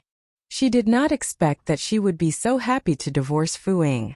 It was obvious how much Mo Rao had suffered in this marriage to be so eager to escape. Thank you, Grandma. Mo Rao said excitedly. What are you thanking me for? But you have to promise me that you'll come back often to visit me in the future. Old Madame Fu was a little disappointed, but she knew that her decision was right. Montag RAO nodded vigorously. I will, Grandma. Don't worry.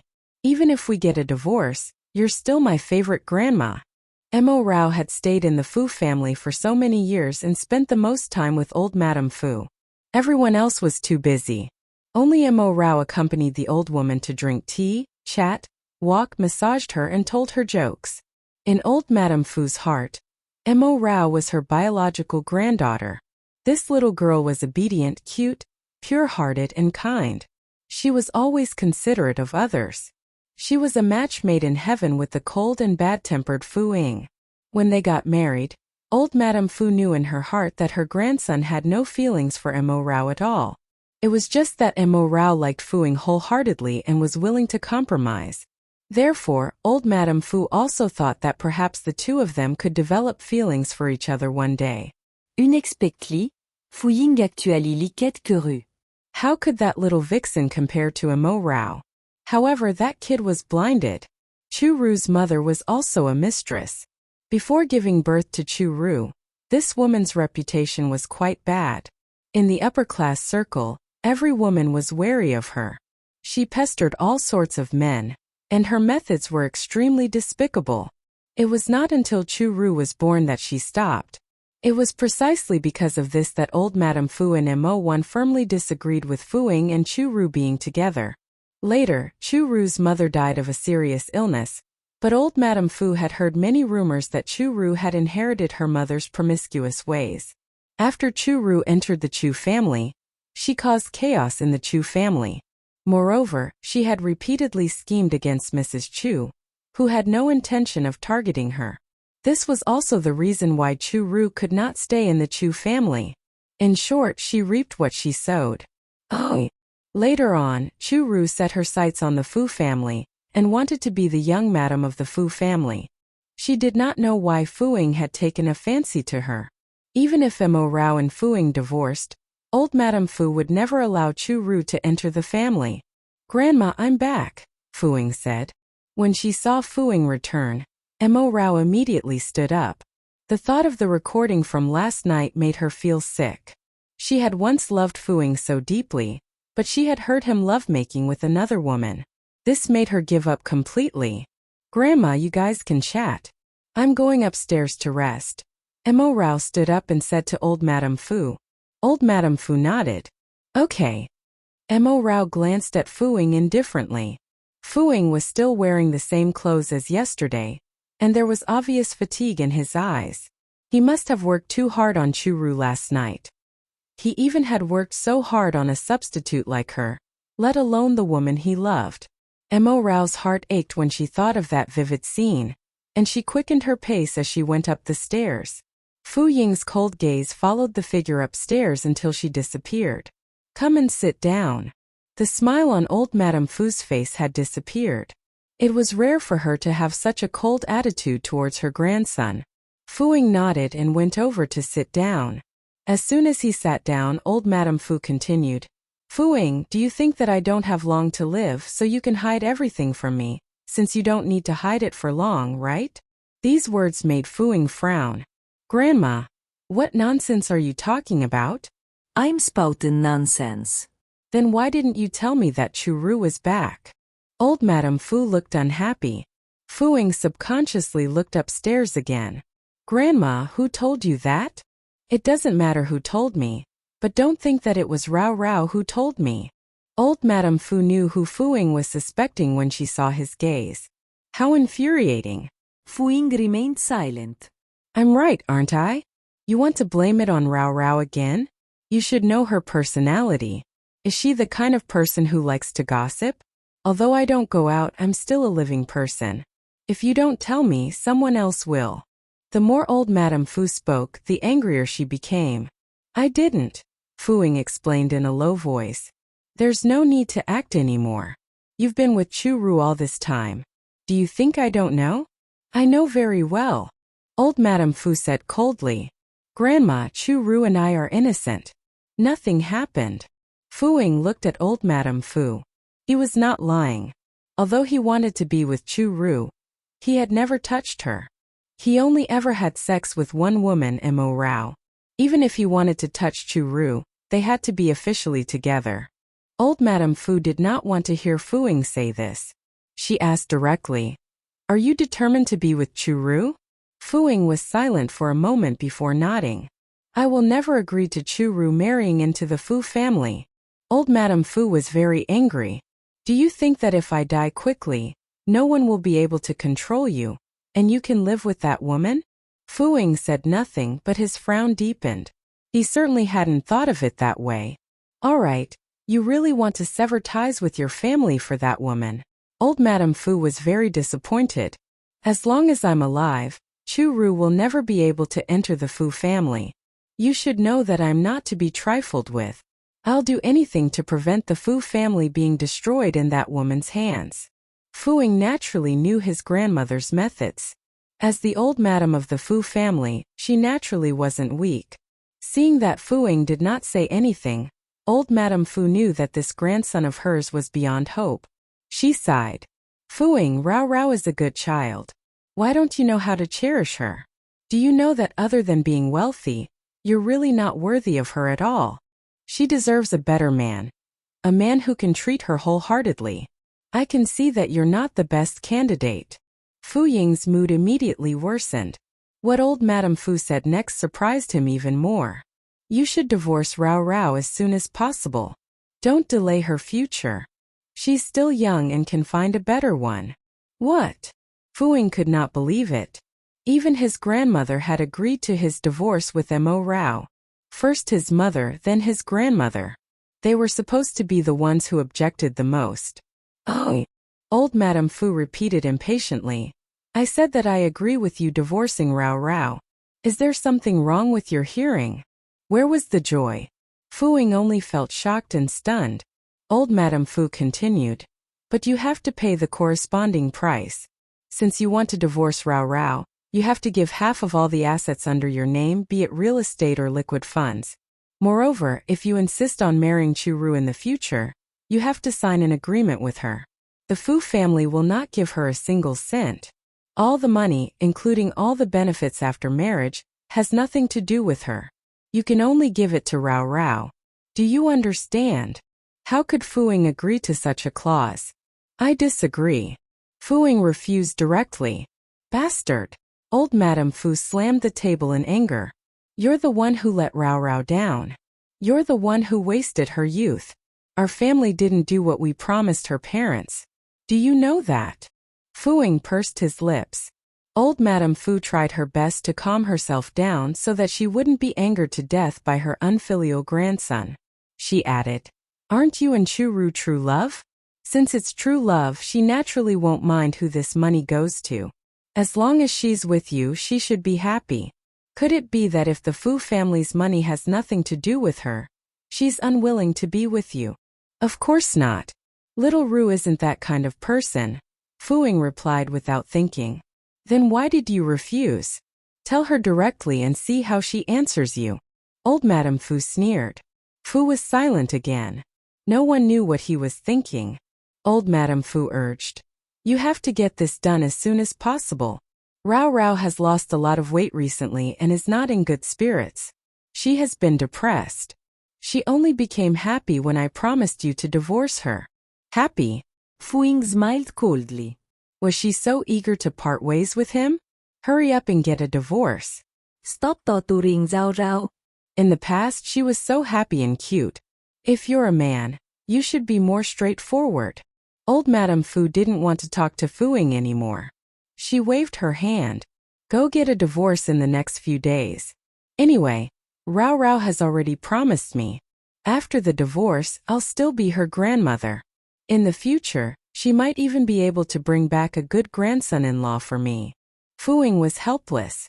Why did he feel that his mother and grandmother had become Mo Rao's biological relatives? Seeing that Fuing did not move, old Madame Fu got up and went upstairs to rest. Out of sight, out of mind. Fuing was about to go upstairs when another figure entered through the door. It was his father, Fu Lin. Dad, why are you back? Fuing was surprised. I came back because I missed my wife.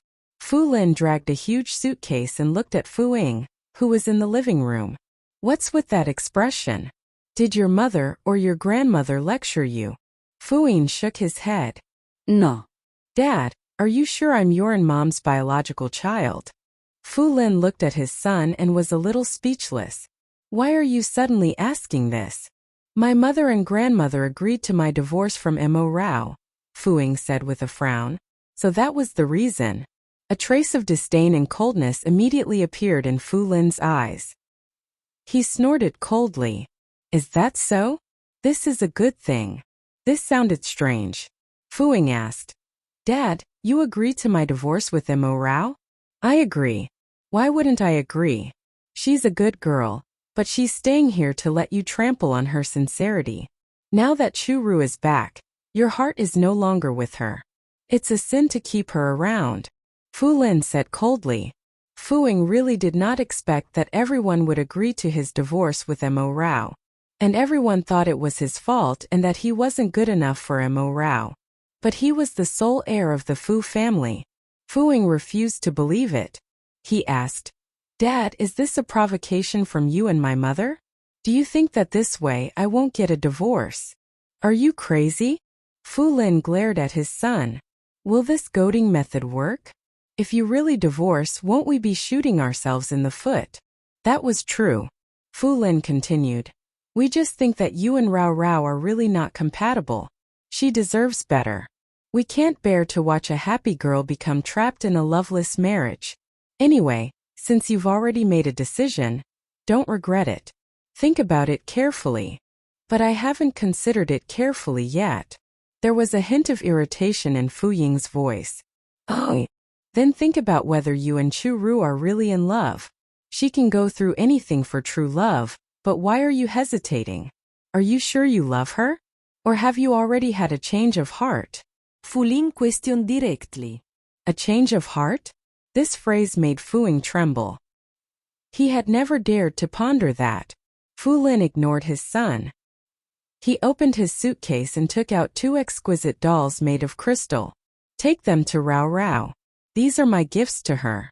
The rest are for your mother and grandmother. Fuing took the 2 rather childish little things. What about me?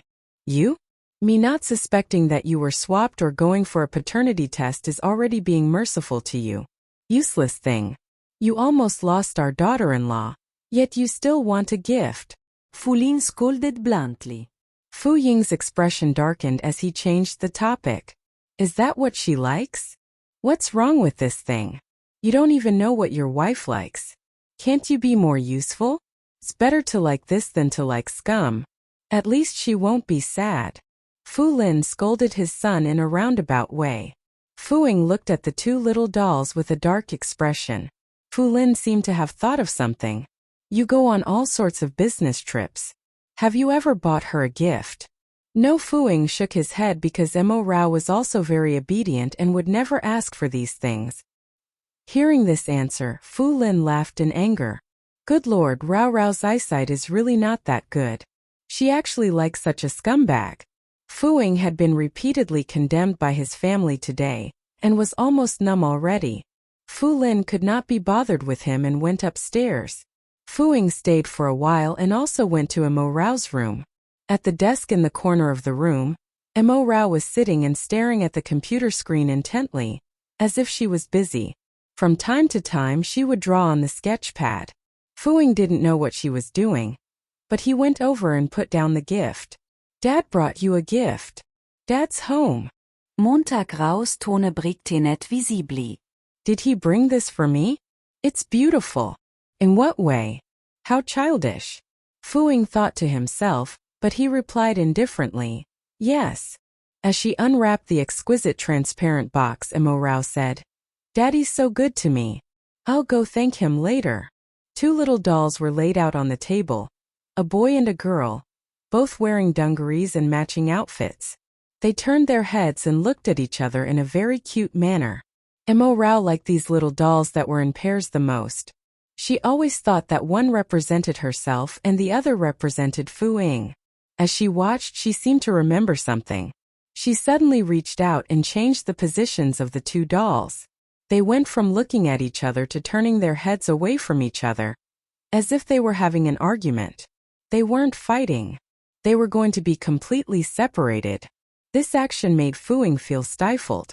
She must have done this on purpose. Why do you like such childish things? Fu Ying stood beside the desk and asked. Without looking up, Mo Rao said, What can't I? Of course she could. It was just childish. Fu Ying changed the subject. Today Mom and Grandma agreed to our divorce. Yes, I understand. Mo Rao had known all along. Her tone was aloof. But there are conditions for divorcing you. I have to give you half of all the assets under my name, and I have to sign an agreement with Chu Ru. If I want to marry her in the future, she can't get a single cent from the Fu family, even if it's assets after our marriage. I can only give them all to you. Fu Ying explained these conditions. Grandma really dotes on you. Other than him, Fu Ying, who in the Fu family did not dote on Mo Rao. Mo Rao asked coldly, What's wrong? You can't bear it? I thought you were so in love with Chu Ru that you could go through hell for her. Why can't you bear it now that I'm asking you to exchange money for her having an honorable status? Is true love so cheap? I can't bear it? Fu Ying was furious. He grabbed Mo Rao's wrist and yanked her to her feet. Is it that I can't bear it? Or are you starting to get greedy? Didn't you not care about money in the past? Fu Ying tightened his grip on her wrist, causing a dull pain. Enduring the pain, Mo Rao looked up into those piercing dark eyes. Yes, I've changed. I used to only want your affection. I thought money would taint my love for you, but I realized it was meaningless. You've never really liked me, so why don't I just focus on money? I'll need money for my life in the future, right? Leaving this place demanded money. Giving birth demanded money. Raising a child demanded money. Oh. Mo Rao didn't want to focus on feelings anymore. She wanted to be realistic. After 10 years, she had failed to capture Fu Ying's heart. She no longer had any hope. Fu Ying was like poison. She was addicted, but she had to quit. Otherwise, death awaited her. Really? Just because you need money to survive in the future? I think I've given enough, Fu Ying said coldly. But I don't think it's enough. Isn't your true love with Chu Ru worth this bit of money? And the position of young madam? Mo Rao retorted. Seeing her talk about benefits so coldly, Fu Ying became even angrier. He gritted his teeth. Mo Rao, what if I don't get a divorce? What will you do? Why won't you get a divorce? Don't tell me you suddenly realized you were in love with me. Mo Rao's laugh was sarcastic. Don't flatter yourself. I won't get a divorce until you agree to donate your bone marrow to her, Fu Ying said ruthlessly. Indeed, that was the reason. Mo Rao had already thought of it. It was only more painful to hear it from him. Okay, then I'll drag it out. Anyway, I'm not in a hurry and you're not. She's the one who's in a hurry. Mo Rao felt resigned. Read more on audionovel.org. Fu Ying could not understand. Where had the docile and obedient Mo Rao gone? Now she didn't seem to listen to him at all. She was going against him in everything. He suddenly reached out and grabbed Mo Rao's chin, forcing her to continue looking up at him. He narrowed his eyes and asked, "Emo Rao, why are you pestering me repeatedly? Could it be that you—" Emo Rao tensed up. Surely he didn't suspect her pregnancy, did he? Fu-ying continued, "Do you still like me? You can't let me go." He was probably certain that her feelings wouldn't change. Emo Rao stopped looking at Fu-ying. Her long eyelashes covered her eyes and her pink lips moved slightly. "No, Fu-ying, I won't like you anymore. I just want to divorce you. And I definitely won't donate my bone marrow to Chu-Ru. I won't relent on either matter. If you insist, then we might as well go to court." It was really too much torture. All she wanted was relief. If she could grow wings, she wanted to fly away now to escape this cage. Fu-ying's gaze turned cold. "A lawsuit? All right, as long as you want to, we'll play to the end." His tone was full of anger. Emo Rao wanted to go to court with him? What a joke. "Fu-ying, I don't want it to come to this, because once it does, everyone will know about our relationship." Emo Rao's voice was still soft, but it was no longer gentle. However, Fu-ying was already overcome with anger. He replied disdainfully, "So what? I don't care." With that, he released Emo Rao and went to the bathroom to take a cold shower to calm down. Emo Rao watched the bathroom door close and sighed. Why did it have to come to this? She had agreed to end things properly. While Fu-ying was showering, Emo Rao was no longer in the mood to draw. She felt like she had fallen into an endless loop. If she wanted to divorce Fu-ying, she had to donate her bone marrow to Chu-Ru. However, if she donated her bone marrow to Chu-Ru, she would lose her child. Fu-ying did not know that she was pregnant, and she could not tell Fu-ying that she was pregnant. She wondered how to overcome this dilemma. Just as she was in a daze, the bathroom door opened and Fu-ying walked out. He only wrapped his lower body with a towel. His naked upper body was very muscular and fit. His muscles were just the right amount, like a perfect sculpture. His broad arms filled her with a sense of security, and his abs resembled a row of chocolates. The legs that were wrapped in the towel looked very long and strong. Moreover, Emo Rao saw something she shouldn't have seen. A certain place was bulging. How could he feel horny in this state? Fu-ying was indeed a man. Emo Rao quickly looked away. Fu-ying caught the subtle change in Emo Rao's expression and his eyes flashed. Seeing her deliberately avoiding his gaze, he was very unhappy. When he was showering just now, he realized that his mind was filled with Emo Rao. Over the years, she had always followed behind him and accommodated him. Sometimes she would throw a small tantrum, but she would stop when necessary and be very obedient. Oh! To Fu-ying, Emo Rao was like a cat. She was obedient and a little prideful. But this cat was now focused on finding another master. Was Zhang Zhe, who he saw yesterday, her next man? Fu-ying checked. Zhang Zhe was the chief editor of a magazine agency. He had a good reputation in the industry and his financial conditions were all right. However, he was divorced and had a son with autism. With such conditions, could it be that Emo Rao actually wanted to be with him? He was worse than the young policeman from before. If she married him, she would be a stepmother. Come here. The more Fu-ying thought about it, the more annoyed he became. Emo Rao sat up straight and looked at the computer screen without a change in expression. She only had a gentle and pretty side profile, and her black hair gently draped over her shoulders, making her look very graceful. She did not even look at Fu-ying. No, just say it. Why should she go over just because he asked her to? Did he still think that it was the same as before? That he could summon her at will? Emo Rao had to change, starting from these small matters. Fu-ying took a few steps to Emo Rao's side and picked her up. Ah! Emo Rao exclaimed and looked at Fu-ying with wide eyes. What are you doing? Put me down. No, Fu-ying said coldly. Emo Rao simply covered her chest and looked wary. I'm warning you, don't touch me. We're going to get a divorce soon. She would definitely not cater to this man and let him do whatever he wanted. Especially since he had been touched by Chu-Ru. He was too dirty. Fu-ying's gaze darkened. Do you think I won't touch you just because you say so? I'm also a human.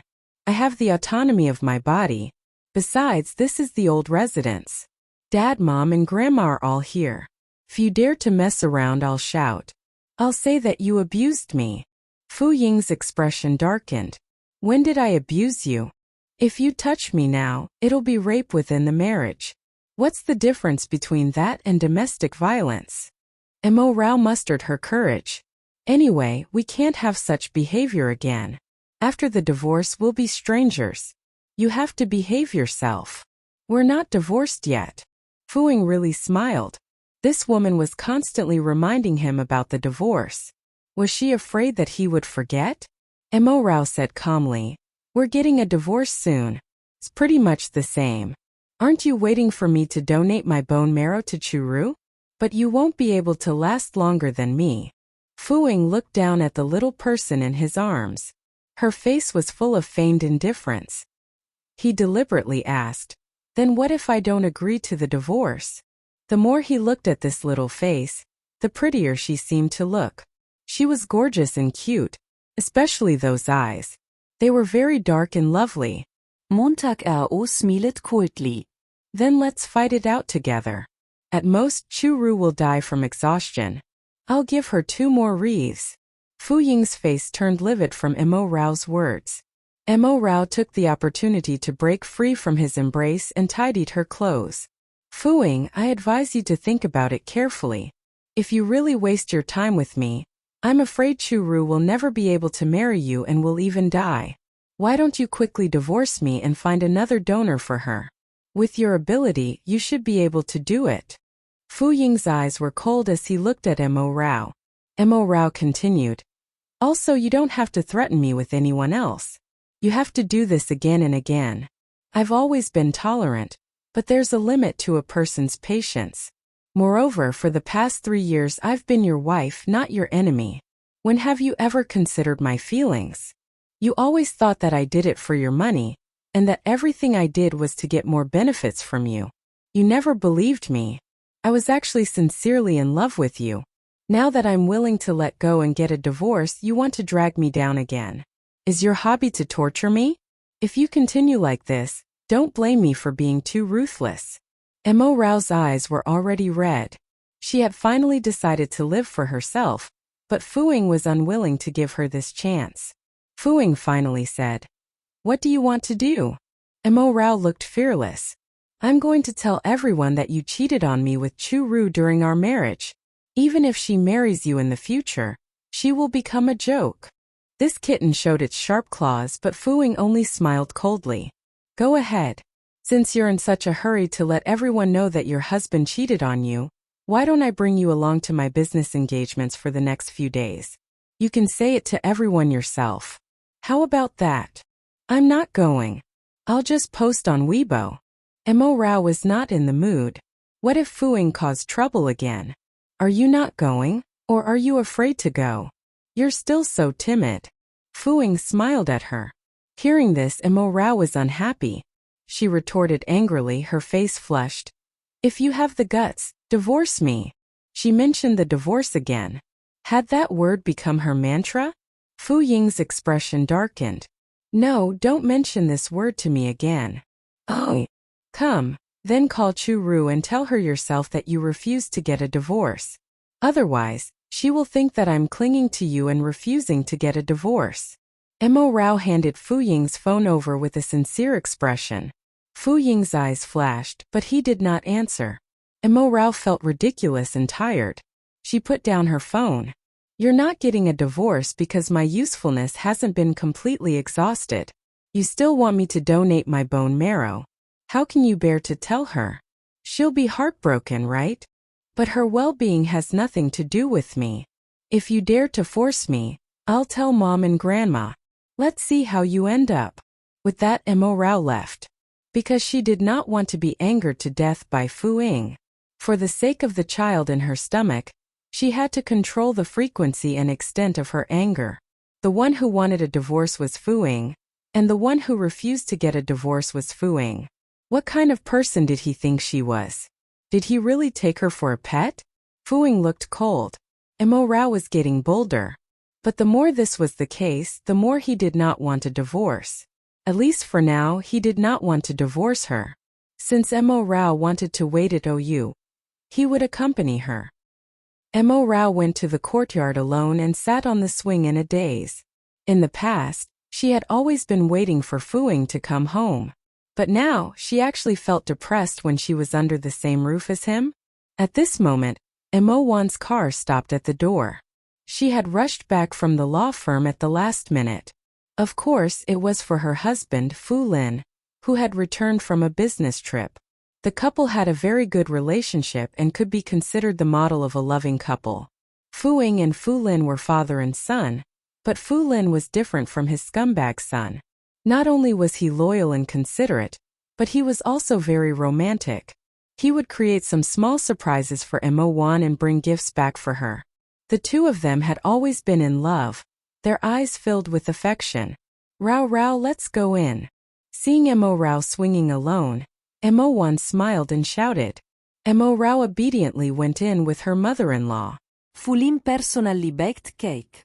When he saw that his wife was back, he immediately cut it and brought it to her. He even cut a large piece for Mo Rao. Eat more. It's very sweet, Fu Lin said to Mo Rao. It's so sweet so she'll get fat if she eats too much. Why did you give so much to Rao Rao? Mo Wan was worried that Mo Rao wouldn't be able to finish it. She would be too embarrassed to leave any. Fu Lin glanced at Mo Rao and said seriously, Rao Rao is so thin. She should eat more to gain weight. If she can't finish it, there's nothing left. It's okay. As long as she's healthy, it's fine whether she's fat or thin. Mo Wan nodded in agreement. That's true. With her open-minded in-laws and grandmother-in-law who doted on her, actually, she was quite lucky to marry into the Fu family. But her husband was too despicable. After eating the cake, Mo Wan stood up. All right, I have to rush back to the law firm to work. Fu Lin's eyes were filled with reluctance. Huh, honey, you're going back to the law firm? Yes, I didn't want to come back at first. I had a lot of things to do. I just came back to see you. Montag waren rebooked. Fu Lin sighed. Honey, don't work too hard. I think I can afford to take care of you. You can buy whatever you want to eat. Mo Wan glared at Fu Lin. I like to work. Is this your first day knowing me? Yes, yes, yes. My wife is an independent woman. She's the best. When Fu Lin saw that Mo Wan was angry, he quickly coaxed her. Then come back early tonight. I want to cook a big meal for you. I know. Are you a CEO or not? Why are you acting like a budget husband? Mo Wan said disdainfully, but her eyes were filled with smiles. Fu Lin said pitifully, I'm willing to be anything for my wife. All right, I'll go to work. Teach that unfilial son of yours a lesson first. I've been so angry recently. Mo Wan was vexed when she thought of Fu Ying. No problem. I'll definitely teach him a lesson. Fu Lin accepted the task. All right, I'm leaving.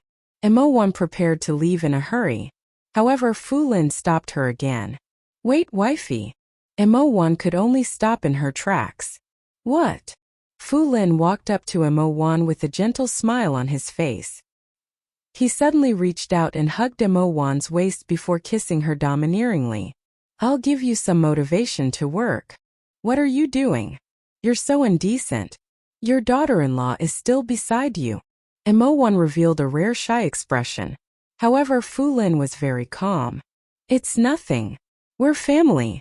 Mo Wan looked at Mo Rao in embarrassment and quickly went to work. Mo Rao was so jealous of their public display of affection that she wasn't in the mood to eat the cake anymore. She felt that her in-laws were too lovey-dovey. How is it? How does it taste? Fu Lin returned to the dining table and sat down while asking with a smile. Delicious. Montag presit generously. It's not inferior to the cake sold in the cake shops outside. Fu Lin was flattered by his daughter-in-law's praise. It's good that you like it. Tell me if you want to eat dessert in the future. I'll make it for you when I have time. Mo Rao nodded, but she was a little nervous. Actually, Fu Lin did not spend much time at home. Like Mo Wan, he was extremely busy. Fu Lin's image in the outside world was that of a domineering CEO. He was serious and cold, but he had never been like this at home. He was always smiling, and all his gentleness and enthusiasm were shown to his family. How nice. Suddenly, Fulin mentioned Fuing. Rao, has Fuing bullied you again recently? That, no. Mo Rao was stunned before shaking her head. This isn't bullying. Humph, if this isn't bullying, then what is? I think it can be considered bullying. Fu Lin was angry when he mentioned his scumbag son. His heart ached for Mo Rao. Rao, although you can't help but give in to someone when you love them, you can't lose your true self. You love Fuing and you've given so much. You have a clear conscience, but he's disloyal. This is his fault. You can't indulge him. In marriage, doesn't matter if you love someone or not, but you have to be responsible when you get married. If he really likes women outside, he shouldn't have chosen to get married back then. Mo Rao understood Fu Lin's words. She looked down. I know, Dad. You weren't wrong from the beginning to the end.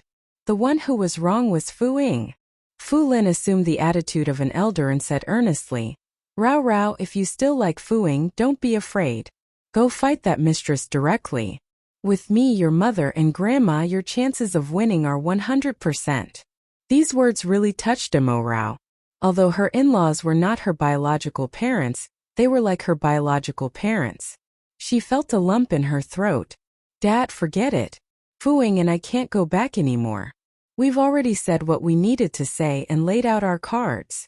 Then are you sure you want a divorce? Fulin asked softly. Yes, Dad, I've already decided. Fuing did something that I really can't tolerate. Continuing the marriage is just torture. Let's end it here. It will be good for both sides. Mo Rao couldn't help but clench her fists. Her nails dug into her palms and it hurt a little. Fulin's gaze darkened. Something that even Mo Rao could not tolerate must be very shameless and disgusting. The only thing he could think of was Fuing and Chu Ru. This scum. Fu Lin really wanted to beat up his son. That's why I'm determined to get a divorce. Dad, now that Fuing refuses to get a divorce, I don't know what to do.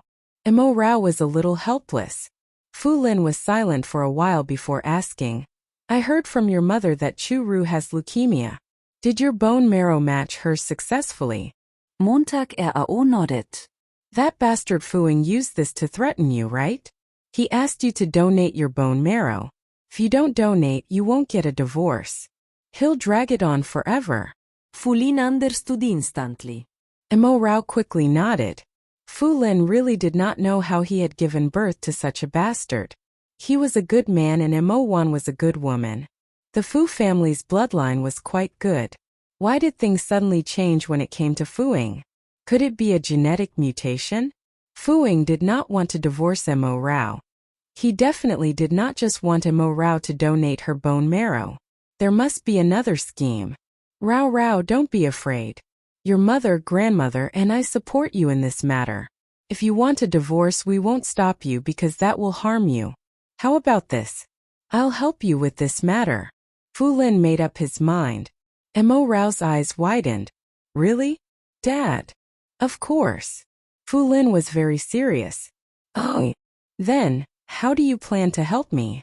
Mo Rao was a little puzzled. Collect evidence of Fu Ying's adultery and go to court. With your mother around, no matter how good a lawyer Fuing hires, he will definitely lose. Fu Lin already had a countermeasure. This time it was Mo Rao who was embarrassed. After all, Fu Lin and Mo Wan were Fu Ying's biological parents. It was not good for both parties to confront each other in court, right? Why did it feel like Fuing was not favored at all in the Fu family? She really wondered if Fuing was adopted. Dad, he's your biological son. Mo Rao could not help but remind him. Could it be that her father-in-law had forgotten his identity? However, Fu Lin did not react at all. I know, but we treat you like our own daughter. Besides, Fuing is the one in the wrong, not you. Anyway, after the divorce, you will definitely be able to find someone better. It's not necessarily the same for him. He will marry a vixen who will harm everyone. Fu Lin was not polite when it came to insulting his son. Mo Rao was very touched, but she could not be so selfish. Dad, thank you, but let me handle this matter myself. I don't want to end up in such an awkward situation with him. After all, they were still father and son. If they really did that, it would probably hurt the relationship between father and son in the future. Mo Rao could not do such a thing. Fu Lin wanted to persuade Mo Rao, but his phone rang. German translation? Why didn't you prepare beforehand? As soon as Fu Lin dealt with work, he immediately regained his domineering demeanor. He said sternly, "Go find a German translator as soon as possible." "Dad, I know German. Do you need my help?" Mo Rao quickly took the initiative to ask. Fu Lin was shocked. "You know German?" "Yes, communication is not a problem." Montag RAO nodded. Fu Lin did not expect his daughter-in-law to be so impressive. He was very gratified. "All right, go change your clothes. Come to the company with me now." A German client came. He doesn't know English and can only communicate in German. "Okay." Mo Rao quickly went upstairs to change. Mo Rao searched in the closet. Since she was going to the company, she had to dress formally. After she graduated from university, there was a small suit that she wanted to wear when interviewing for jobs. In the end, before she could get a job, she married Fu Ying and became trapped in marriage. She took out the small suit again. It was a simple and classic black and white combination. When Mo Rao wore it, she immediately felt like a professional. She changed into a pair of black high heels too, making her look glamorous. In addition, Mo Rao's appearance was gorgeous to begin with. The simple suit made her look fashionable. When he saw Mo Rao go downstairs, Fu Lin was very satisfied. He was such a beautiful and capable daughter-in-law. Why didn't Fu Ying know how to cherish her? How stupid. "Dad, we can leave now." Mo Rao was a little nervous. "All right, let's go." Fu Lin nodded and the two of them went to the company. This was the first time Mo Rao went to the company. In the past, Fu Ying did not let her go out much, and did not want the outside world to know her identity. She stayed at home obediently and waited for him to come back. Now that she thought about it, she was really pitiful. They were clearly husband and wife, but she lived like a mistress who had been hidden. "Dad, when we reach the company later, can you not tell everyone that I'm your daughter-in-law?" Mo Rao could not help but ask. Fu Lin asked in surprise. "Why? Was it Fu Ying's request?" Montag RAO nodded. He was really speechless. Only Mo Rao could tolerate this brat. "You even accepted such a request from him?" Fu Lin asked again. "What about you? Did you make any requests of him?" "No, I don't have any requests." Mo Rao lowered her head and spoke softly. Fu Lin was completely puzzled. How could she tolerate this? Mo Rao also felt embarrassed. Why was she so cowardly? She felt too ashamed to face anyone. Sigh. Fu Lin sighed. Rao, it's because you indulge him too much that he becomes more and more unrestrained." Yes, Mo Rao also knew that she had been too indulgent. However, from the beginning, she had a one-sided crush on Fu Ying. Being able to marry Fu Ying was already her dream. How could she dare to make any requests? All she could do was to constantly accommodate, please, and try to get a little love and affection from Fu Ying. In the end, it was useless. "Oh, I'm not saying that you're not good, but as a wife, you have the right and authority to make some requests of your husband, especially emotional requests. How can you indulge him so unconditionally?" Fu Lin found it difficult to understand. After all, his relationship with Mo Wan was completely different. He was controlled by Mo Wan, but he was willing to be. Mo Rao did not answer. She shrank her head like an ostrich. She wanted to make a request too. However, her request would not be accepted. Instead, she would be despised. After all, Fu Ying did not love her. Those who were not loved had no right to. As he looked at Mo Rao's pitiful and silent appearance, Fu Lin's heart ached a little. He sighed. "Sigh, all right, I promise you." Mo Rao finally said, "Thank you, Dad." Suddenly, she changed her address. "No, thank you, Mr. Fu." Fu Lin's heart skipped a beat. He had suddenly turned from a father-in-law to a stranger. This was all Fu Ying's fault. He really wanted to beat this kid to death. If Fu-ing dared to marry Chu-ru in the future, he would definitely chase this kid out of the Fu family and let the two of them wander around. After a while, the car stopped in front of the company. Fu Lin brought Mo Rao into the company.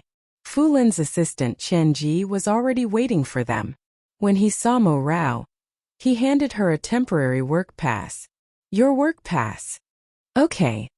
Mo Rao took the work pass and put it on her chest. Fu Lin said coldly, let's go and see that client. Chen Ji immediately replied, okay. After Mo Rao and Fu Lin left, the company was in an uproar. Everyone was discussing Mo Rao. Oh my God, why did the chairman bring a woman to the company? She's very beautiful. That's right. She's as gorgeous as a celebrity.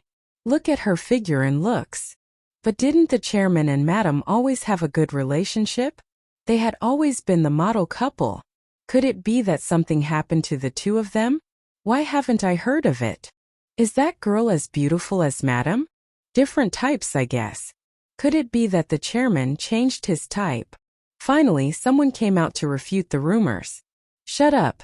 That's a German translator that the company found at the last minute.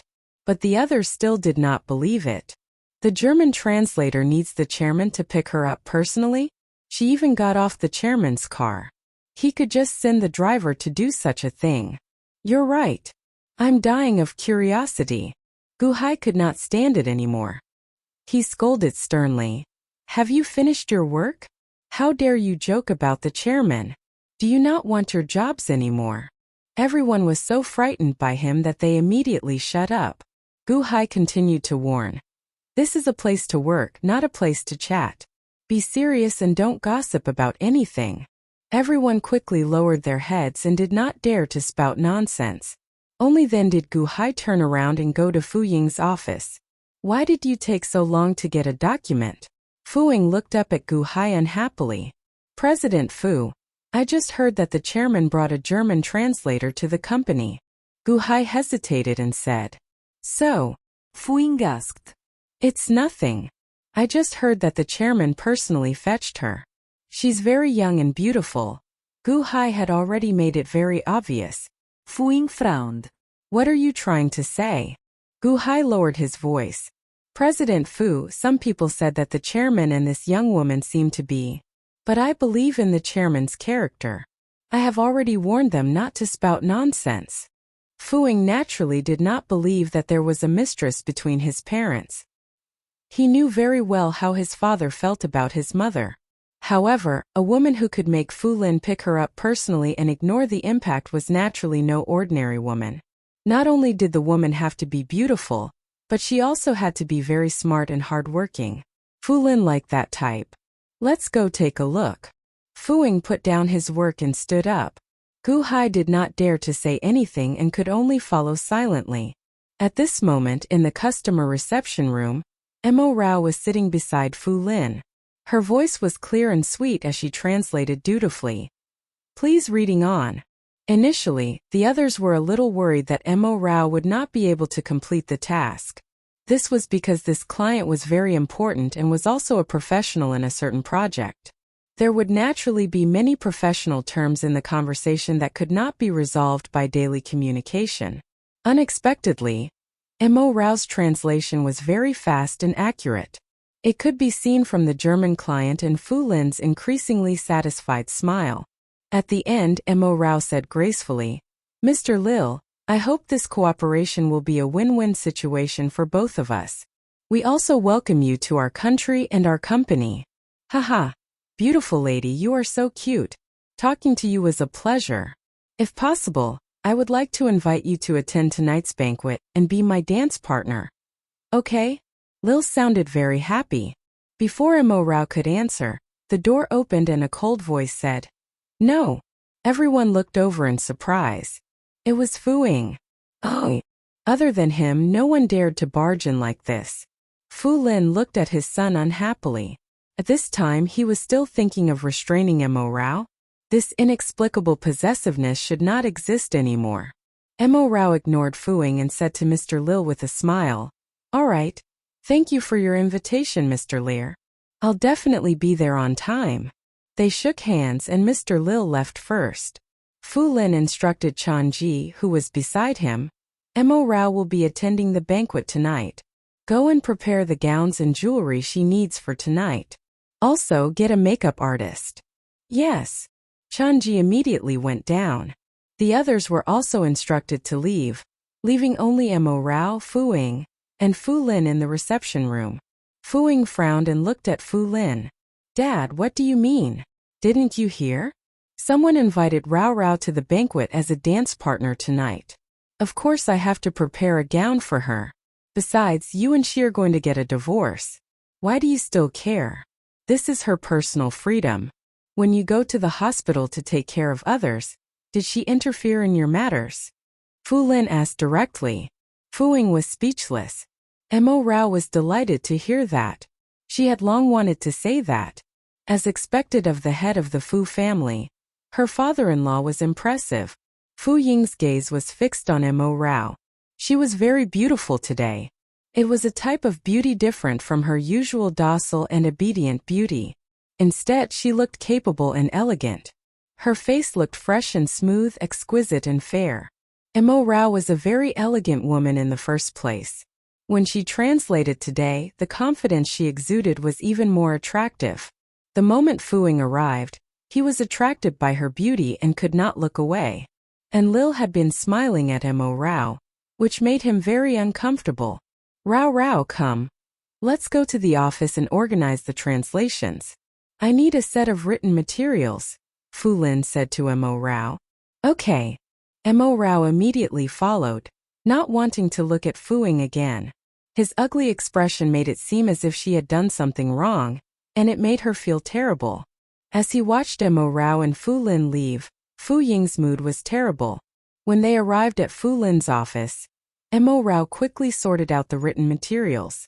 After Fu Lin flipped through them, he was very satisfied. You did well. Rao Rao, when did you learn German? This is all because of my parents.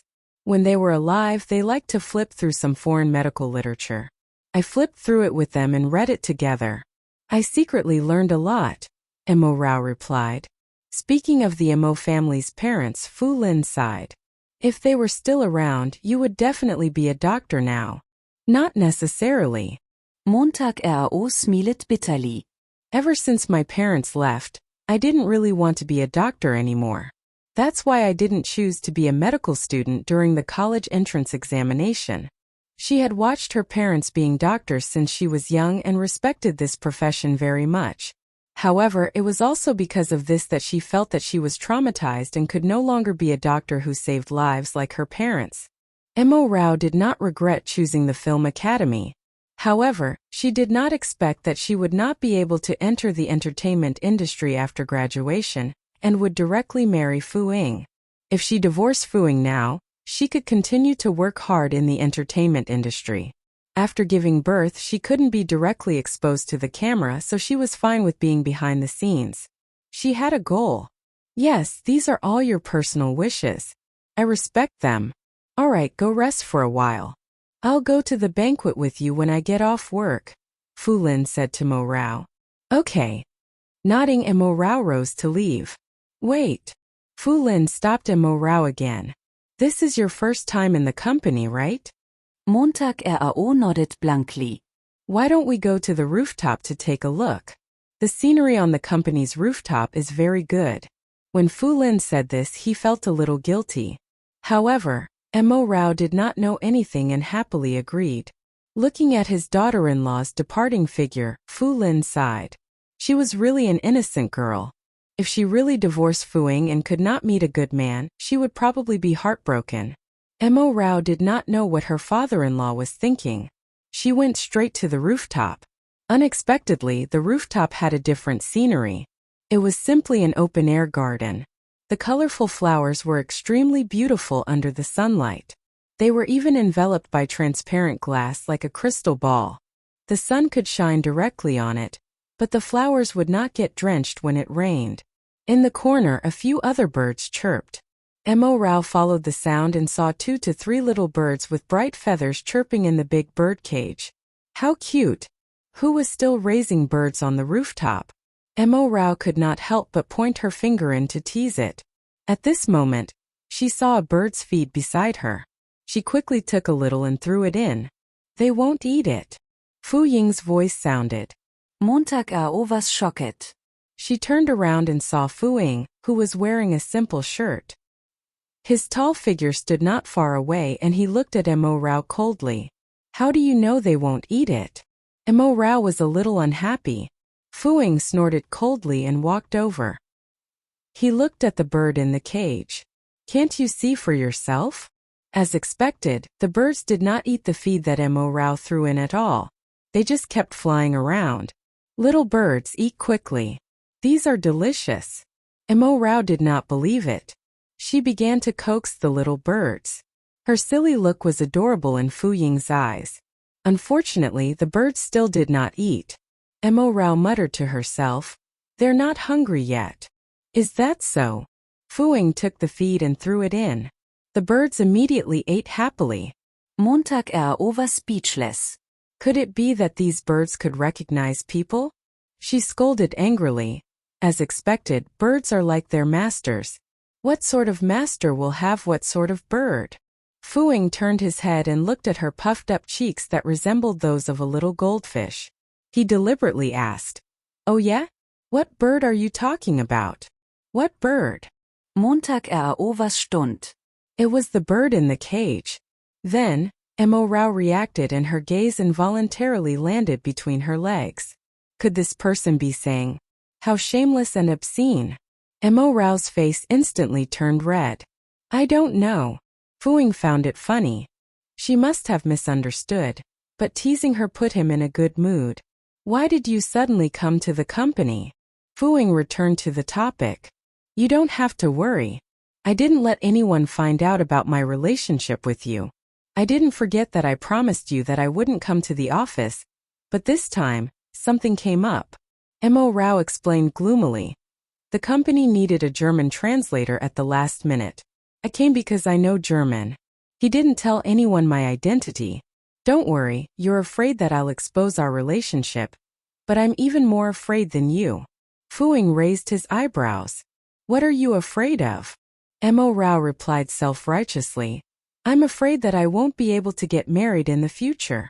You're the young master of the Fu family. If you divorce me, even if everyone knows about it, there will still be countless women chasing after you. I'm different. If my identity is exposed and I divorce you, I'll be second-hand goods.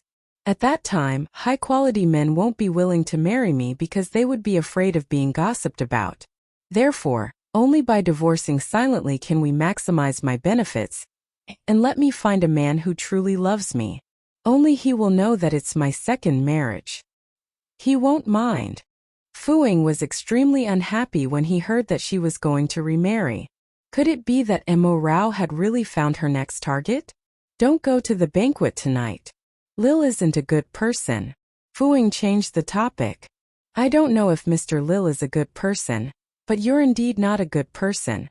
You're about to get a divorce but you still want to interfere with my freedom and cut off my luck with men. What if he fell in love with me at first sight? Not only him, but after we get a divorce, it's my freedom to eat with whichever man I want and watch movies with whichever man I want. Do I have to report to you one by one?" Montag retorted. Read more on Noon Zero Velour. Fu Ying was angered by her words and threw the documents in his hand to the ground. "What else?" He grabbed Mo Rao's slender arm. His face filled with anger. "Mo Rao, don't forget that even if we get a divorce, I'm still your brother. Back then, when you were adopted by the Fu family, you were my sister in name." "What sister?" Montag struk led angrili. "We don't have any adoption documents. It's just a verbal agreement. Let me tell you, Fu Ying, I can acknowledge our parents and grandma, but I definitely won't acknowledge you. After the divorce, I only want to be strangers with you. I don't want to know anything about you." Fu Ying looked at that little mouth that kept moving.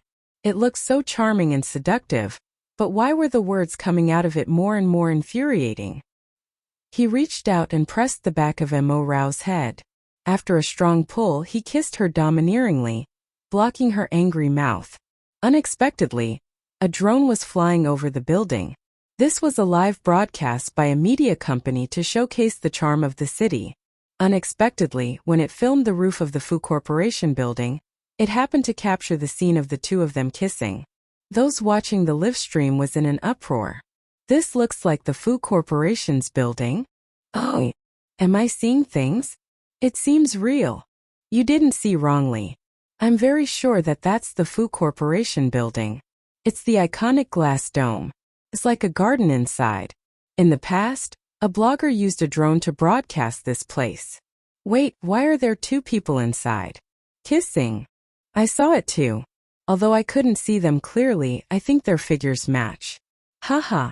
Who are these two people? Are they employees of the Fu Corporation? How bold. No, I took a screenshot. That man's watch is the Quentin Tourbillon. It's a luxury watch worth about $900,000. Could he be Fuying? I think he looks like him too. That woman seems to be quite beautiful. I can't see her face, but her figure is superb. Isn't that nonsense? Would Fuying fall for an ugly person? Isn't Chu-Ru back? Fuying used to be quite close to her. Did their relationship rekindle? No way? Is Chu-Ru really going to marry into the Fu family? Just as the netizens were discussing fervently, Mo1 replied on an official verified account, Chu-Ru will never marry into the Fu family. The netizens were in an uproar again. Mother-in-law. She's her daughter-in-law. Am I seeing things? The mother-in-law personally refuted the rumors. It's really Mo1's account. How domineering. Mother-in-law, tell me what kind of daughter-in-law you like. I'll try my best to look like that. If not Chu-Ru, then who? Which little vixen has such charm? I don't like Chu-Ru either. I've heard some rumors about her. She's quite. Mo1 looked at the comments and continued to reply. Thank you all for your support. I know the little girl on the rooftop. She's not a little vixen. She's a cute little fairy. I like her very much. The future mother-in-law personally said so. Boo-hoo, I don't have a chance? What a powerful little fairy. I want to become her disciple and marry into a wealthy family. Granny, look at me. I have a good figure too. Boo-hoo. She's not a little vixen but a little fairy instead. Ah! I'm jealous. The corners of Mo1's lips curled up slightly. Yes, she's a little fairy. Everyone is a little fairy, but some transvestites are more suitable to be called demons. This caught everyone's attention. Who are you talking about? Of course I'm talking about Chu-Ru. Haven't you understood? I understand. You really have sharp eyes. I think I was praised by her. She said that I'm a little fairy. Is there any tycoons who like me? Mo1's appearance diverted their attention. Everyone had forgotten about who the woman who kissed Fuying was. Instead, they began to discuss if Mo1 was throwing shade at Chu-Ru. However, Mo1 had just said that Chu-Ru would never be able to marry into the Fu family. Her attitude was very firm. It was obvious that she hated Chu-Ru. Chu-Ru would not be able to get past Mo1, her future mother-in-law. There was basically no chance for her to continue her relationship with Fuying. Moreover, Fuying had kissed other women today. It was obvious that he had a change of heart. Just as the scene of Mo Rao and Fuying kissing jumped onto the trending searches, the Fu Corporation issued a notice that no one could reveal anything.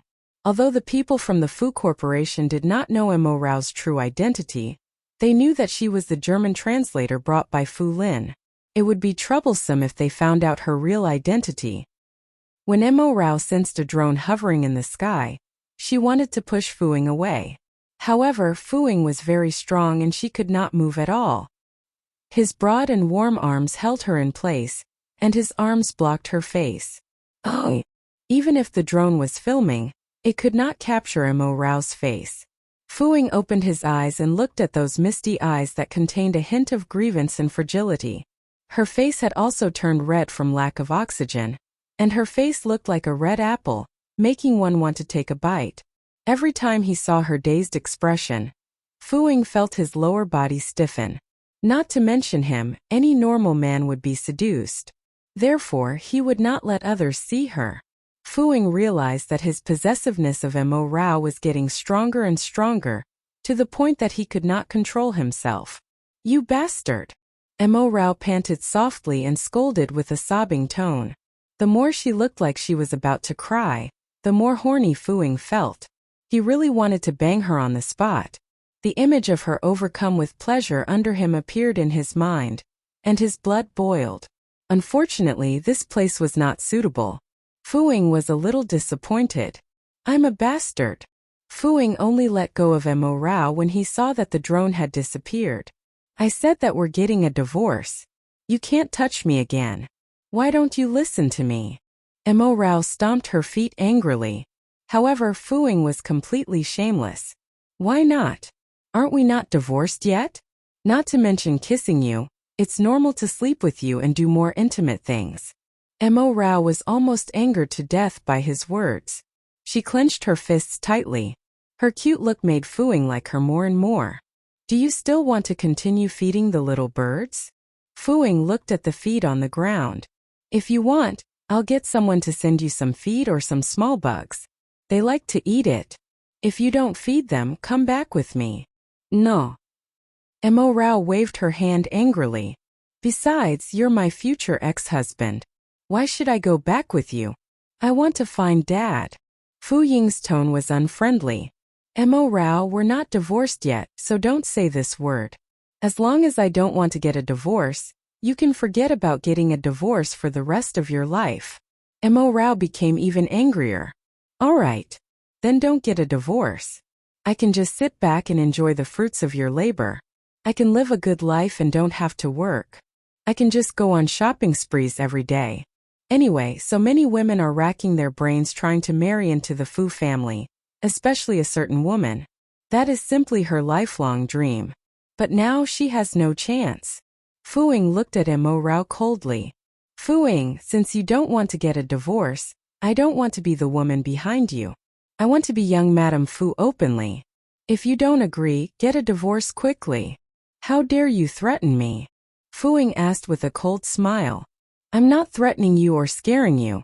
With Grandma and the others backing me up, I'm not afraid of anything," Mo Rao said seriously. Fu Ying replied indifferently. "All right, let's go public. See what kind of life you will lead in the future. No matter where you go or what you do, you will be watched. As long as you do something wrong, you will have to accept everyone's criticism." Montag was Stund. Was it that troublesome? She usually liked to go out and eat and drink because she was too bored. Would she be watched even when she ate hot pot in public? Mo Rao refused to admit defeat. "So what? I can squander your money and book the entire place. I can eat whatever I want and buy whatever I want. I can eat and drink until my legs go weak." Fu Ying could not help but laugh when he heard Mo Rao's words. "Can you have more dignity? You married me just to eat and drink. Of course it's more than that." Montag snorted. "I did it for freedom. You don't understand." "Oh, for freedom. Then, what else?" Fu Ying looked like he understood. Mo Rao was stunned and confused. "What do you mean? Other than eating and drinking, there's nothing else you want?" Fu Ying reminded patiently. Mo Rao pondered for a moment.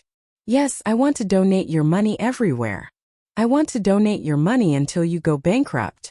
Search Audionovel *. Fu Ying was speechless. This train of thought was indeed strange. Could it be that this little girl was really after his money? Mo Rao glanced at Fu Ying. Forget it. I won't talk nonsense with you. I'm not that kind of person. I'm not the type to spend money everywhere to pass the time. That's not my personality. I have my own way of passing time. But I will never cheat because of emptiness or loneliness. I'm different from you. You have no morals, but I think marriage is very sacred. I won't taint it." Fu Ying smiled coldly. "Is that so? Do you think it's sacred to marry a man who doesn't love you?" As soon as he finished speaking, Mo Rao's face turned pale. Fu Ying was really too good at hurting people. Oh, he knew where her sore spot was.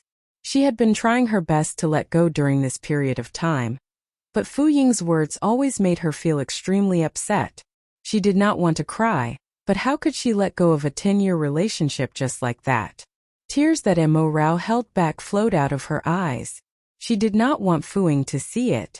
After wiping her tears hard, she turned around and left, not wanting to say anything else. Seeing Mo Rao wipe her eyes, Fu Ying frowned. Was she crying?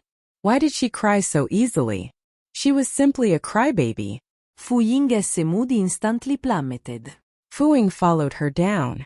As soon as he returned to his office, Gu Hai said to Fu Ying, "President Fu, something happened." "Speak," Fu Ying said coldly. "The scene of you and young madam on the rooftop just now was captured. It's now on the trending searches. Your mother even went to the livestream room personally and said that she would never agree to let Miss Chu Ru enter the Fu family." Fu Ying was worried about something else.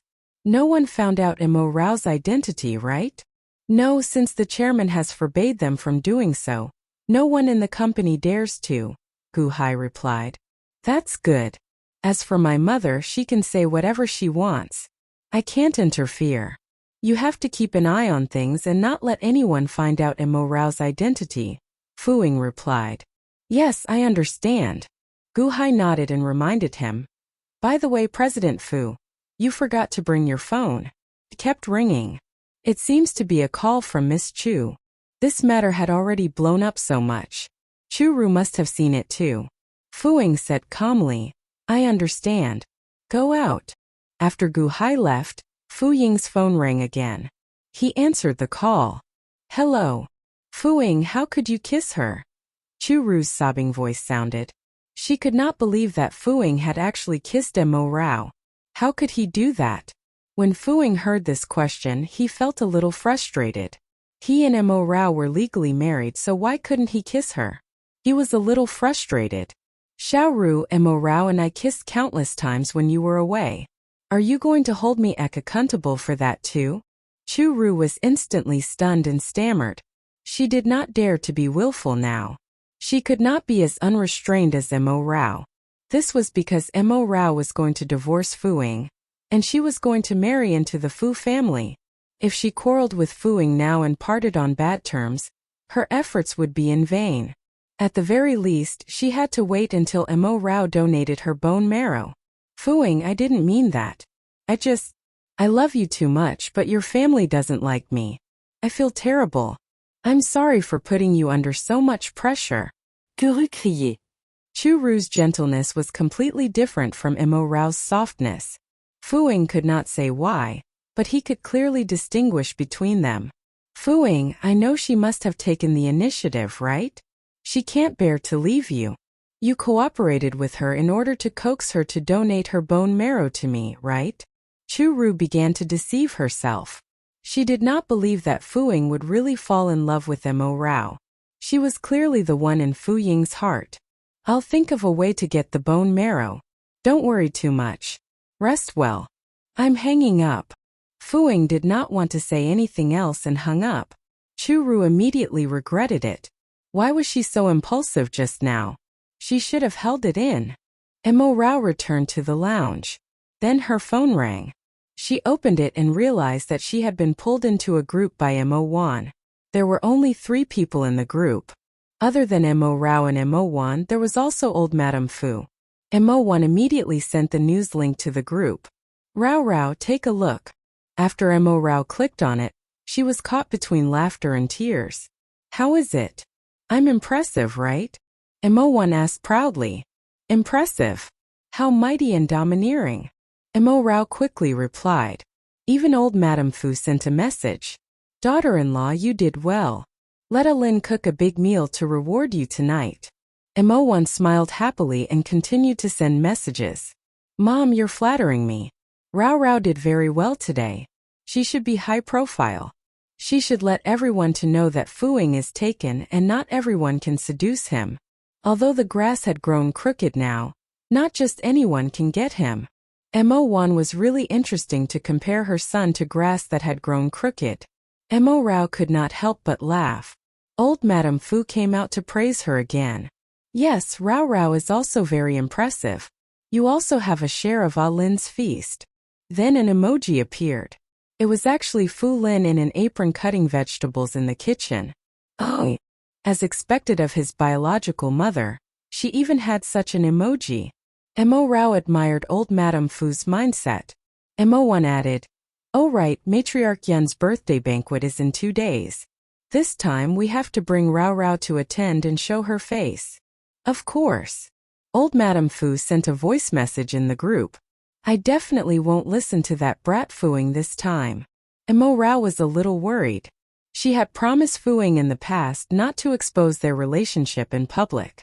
If she followed Mo1 and old Madame Fu to the birthday banquet, everyone would probably discuss it. "Mom, Grandma, I don't think I should go. My identity." Mo Rao was in a difficult position. She was about to divorce Fuing. It wasn't suitable for her to attend the birthday banquet, right? Montag waren was unhappy. Why not? What's wrong with your identity? If anyone dares to say anything, I'll say that you're an adopted child of our Fu family. Everyone knows that the Fu family did adopt a child. Old Madame Fu agreed. "Yes, Rao Rao, your mother is right. You can't refuse to attend any banquets just because of that brat Fuing. You have to be as high profile as you were today. What's there to be afraid of?" The two of them did not give Mo Rao a chance to reject. Mo1 said directly, "Then I'll order a gown for Rao Rao." "All right, go quickly. You have to choose something beautiful and let Rao Rao stun everyone." Old Madame Fu sent a message. Mo Rao watched as the two of them chatted happily. She could only watch. At this moment, Fu Lin appeared behind her. "What are you looking at?" Fu Lin asked with a smile. Montag was shocked. When she saw that it was Fu Lin, she quickly shouted, "Uncle Fu! Gee, there's no one here. Why are you calling me uncle? It's better to call me father. I already feel distant from you because of this form of address." Fu Lin disliked being called uncle. Mo Rao had been in the Fu family for so many years. Before he married Fuing, he had treated Mo Rao like his daughter. Fu Lin had really watched this young lady grow up. She was obedient, sensible, and kind. Therefore, when old Madame Fu said that she wanted to marry Mo Rao to Fuing, he agreed. "Dad," Mo Rao called out softly again, afraid that others would hear her. Fu Lin nodded. "Don't be nervous. Sit down quickly. I have something to tell you." Mo Rao sat down obediently and Fu Lin sat down too. "Rao Rao, what I want to tell you is that if you really can't salvage the relationship between you and Fuing and insist on getting a divorce, I can accept and understand, but after you get a divorce, you must not distance yourself from your mother-in-law or grandmother-in-law. They sincerely care about you. If you distance yourself from them because of the divorce, they will probably be heartbroken," Fu Lin said earnestly. Montag nodded solemnly. "I know, Dad. Nothing like this will happen. No matter what happens to my relationship with Fuing, I will continue to treat you as my family. It will never change." Fu Lin sighed. "Sigh, Rao Rao, you're a sensible child, so I'm not very worried about this. But I still want to ask you, do you really not love Fuing anymore?" Mo Rao was stunned and did not know how to answer this question. Seeing Mo Rao stunned, Fu Lin also examined her expression. If she didn't love him anymore, she should have said it easily, but she had been silent for so long. Clearly, she still had feelings for Fuing. It was just that so many things had happened now, and she wanted to force herself to let go. "Rao Rao, although I'm Fuying's father, I definitely won't side with him. I know my son very well. No matter who it is, as long as they choose to be with him, they are destined to be the accommodating party. Such a relationship will be very tiring. You must have been very tired all these years and have sacrificed a lot." Fu Lin's heart ached for Mo Rao when he said these words. Mo Rao felt a lump in her throat and lowered her head. "Dad, this is my own choice. I know. That's why you're willing to indulge him and accommodate him. He's been the apple of his family's eye since he was young and has never suffered any setbacks. Therefore, he has unknowingly developed a self-righteous, spoiled personality. He needs to be handed everything personally. He won't take the initiative to fight for it, nor will he put in effort and sincerity. However, he isn't bad at heart, so he will definitely regret it when he loses something precious in the future." Fu Lin looked at Mo Rao solemnly. Rao, if possible, can you give him more time? Was Fu Lin here to persuade her not to divorce Fu Ying? No matter what, he was Fu Ying's father and would always think for his son. Mo Rao twisted her fingers and asked softly, how much time will I have to give him? I've already given him 3 years. Will I have to give him another 3 years or 30 years, or even a lifetime? Fu Lin was stunned and felt a little guilty. You'll have to make a judgment based on your heart. Montag RAO smilet bitterly. Her heart was already riddled with holes. Moreover, Fu Ying and Chu Ru had already slept together. She really could not tolerate it anymore. Every time she thought of the scene of the two of them making love in bed, she felt disgusted and wanted to vomit. Oh, think about it carefully. Fu Lin knew that he could not say too much. He could only help Fu Ying to this point. Mo Rao hummed in agreement. Evening arrived. Mo Wan sent someone to deliver the dress. Fu Lin sent someone to cancel the gown he had ordered. The dark green velvet round-necked gown outlined Mo Rao's slender figure. Her figure was already very good, and this gown simply magnified her elegant charm 100 times. The color of the gown and Mo Rao's fair skin made her look extremely beautiful. The velvet reflected specks of crystal under the light, making her look like a princess from a fairy tale. She was wearing a gem necklace of the same color around her neck. The workmanship was exquisite and complicated. It was obvious that it was expensive. Her long black hair was simply tied up and pinned to the back of her head with a pearl hairpin, revealing her fair and full forehead, beautiful eyebrows, and pearl earrings that were the same style as the hairpin. They sparkled on her round earlobes and added a sense of elegance.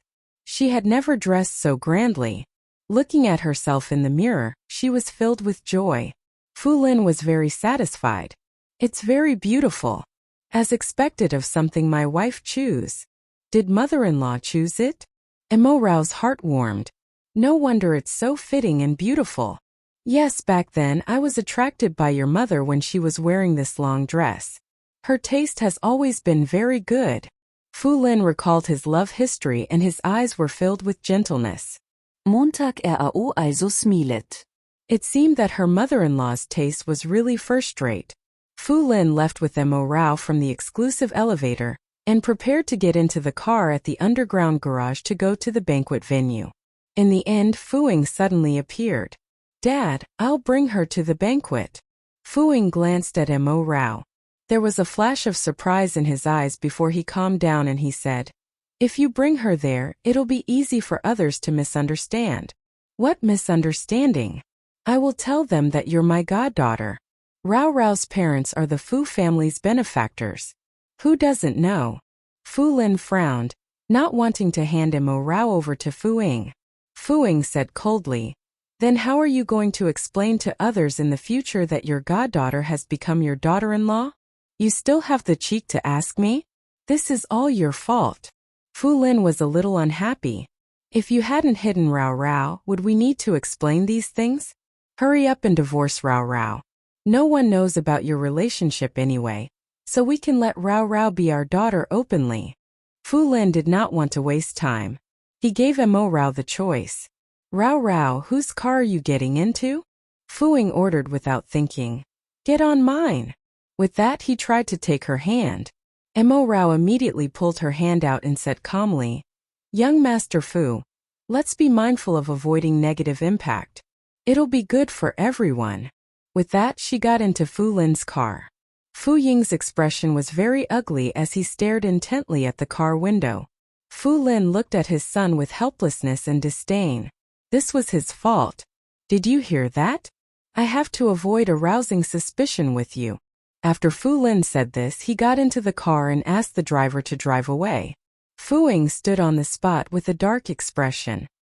He was extremely unhappy to be rejected by Mo Rao again and again.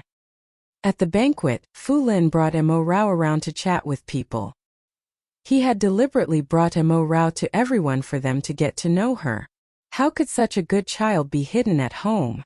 If he brought Mo Rao out, she would be praised by everyone. Oh, someone asked about Mo Rao's identity. Fu Lin smiled and replied, Have you forgotten that my mother adopted a child many years ago? Yes, yes, that's true. Then this is the daughter of the Fu family. Nice to meet you. She's so beautiful. Everyone flattered him, and Fu Lin was very pleased. Yes, she is the only daughter of the Fu family, Mo Rao. Mo Rao greeted obediently. Hello everyone. Everyone looked at her and nodded with a smile. Why did Fu Lin suddenly appear with his adopted daughter? She looked like she was at the right age to get married. Was he here to find a son-in-law? Although Mo Rao was not the biological daughter of the Fu family, they had heard that her parents were old Madame Fu's saviors. That was why old Madame Fu took her in as her god-granddaughter. The Fu family only had Fu Ying and no daughter, so Mo Rao was probably quite doted on in the Fu family. From Fu Lin's words just now, it could be seen that he liked this adopted daughter very much. This was a great opportunity. Someone immediately brought his son in front of Mo Rao. Anyone would be lucky to marry the Fu family's daughter. Although the sons of these people were not as handsome as Fu Ying and their families weren't as powerful, they spoke gently and acted in a gentlemanly manner. Fu Ying stood not far away and watched coldly as Mo Rao chatted and laughed with these men. A feeling of jealousy spread through him. How could she smile so charmingly at other men? Didn't she know that she was very seductive? None of these men were good. Fu Ying finally could not take it anymore. He strode over and stood between Mo Rao and the other men. His tone was cold. Come here. I have something to tell you. Then he grabbed Mo Rao's hand and took her away. In an empty corner, Mo Rao broke free from Fu Ying's hand and was extremely angry. Fu Ying, what are you doing? Aren't you afraid that others will misunderstand? Why should I be afraid that they will misunderstand? Who do they think they are? Fu Ying's expression darkened. My father knows that you are my wife, but he still left you to those men to chat. Is he deliberately trying to anger me? Montag was furious. Are you crazy? They don't know about our relationship. They only know that we're siblings. Do you understand? Siblings my ass. Fu Ying's expression darkened. Fu Ying, everything in this world has a cause and effect. Back then you didn't let me show my face and didn't tell others about our relationship. You've created such a situation. Mo Rao's eyes were filled with disappointment. Let's leave it at that. We'll always be siblings in others' hearts. With that, Mo Rao prepared to leave. Fu Ying rushed forward angrily and grabbed Mo Rao, blocking her in the corner. His tall body was filled with oppression. Siblings? Siblings who have sex together. Fu Ying. Mo Rao suppressed her anger and glared at Fu Ying. Can you not shoot your mouth off? If you continue like this, I'll tell everyone that we're husband and wife. Let's see how you clean up this mess and explain it to Chu Ru. Fu Ying sneered. Alright, you can't just say it. His lips kissed Mo Rao's cherry lips. The familiar softness and sweetness made him unable to stop. Every time he saw her he wanted to kiss her, especially today. She was dressed too beautifully, and her beautiful look made him horny. Mo Rao's charm and gentleness made him want to have her all to himself. He did not want anyone to see her again. Fu Ying did not know when it started, but he seemed to have become obsessed with Mo Rao. He was infatuated with her body, as if he could not get enough of it every time. If that was all, it would be fine. What was terrifying was that he actually started to rely on Mo Rao emotionally. This was what made her a femme fatale. Fu Ying indulged himself and kissed the woman in his arms passionately. Mo Rao was dizzy from the kiss and her face turned red. She struggled with all her might and pushed Fu Ying with all her might, but it was useless. Finally, Fu Ying let go of her. Fu Ying, you bastard! Mo Rao was so angry that she started crying. She scolded with tears in her eyes. How can you be so shameless? We're going to get a divorce now, but you still have to treat me like this. You don't like me. Now that Chu Ru is back, why do you still have to torture me? Haven't I given enough all these years? I was willing to be Chu Ru's substitute for 3 years to fill your emptiness. Now that she's back, I'm willing to leave you and make room for her. What else do you want me to do? Love was beautiful, but Mo Rao had lost everything because she loved someone. Freedom, soul, career, life, everything was a mess. She wanted to leave Fuing now and find her true self, but Fuing wanted to stop her. I want you to continue to accompany me.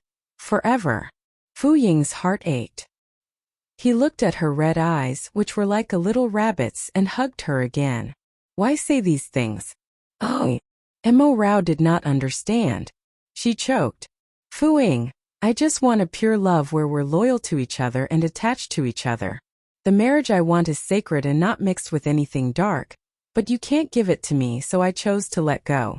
I hope you won't treat me like this in the future, because every time you kiss me, I get hopeful again, thinking that you actually have some feelings for me. Then, I'll be disappointed again and experience the pain of falling from heaven to hell.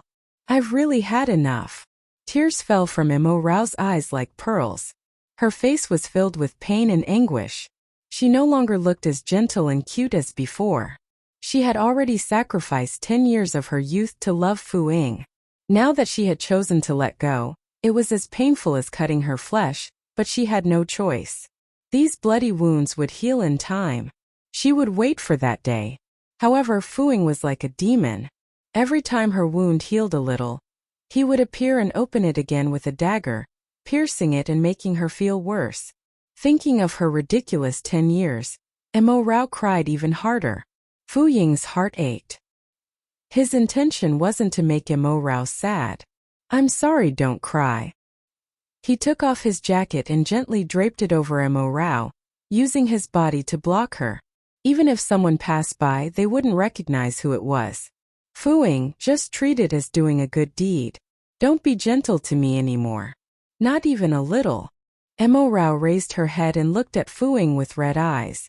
Warmth and reluctance flashed across Fu Ying's eyes. But if I'm not gentle to you, who should I be gentle to? Montag RAO smilet sadly. Curieux. Haven't you been waiting for her? Fu Ying, I don't want to sleep with someone who doesn't have me in his heart. I only want to be with someone who can love me for the rest of my life. If you can do it, we'll continue our marriage. If you can't, let go of me as soon as possible and live the life you want with the woman you really love. Okay? When he heard her almost desperate words, Fu Ying's voice softened with a hint of coaxing. All right, then give me some time, okay? Montag RAO was Stund. The tears that were still on her cheeks gradually fell. There was actually affection and tenderness in Fu Ying's eyes. She asked hesitantly, how long? Could it be another 3 years? I can't wait that long. Every day is torture for me now. A month, Fu Ying said softly as he kissed Mo Rao's forehead. Really? Mo Rao could not believe it. Was Fu Ying going to cut ties with Chu Ru for her? However, she could not help but hope. She could not help but give him a chance. All right. Then promise me something, Mo Rao said. Go ahead. Fu Ying nodded. I want a divorce agreement. Sign it first and leave it with me. If you settle everything in a month, I'll tear up this agreement. If you can't do it, I'll sign it. At that time, I won't say another word to you and I'll leave. She was quite smart sometimes. Fu Ying smiled and looked at Mo Rao without saying anything. You don't want to give it to me? Forget it.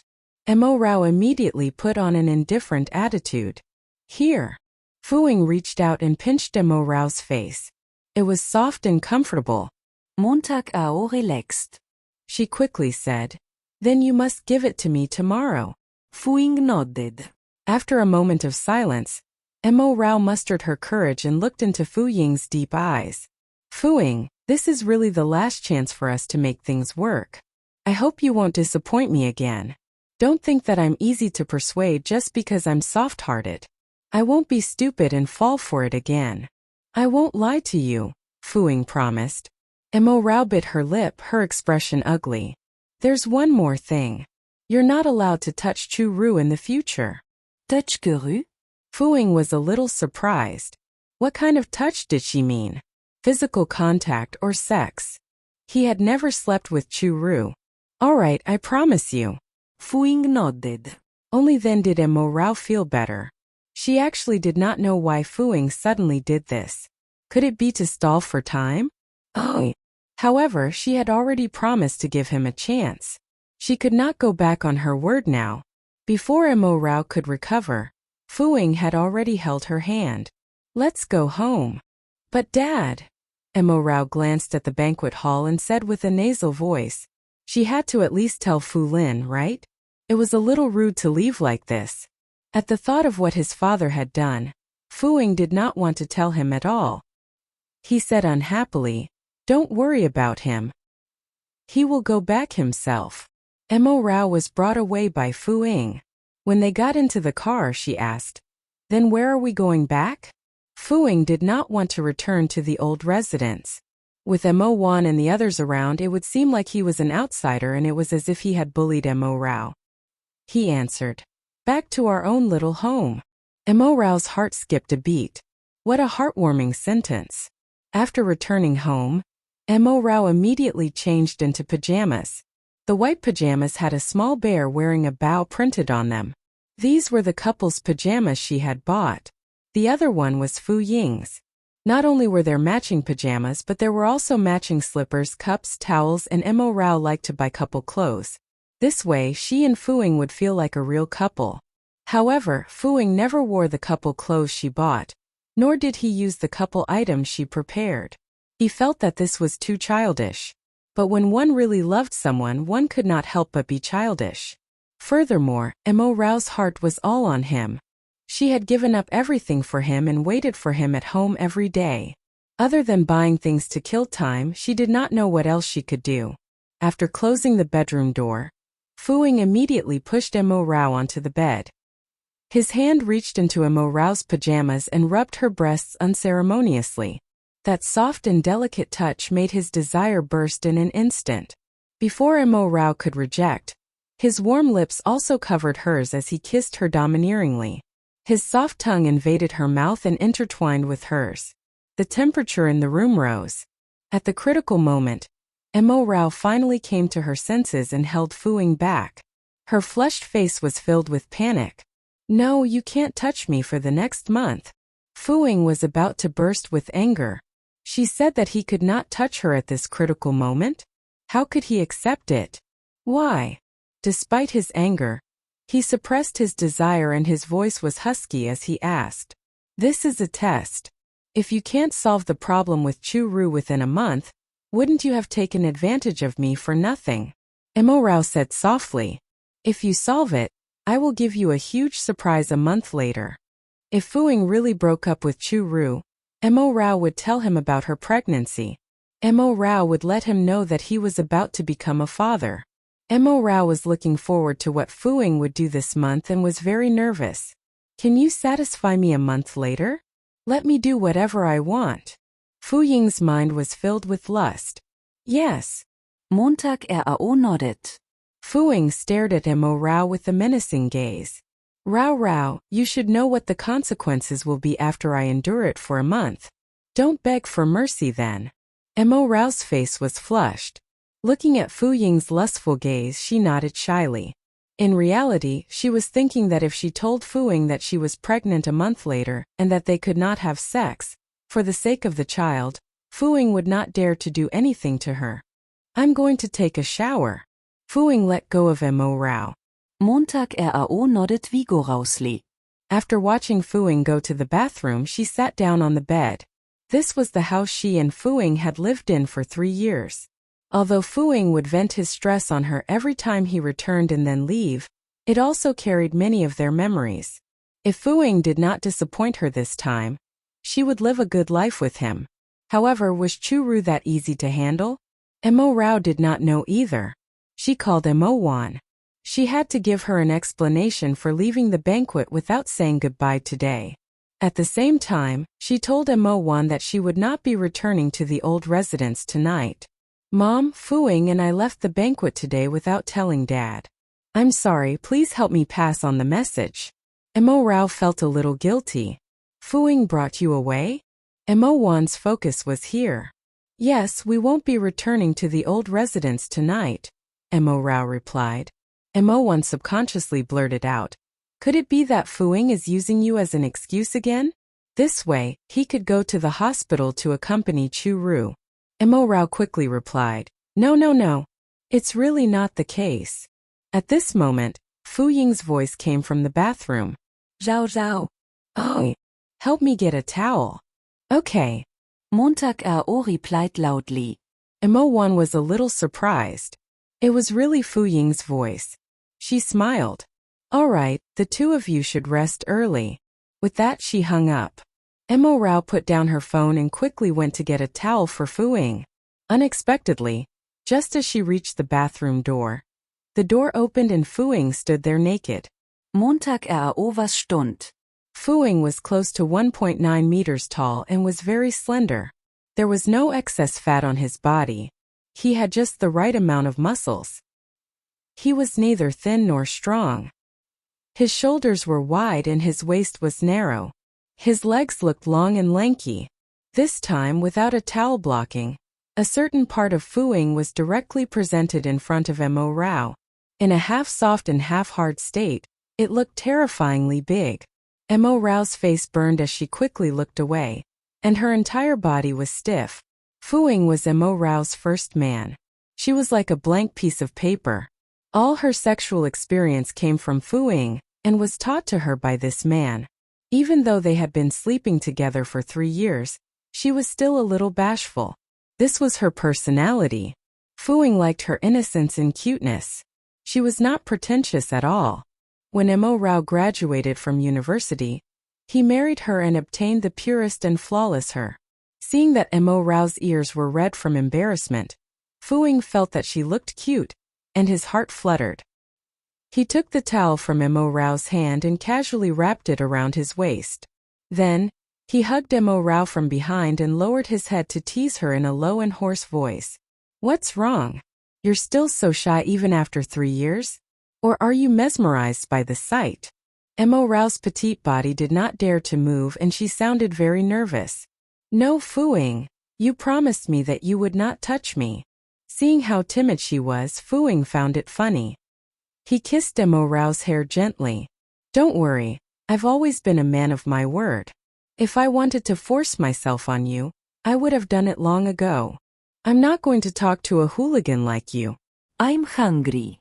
I want to eat. Mo Rao wanted to escape. Hungry? Do you want to eat ham sausage? Fu Ying teased Mo Rao. Of course Mo Rao knew what he meant by ham sausage. It was because that thing was already hard and was forcefully pressed against her waist through the towel. After all, Fu Ying had long legs. I'm going to cook noodles. Mo Rao quickly broke free from Fu Ying's arms and ran out. Fu Ying smiled. She was really cute. If he could press her under him and make love to her as she begged for mercy, she would seem even cuter. Oh right, do you want to eat? Mo Rao suddenly returned. Yes, eat. Fu Ying nodded. Mo Rao went downstairs to the kitchen again. Fu Ying also dried his hair and changed into a clean set of clothes. Then his phone rang. It was Chu Ru. For a moment, Fu Ying did not want to answer the call, but he hesitated for a moment before answering. Hey, he said in a deep voice. Fu Ying, I'm so scared. I have chemotherapy tomorrow. I'm afraid of suffering the pain alone. Boo-hoo. Can you come and accompany me tomorrow? Chu Ru cried on the other end of the phone. Fu Ying frowned and was about to speak when Mo Rao walked in from the door. Fu Ying, the noodles are ready. Go down and eat. Chu Ru was stunned. This was clearly Mo Rao's voice. Fu Ying was actually with Mo Rao? Mo Rao should have already heard the recording. Why was she still with Fu Ying? Chu Ru's hands clenched the phone tightly. All right, I'll come. Fu Ying replied to Mo Rao. Mo Rao noticed that Fu Ying was on the phone, but she did not know who he was talking to. Perhaps it was a work call? She said obediently, It's okay. Settle the matters at hand first. I'll go down and eat while waiting for you. With that she left. Fu Ying then said in a cold voice, Little Ru. Fu Ying. As if afraid that she would hear something she did not want to hear, Chu Ru immediately interrupted Fu Ying. You must have been very tired during this period of time. You need to rest well. It's fine if you can't come tomorrow. I don't want you to collapse of exhaustion. Eat more noodles and help me eat my share. Fu Ying immediately asked, Why? You didn't eat anything tonight. Chu Ru replied pitifully, Yes, I didn't eat anything and my appetite hasn't been good. That's why I wanted to eat when I heard Emo Rao tell you to eat noodles. Her culinary skills must be very good. Actually, her goal was to act pitiful and get Emo Rao to cook for her. She was not hungry at all, but she could put Emo Rao in a difficult situation. As long as she wanted to eat, Fuing would order Emo Rao to cook like a servant. What do you want to eat? I'll get Gu Hai to send it to you, Fuing replied calmly. Oh. Chu Ru was stunned. Let Gu Hai send her? Was Fuing not coming himself? This was not what she wanted. Chu Ru immediately put on a considerate and aggrieved tone. No need, Fuing. I'm just a little envious. I haven't had the appetite to eat for a few days. You don't have to worry about me. I'm already used to being alone. In the past 3 years I've lived alone and faced everything alone. Chu Ru hung up after saying that. Fuing could not help but frown. Why did he feel that Chu Ru's words sounded sarcastic and made him feel uncomfortable? But he did not understand where the discomfort came from. When Fuing went downstairs, Emo Rao had already brought the noodles to the dining room. She had changed into casual clothes and was wearing a pink apron. Her hair was casually clipped back with a hairpin, and she looked casual yet gentle. No matter what she wore, she gave off a clean, cute, and gentle feeling. Fuing was already used to this feeling and liked it very much. Come and eat quickly. It'll get cold later, Emo Rao said gently to Fuing as she took off her apron.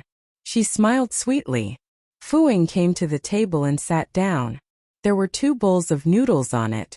The bowl in front of Emo Rao only had vegetables, but the bowl in front of him had eggs, prawns, and vegetables.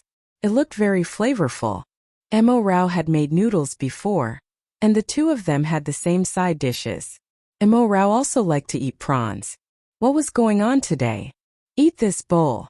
Fuing pushed the bowl of noodles with prawns over.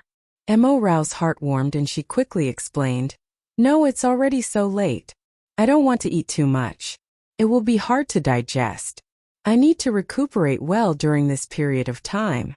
With that, she pushed the noodles in front of Fuing and started eating the bowl of noodles with only vegetables. She could not eat prawns because when she smelled the prawn meat just now, she could not help but want to vomit. You're so fussy. Fuing smiled helplessly and took the noodles to eat. They rarely sat together and ate alone. This comfy and casual scene made Emo Rao very satisfied. It was as if the days had returned to normal. Chu Ru hadn't come back. Fuing hadn't mentioned the divorce, and Emo Rao was still the woman who silently waited for him to come back. If he was hungry, Emo Rao would find a way to cook something for him. Every time she watched him eat the food she made, Emo Rao felt very happy. However, Fuing seemed to have something on his mind. He frowned from time to time, as if he was thinking about something. Emo Rao recalled the call he had just received. Could it be Chu Ru? Fuing had liked Chu Ru for so long. How could he let go so easily? Just like how she had liked Fuing for 10 years. Wasn't it also difficult to end things? Since she had promised to give Fuing a month, she would endure it. She could not make him solve all the problems in an instant. She had to endure it for the next month. She could not be unreasonable or ask for too much. After eating the noodles, Emo Rao cleaned up the dishes and washed them in the kitchen. When she came out again, she realized that Fuing was gone. Fuing! Emo Rao shouted, but there was no response. Had he left? Had he gone to Chu Ru's place? The corners of Emo Rao's mouth drooped. As expected, she would still be disappointed and sad. Just as Emo Rao was about to go upstairs to rest in disappointment, there was a sound from the door. At this moment, other than the lights in the kitchen and dining room, all the other lights had been switched off. During this period of time, Aunt Lin had returned to her hometown and there was no one at home. Emo Rao took a few steps forward and looked at the door. Through the dim living room, she could see that the door was open. There was dim moonlight outside. Fuing must have forgotten to close the door when he left. If this bastard got her and the child killed, she would not let Fuing off even if she became a ghost. The thief should still be in the courtyard outside. Emo Rao tiptoed over and closed the door before listening for movement. The footsteps outside were getting closer. Mo Rao's heart skipped a beat. Although the door was locked, would the thief climb through the window? Was the window closed? Could it be a gang instead of one person? Mo Rao returned to the kitchen, took out a fruit knife and boldly returned to the door. She held her phone in her other hand and opened the dialing interface. As long as she sensed the thief preparing to break in, she would call the police. Suddenly the lock moved. Someone twisted the lock from the outside but realized that they could not enter. Mo Rao's heart was in her throat and she almost dropped her phone and fruit knife. Oh! She was prepared to call the police immediately. Mo Rao, why did you lock the door? Fu Ying's voice suddenly sounded outside the door. Montag was stund. Why was it Fu Ying? Didn't he go to Chu Ru's place? Mo Rao quickly opened the door. It was really Fu Ying. Why is it you? Didn't you leave? Mo Rao asked in a daze. Where am I going in the middle of the night? Fu Ying looked at the fruit knife in Mo Rao's hand and frowned. I just came out to smoke. Don't you dislike the smell of smoke? When Mo Rao felt Fu Ying's gaze, she quickly hid the fruit knife in her hand behind her back with an awkward expression. Then why didn't you turn on the lights in the living room and tell me? It's just a cigarette, so I can't be bothered to turn on the lights. Fu Ying knew that this fool must have thought that a thief had entered. This neighborhood was in a wealthy district. The security was extremely good and there were surveillance cameras everywhere. There were basically no thieves. Mo Rao stuck out her tongue. Fortunately, she did not call the police. Otherwise, she would have wasted the police's time. Fu Ying grabbed Mo Rao's hand and took the fruit knife. The sharp blade shone with a cold light. If he did not speak and Mo Rao did not know it was him, she would have opened the door and cut him. Then, things would have gotten out of hand. You're quite vigilant. It's worthy of praise, but you have to understand the situation next time. If you greet me with a knife again, I won't let you off. Fu Ying pinched moral esse chic. Mo Rao rubbed her painful face and felt extremely aggrieved. Then tell me the next time you go out. I didn't even know where you went. I thought you went to the hospital again to accompany Chu Ru. Fu Ying raised his eyebrows. You feel justified? Of course I feel justified since you go to the hospital to accompany her all the time. I'm already used to it. Montag pouted. Her pink cherry lips looked very glossy and she looked very cute. Then quickly changed this habit. Fu Ying wanted to kiss that small mouth, but he was afraid that he could not control himself, so he could only endure it. My habit is quite good. I have a high sense of vigilance. You even praised me for being vigilant just now. I deserve praise. Mo Rao did not care. She was pregnant now. If anything happened, 2 lives would be lost. Fu Ying was so angry that he laughed. He grabbed Mo Rao's hand and went upstairs. Sleep. Sleep literally meant sleep and it was different from before. In the past, when he slept, he had to do intense exercise first and sleep after he was exhausted. Today, the 2 of them slept obediently. Mo Rao leaned into Fu Ying's arms. Although their positions were intimate, they were silent and each had their own thoughts. Mo Rao was pregnant, so she quickly fell asleep. After a while, Fu Ying's phone rang. The ringtone was very noisy. Mo Rao opened her eyes in a daze. How could this be? Fu Ying's anxious voice sounded. All right, I'll be right there. Mo Rao sat up. What's wrong? As Fu Ying put on his clothes, he said to Mo Rao, there's something urgent at the company. I have to go. Something urgent happened at the company so late at night? Montag was stund. Seeing Fu Ying leave with his car keys and phone, she got up and secretly followed him. Fu Ying did not drive. Instead, he left the district and walked out for a while. Mo Rao followed behind, her heart sinking. Not far away, Chu Ru was sitting by the road. Her blue hospital gown was very eye-catching. The moment he saw Chu Ru, Fu Ying immediately put his coat over her thin shoulders. Little Ru. It was a little cold tonight.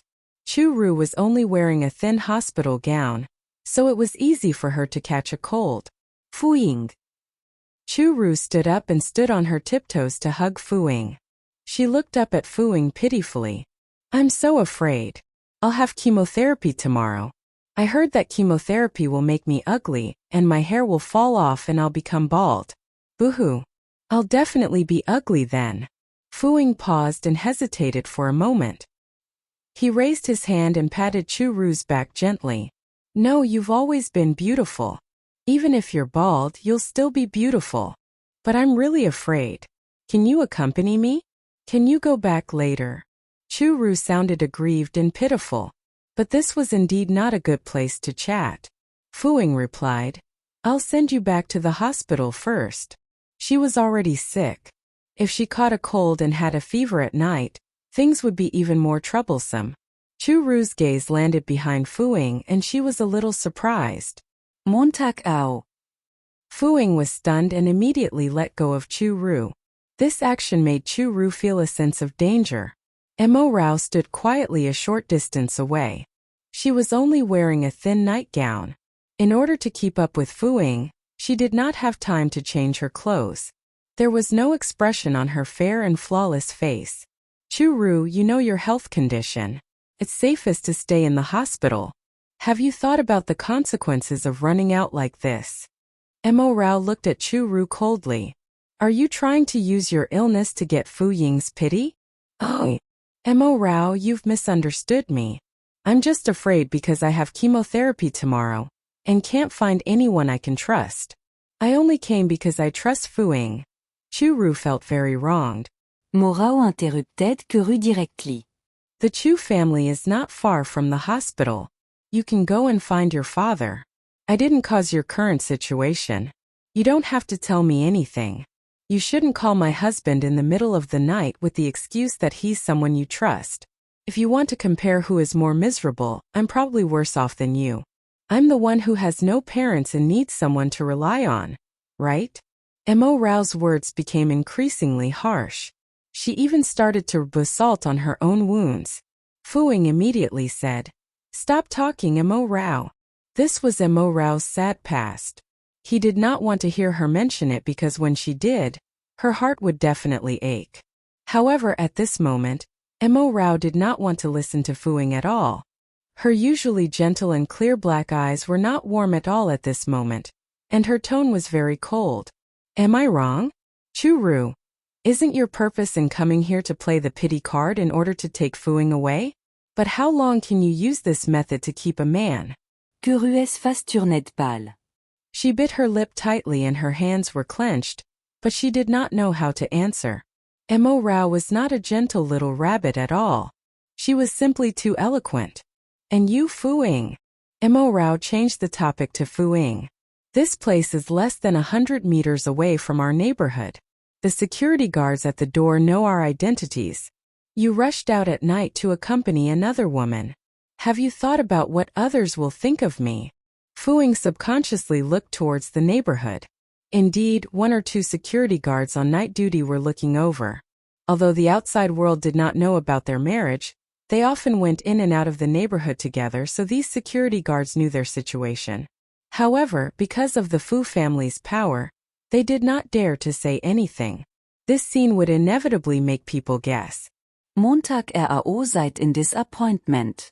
I'm done talking. Fu-Ying sent her back. With that, she turned around and went back. Her lonely and slender back figure made one's heart ache. She looked like a butterfly fluttering in the autumn wind. Chu-Ru was angry. Why did Mo Rao leave just like that? According to her plan, Mo Rao should have cried and caused a scene while asking Fu-Ying for an explanation hysterically. This way Fu-Ying would definitely hate her. She did not expect Mo Rao to leave after saying these words. Chu-Ru felt that she had made another wrong move. She quickly explained, Fu-Ying, I really don't mean what Mo Rao said. Can you go back and explain to her? However, Fu-Ying's gaze was very mixed. He said calmly, I'll send you to the hospital first. I'll explain to her when I get back. Let's go. What? Explain? Chu-Ru's expression changed. Could it be that Fu-Ying really planned to explain to Mo Rao? This was not his personality. People like him always did whatever they wanted and did not bother to explain anything. Now, he actually wanted to explain to Mo Rao. It seemed that in the 3 years she had been away, Mo Rao had used many methods to seduce Fu-Ying. Chu-Ru regretted it. She should have guarded Fu-Ying tightly back then. That way, Mo Rao would not be in the picture. Mo Rao returned to her empty house. As soon as she entered, she leaned against the door and slowly sat down. She could not help but cry. She placed her hand gently on her abdomen, as if she was feeling for the child. "I'm sorry, baby." Mo Rao's voice was hoarse, and her tears blurred her vision. She thought that today was the day she and Fu-Ying would start over, and she had promised to give him a month. Now that she thought about it, let alone a month, it might be useless even if he had another 3 years. Fu-Ying's feelings for Chu-Ru were definitely not something that could be resolved in a month. Oh, Mo Rao actually knew this very well, but she had promised to give Fu-Ying a month so that she would not regret it, lest Fu-Ying say that she was too heartless in the future. Thinking about how her baby could not even have a complete family after her baby was born and could not have fatherly love, Mo Rao was filled with guilt. "Mommy will shower you with love in the future. I won't let you be worse off than other babies."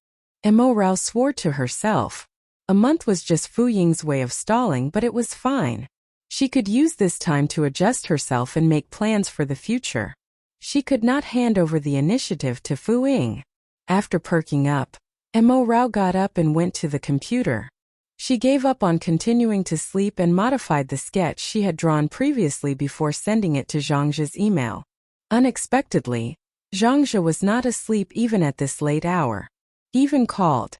"Why aren't you asleep yet?" Zhangzhe asked very gently. "I was about to sleep," Mo Rao replied. "It's already so late. Girls have to sleep early. It's good for their health." Zhangzhe was like a big brother and was very concerned about her. Mo Rao's heart warmed. "Yes, I know. You too." Zhangzhe's warm voice came from the other end of the phone. "I'm used to sleeping late. By the way, Rao, there's an exchange meeting for the parents of special needs children tomorrow afternoon. Are you interested in participating?" Montag Stund. "I should participate?" "Yes, actually many of the fairy tales I wrote came from inspiration from these parents. They are filled with their beautiful hopes and perseverance. If you participate, you might be able to find some inspiration," Zhangzhe explained. "All right, I'll go." Mo Rao immediately agreed. After arranging her schedule for the day, Mo Rao went to sleep. She emptied her mind and did not think about where Fu-Ying was or what he was doing. She only needed to live her life well. In any case, she would have to live like this alone in the future. No matter how sad and anguished she was already used to it. It would be fine as long as she got used to it. What was the point of crying or throwing a tantrum? It would only make her become a resentful woman in Fu-Ying's eyes. Throwing a tantrum could not stop him from sending Chu-Ru away and accompanying her. As a substitute, why did she always think that she was more important than the real person? The hospital. Fu-Ying sent Chu-Ru to the ward to settle down. Looking at Fu-Ying's figure, Chu-Ru had a bad feeling. Fu-Ying did not seem to like her as much as before, and his heart was no longer filled with her. She held on to this man tightly, but if she let go, she would lose this man completely. In the 3 years that Chu-Ru had left, Fu-Ying had sex with Mo Rao. And many times. This was a sore spot in Chu-Ru's heart. Every time she thought about it, she felt extremely resentful. Seeing Fu-Ying turn around and prepare to leave, Chu-Ru immediately cried. "Fu-Ying, are you leaving? I'll go find the doctor." "Rest well," Fu-Ying explained. "I don't need a doctor." Chu-Ru lifted the blanket and got off the bed before hugging Fu-Ying tightly. "You know what I need the most is you. I'm already a person who's about to die. Can you accompany me more?" Fu-Ying tensed up. "I won't let anything happen to you. But Mo Rao is unwilling to donate her bone marrow to me. What can I do?" Chu-Ru cried, her voice filled with grievance and pity. "Fu-Ying, she has occupied my position for 3 years. Isn't that enough? Do I have to kneel down to her?" Fu-Ying turned around and held Chu-Ru's shoulder to comfort her. "Calm down. I'll think of a way." Chu-Ru looked at him with tears in her eyes. "But what else can we do? You promised me before that you would make her agree within 3 days. Now that time has passed, but she still hasn't agreed." "I know. Go to sleep. I'll handle it. Fu Ying's tone was colder. With that, he turned around and left. Chu Ru's hand clenched into a fist, and her nails dug into her palm. She looked at the empty door indignantly. She didn't know what Fu Ying wanted to do. Did he not want Mo Rao to donate her bone marrow? The more she thought about it, the more resentful she became. Chu Ru simply followed him out secretly. Fu Ying went all the way to the doctor's office. Chu Ru's attending doctor happened to be on duty tonight. When he saw Fu Ying, he quickly greeted him politely. President Fu, it's already so late. Why are you still here? Little Ru ran out at night. Doesn't your hospital know? Fu Ying's expression was not pleasant. What? I'll send someone to find her immediately. The doctor was shocked. There's no need. I've already sent her back. The gloominess in Fu Ying's eyes was obvious. You should know the reason why I arranged for her to be treated here. The doctor was nervous. Yes, I know. Are there any results? How's the matter of finding other bone marrow donors these few days? Fu Ying went into the topic. The doctor sighed. There is one, but the other party is pregnant now and can't donate. Pregnant? Fu Ying frowned. When is the baby due? The doctor replied. There's still about 5 months. The problem is that even if the other party gives birth, they won't be able to undergo a bone marrow transplant immediately. Just tell me how long it will take. Fu Ying was impatient. It will take at least a year. The doctor was in a difficult position. Then how long can little Ru wait? Fu Ying asked in a low voice. 6 months at most. The doctor's forehead was sweating a little. Fu Ying's gaze was too terrifying. He quickly added, but if Miss Chu is willing to cooperate with us for the treatment, she should be able to last longer. Fu Ying's gaze softened slightly. She has chemotherapy tomorrow, right? What's the risk? The first chemotherapy reaction will be more intense. Miss Chu might have some chemotherapy reactions such as nausea and vomiting as well as hair loss, the doctor replied truthfully. Fu Ying was silent for a few seconds. I understand. Continue to expand the search for bone marrow donors. It doesn't matter how much it costs. The doctor asked carefully. Then Miss Mo. Don't touch her. If she's unwilling, no one can touch her. Fu Ying's gaze instantly turned cold. The doctor was shocked and quickly replied. Okay, I'm just asking.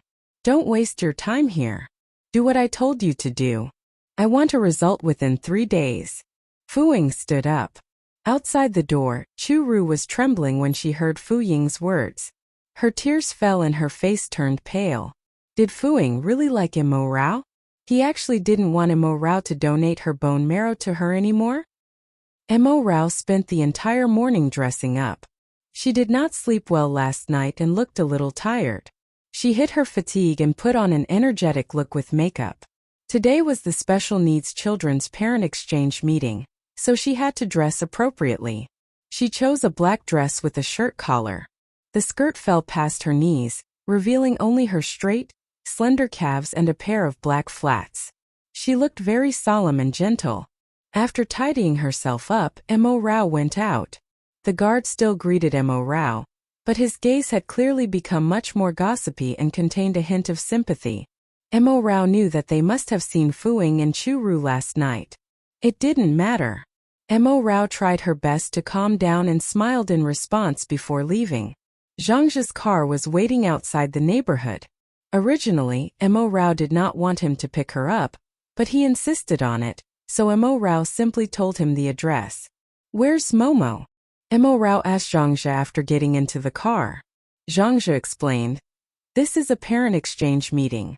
Usually, we don't bring our children along. You know that this group of children is very special. If they flare up, it will affect the progress of the exchange. That was true. Mo Rao nodded in understanding. After she buckled her seatbelt, the car set off and drove towards their destination. In the car, Mo Rao saw that Zhangzhe looked a little tired. She asked, Brother Zhang, are you guys usually very tired? Zhangzhe smiled bitterly. Of course, just like me. Not only do I have to work, but I also have to bring Momo for treatment. I have to spend more effort thinking of a way for Momo to recover. Momo usually can't leave home. If not for my parents, I'm afraid it would be difficult for me to go out. Momo can't go to places with too many people, nor can he go to unfamiliar places. Sometimes when I see him alone and daydreaming, my heart aches. Brother Zhang, I think you guys are really great. Mo Rao admired them from the bottom of her heart. What's so great about us? As a parent, it's all for the sake of the child. In the future, when you become a mother, you will know that you can even give up your life for the child. Zhangzhe replied. Montag nodded. She knew. She understood. Because she also had a baby in her stomach. In the future, she would restart her life for this child. She would love this child with all her heart and be a qualified mother. By the way, Rao Rao, I've seen your sketch. I'm very satisfied. Zhangzhe mentioned. Really? Mo Rao was delighted and her voice became chirpy. Really? If possible, you can go to my magazine agency to sign the contract in the next few days. It'll be considered an official job. How about it? Zhangzhe was in a good mood when he saw how happy Mo Rao was. Mo Rao quickly nodded. Okay. But on second thought she hesitated. Brother Zhang, are you sure you're satisfied with my sketch? You're not deliberately doing me a favor, are you? Zhangzhe laughed. You're worrying too much. The sales of this book are quite good. I can't risk such a huge profit as a favor. Oh. Mo Rao heaved a sigh of relief and smiled sweetly. That's good. Only then will I be at ease. Otherwise, I'll really be afraid of owing you a favor. I know. You're not the kind of person who likes to take advantage of others and owe favors. Zhangzhe looked at Mo Rao deeply. Mo Rao smiled and nodded. Then come to my magazine agency in the next 2 days. I'll arrange for someone to sign a contract with you. Zhangzhe gave Mo Rao a business card with the magazine's address on it. Montag replied excitedly, Okay. This was her first job in her life. How precious. As they chatted, the car stopped in front of a financial building. The exchange was held on the 17th floor here. Mo Rao followed behind Zhangzhe. Fu Ying happened to come out of the building with the company and saw Mo Rao at a glance. Everyone in the company had seen Mo Rao and knew her current relationship with Fu Ying. Fu Ying's expression instantly darkened. Mo Rao had said that she would give him a month yesterday, but today she was walking with another man and laughing. Was she playing with him? After Gu Hai sensed his boss' anger, he became uneasy. This was also the first time he saw Mo Rao appear with other men. However, he had to admit that Mo Rao was very compatible with any man. Mo Rao's appearance was very outstanding, and her personality was soft and gentle. Gu Hai could not figure out why his boss did not like Mo Rao. Just as Mo Rao and Zhangzhe were talking and walking, she accidentally tripped over something. Zhangzhe quickly supported her and reminded her gently, Be careful. Thank you. Montag replied gratefully. Fu Ying looked at the hand holding Mo Rao's shoulder. The more he looked at it, the more annoying it seemed. Watch your feet. Be careful where there are stairs, Zhangzhe said softly. Yes, yes. Montag nodded. She was too careless. If she really fell, the child in her stomach would be in danger. Fortunately, Brother Zhang was there. Yes, you're so obedient. Zhangzhe patted Mo Rao's shoulder gently like a big brother and praised her. Fu Ying walked over and heard this. His mood immediately worsened. How could other men praise his woman for being obedient? Why was it so annoying in his ears? Miss Montag. Gu Hai quickly examined Mo Rao. These two were husband and wife, but they had to act outside. However, this was mainly Fu Ying's problem. Gu Hai could feel that Fu Ying actually cared about Mo Rao, but he did not understand his own feelings. If this continued, their relationship would definitely sour because Mo Rao did not lack good men by her side. Montag was stunned. When she saw Fu Ying and Gu Hai, coldness flashed across her eyes. Why are you guys here? She asked calmly. Her demeanor was completely different from when she was with Zhangzhe just now. Why are you here? Fu Ying asked coldly. Looking at how Mo Rao was dressed to the nines, Fu Ying felt jealous. She was indeed beautiful, but Fu Ying did not want other men to see her. Zhangzhe listened to the conversation between the two of them. There was a sense of hostility to it. As someone smart, he naturally guessed that their relationship was not simple. However, he did not expose it and only replied in a gentle but distant tone. President Fu, I brought Rao Rao to participate in the Special Needs Children's Parent Exchange. Special Needs Children's Parent Exchange? Mo Rao had only gone to a special needs education institution once to be a volunteer. Was she really that concerned about them? What kind of parent was she? Fu Ying glanced at Zhangzhe. Mr. Zhang, she doesn't have any special needs children in her family. Zhangzhe could tell that Fu Ying was implying something. He only smiled. Who knows? Was he going against him? Fu Ying's gaze became even colder. Zhangzhe had an autistic son. Did this mean that he wanted to woo Mo Rao and let her be his stepmother? Fu Ying wasn't threatened by him. Brother Zhang stopped talking. Mo Rao stopped Zhangzhe worriedly. Oh. Fu Ying was a vengeful person. Moreover, the Fu family was so powerful. It would be troublesome if Fu Ying wanted to target Zhangzhe. However, Zhangzhe was not a pushover. He said to Fu Ying very calmly, President Fu, Rao Rao and I were once neighbors. She is like a sister to me. If the Fu family had not adopted her first, my parents and I would have considered adopting her. Now that I think about it, she might be happier as my sister. These words made Fu Ying's gaze turn even colder. There was even anger in his eyes. Fu Ying, I came here to participate in the exchange to understand these children's conditions better, so that I can help them in the future. You have a job and I can have my job. Let's not interfere with each other and leave it at that, Mo Rao said. She wanted to Fu Ying to direct his anger to her. She could not let Zhangzhe be in danger. With that, she turned around and walked into the building. Unexpectedly, Fu Ying grabbed her from behind. Mo Rao was so frightened that her entire body stiffened. This was outside, not home. And there were so many people. Was Fu Ying crazy? In that case, I'm also very interested in understanding it. Let's go together. Fu Ying's cold and dangerous voice sounded in Mo Rao's ear. Hearing this, Gu Hai was stunned. President Fu, what about the cocktail party later? I'll go after the exchange. Fu Ying put his arm around Mo Rao's shoulder and walked in. Looking at their backs, Gu Hai helplessly reminded Zhangzhe. Mr. Zhang, actually, Miss Mo and President Fu. I know. Zhangzhe interrupted Gu Hai calmly.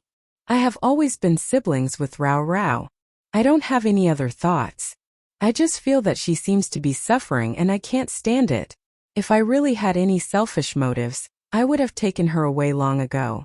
In my opinion, she doesn't want to stay in the Fu family that much. Gu Hai was a little embarrassed because Zhangzhe was right. If something had happened to Mo Rao's parents and the Zhang family had adopted her first, she definitely would have gone to the Zhang family. In comparison to the Fu family, neighbors who knew her well were more reliable. All these years, Gu Hai didn't think of Mo Rao as someone who was in it for the Fu family's money. However, he did not expect Zhangzhe, who looked gentle and refined, to be quite scheming and bold. He actually dared to deliberately provoke Fu Ying. After entering the building, Mo Rao immediately broke free from Fu Ying's hand. After all, Fu Ying was famous. Who didn't know him? She lowered her voice and reminded him. President Fu, you should be careful. After all, we're siblings in front of outsiders. Siblings again. Did Mo Rao really want to be siblings? Fu Ying was tired of hearing this word. Be obedient. You're still my wife now. If you don't want that magazine agency to disappear tomorrow, be obedient and don't make me angry. Fu Ying reminded calmly. This move again. Mo Rao hated him to death. However, she knew that Fu Ying would really do as he said, and he had the ability. She could not drag Zhangzhe down, so she could only endure it for now. At this moment a man walked over. The moment he saw Mo Rao, his eyes lit up and he smiled happily. Miss Montag. Mo Rao looked in the direction of the voice. It was the man she had met at the banquet last night, Zhang He. His family could be considered a blue blood family. At that time, Fu Lin had specially introduced the two of them. Miss Mo, do you still remember me? Zheng looked at Mo Rao eagerly. Mo Rao thought for a moment, and mirth appeared in her almond-shaped eyes. You're Mr. Zheng, right? We just met last night. Zheng did not expect Mo Rao to still remember him. He nodded excitedly. Yes, I'm honored that Miss Mo still remembers me. Mo Rao was a little embarrassed. What's there to be honored about? By the way, Mr. Zheng, why are you here? I'm a child psychiatrist. I specialize in treating illnesses like autism. This is my business card. Zheng quickly handed his business card to Mo Rao. As he looked at Mo Rao's pristine and beautiful appearance, Zheng heart raced. He liked this type of girl very much. She was obedient and gentle like a pure white orchid. Previously, Zheng had wanted to exchange contact information with Mo Rao, but for some reason, Mo Rao was suddenly taken away by Fu Ying. Mr. Zheng, you're so capable. I'm very impressed. Mo Rao accepted the business card and praised. Speaking of which, Zheng and Fu Ying were about the same age, but they had completely different vibes. Fu Ying was domineering and cold, while Zheng was warm and enthusiastic. After all, he was a pediatrician, so he had to seem approachable. Thinking of those poor children, Mo Rao's eyes were filled with admiration for Zheng. After Fu Ying realized this, he felt very disdainful. Did she admire a doctor so much? Oh. The two of them spoke one after another, as if they did not notice Fu Ying's existence at all. He coughed deliberately. Ahem. Only then did Zheng react. He quickly said to Fu Ying in embarrassment, I'm sorry, President Fu. I just noticed that you were here. I was just too happy to see Miss Mo and got carried away. I'll treat you to a meal to apologize next time. There's no need. Fu Ying rejected him and said coldly, I don't have so much free time. Zheng was a person with a good personality. He did not take Fu Ying's coldness to heart at all. Instead, he smiled and replied, That's true. President Fu is a busy person. How about this, Miss Mo, you leave me your number too. Next time, I'll go see old Madame Fu and contact you in advance. Okay? Sure. Mo Rao replied without thinking. Your number is on the business card. I'll call your number later and save it. Okay. Zheng was overjoyed. Fu Ying's expression darkened. His damn jealousy was acting up again. He restrained himself as best he could. Let's go. The exchange is about to begin.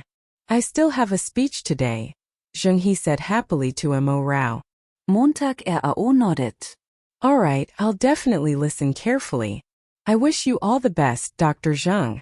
After being encouraged by Mo Rao, Zheng blushed and his heart beat faster. He did not even dare to look into Mo Rao's clear eyes. Yes, I will. With that, she quickly turned around and left. Mo Rao smiled as she watched Zheng leave, but Fu Ying was filled with anger. What was wrong with this woman? Was she so good at flirting now? When the person in charge of the exchange found out that Fu Ying was coming, he specially arranged a seat for him. However, it was separated from Mo Rao because Zhang was in charge of Mo Rao's seat, so the two of them sat together. Brother Zhang, let's go there, Mo Rao said to Zhang when she saw that Fu Ying had a special seat. Zhang nodded and followed. Unexpectedly, Fu Ying stood in front of the two of them and ordered Zhang, let's change seats. Why? Zhang asked deliberately. No reason. Fu Ying frowned. Montag was speechless. If Zhang did not listen to Fu Ying, the exchange would probably not be able to take place. For the sake of the overall situation, Zhang agreed. Fu Ying and Mo Rao sat at the back. Due to Fu Ying's special status, many people looked at them. Mo Rao actually did not like this feeling. She frowned and lowered her voice to say to Fu Ying, In 3 years I've been married to you. I've received the most attention during this period. It's normal, Fu Ying replied calmly. How is it normal? Didn't you tell me not to show my face in the past? Now that we're getting a divorce, you're going all out. Mo Rao lowered her voice even more. Fu Ying was extremely unhappy. Why are you talking about this again? We're not divorced yet. Mo Rao looked nonchalant. Yes. There's still a month to go. We'll divorce soon. Why was she so good at scolding people? Fu Ying's black eyes were cold as he watched Zheng He go on stage and begin his opening speech. On the stage, Zhang He began to talk about some of his experiences as a child psychiatrist and some treatment methods for autistic children. Mo Rao listened very seriously, her eyes filled with admiration. Fu Ying did not like her looking at other men like that. It was too seductive. He realized that he was becoming pettier and pettier. He wished that Mo Rao only had him in her eyes and heart. Since you know that there's still a month left, and you said that you would give me a chance, why did you come out with another man? Fu Ying was unhappy at the thought of this. Mo Rao, full of dissatisfaction, rolled her eyes at him. What? You can send Churu back to the hospital late at night and not return home at night, so can't I come out with Brother Zhang to do some serious business? I'm here to participate in the exchange. Didn't you see it too? I'm not as dirty as you guys. Dirty? Fu Ying's expression darkened. How is it dirty? What else? Montag snorted. You only know how to use marriage to restrain me. Why don't you restrain yourself? If not for the fact that this occasion was not suitable, Mo Rao really wanted to stand up and scold Fu Ying before leaving. Fu Ying was furious with Mo Rao. His breathing became heavier, but he could not get flare up. Mo Rao restrained her emotions and continued to listen to Zhang He's speech seriously. It was not that she was infatuated with Zhang He, but she wanted to learn seriously so that she would have a better way to take care of those poor children in the future. She was also going to be a mother. If her child unfortunately became like this, what should she do? She would not give up either. Even if she was alone, she would face it bravely and become the child's strongest support. In the future, after leaving Fu Ying, she could not rely on anyone anymore. She had to work hard to complete everything herself. When she saw Fu Ying send Churu off last night, she knew that this month was just Fu Ying's way of stalling. He just wanted to think of another way to get her to donate her bone marrow. She shouldn't have any more fantasies. Also, don't forget that divorce agreement. Mo Rao recalled this matter again and reminded him calmly. Fu Ying did not speak and only looked at Zhang He coldly. As for what Zhang He had said, he had no idea. He only heard a little about what women should pay attention to during pregnancy to allow the fetus to develop better. From a certain perspective, it could also prevent misfortune from happening. How good would it be if Mo Rao was pregnant now? Fu Ying could not help but look at Mo Rao's stomach.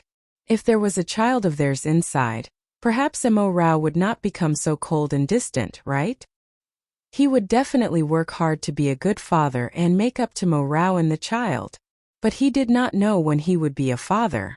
After Zhang He's speech ended, there was a round of applause. Mo Rao also clapped hard. The next segment was about the parents taking turns to go on stage to talk about how they had discovered their child's illness, how they had treated their child, and some of their accumulated experience. Montag also listen seriously. Other than Zhang Jia, there were still so many people guarding their children with a trace of hope. Unknowingly, her eyes turned red. The change in her hormones during pregnancy made her more emotional. Next, let's randomly select a parent to go on stage and issue an encouraging statement. Okay? The host said loudly. Everyone agreed and said, okay. Unexpectedly, Mo Rao was chosen.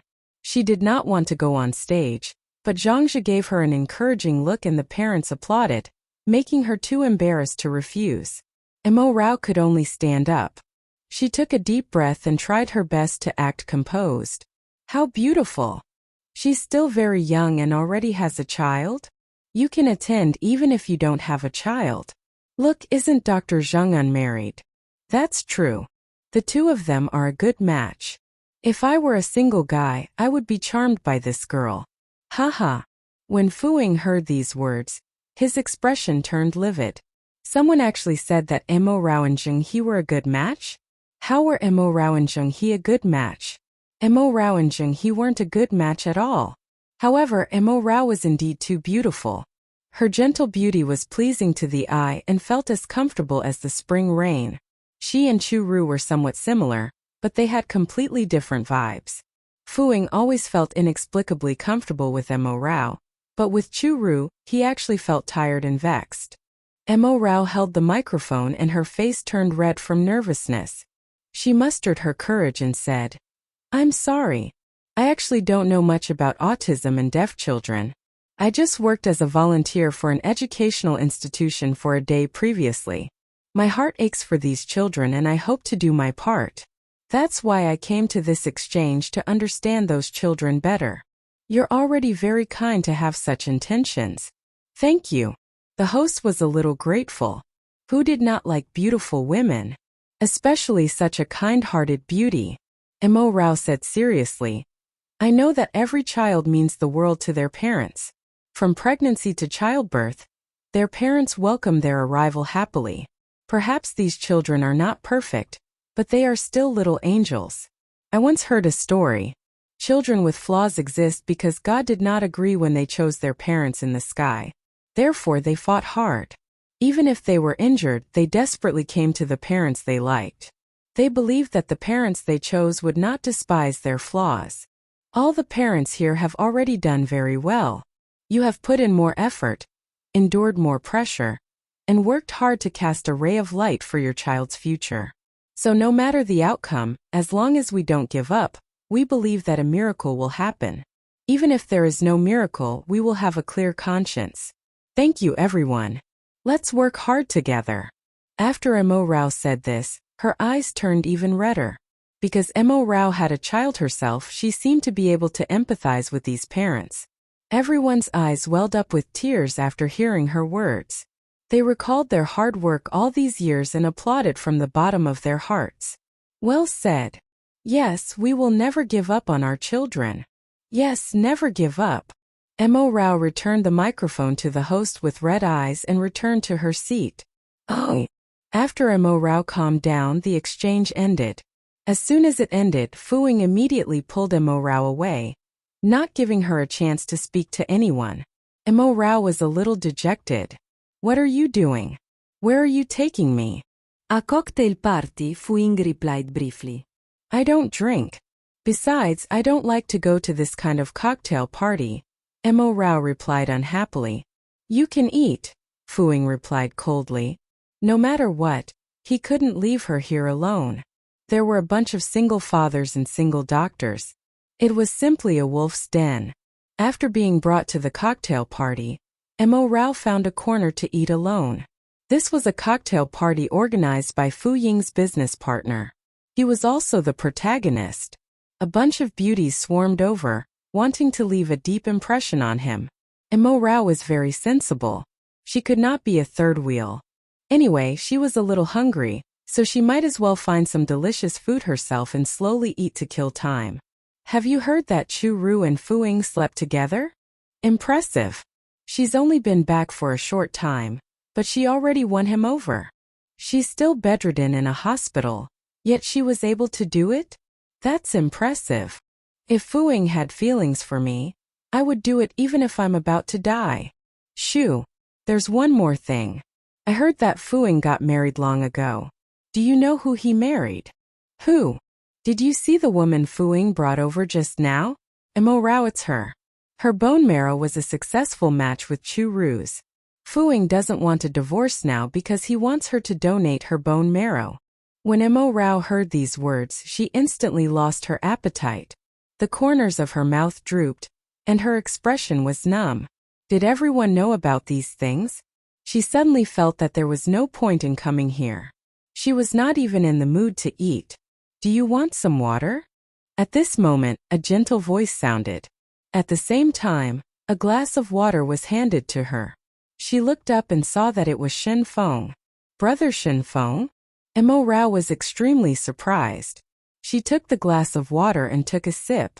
Shen Feng glanced at Fuing, who wasn't far away, and his eyes were filled with displeasure. He just left you here alone? Mo Rao rarely attended such events. Had Fuing not considered that she wouldn't be used to it if she was all alone? Montag smilet. It's okay. I'm used to it. She touched her stomach. After she ate a little, her stomach was almost full, but it was not healthy to eat like this. For the sake of the child, she had to eat some meat or fruit later. Ever since she found out that she was pregnant, Mo Rao had started to pay attention to her diet. Even if she didn't want to eat, she had to force herself to eat. At this moment, Fuing was raising his wine glass and chatting happily with the others. However, he did not ignore Mo Rao and would glance at her from time to time. When he saw Shunfeng standing beside Mo Rao, the smile on his face immediately disappeared. "Sorry, excuse me," Fuing said to the others and walked towards Mo Rao. Mo Rao felt someone walking toward her. She looked up and saw that it was indeed Fuing. Looking at the small desserts on Mo Rao's plate, Fuing was a little unhappy. "Is this all you're eating? How is this nutritious?" "Yes," Mo Rao replied simply. "This is not nutritious." Fuing frowned. "But I like eating it," Mo Rao replied casually. "But it's not your fault. You don't know my preferences at all, since there's no need to waste your time on me." Fuing was speechless. Why was he being mocked by her when he was just concerned about her? Was she deliberately saying this in front of Shunfeng so that he would seem like a cold and inconsiderate husband? As expected, Shunfeng spoke. "Rao Rao has IBS. The food here actually isn't suitable for her to eat. Most of the food are cold dishes.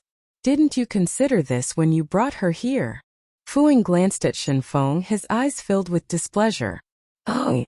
Shunfeng seemed to be more concerned about Mo Rao than he was. "I'll bring you to eat something else." Fuing grabbed Mo Rao's hand and held her hand as they turned to leave. Mo Rao was thin to begin with and had a petite figure. Her small hand was very soft in his. Fuing could not help but rub it gently with his fingers. He could not tolerate Mo Rao and Shunfeng being alone together. Shunfeng was different from other men. Other men would at most covet Mo Rao's beauty, but Shunfeng really liked Mo Rao and had the chances to interact with her. This made Fuing feel a sense of danger. "Fuing, you're being rude." Mo Rao could not help but reprimand. Fuing stopped and looked back at Shunfeng, who was standing in spot with an unpleasant expression. He deliberately bid farewell politely. "I'll bring her somewhere to eat. You don't have any stomach problems, so you should be able to eat the food here. Eat more. Goodbye." With that, he continued walking. Shunfeng frowned as he watched the two of them leave. He felt upset. He could actually tell that the way Mo Rao looked at Fuing now was different from before. She no longer looked at him with such intense affection. This meant that there must be something wrong with their relationship. What he had hoped for had finally happened. At the same time, he felt that he was being shameless. Because Mo Rao would be in anguish and he would basically be taking advantage of her when she was vulnerable. Shunfeng realized that he seemed to have fallen into a cycle that he could not walk out of. On the one hand, he did not want to see Mo Rao in pain and sadness. He hoped that Fuing could treat this silly girl well. On the other hand, he hoped that Mo Rao could leave Fuing and the two of them could divorce. This way he could have a chance to be with Mo Rao. This feeling was really torturous. Shunfeng was about to go crazy. On the other side, after Mo Rao was brought into the car by Fuing, the car did not move. Fuing recalled Shunfeng's words. What food was nutritious and suited Mo Rao's taste? Suddenly, he remembered the private restaurant he had eaten at with Mo Rao. Mo Rao had eaten a lot there and her appetite was terrifyingly large. "Have you thought about how you are going to ask me?" Mo Rao asked calmly when she saw Fuing's silence. "What do you mean?" Fuing came back to his senses. "Just say that you're going to the hospital to take care of Chu Ru." Mo Rao had already guessed what Fuing wanted to do. She was used to it. Fuing was rendered speechless by Mo Rao's strange thoughts. When did he say that he was going to the hospital to take care of Chu Ru? After stepping on the accelerator, Fuing replied, "I'm just here to bring you to eat." Montag RAO Fraunet. Really? Soon the car stopped in front of a restaurant. Not far away was Guotai Hospital. Mo Rao only felt that it was ironic. She asked, "Did you specifically choose this place to eat?" "Yes." Fuing did not react for a moment because he had indeed come here specifically. Montag RAO Sniert. "Hey, you've put in a lot of effort." Fuing understood because Chu Ru was at Guotai Hospital. Mo Rao, if I had wanted to see her, there's no need to beat around the bush, right? Fu Ying explained patiently. Mo Rao wasn't convinced. She supported her cheek with one hand but did not look at Fu Ying. Of course you have to beat around the bush and treat me better. Otherwise, how can I be soft-hearted and donate my bone marrow to Chu Ru? With that, she clicked on her phone screen and opened the recording software. Mo Rao directly played the conversation between the two women that she had recorded at the cocktail party to Fu Ying. After he heard that, Fu Ying's expression was dark. Fu Ying, we've been married for so long and haven't revealed it to anyone. I believe those who know about our relationship won't dare to spread the news. Who is so bold and insisted on doing this?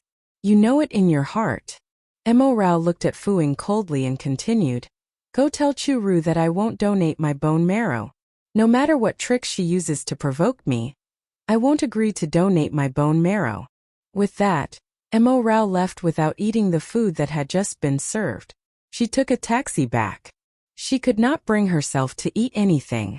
On the other hand, Fu Ying sat alone for a while before getting up and going to Guotai Hospital. When Chu Ru saw Fu Ying, she immediately put down her phone and a shifty look flashed across her eyes.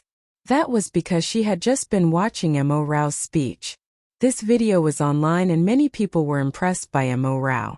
Chu Ru did not care that the netizens called Mo Rao goddess, nor did she care what Mo Rao said. She only stared at Fu Ying. Fu Ying looked at Mo Rao with a familiar gaze. In the past he had looked at her like this. Oh. But now Fu Ying looked at Mo Rao with that affectionate gaze. That kind of focus and gentleness made Chu Ru crazy with jealousy. Chu Ru knew that it was impossible for Fu Ying and Mo Rao to not have feelings for each other now. But Fu Ying did not admit it. Fu Ying, why are you here at this time?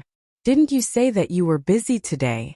Chu Ru hid her emotions and revealed a gentle smile. Did you reveal that Mo Rao and I are married? Fu Ying came to the bed and looked down at Chu Ru. His eyes were filled with suspicion. Chu Ru was shocked. How did Fu Ying know? No, why would I do that? Que Ru immédiately de nier. Did you arrange for someone to deliberately discuss this in front of Mo Rao? Fu Ying asked again. Chu Ru was frightened by his question and subconsciously avoided his gaze. She had indeed done so, but she had only asked the two of them to discuss it in front of Mo Rao. How could Fu Ying have heard it? She really shot herself in the foot.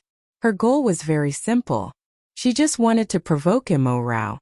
Since Chu Ru was silent, Fu Ying's expression darkened. Chu Ru, even if Mo Rao and I are divorced, she is still a member of the Fu family. I won't let anyone hurt her. You should understand. Of course, Chu Ru understood, but when she heard Fu Ying say this, the jealousy in her heart intensified. I understand. Fu Ying, why do you look at me like that? I didn't do these things. Chu Ru suppressed the jealousy in her heart and replied aggrievedly. Who told you these things? Not to mention that Mo Rao is your grandmother's savior and your family's benefactor, so I don't dare to hurt her. But just between the three of us, I'm the person who doesn't want others to know that you and Mo Rao are married the most. I never want others to see the two of you as a couple. Don't you know? During these 3 years no one else knows that you two are married. Fu Ying replied coldly. I'm very sure no one else can possibly be this bold. Chu Ru was stunned and tears fell. So you think I did it? I was still hoping that she could donate her bone marrow to save me. Why would I do that? What good would it do me? Seeing that she was crying, Fu Ying's tone softened. Little Ru, it's good that you know this. You've known me for so long, so you should know that I hate being played. Why would I play you?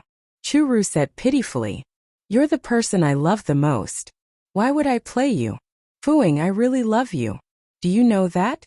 In the 3 years I've been away from you, when I couldn't hold on alone, as long as I thought of you, I would try my best to perk up and face all the problems. The only reason I survived was to return to you. With that, Chu Ru sat up and reached out to hold Fu Ying's hanging palm. Fu Ying, bring me to your home to take a look. Grandma's birthday is the day after tomorrow. I want to go and say happy birthday to her. Chu Ru knew very well that if she did not take the initiative to go back, no one in the Chu family would think of her. No one would invite her to old Madame Chu's birthday banquet. She could only think of a way to ask Fu Ying for help. Mo Rao found a restaurant and ordered a few dishes to fill her stomach. She wanted to go home directly, but she suddenly remembered something and got out of the car halfway. After dinner, Mo Rao also came to the hospital. She had specifically come to see Lin Kun. During this period of time, Lin Kun had been unconscious. According to the doctor, his situation was very dangerous. After not waking up for 3 days, he was sent to the ICU and could not be visited. Mo Rao could only contact Lin Wen to discuss his situation. Mo Rao stood quietly at the entrance of the ICU. Although she could not see Lin Kun, she felt more at ease when she was closer to him. At this moment, Lin Wen quietly came behind Mo Rao. My brother is out of danger and has been transferred back to the ordinary ward. Mo Rao was shocked and immediately turned around. When she saw that it was Lin Wen in a nurse's uniform, she heaved a sigh of relief and asked, "Is he awake?" "No, he's out of danger, but he hasn't woken up." Lin Wen's expression was a little unpleasant, and her eyes were filled with worry. "Little one, do you think we should contact the other hospitals and see if there's a better treatment option?" Mo Rao clenched her fists and said solemnly. Lin Wen smiled and comforted Mo Rao. "It's okay. Let's wait a little longer." Oh, she was a nurse herself. Actually, she knew stuff like this better than Mo Rao. There would be no better place than Guotai Hospital. Changing hospitals would put Lin Kun in danger. Suddenly, Lin Wen changed the topic and asked, "By the way, were you tired from helping me volunteer that day?" "I wasn't tired. I think it was very meaningful." Mo Rao smiled and replied, "I saw your video. You spoke very eloquently. I think those children will like you very much." Lin Wen admired Mo Rao from the bottom of her heart. Mo Rao felt a little shy, but she still asked, "Little one, why did you think of volunteering there before?" These words seemed to have triggered Lin Wen's sadness. She lowered her eyes and said in a low voice, "Because the family that adopted me back then had a child who was deaf and mute.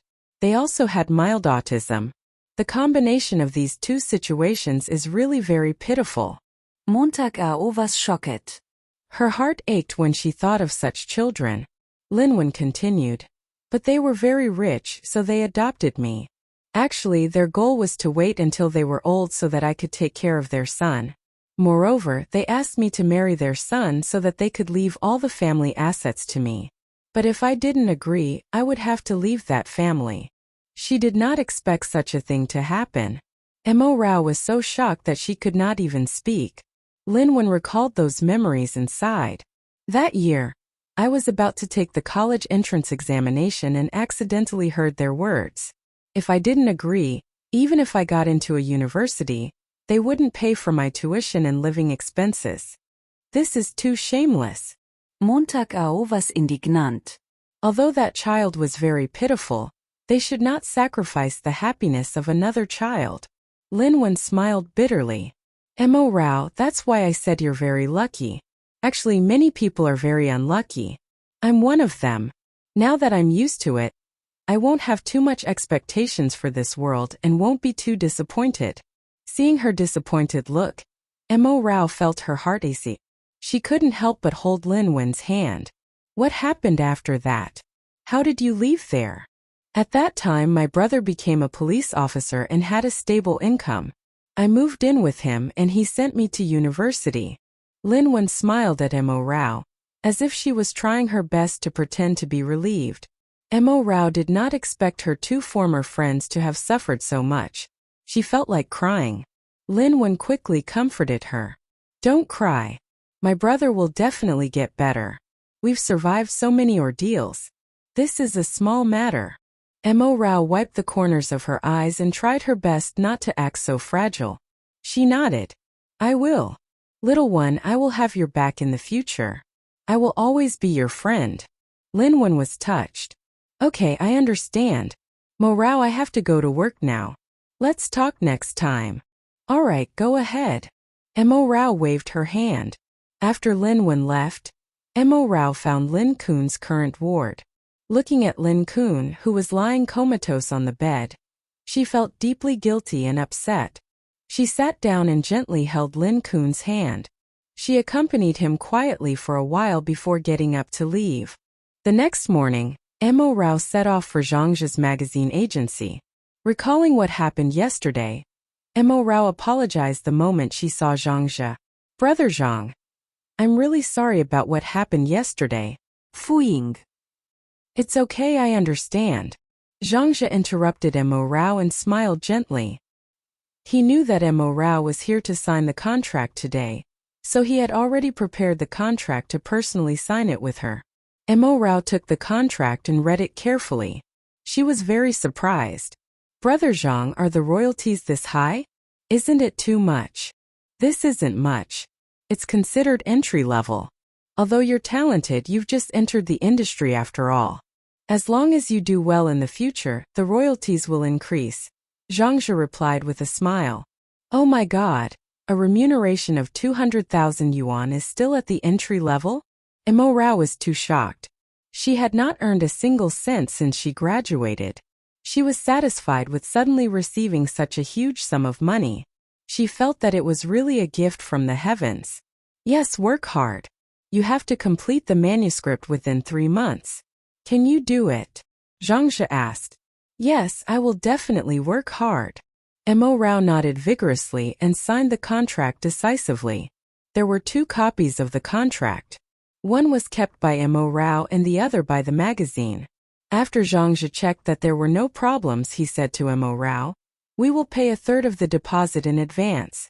When half of the manuscript is submitted and there are no problems with the review, we will pay another 1/3. When the manuscript is completed, the remuneration will be paid. Oh. Montag smilet sweetly. All right, no problem. Brother Zhang, let me treat you to a meal. Without you, I wouldn't have been able to obtain my first job in my life. Haha, next time. Look at my pile of work. Zhangzhe pointed at the manuscripts on the table. All right, let me know when you're free. I'll treat you to a meal. Montag smilet brichtli.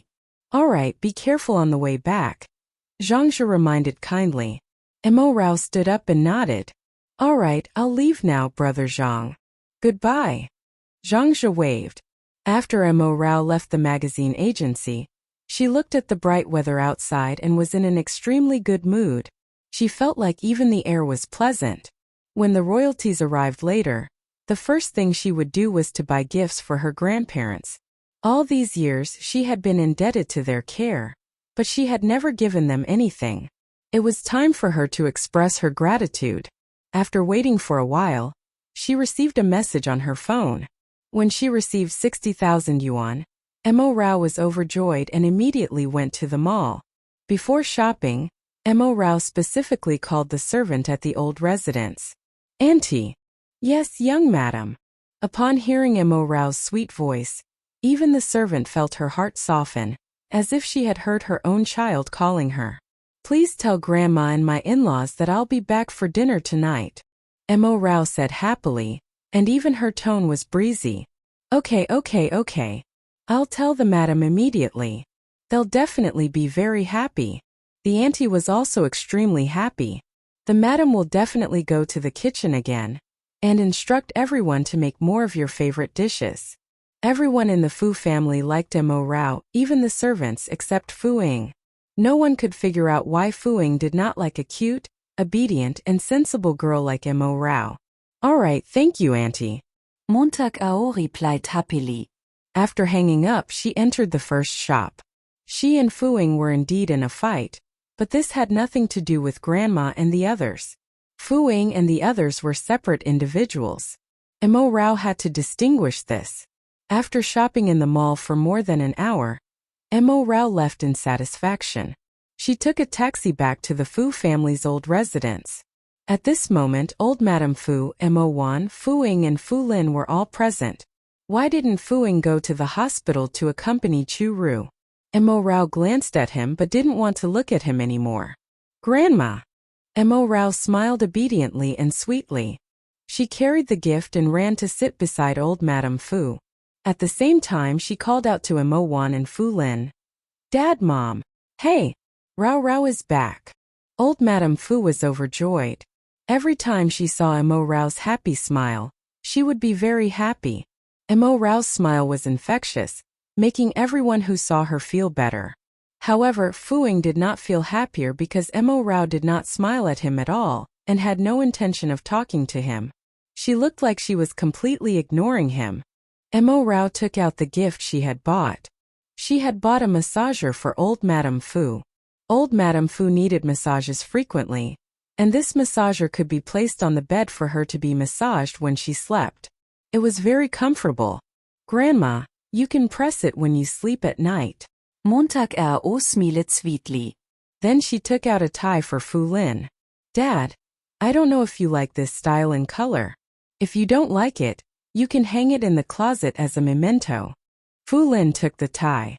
It was a burgundy tie. The color was actually very beautiful and the texture was not bad. He was very satisfied. It's good. I like it very much. Tangjiu. Zao zao. You're welcome, Dad. Mo Rao felt a little shy. She took out the gift for Mo Wan. It was a pair of black high heels that had just been released by a luxury brand. Mo Rao remembered that Mo Wan liked this brand, so she bought it. In addition, the black color suited her very well and made her look elegant. Mom, can you try the shoe to see if the size is right? I don't think I remembered wrong. Mo Rao handed the shoe to Mo Wan. Mo Wan took the shoes and tried them on. She smiled and said, "They're very suitable. I like them very much." Rao Rao. You're very considerate. Mo Rao scratched her head in embarrassment. This is actually the first time I've earned money myself, so I wanted to buy you guys some gifts. I haven't bought you any gifts yet. Huh, you even earned money? By yourself. Old Madame Fu was very surprised. Montag nodded. Yes, I earned it myself.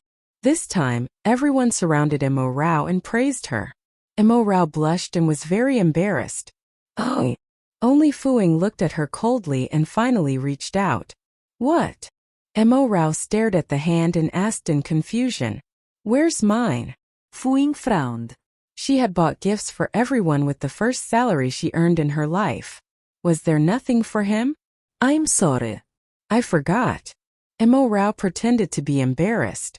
Fu Ying immediately frowned even more. She had only forgotten about him. She had not forgotten. She had done it on purpose. She had not thought of buying him a gift at all. When old Madame Fu saw this scene, she hugged the masseur lovingly and deliberately said, Rao Rao is sensible.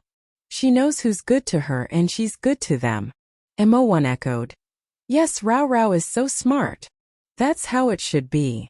Fu Lin did not stand on Fu Ying's side at all. Fu Ying could not understand. Was he not good to Mo Rao? Food, clothes, and accommodation were all given to her by him. He had never let Mo Rao suffer grievances in terms of accommodation. Fu Ying asked unhappily, Where did you get this money? She had never worked before. It was weird for her to suddenly have so much money to buy luxury goods. I won't tell you. Montag aktet mysteriös. I'll tell everyone when the time is right in the future. Anyway, it's a legitimate source of income. Fu Ying was unhappy. She actually wanted to hide it from him. At this moment, old Madame Fu was unhappy. Why? You don't trust Rao Rao. If he doesn't believe her, so be it. Anyway, they're about to get a divorce. He won't be able to interfere in Rao Rao's matters in the future. Mo Van directly retorted Fu Ying. Why can't I? Fu Ying asked. You're going to be siblings. What right do you have to control her? Mo Wan asked angrily. Are siblings not qualified to interfere? Fu Ying realized that he had become an outsider at home. Mo Wan replied angrily. Are you kidding me? Can siblings be the same as husband and wife? There has to be some boundaries. You don't have the right to control everything. Besides, even if you want to, there are still us adults around. It won't be your turn. Fu Ying was so angry that he almost laughed. Who said that she and I are going to divorce and become siblings? Mo Wan rolled her eyes. It's not you who wants to leave Rao Rao. It's Rao Rao who wants to leave you. Do you understand? The initiative is not in your hands. Then ask her if we're divorcing. Fu Ying glanced at Mo Rao. Mo Wan looked at Mo Rao in confusion. Rao Rao, what's going on? Facing everyone's puzzled gazes, Mo Rao was a little embarrassed. She replied, "Grandma, Dad, Mom, I've spoken to Fuing. We're prepared to give each other a month to think things over. If we still can't continue the marriage after a month, we'll go through the divorce procedures." These words made old Madame Fu's heart ache. "Rao Rao, it was this kid who pestered you to do this, right? Are you feeling soft-hearted again?" Montag RAO Blueshead. That was true, but she could not say so directly. Fuing was speechless. Was there still a place for him in this family? Forget it. Let's eat. Old Madame Fu waved her hand in disappointment. Mo Rao's heart sank. Was Grandma dissatisfied with her giving Fuing a chance? Grandma doted on her so much. In order to make her happy, she even agreed to let her divorce Fuing. However, she was so soft-hearted and gave Fuing a month to redeem himself. Could it be that Grandma wanted her to divorce Fuing immediately? Fu Lin stood up and helped old Madame Fu to the dining room. Mo Wan saw through Mo Rao's worry and hugged her shoulder to comfort her. "Don't worry. She's just worried that you'll get hurt again. Although Fuing is my son, I know he's not a good person. What if he doesn't cherish you if you forgive him so easily? Yes, what if Fuing didn't cherish this opportunity at all?" Mo Rao was also confused. She had the feeling that everyone thought they wouldn't get divorced in a month. Why? Didn't Fuing say that the divorce agreement had already been drafted? Fuing reminded Mo Wan unhappily. "Mom, do you think I'm invisible? Otherwise, what are you?" Mo Wan looked at Fuing with disdain. "Let me tell you, Rao Rao is willing to give you another month. Because she's soft-hearted and kind, she'll give you one last chance. If you don't cherish it and are still pestered by the vixen and refuse to come to your senses, when you're really dumped, don't pester Rao Rao. If you spend your life with the vixen, I won't help you. I'll only celebrate Rao Rao escaping from her misery." Fuing was speechless. Oh, was this his biological mother? Mo Wan didn't care. She pulled Mo Rao towards the dining room. "Let's go eat." "Ignore him." Mo Rao glanced at Fuing with a helpless expression. At the dining table, Mo Wan talked about attending old Madame Chu's birthday banquet. "Mom, the Chu family's invitation has already been sent over. I reported a family of 5, so there are 5 invitations." Montag wann glangst et Montag RAO. "I said that Rao Rao is your granddaughter, but I didn't say anything about her relationship with Fuing." "Okay." Old Madame Fu nodded. However, Fuing spoke again. "Mo Rao is going? She's going as the granddaughter of the Fu family, not as your wife. Why do you care?" Mo Wan said angrily. "Thanks to you hiding it from the outside world for the past 3 years, everyone thought you were single. Are you happy?" With the Fu family's background and status, they could indeed be secretive about it. Even if someone knew, they wouldn't dare to reveal it. Fuing looked at Mo Rao coldly. "Are you sure you want to go? Can't I go?" Mo Rao looked up at Fuing, her eyes filled with disappointment. Old Madame Fu glared at Fuing and quickly comforted Mo Rao. "He doesn't have the final say in this family." Fuing still looked at Mo Rao coldly, as if waiting for her answer. Mo Rao seemed to understand something. She bit her lip and said, "Is it because Chu Ru is going so you're afraid that I'll agitate her?" Hence Fuing didn't want her to go. She shouldn't appear. Fuing was slightly stunned, as if he didn't expect Mo Rao to guess it. Looking at his expression, Mo Rao knew that she had guessed correctly. Her heart gradually sank and she stopped talking. Fuing would always wrong Mo Rao for Chu Ru's sake. This was an unchanging law. "Fuing, don't go too far." Old Madame Fu couldn't stand it anymore and slammed her chopsticks on the table. "For a little vixen, it's bad enough that you won't let us bring Rao Rao out to meet people with her true identity. But now you won't even let her attend the birthday banquet? Are you still a man? All the men in the Fu family are righteous and brave, be it in love or in business, without exception. Why aren't you the case?" The Fu family's good tradition was to be loyal to their partners and protect them. It was passed down from generation to generation. When it came to Fu Lin and Mo Wan, it was still very normal. However, this tradition couldn't be seen in Fuing at all. Not to mention between husband and wife, The Fu family's in-laws also got along very harmoniously. The family's good atmosphere was now ruined by Fu Ying. Do you think Chu Ru can enter the Chu family just because Rao Rao doesn't go? She knows that she can't enter, so she wants to use your identity to sneak in. This little vixen has quite a lot of tricks. You're just blind. Fu Ying frowned, as if he didn't like old Madame Fu saying that about Chu Ru. He said in a low voice, "Grandma, little Ru just wants to go back and take a look." "You believe her, but I don't," old Madame Fu replied unhappily. "All right, go if you want to, as long as you don't regret it." Fu Ying didn't want to say anything else.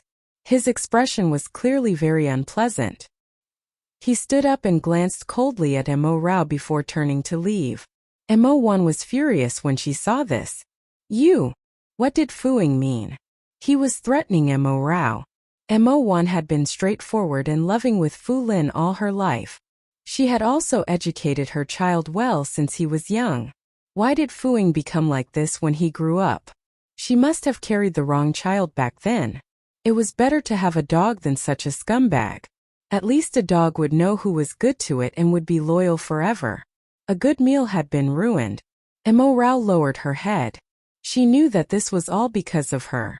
Her purpose for coming today was to make old Madame Fu, Mo Wan, and Fu Lin happy, not to cause their family to quarrel. "Rao Rao, this isn't your fault. Don't blame yourself and don't be sad." Old Madame Fu looked at Mo Rao's aggrieved expression and her heart ached. She quickly comforted her. "Oh." Mo Rao didn't say anything and only nodded gently. Mo Wan's heart ached when she saw this. She picked up some food for Mo Rao. "Come eat quickly. Don't go hungry." How could that bastard Fu Ying treat Mo Rao like this? She was his wife who had accompanied him for 3 years. She was the Fu family's little baby. Looking at Mo Rao's aggrieved and sad expression, they felt heartbroken. Fu Ying was really blind to treat Mo Rao like this for Chu Ru's sake. Mo Rao had been staying at the Fu family's old residence for the past 2 days, and Fu Ying hadn't come again. One of them lived in the old residence while the other lived in the bridal room. There was no contact and no communication between them. Mo Rao knew that Fu Ying was angry. In the end, Chu Ru was still important. She was just a substitute. On the day of old Madame Chu's birthday banquet, Mo Rao suddenly fell ill. She felt weak and faintly feverish. Mo Wan touched her forehead worriedly, her eyes filled with heartache. "Rao Rao, don't let yourself suffer because of Fu Ying." Did she think that she was pretending to be sick to help Fu Ying and Chu Ru? Mo Rao shook her head. "Mom, I'm fine." "Go quickly. Grandma and Dad are still waiting for you. I just caught a cold. I'll recover soon. By the way, don't let Grandma and Dad visit me. I'm afraid this disease is contagious." Mo Rao added. This silly child was still thinking for others. Mo Wan's heart ached, but she felt gratified as well. "All right. Get the servant to call the doctor for you or send you to the hospital, understand?" "Okay." Montag RAO nodded. She wouldn't take medicine or go to the hospital because it would definitely hurt the child. She lay there quietly alone and listened to Mo Wan and the others leave. Her heart felt empty. After a while, Mo Rao forced herself out of bed. It was because she saw the evening gown hanging beside her. Mo Wan had specifically prepared that for her. Unfortunately, she couldn't wear it. How beautiful! Mo Rao touched the gown and a smile appeared on her pale lips. However, she didn't feel much regret because she knew that this was not hers to begin with. Fu Ying didn't want her to attend the birthday banquet. She didn't look forward to it. Perhaps Fu Ying felt that she was not presentable. Her true identity was so lowly. She was an orphan, so of course she couldn't compare to Chu Ru. Even if Chu Ru was an illegitimate daughter, she was still an illegitimate daughter of a wealthy family.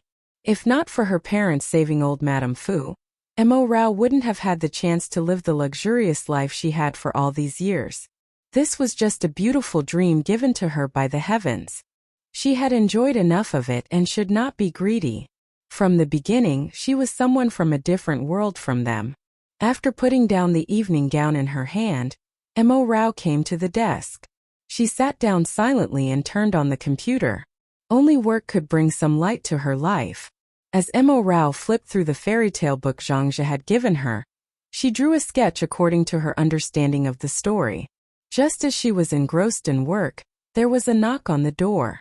Mo Rao was a little surprised. Who else didn't attend old Madame Chu's birthday banquet? She went to open the door and saw Shenfeng. Shenfeng was wearing a simple gray sweater and black pants. His hair was slightly curled and he looked very elegant and gentle. Shenfeng, why are you here?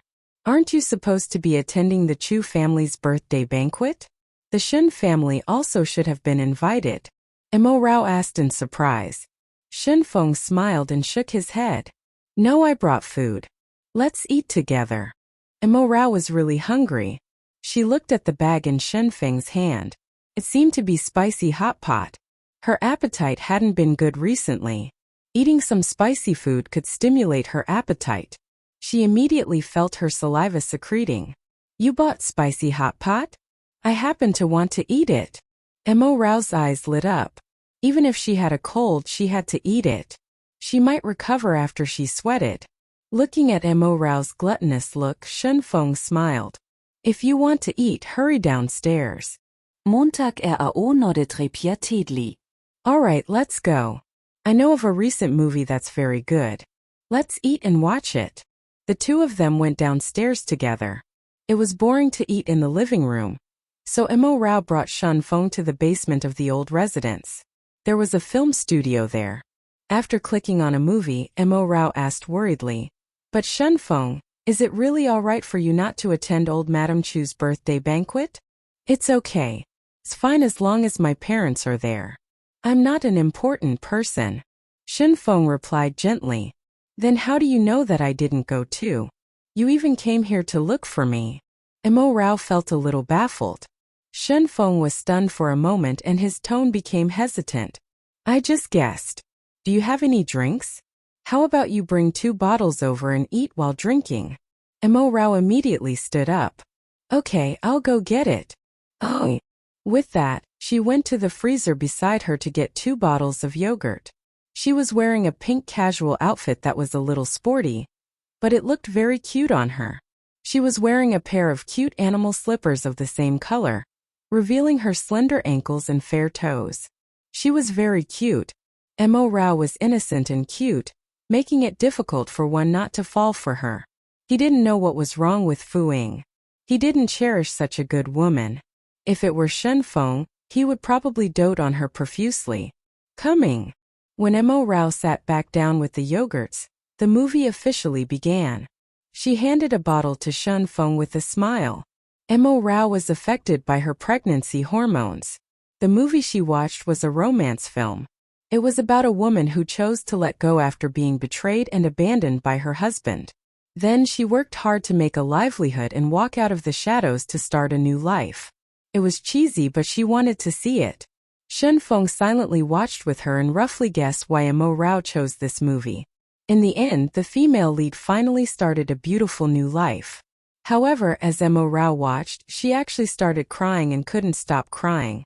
She didn't eat much of the spicy pot, but she used a bunch of tissues to wipe her tears.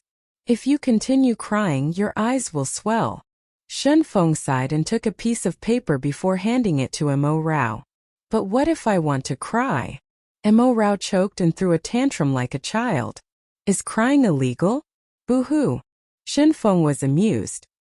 He wanted to hug her and let her cry her heart out, but with his identity, he couldn't do so now. Then will you be happier after you cry? Shenfeng couldn't help but ask. Mo Rao stared at Shenfeng with her red eyes and sobbed. Shenfeng, who told you that you would be happy after you cry? Shenfeng sighed. I know you're unhappy, but you've lost a lot of weight. Montag was Stund. She had indeed lost weight. Because of her pregnancy, although she ate a little more than before, she had still lost a lot of weight. This made her wonder if there was something wrong with her body. It was said that some serious illnesses would cause one to become inexplicably thin. If that was the case, then would it be bad for the child? At the thought of this possibility, Mo Rao felt her heart ache. She couldn't accept such a thing. She felt stifled and her stomach felt uncomfortable. She suddenly vomited. Although she didn't vomit anything, Mo Rao still covered her mouth and rushed into the washroom next door. Shen Feng froze for a moment before he stood up and followed. Mo Rao bent down and vomited beside the toilet. She seemed to be in great pain. Seeing this, Shen Feng returned with a cup of warm water and gently patted her back. Why are you vomiting so badly? Drink some water. Shen Feng, I'm fine. You can go out first. Mo Rao was very embarrassed. She shouldn't have let Shen Feng see this scene. But she couldn't control her morning sickness. Shen Feng's heart ached. You're already like this, yet you're still concerned about that? As he spoke, Shen Feng reached out to touch Mo Rao's forehead. When he touched it, he realized that it was a little hot. Shen Feng's palm was warm, but to Mo Rao it felt very cool and comfortable. She coveted this cold feeling, but that was inappropriate. She took the glass of water and took a sip to rinse her mouth before quickly avoiding Shen Feng's hand. I'm fine. Shen Feng, you can go out first. Shen Feng did not move, and Mo Rao felt even more awkward. She had no choice but to go out first. Unexpectedly, Shen Feng grabbed her wrist and asked hesitantly, Mo Rao, are you pregnant? That reaction just now was very similar to morning sickness.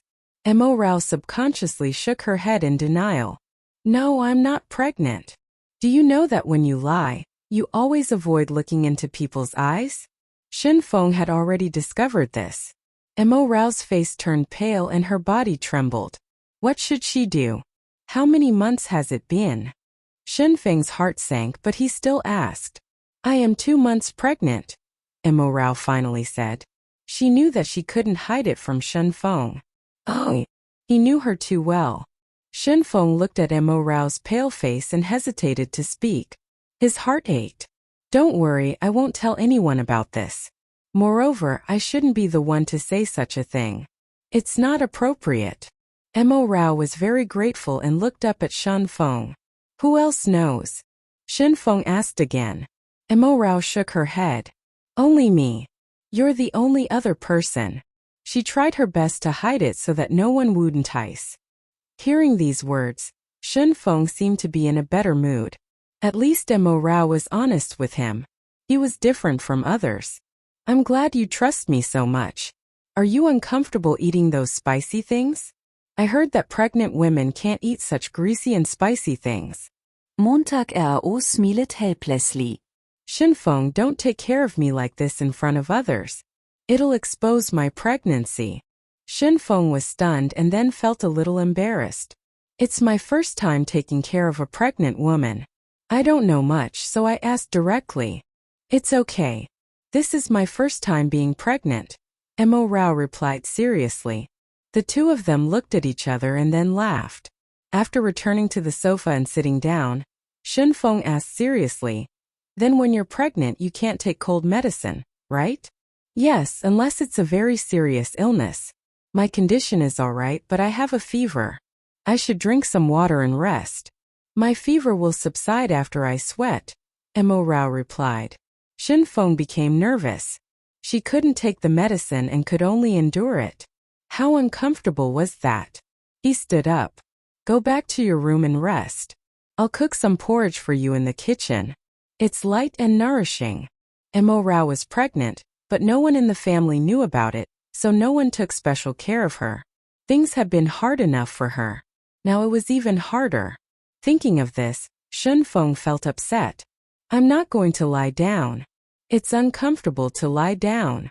Mo Rao shook her head. She might as well watch a movie here. Besides, the servants in the house had taken leave. The family had gone out, so they took the opportunity to rest. Shen Feng, don't go. Just talk to me here. Mo Rao spoke again. She hugged a pillow and looked at Shen Feng. Shen Feng's heart skipped a beat and he sat down again. Okay, but tell me if you're unhappy. As he spoke, he went to pour another cup of warm water and placed it in front of Mo Rao. Drink more warm water. You might feel better. Thank you. Mo Rao was very touched.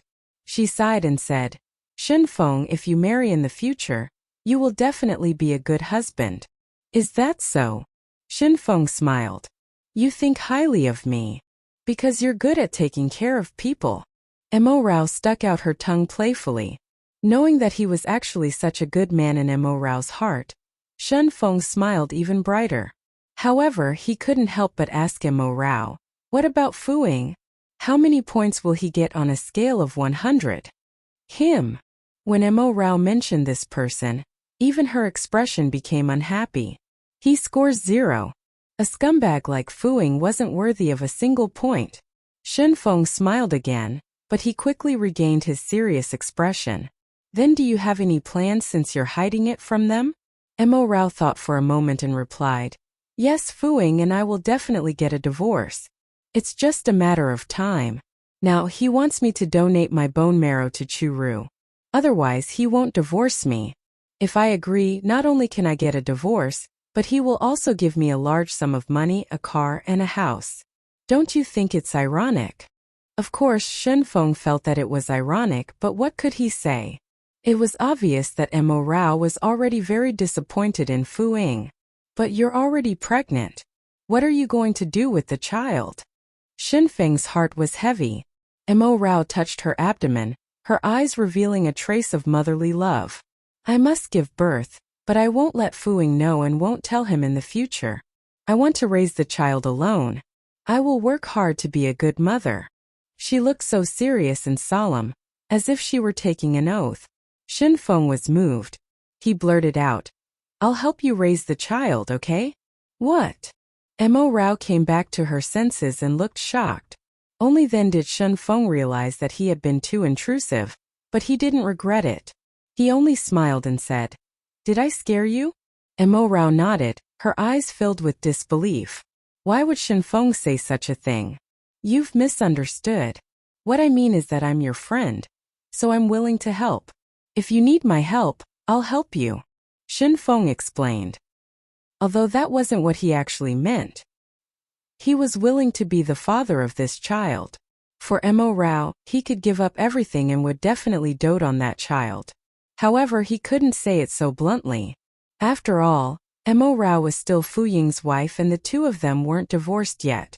Moreover, Mo Rao was a very kind person and had good morals. She would never agree to do such a thing during her marriage. Shen Feng liked and respected Mo Rao.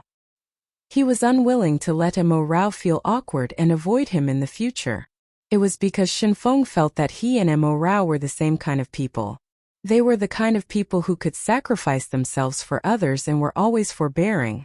They also had a sense of pride, so he wanted to get closer to Mo Rao more and more. When Mo Rao and Fu Ying divorced, he definitely wouldn't hesitate or miss any opportunity. "Thank you, Shen Feng." Mo Rao finally regained her senses and her expression calmed down. "Actually, Fu Ying and I have a divorce agreement. I was the one who mentioned it. He signed it, but I didn't. I gave him a month to deal with Chu Ru.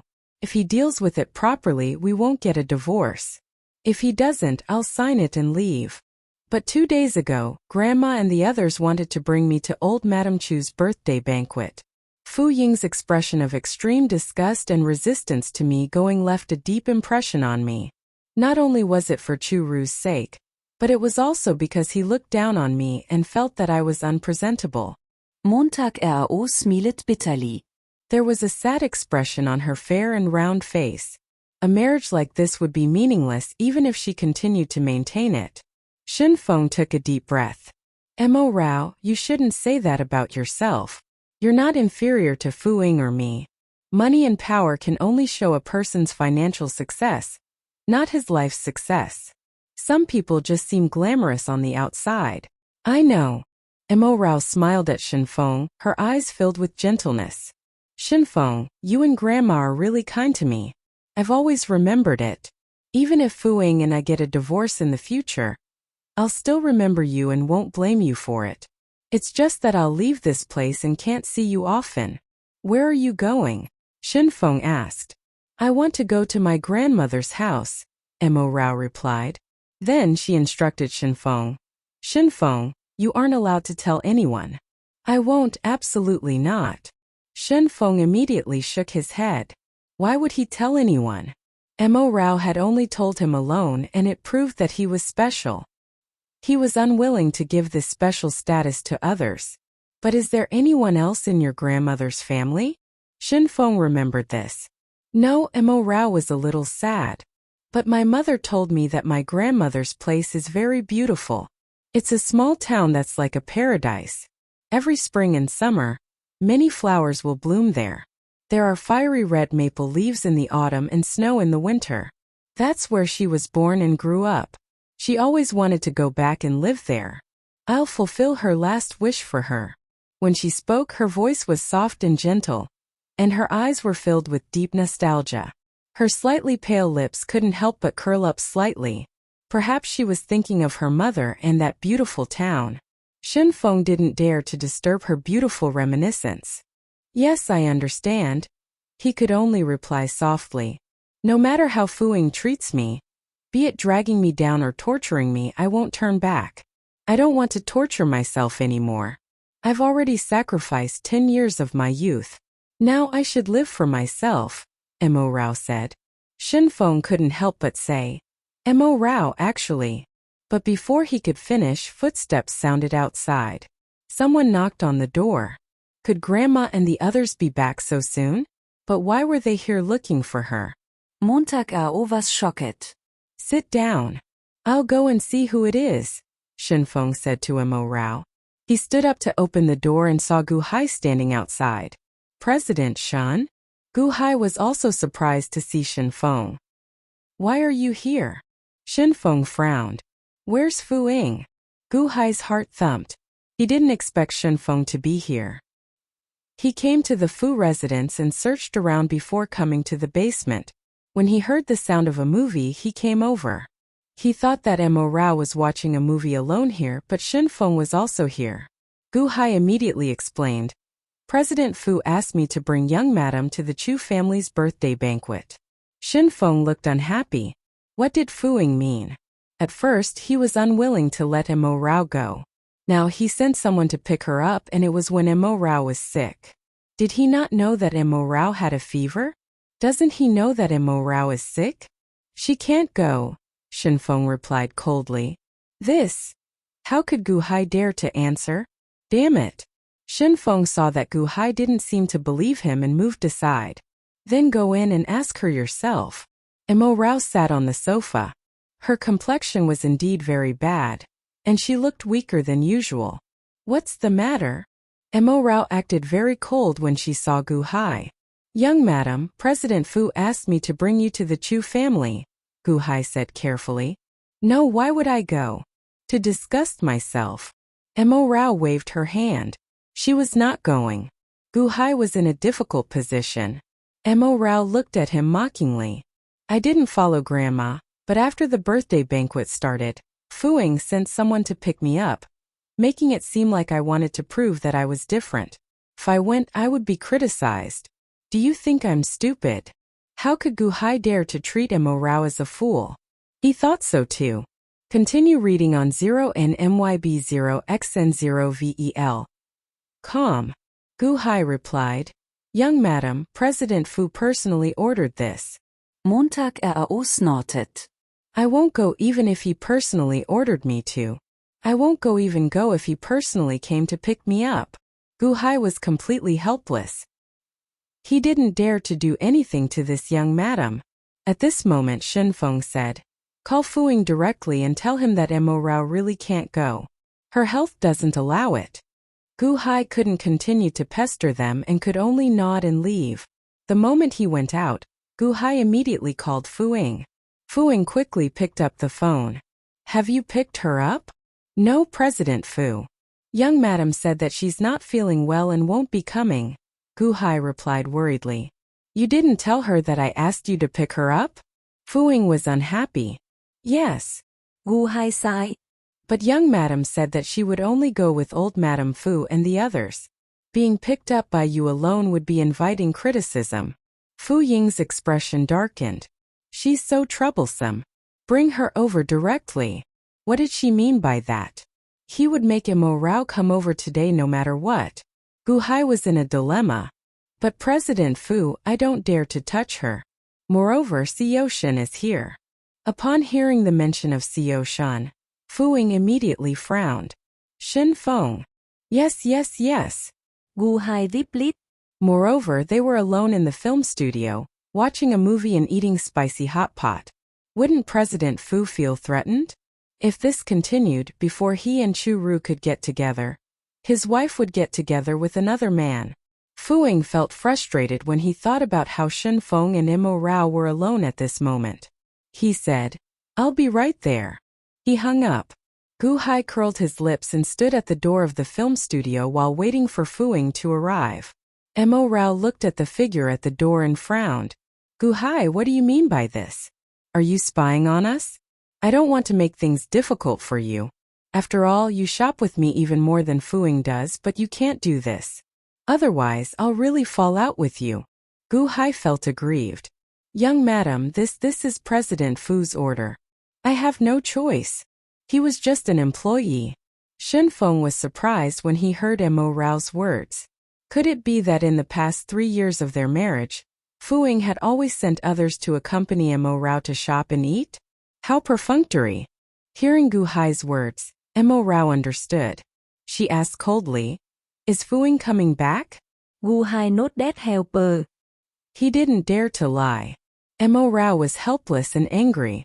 What was Fu Ying trying to do? He was the one who didn't want her to go. Now he was the one who wanted her to go. Was this person schizophrenic? "Shen Feng, you can go back first," Imo Rao said to Shen Feng with a headache.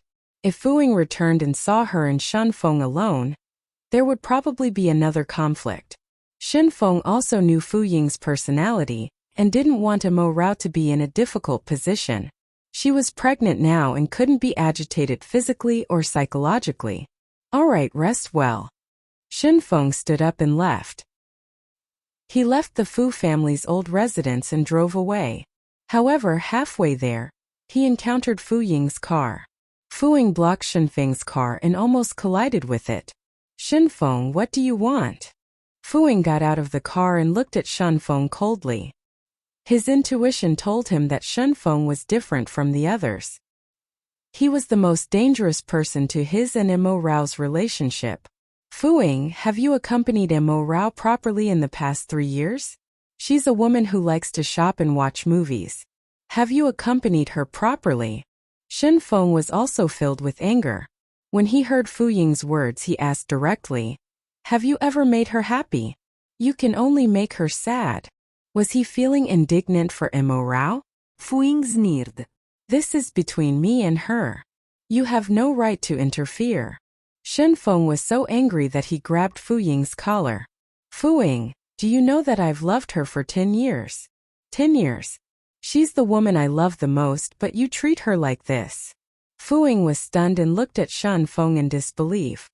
He knew that Shen Feng liked Imo Rao, but he didn't expect him to use the word love, and it had been 10 years. "When she loved you and was tortured by you, I was also in love with her and was tortured by her. I wanted to be by her side so much. I would definitely protect her without letting her shed a single tear. What about you? Did you cherish her?" Shen Feng's eyes were red, and his eyes were filled with deep unwillingness and anger. Fu Ying finally calmed down. At the same time, anger rose in him. He grabbed Shen Feng's hand and gritted his teeth as he warned, "Shen Feng, she is my wife and my woman now. Know your place." Shen Feng smiled mockingly. "Of course I know my identity. I used to care too much about my identity." Fu Ying's brows were tightly furrowed. "Do you know why Imo Rao has been so loyal to you all these years?" Shen Feng gritted his teeth. "That's because she was wrong." "What do you mean?"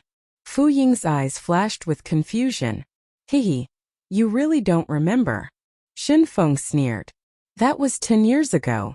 It's all my fault for insisting on changing uniforms with you at that time. So after I saved Imo Rao, who fell into the water, she didn't see my face clearly. She only grabbed the name tag on the uniform and remembered you. But she didn't know that I was actually the one who saved her." Fu Ying's body stiffened. He didn't expect such a thing to have happened. Shen Feng recalled in anguish. "When we were young, everyone always said that although the two of us were cousins, we looked quite similar.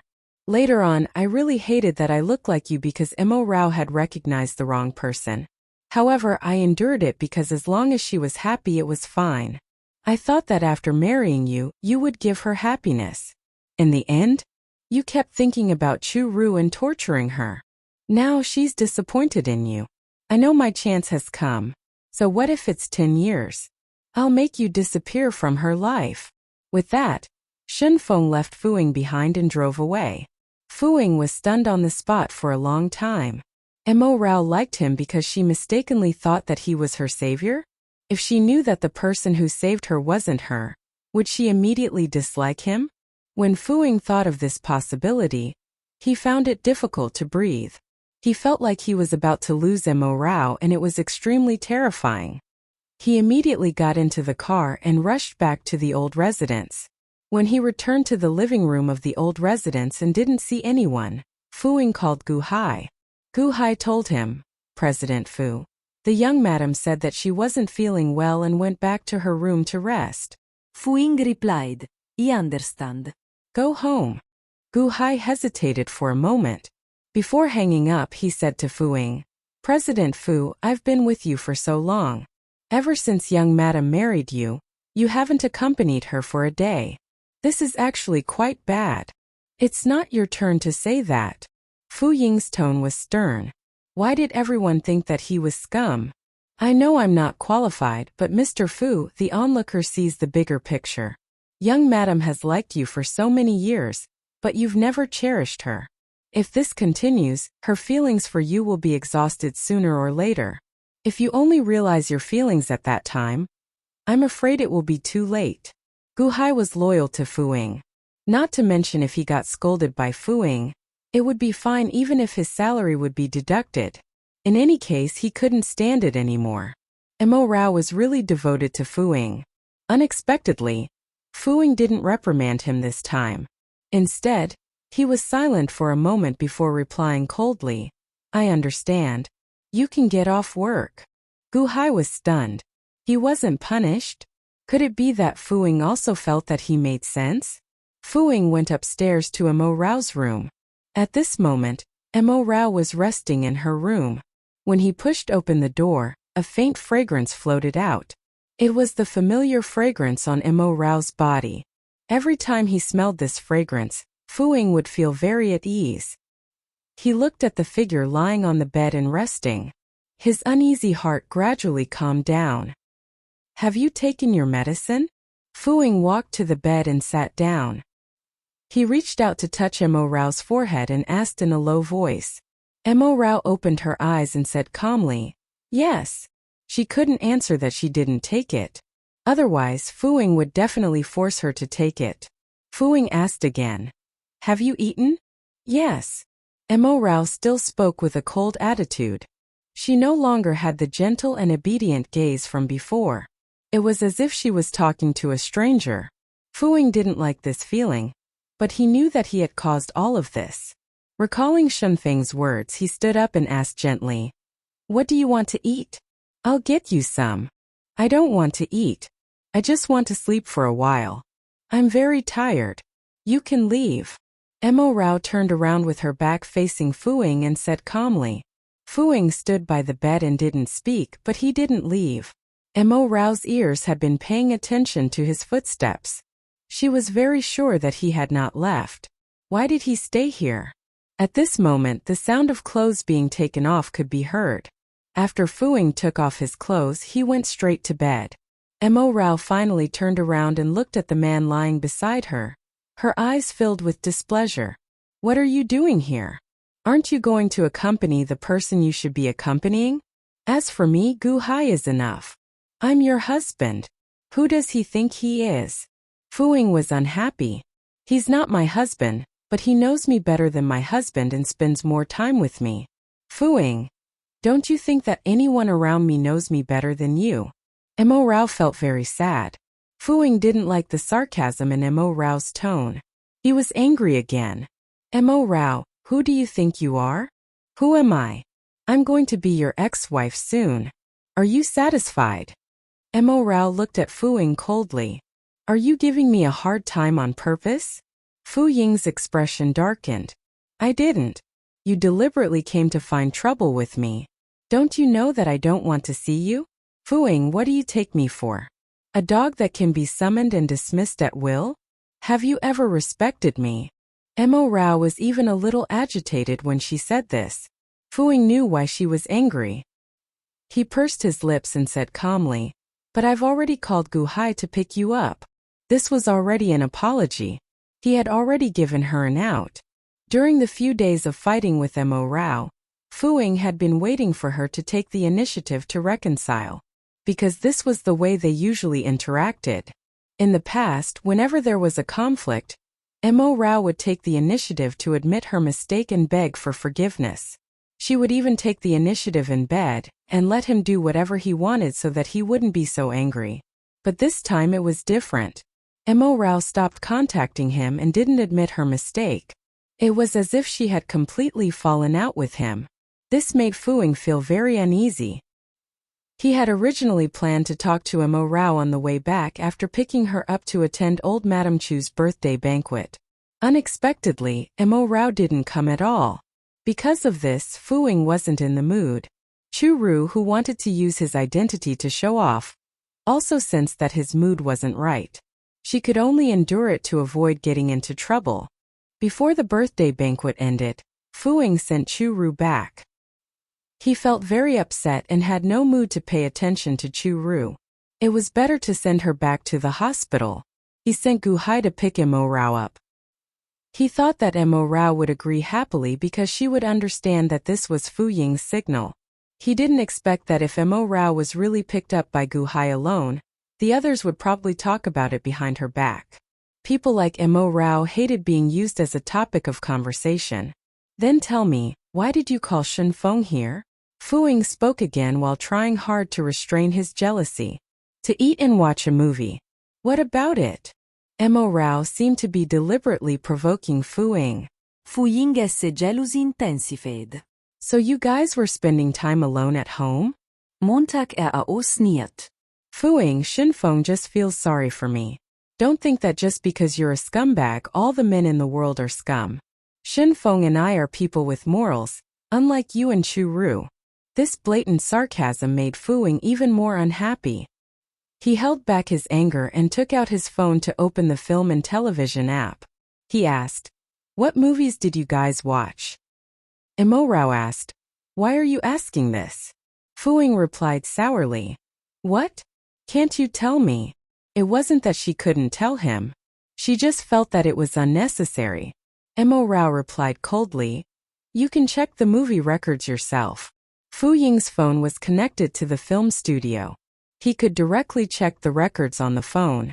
After checking, he realized that it was an ordinary love movie. "What is it about?" Mo Rao didn't want to answer. She pulled the blanket over her face and said gloomily, "I don't know. See for yourself." Fu-ying was silent for a while before the sound of a movie playing could be heard. A pair of hands reached out to Mo Rao and pulled her out of the blanket. She asked angrily, "What are you doing? Watch it with me." Fu-ying reached out to her with his phone. "I don't want to see it. I've already seen it. I don't want to see it anymore." Mo Rao's eyes were still a little red from crying just now. She glared at Fu-ying hatefully. "I don't want to cry until I'm blind. If I get a divorce, I won't be able to get married." Fu-ying frowned. "I'll give you the best guide dog." Mo Rao was so angry that she wanted to laugh. Was this something a human would say? "You can accompany Shen Feng, so why can't you accompany me?" Seeing that Mo Rao was silent, Fu-ying asked again. Mo Rao sat up directly. Her face was slightly red from the fever. At this moment she was flushed.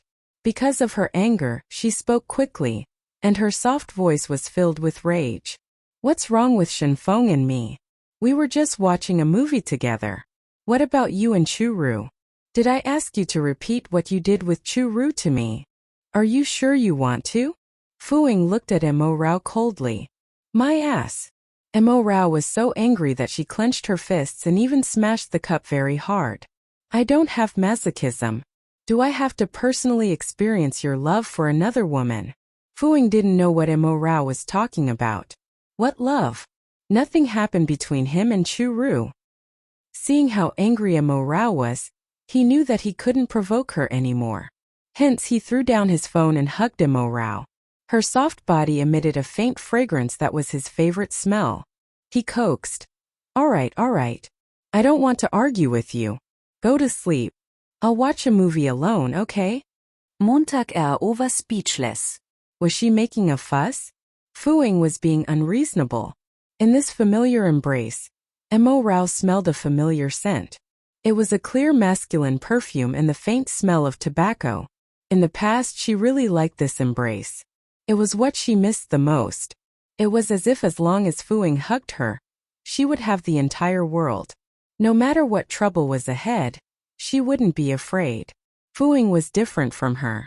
Fu-ying had been relatively cold since he was young, and didn't like to be close to others. He disliked such intimate physical contact. When they had just gotten married, every time Emo Rao wanted to crawl into his arms, he would dodge and refuse to hug her. Later on, he realized that Emo Rao wasn't discouraged at all. As soon as she got into bed, she insisted on crawling into his arms. He slowly got used to it and even slowly started to like this feeling. Holding Emo Rao, Fu-ying recalled Shen Feng's words. Did Emo Rao really like him because she mistook Shen Feng for him? If Emo Rao found out that the person who saved her was Shen Feng, would she immediately ask for a divorce? Fu-ying fell into deep thought as he watched the movie. His arms subconsciously hugged Emo Rao even tighter.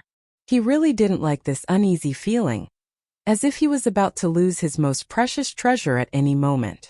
3 years ago, when Fu-ying and Emo Rao got married, he had also felt this way. At that time, Shen Feng came to the house for dinner. He and Emo Rao chatted happily and got along very harmoniously. Coincidentally, a guest came to the house at that time. When he saw this scene, he smiled and said, "Look at how compatible these two are. If they aren't married, it would be quite good to matchmake them." Although this guest said that because he didn't know the inside story, Fu-ying felt very uncomfortable when he heard that. It was like a kite in his hand flying higher and higher, so far away that he couldn't see it. Although the line was still in his hand, he began to wonder if it had broken. From then on, he liked to torture Emo Rao in bed, especially when the two of them were about to reach orgasm. He forced Emo Rao to say that she liked him and only him. Under the temptation of lust, Emo Rao's voice would be huskier and more charming than usual. She would beg for mercy and say everything Fu-ying wanted her to say. It was perverted, but Fu-ying liked this feeling of dominance. Only at that time did he feel that Emo Rao was really his. When she woke up, Emo Rao realized that she was still being hugged tightly by Fu-ying. They slept like that all night. "It's so hot. Let go of me." Emo Rao couldn't help but struggle. Fu-ying's body temperature was higher than hers to begin with. In the past, when it was winter, she liked this sort of human heater the most. If she huddled in his arms, she would never feel cold. Emo Rao's body was weak and she was afraid of the cold.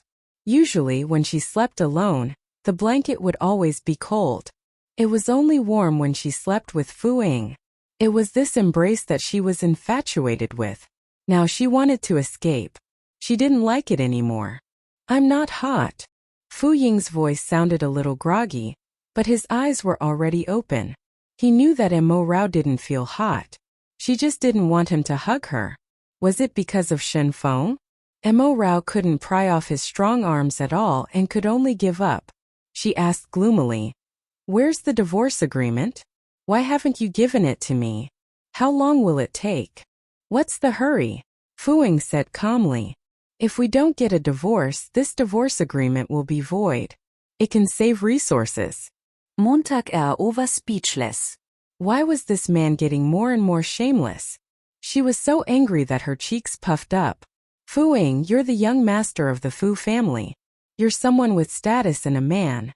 You can't go back on your word, okay?" Her angry look and cute voice made a certain part of Fu-ying rise.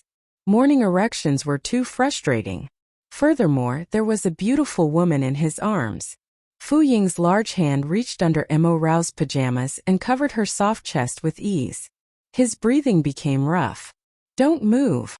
Montag panicked. She held Fu-ying's hand. "You promise me that you won't touch me for the next month. If you don't keep your word, I'll really be angry." She was just soft-hearted. She wasn't a pushover. Who didn't have a temper? Fuing sighed. I'm just touching you. You can't touch me or kiss me.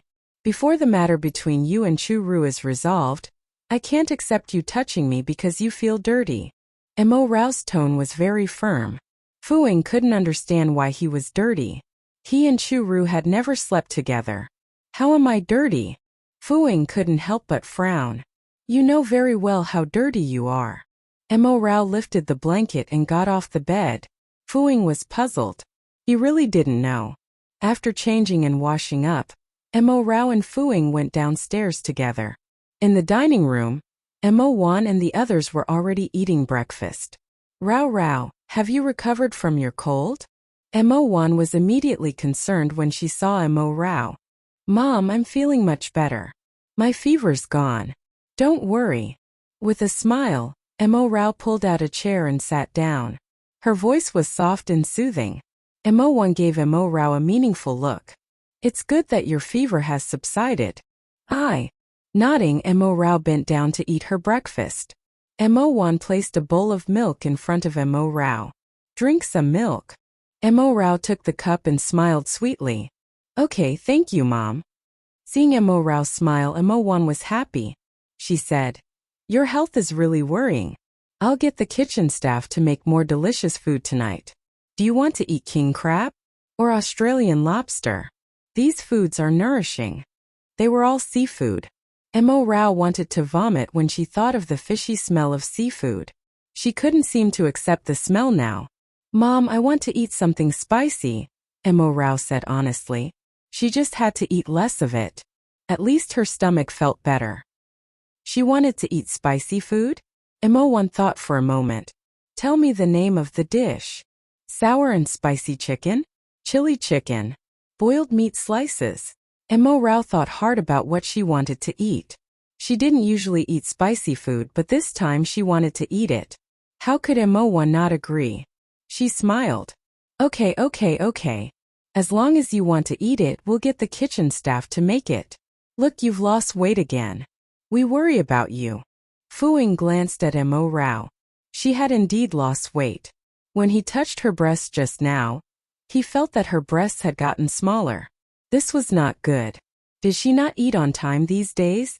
She really did not know how to take care of herself. After the meal, Mo Wan and Fuing had to go to work, so they went out together. Before Fuing got into the car, Mo Wan came to his car and stopped him. What's wrong? Fuing asked curiously. Fuing, are you really my son? Mo Wan's face was filled with anger. Look at how you treat Rao Rao.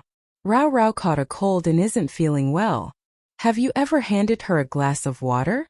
Yesterday, at the birthday banquet, you were very considerate and concerned about Chu-Ru. Those who don't know would really think that you two are husband and wife. You're really smart. Fuing was silent. When you fed Chu-Ru the cake and fruits, I really wanted to sever our mother-son relationship on the spot. In the future, you adulterous couple shouldn't appear in front of me. Do you know how angry I am? Montag waren was enraget. Mom, Chu-Ru had just undergone chemotherapy and was weak, so I fed her something. Fuing explained. TSK, her body is so weak that she can't even eat by herself, but she's able to come back from the hospital to attend old Madame Chu's birthday banquet. Impressive. Mo Wan really wanted to clap. Fuing fell silent again, not knowing how to answer Mo Wan. Mo Wan continued. Fuing, do you think it's very strange that I feel so sorry for Rao Rao when you're clearly my son? It's because I hate Chu-Ru very much. Her actions are exactly the same as the vixen who seduced your grandfather back then. I'll never forget the pain your grandmother suffered back then, so Fuing, you'd better not disappoint me anymore. I'll never let you and Chu-Ru be together. If you insist on being together, I'll definitely make you pay the price. With that, Mo Wan returned to her car and drove away. Fuing stood rooted to the ground as his grandmother's appearance appeared in his mind. In his impression, his grandmother was a sensible and gentle woman. She seemed to have infinite patience and tolerance. Everyone felt that she would never divorce her grandfather. But one day she resolutely proposed a divorce. Everyone was shocked by her firm attitude. After breakfast, Mo Rao returned to her room to catch up on her work. She was focused on drawing when she received another friend request from an unknown number. Then the other party sent a video. It was a video from old Madame Chu's birthday banquet yesterday. Chu Ru was the main character. Chu Ru was dressed very beautifully. Her white dress made her look pure and flawless. She was by Fu Ying's side the entire time, just like Fu Ying's wife. Her hand was tightly holding Fu Ying's arm. Her smug look made Mo Rao feel very uncomfortable. Being able to get close to Fu Ying was indeed worth showing off about. Fu Ying, on the other hand, thoughtfully fed Chu Ru cake and fruits. His affectionate look was so ironic. Mo Rao's heart ached again. She did not attend the birthday banquet and thought that she would not see these. She did not expect Chu Ru to spend so much effort to take a video for her to admire. How vicious! Mo Rao's face turned paler and paler. She put down the phone and held her chest. She felt as if there was a hole there and blood was pouring out. When would this wound heal and stop bleeding? Perhaps she should ask herself when she could really stop loving Fu Ying. That way she would not feel so heartbroken anymore. Then her phone rang. It was Chun Meng. Aunt Chun. Mo Rao was a little shocked. Come to the hospital for a checkup. Chun Meng went straight to the point. Montag was stund. What? No matter what your future plans are, the child is in your stomach now. He's alive. As a doctor, I have to be responsible for him, so come quickly. I'll cover for you. No one will discover that you're here for a checkup. Chun Meng urged. Mo Rao replied weakly. Okay, I'll be right there. After tidying up, Mo Rao took a taxi to the hospital. She was still wearing a hat and mask. Chun Meng was already prepared. As soon as Mo Rao arrived, she immediately did a checkup. After the examination, Chun Meng held the pile of examination reports with an ugly expression. Aunt Chun, what's wrong? Is there a problem with me? Mo Rao was frightened by Chun Meng's expression and asked carefully. She had been inexplicably thin recently. She even suspected that she had contracted some terminal illness. Chun Meng slammed the table angrily. Do you know that you're pregnant? You actually made yourself seriously malnourished. Do you know that your anemia is very serious? Oh. Mo Rao was like a child who had made a mistake as she explained softly. Aunt Chun, I have 3 meals a day. Then were you in a good mood? A pregnant woman's mood is very important. Chun Meng was a little disappointed. I often see Fu Ying accompanying a woman called Chu Ru in the hospital. She was the doctor here. It was easy to find out Chu Ru's name. Mo Rao's expression stiffened. Aunt Chun, it's okay. The matter will pass quickly. Are you prepared to endure it? Chun Meng asked solemnly. No, I won't endure it. Mo Rao shook her head. I've agreed with Fu Ying to give him a month. If he can handle it to my satisfaction, we'll continue our marriage. If not, we'll get a divorce, but there shouldn't be a need now. She could already confirm that Fu Ying could not resolve the matter between him and Chu Ru.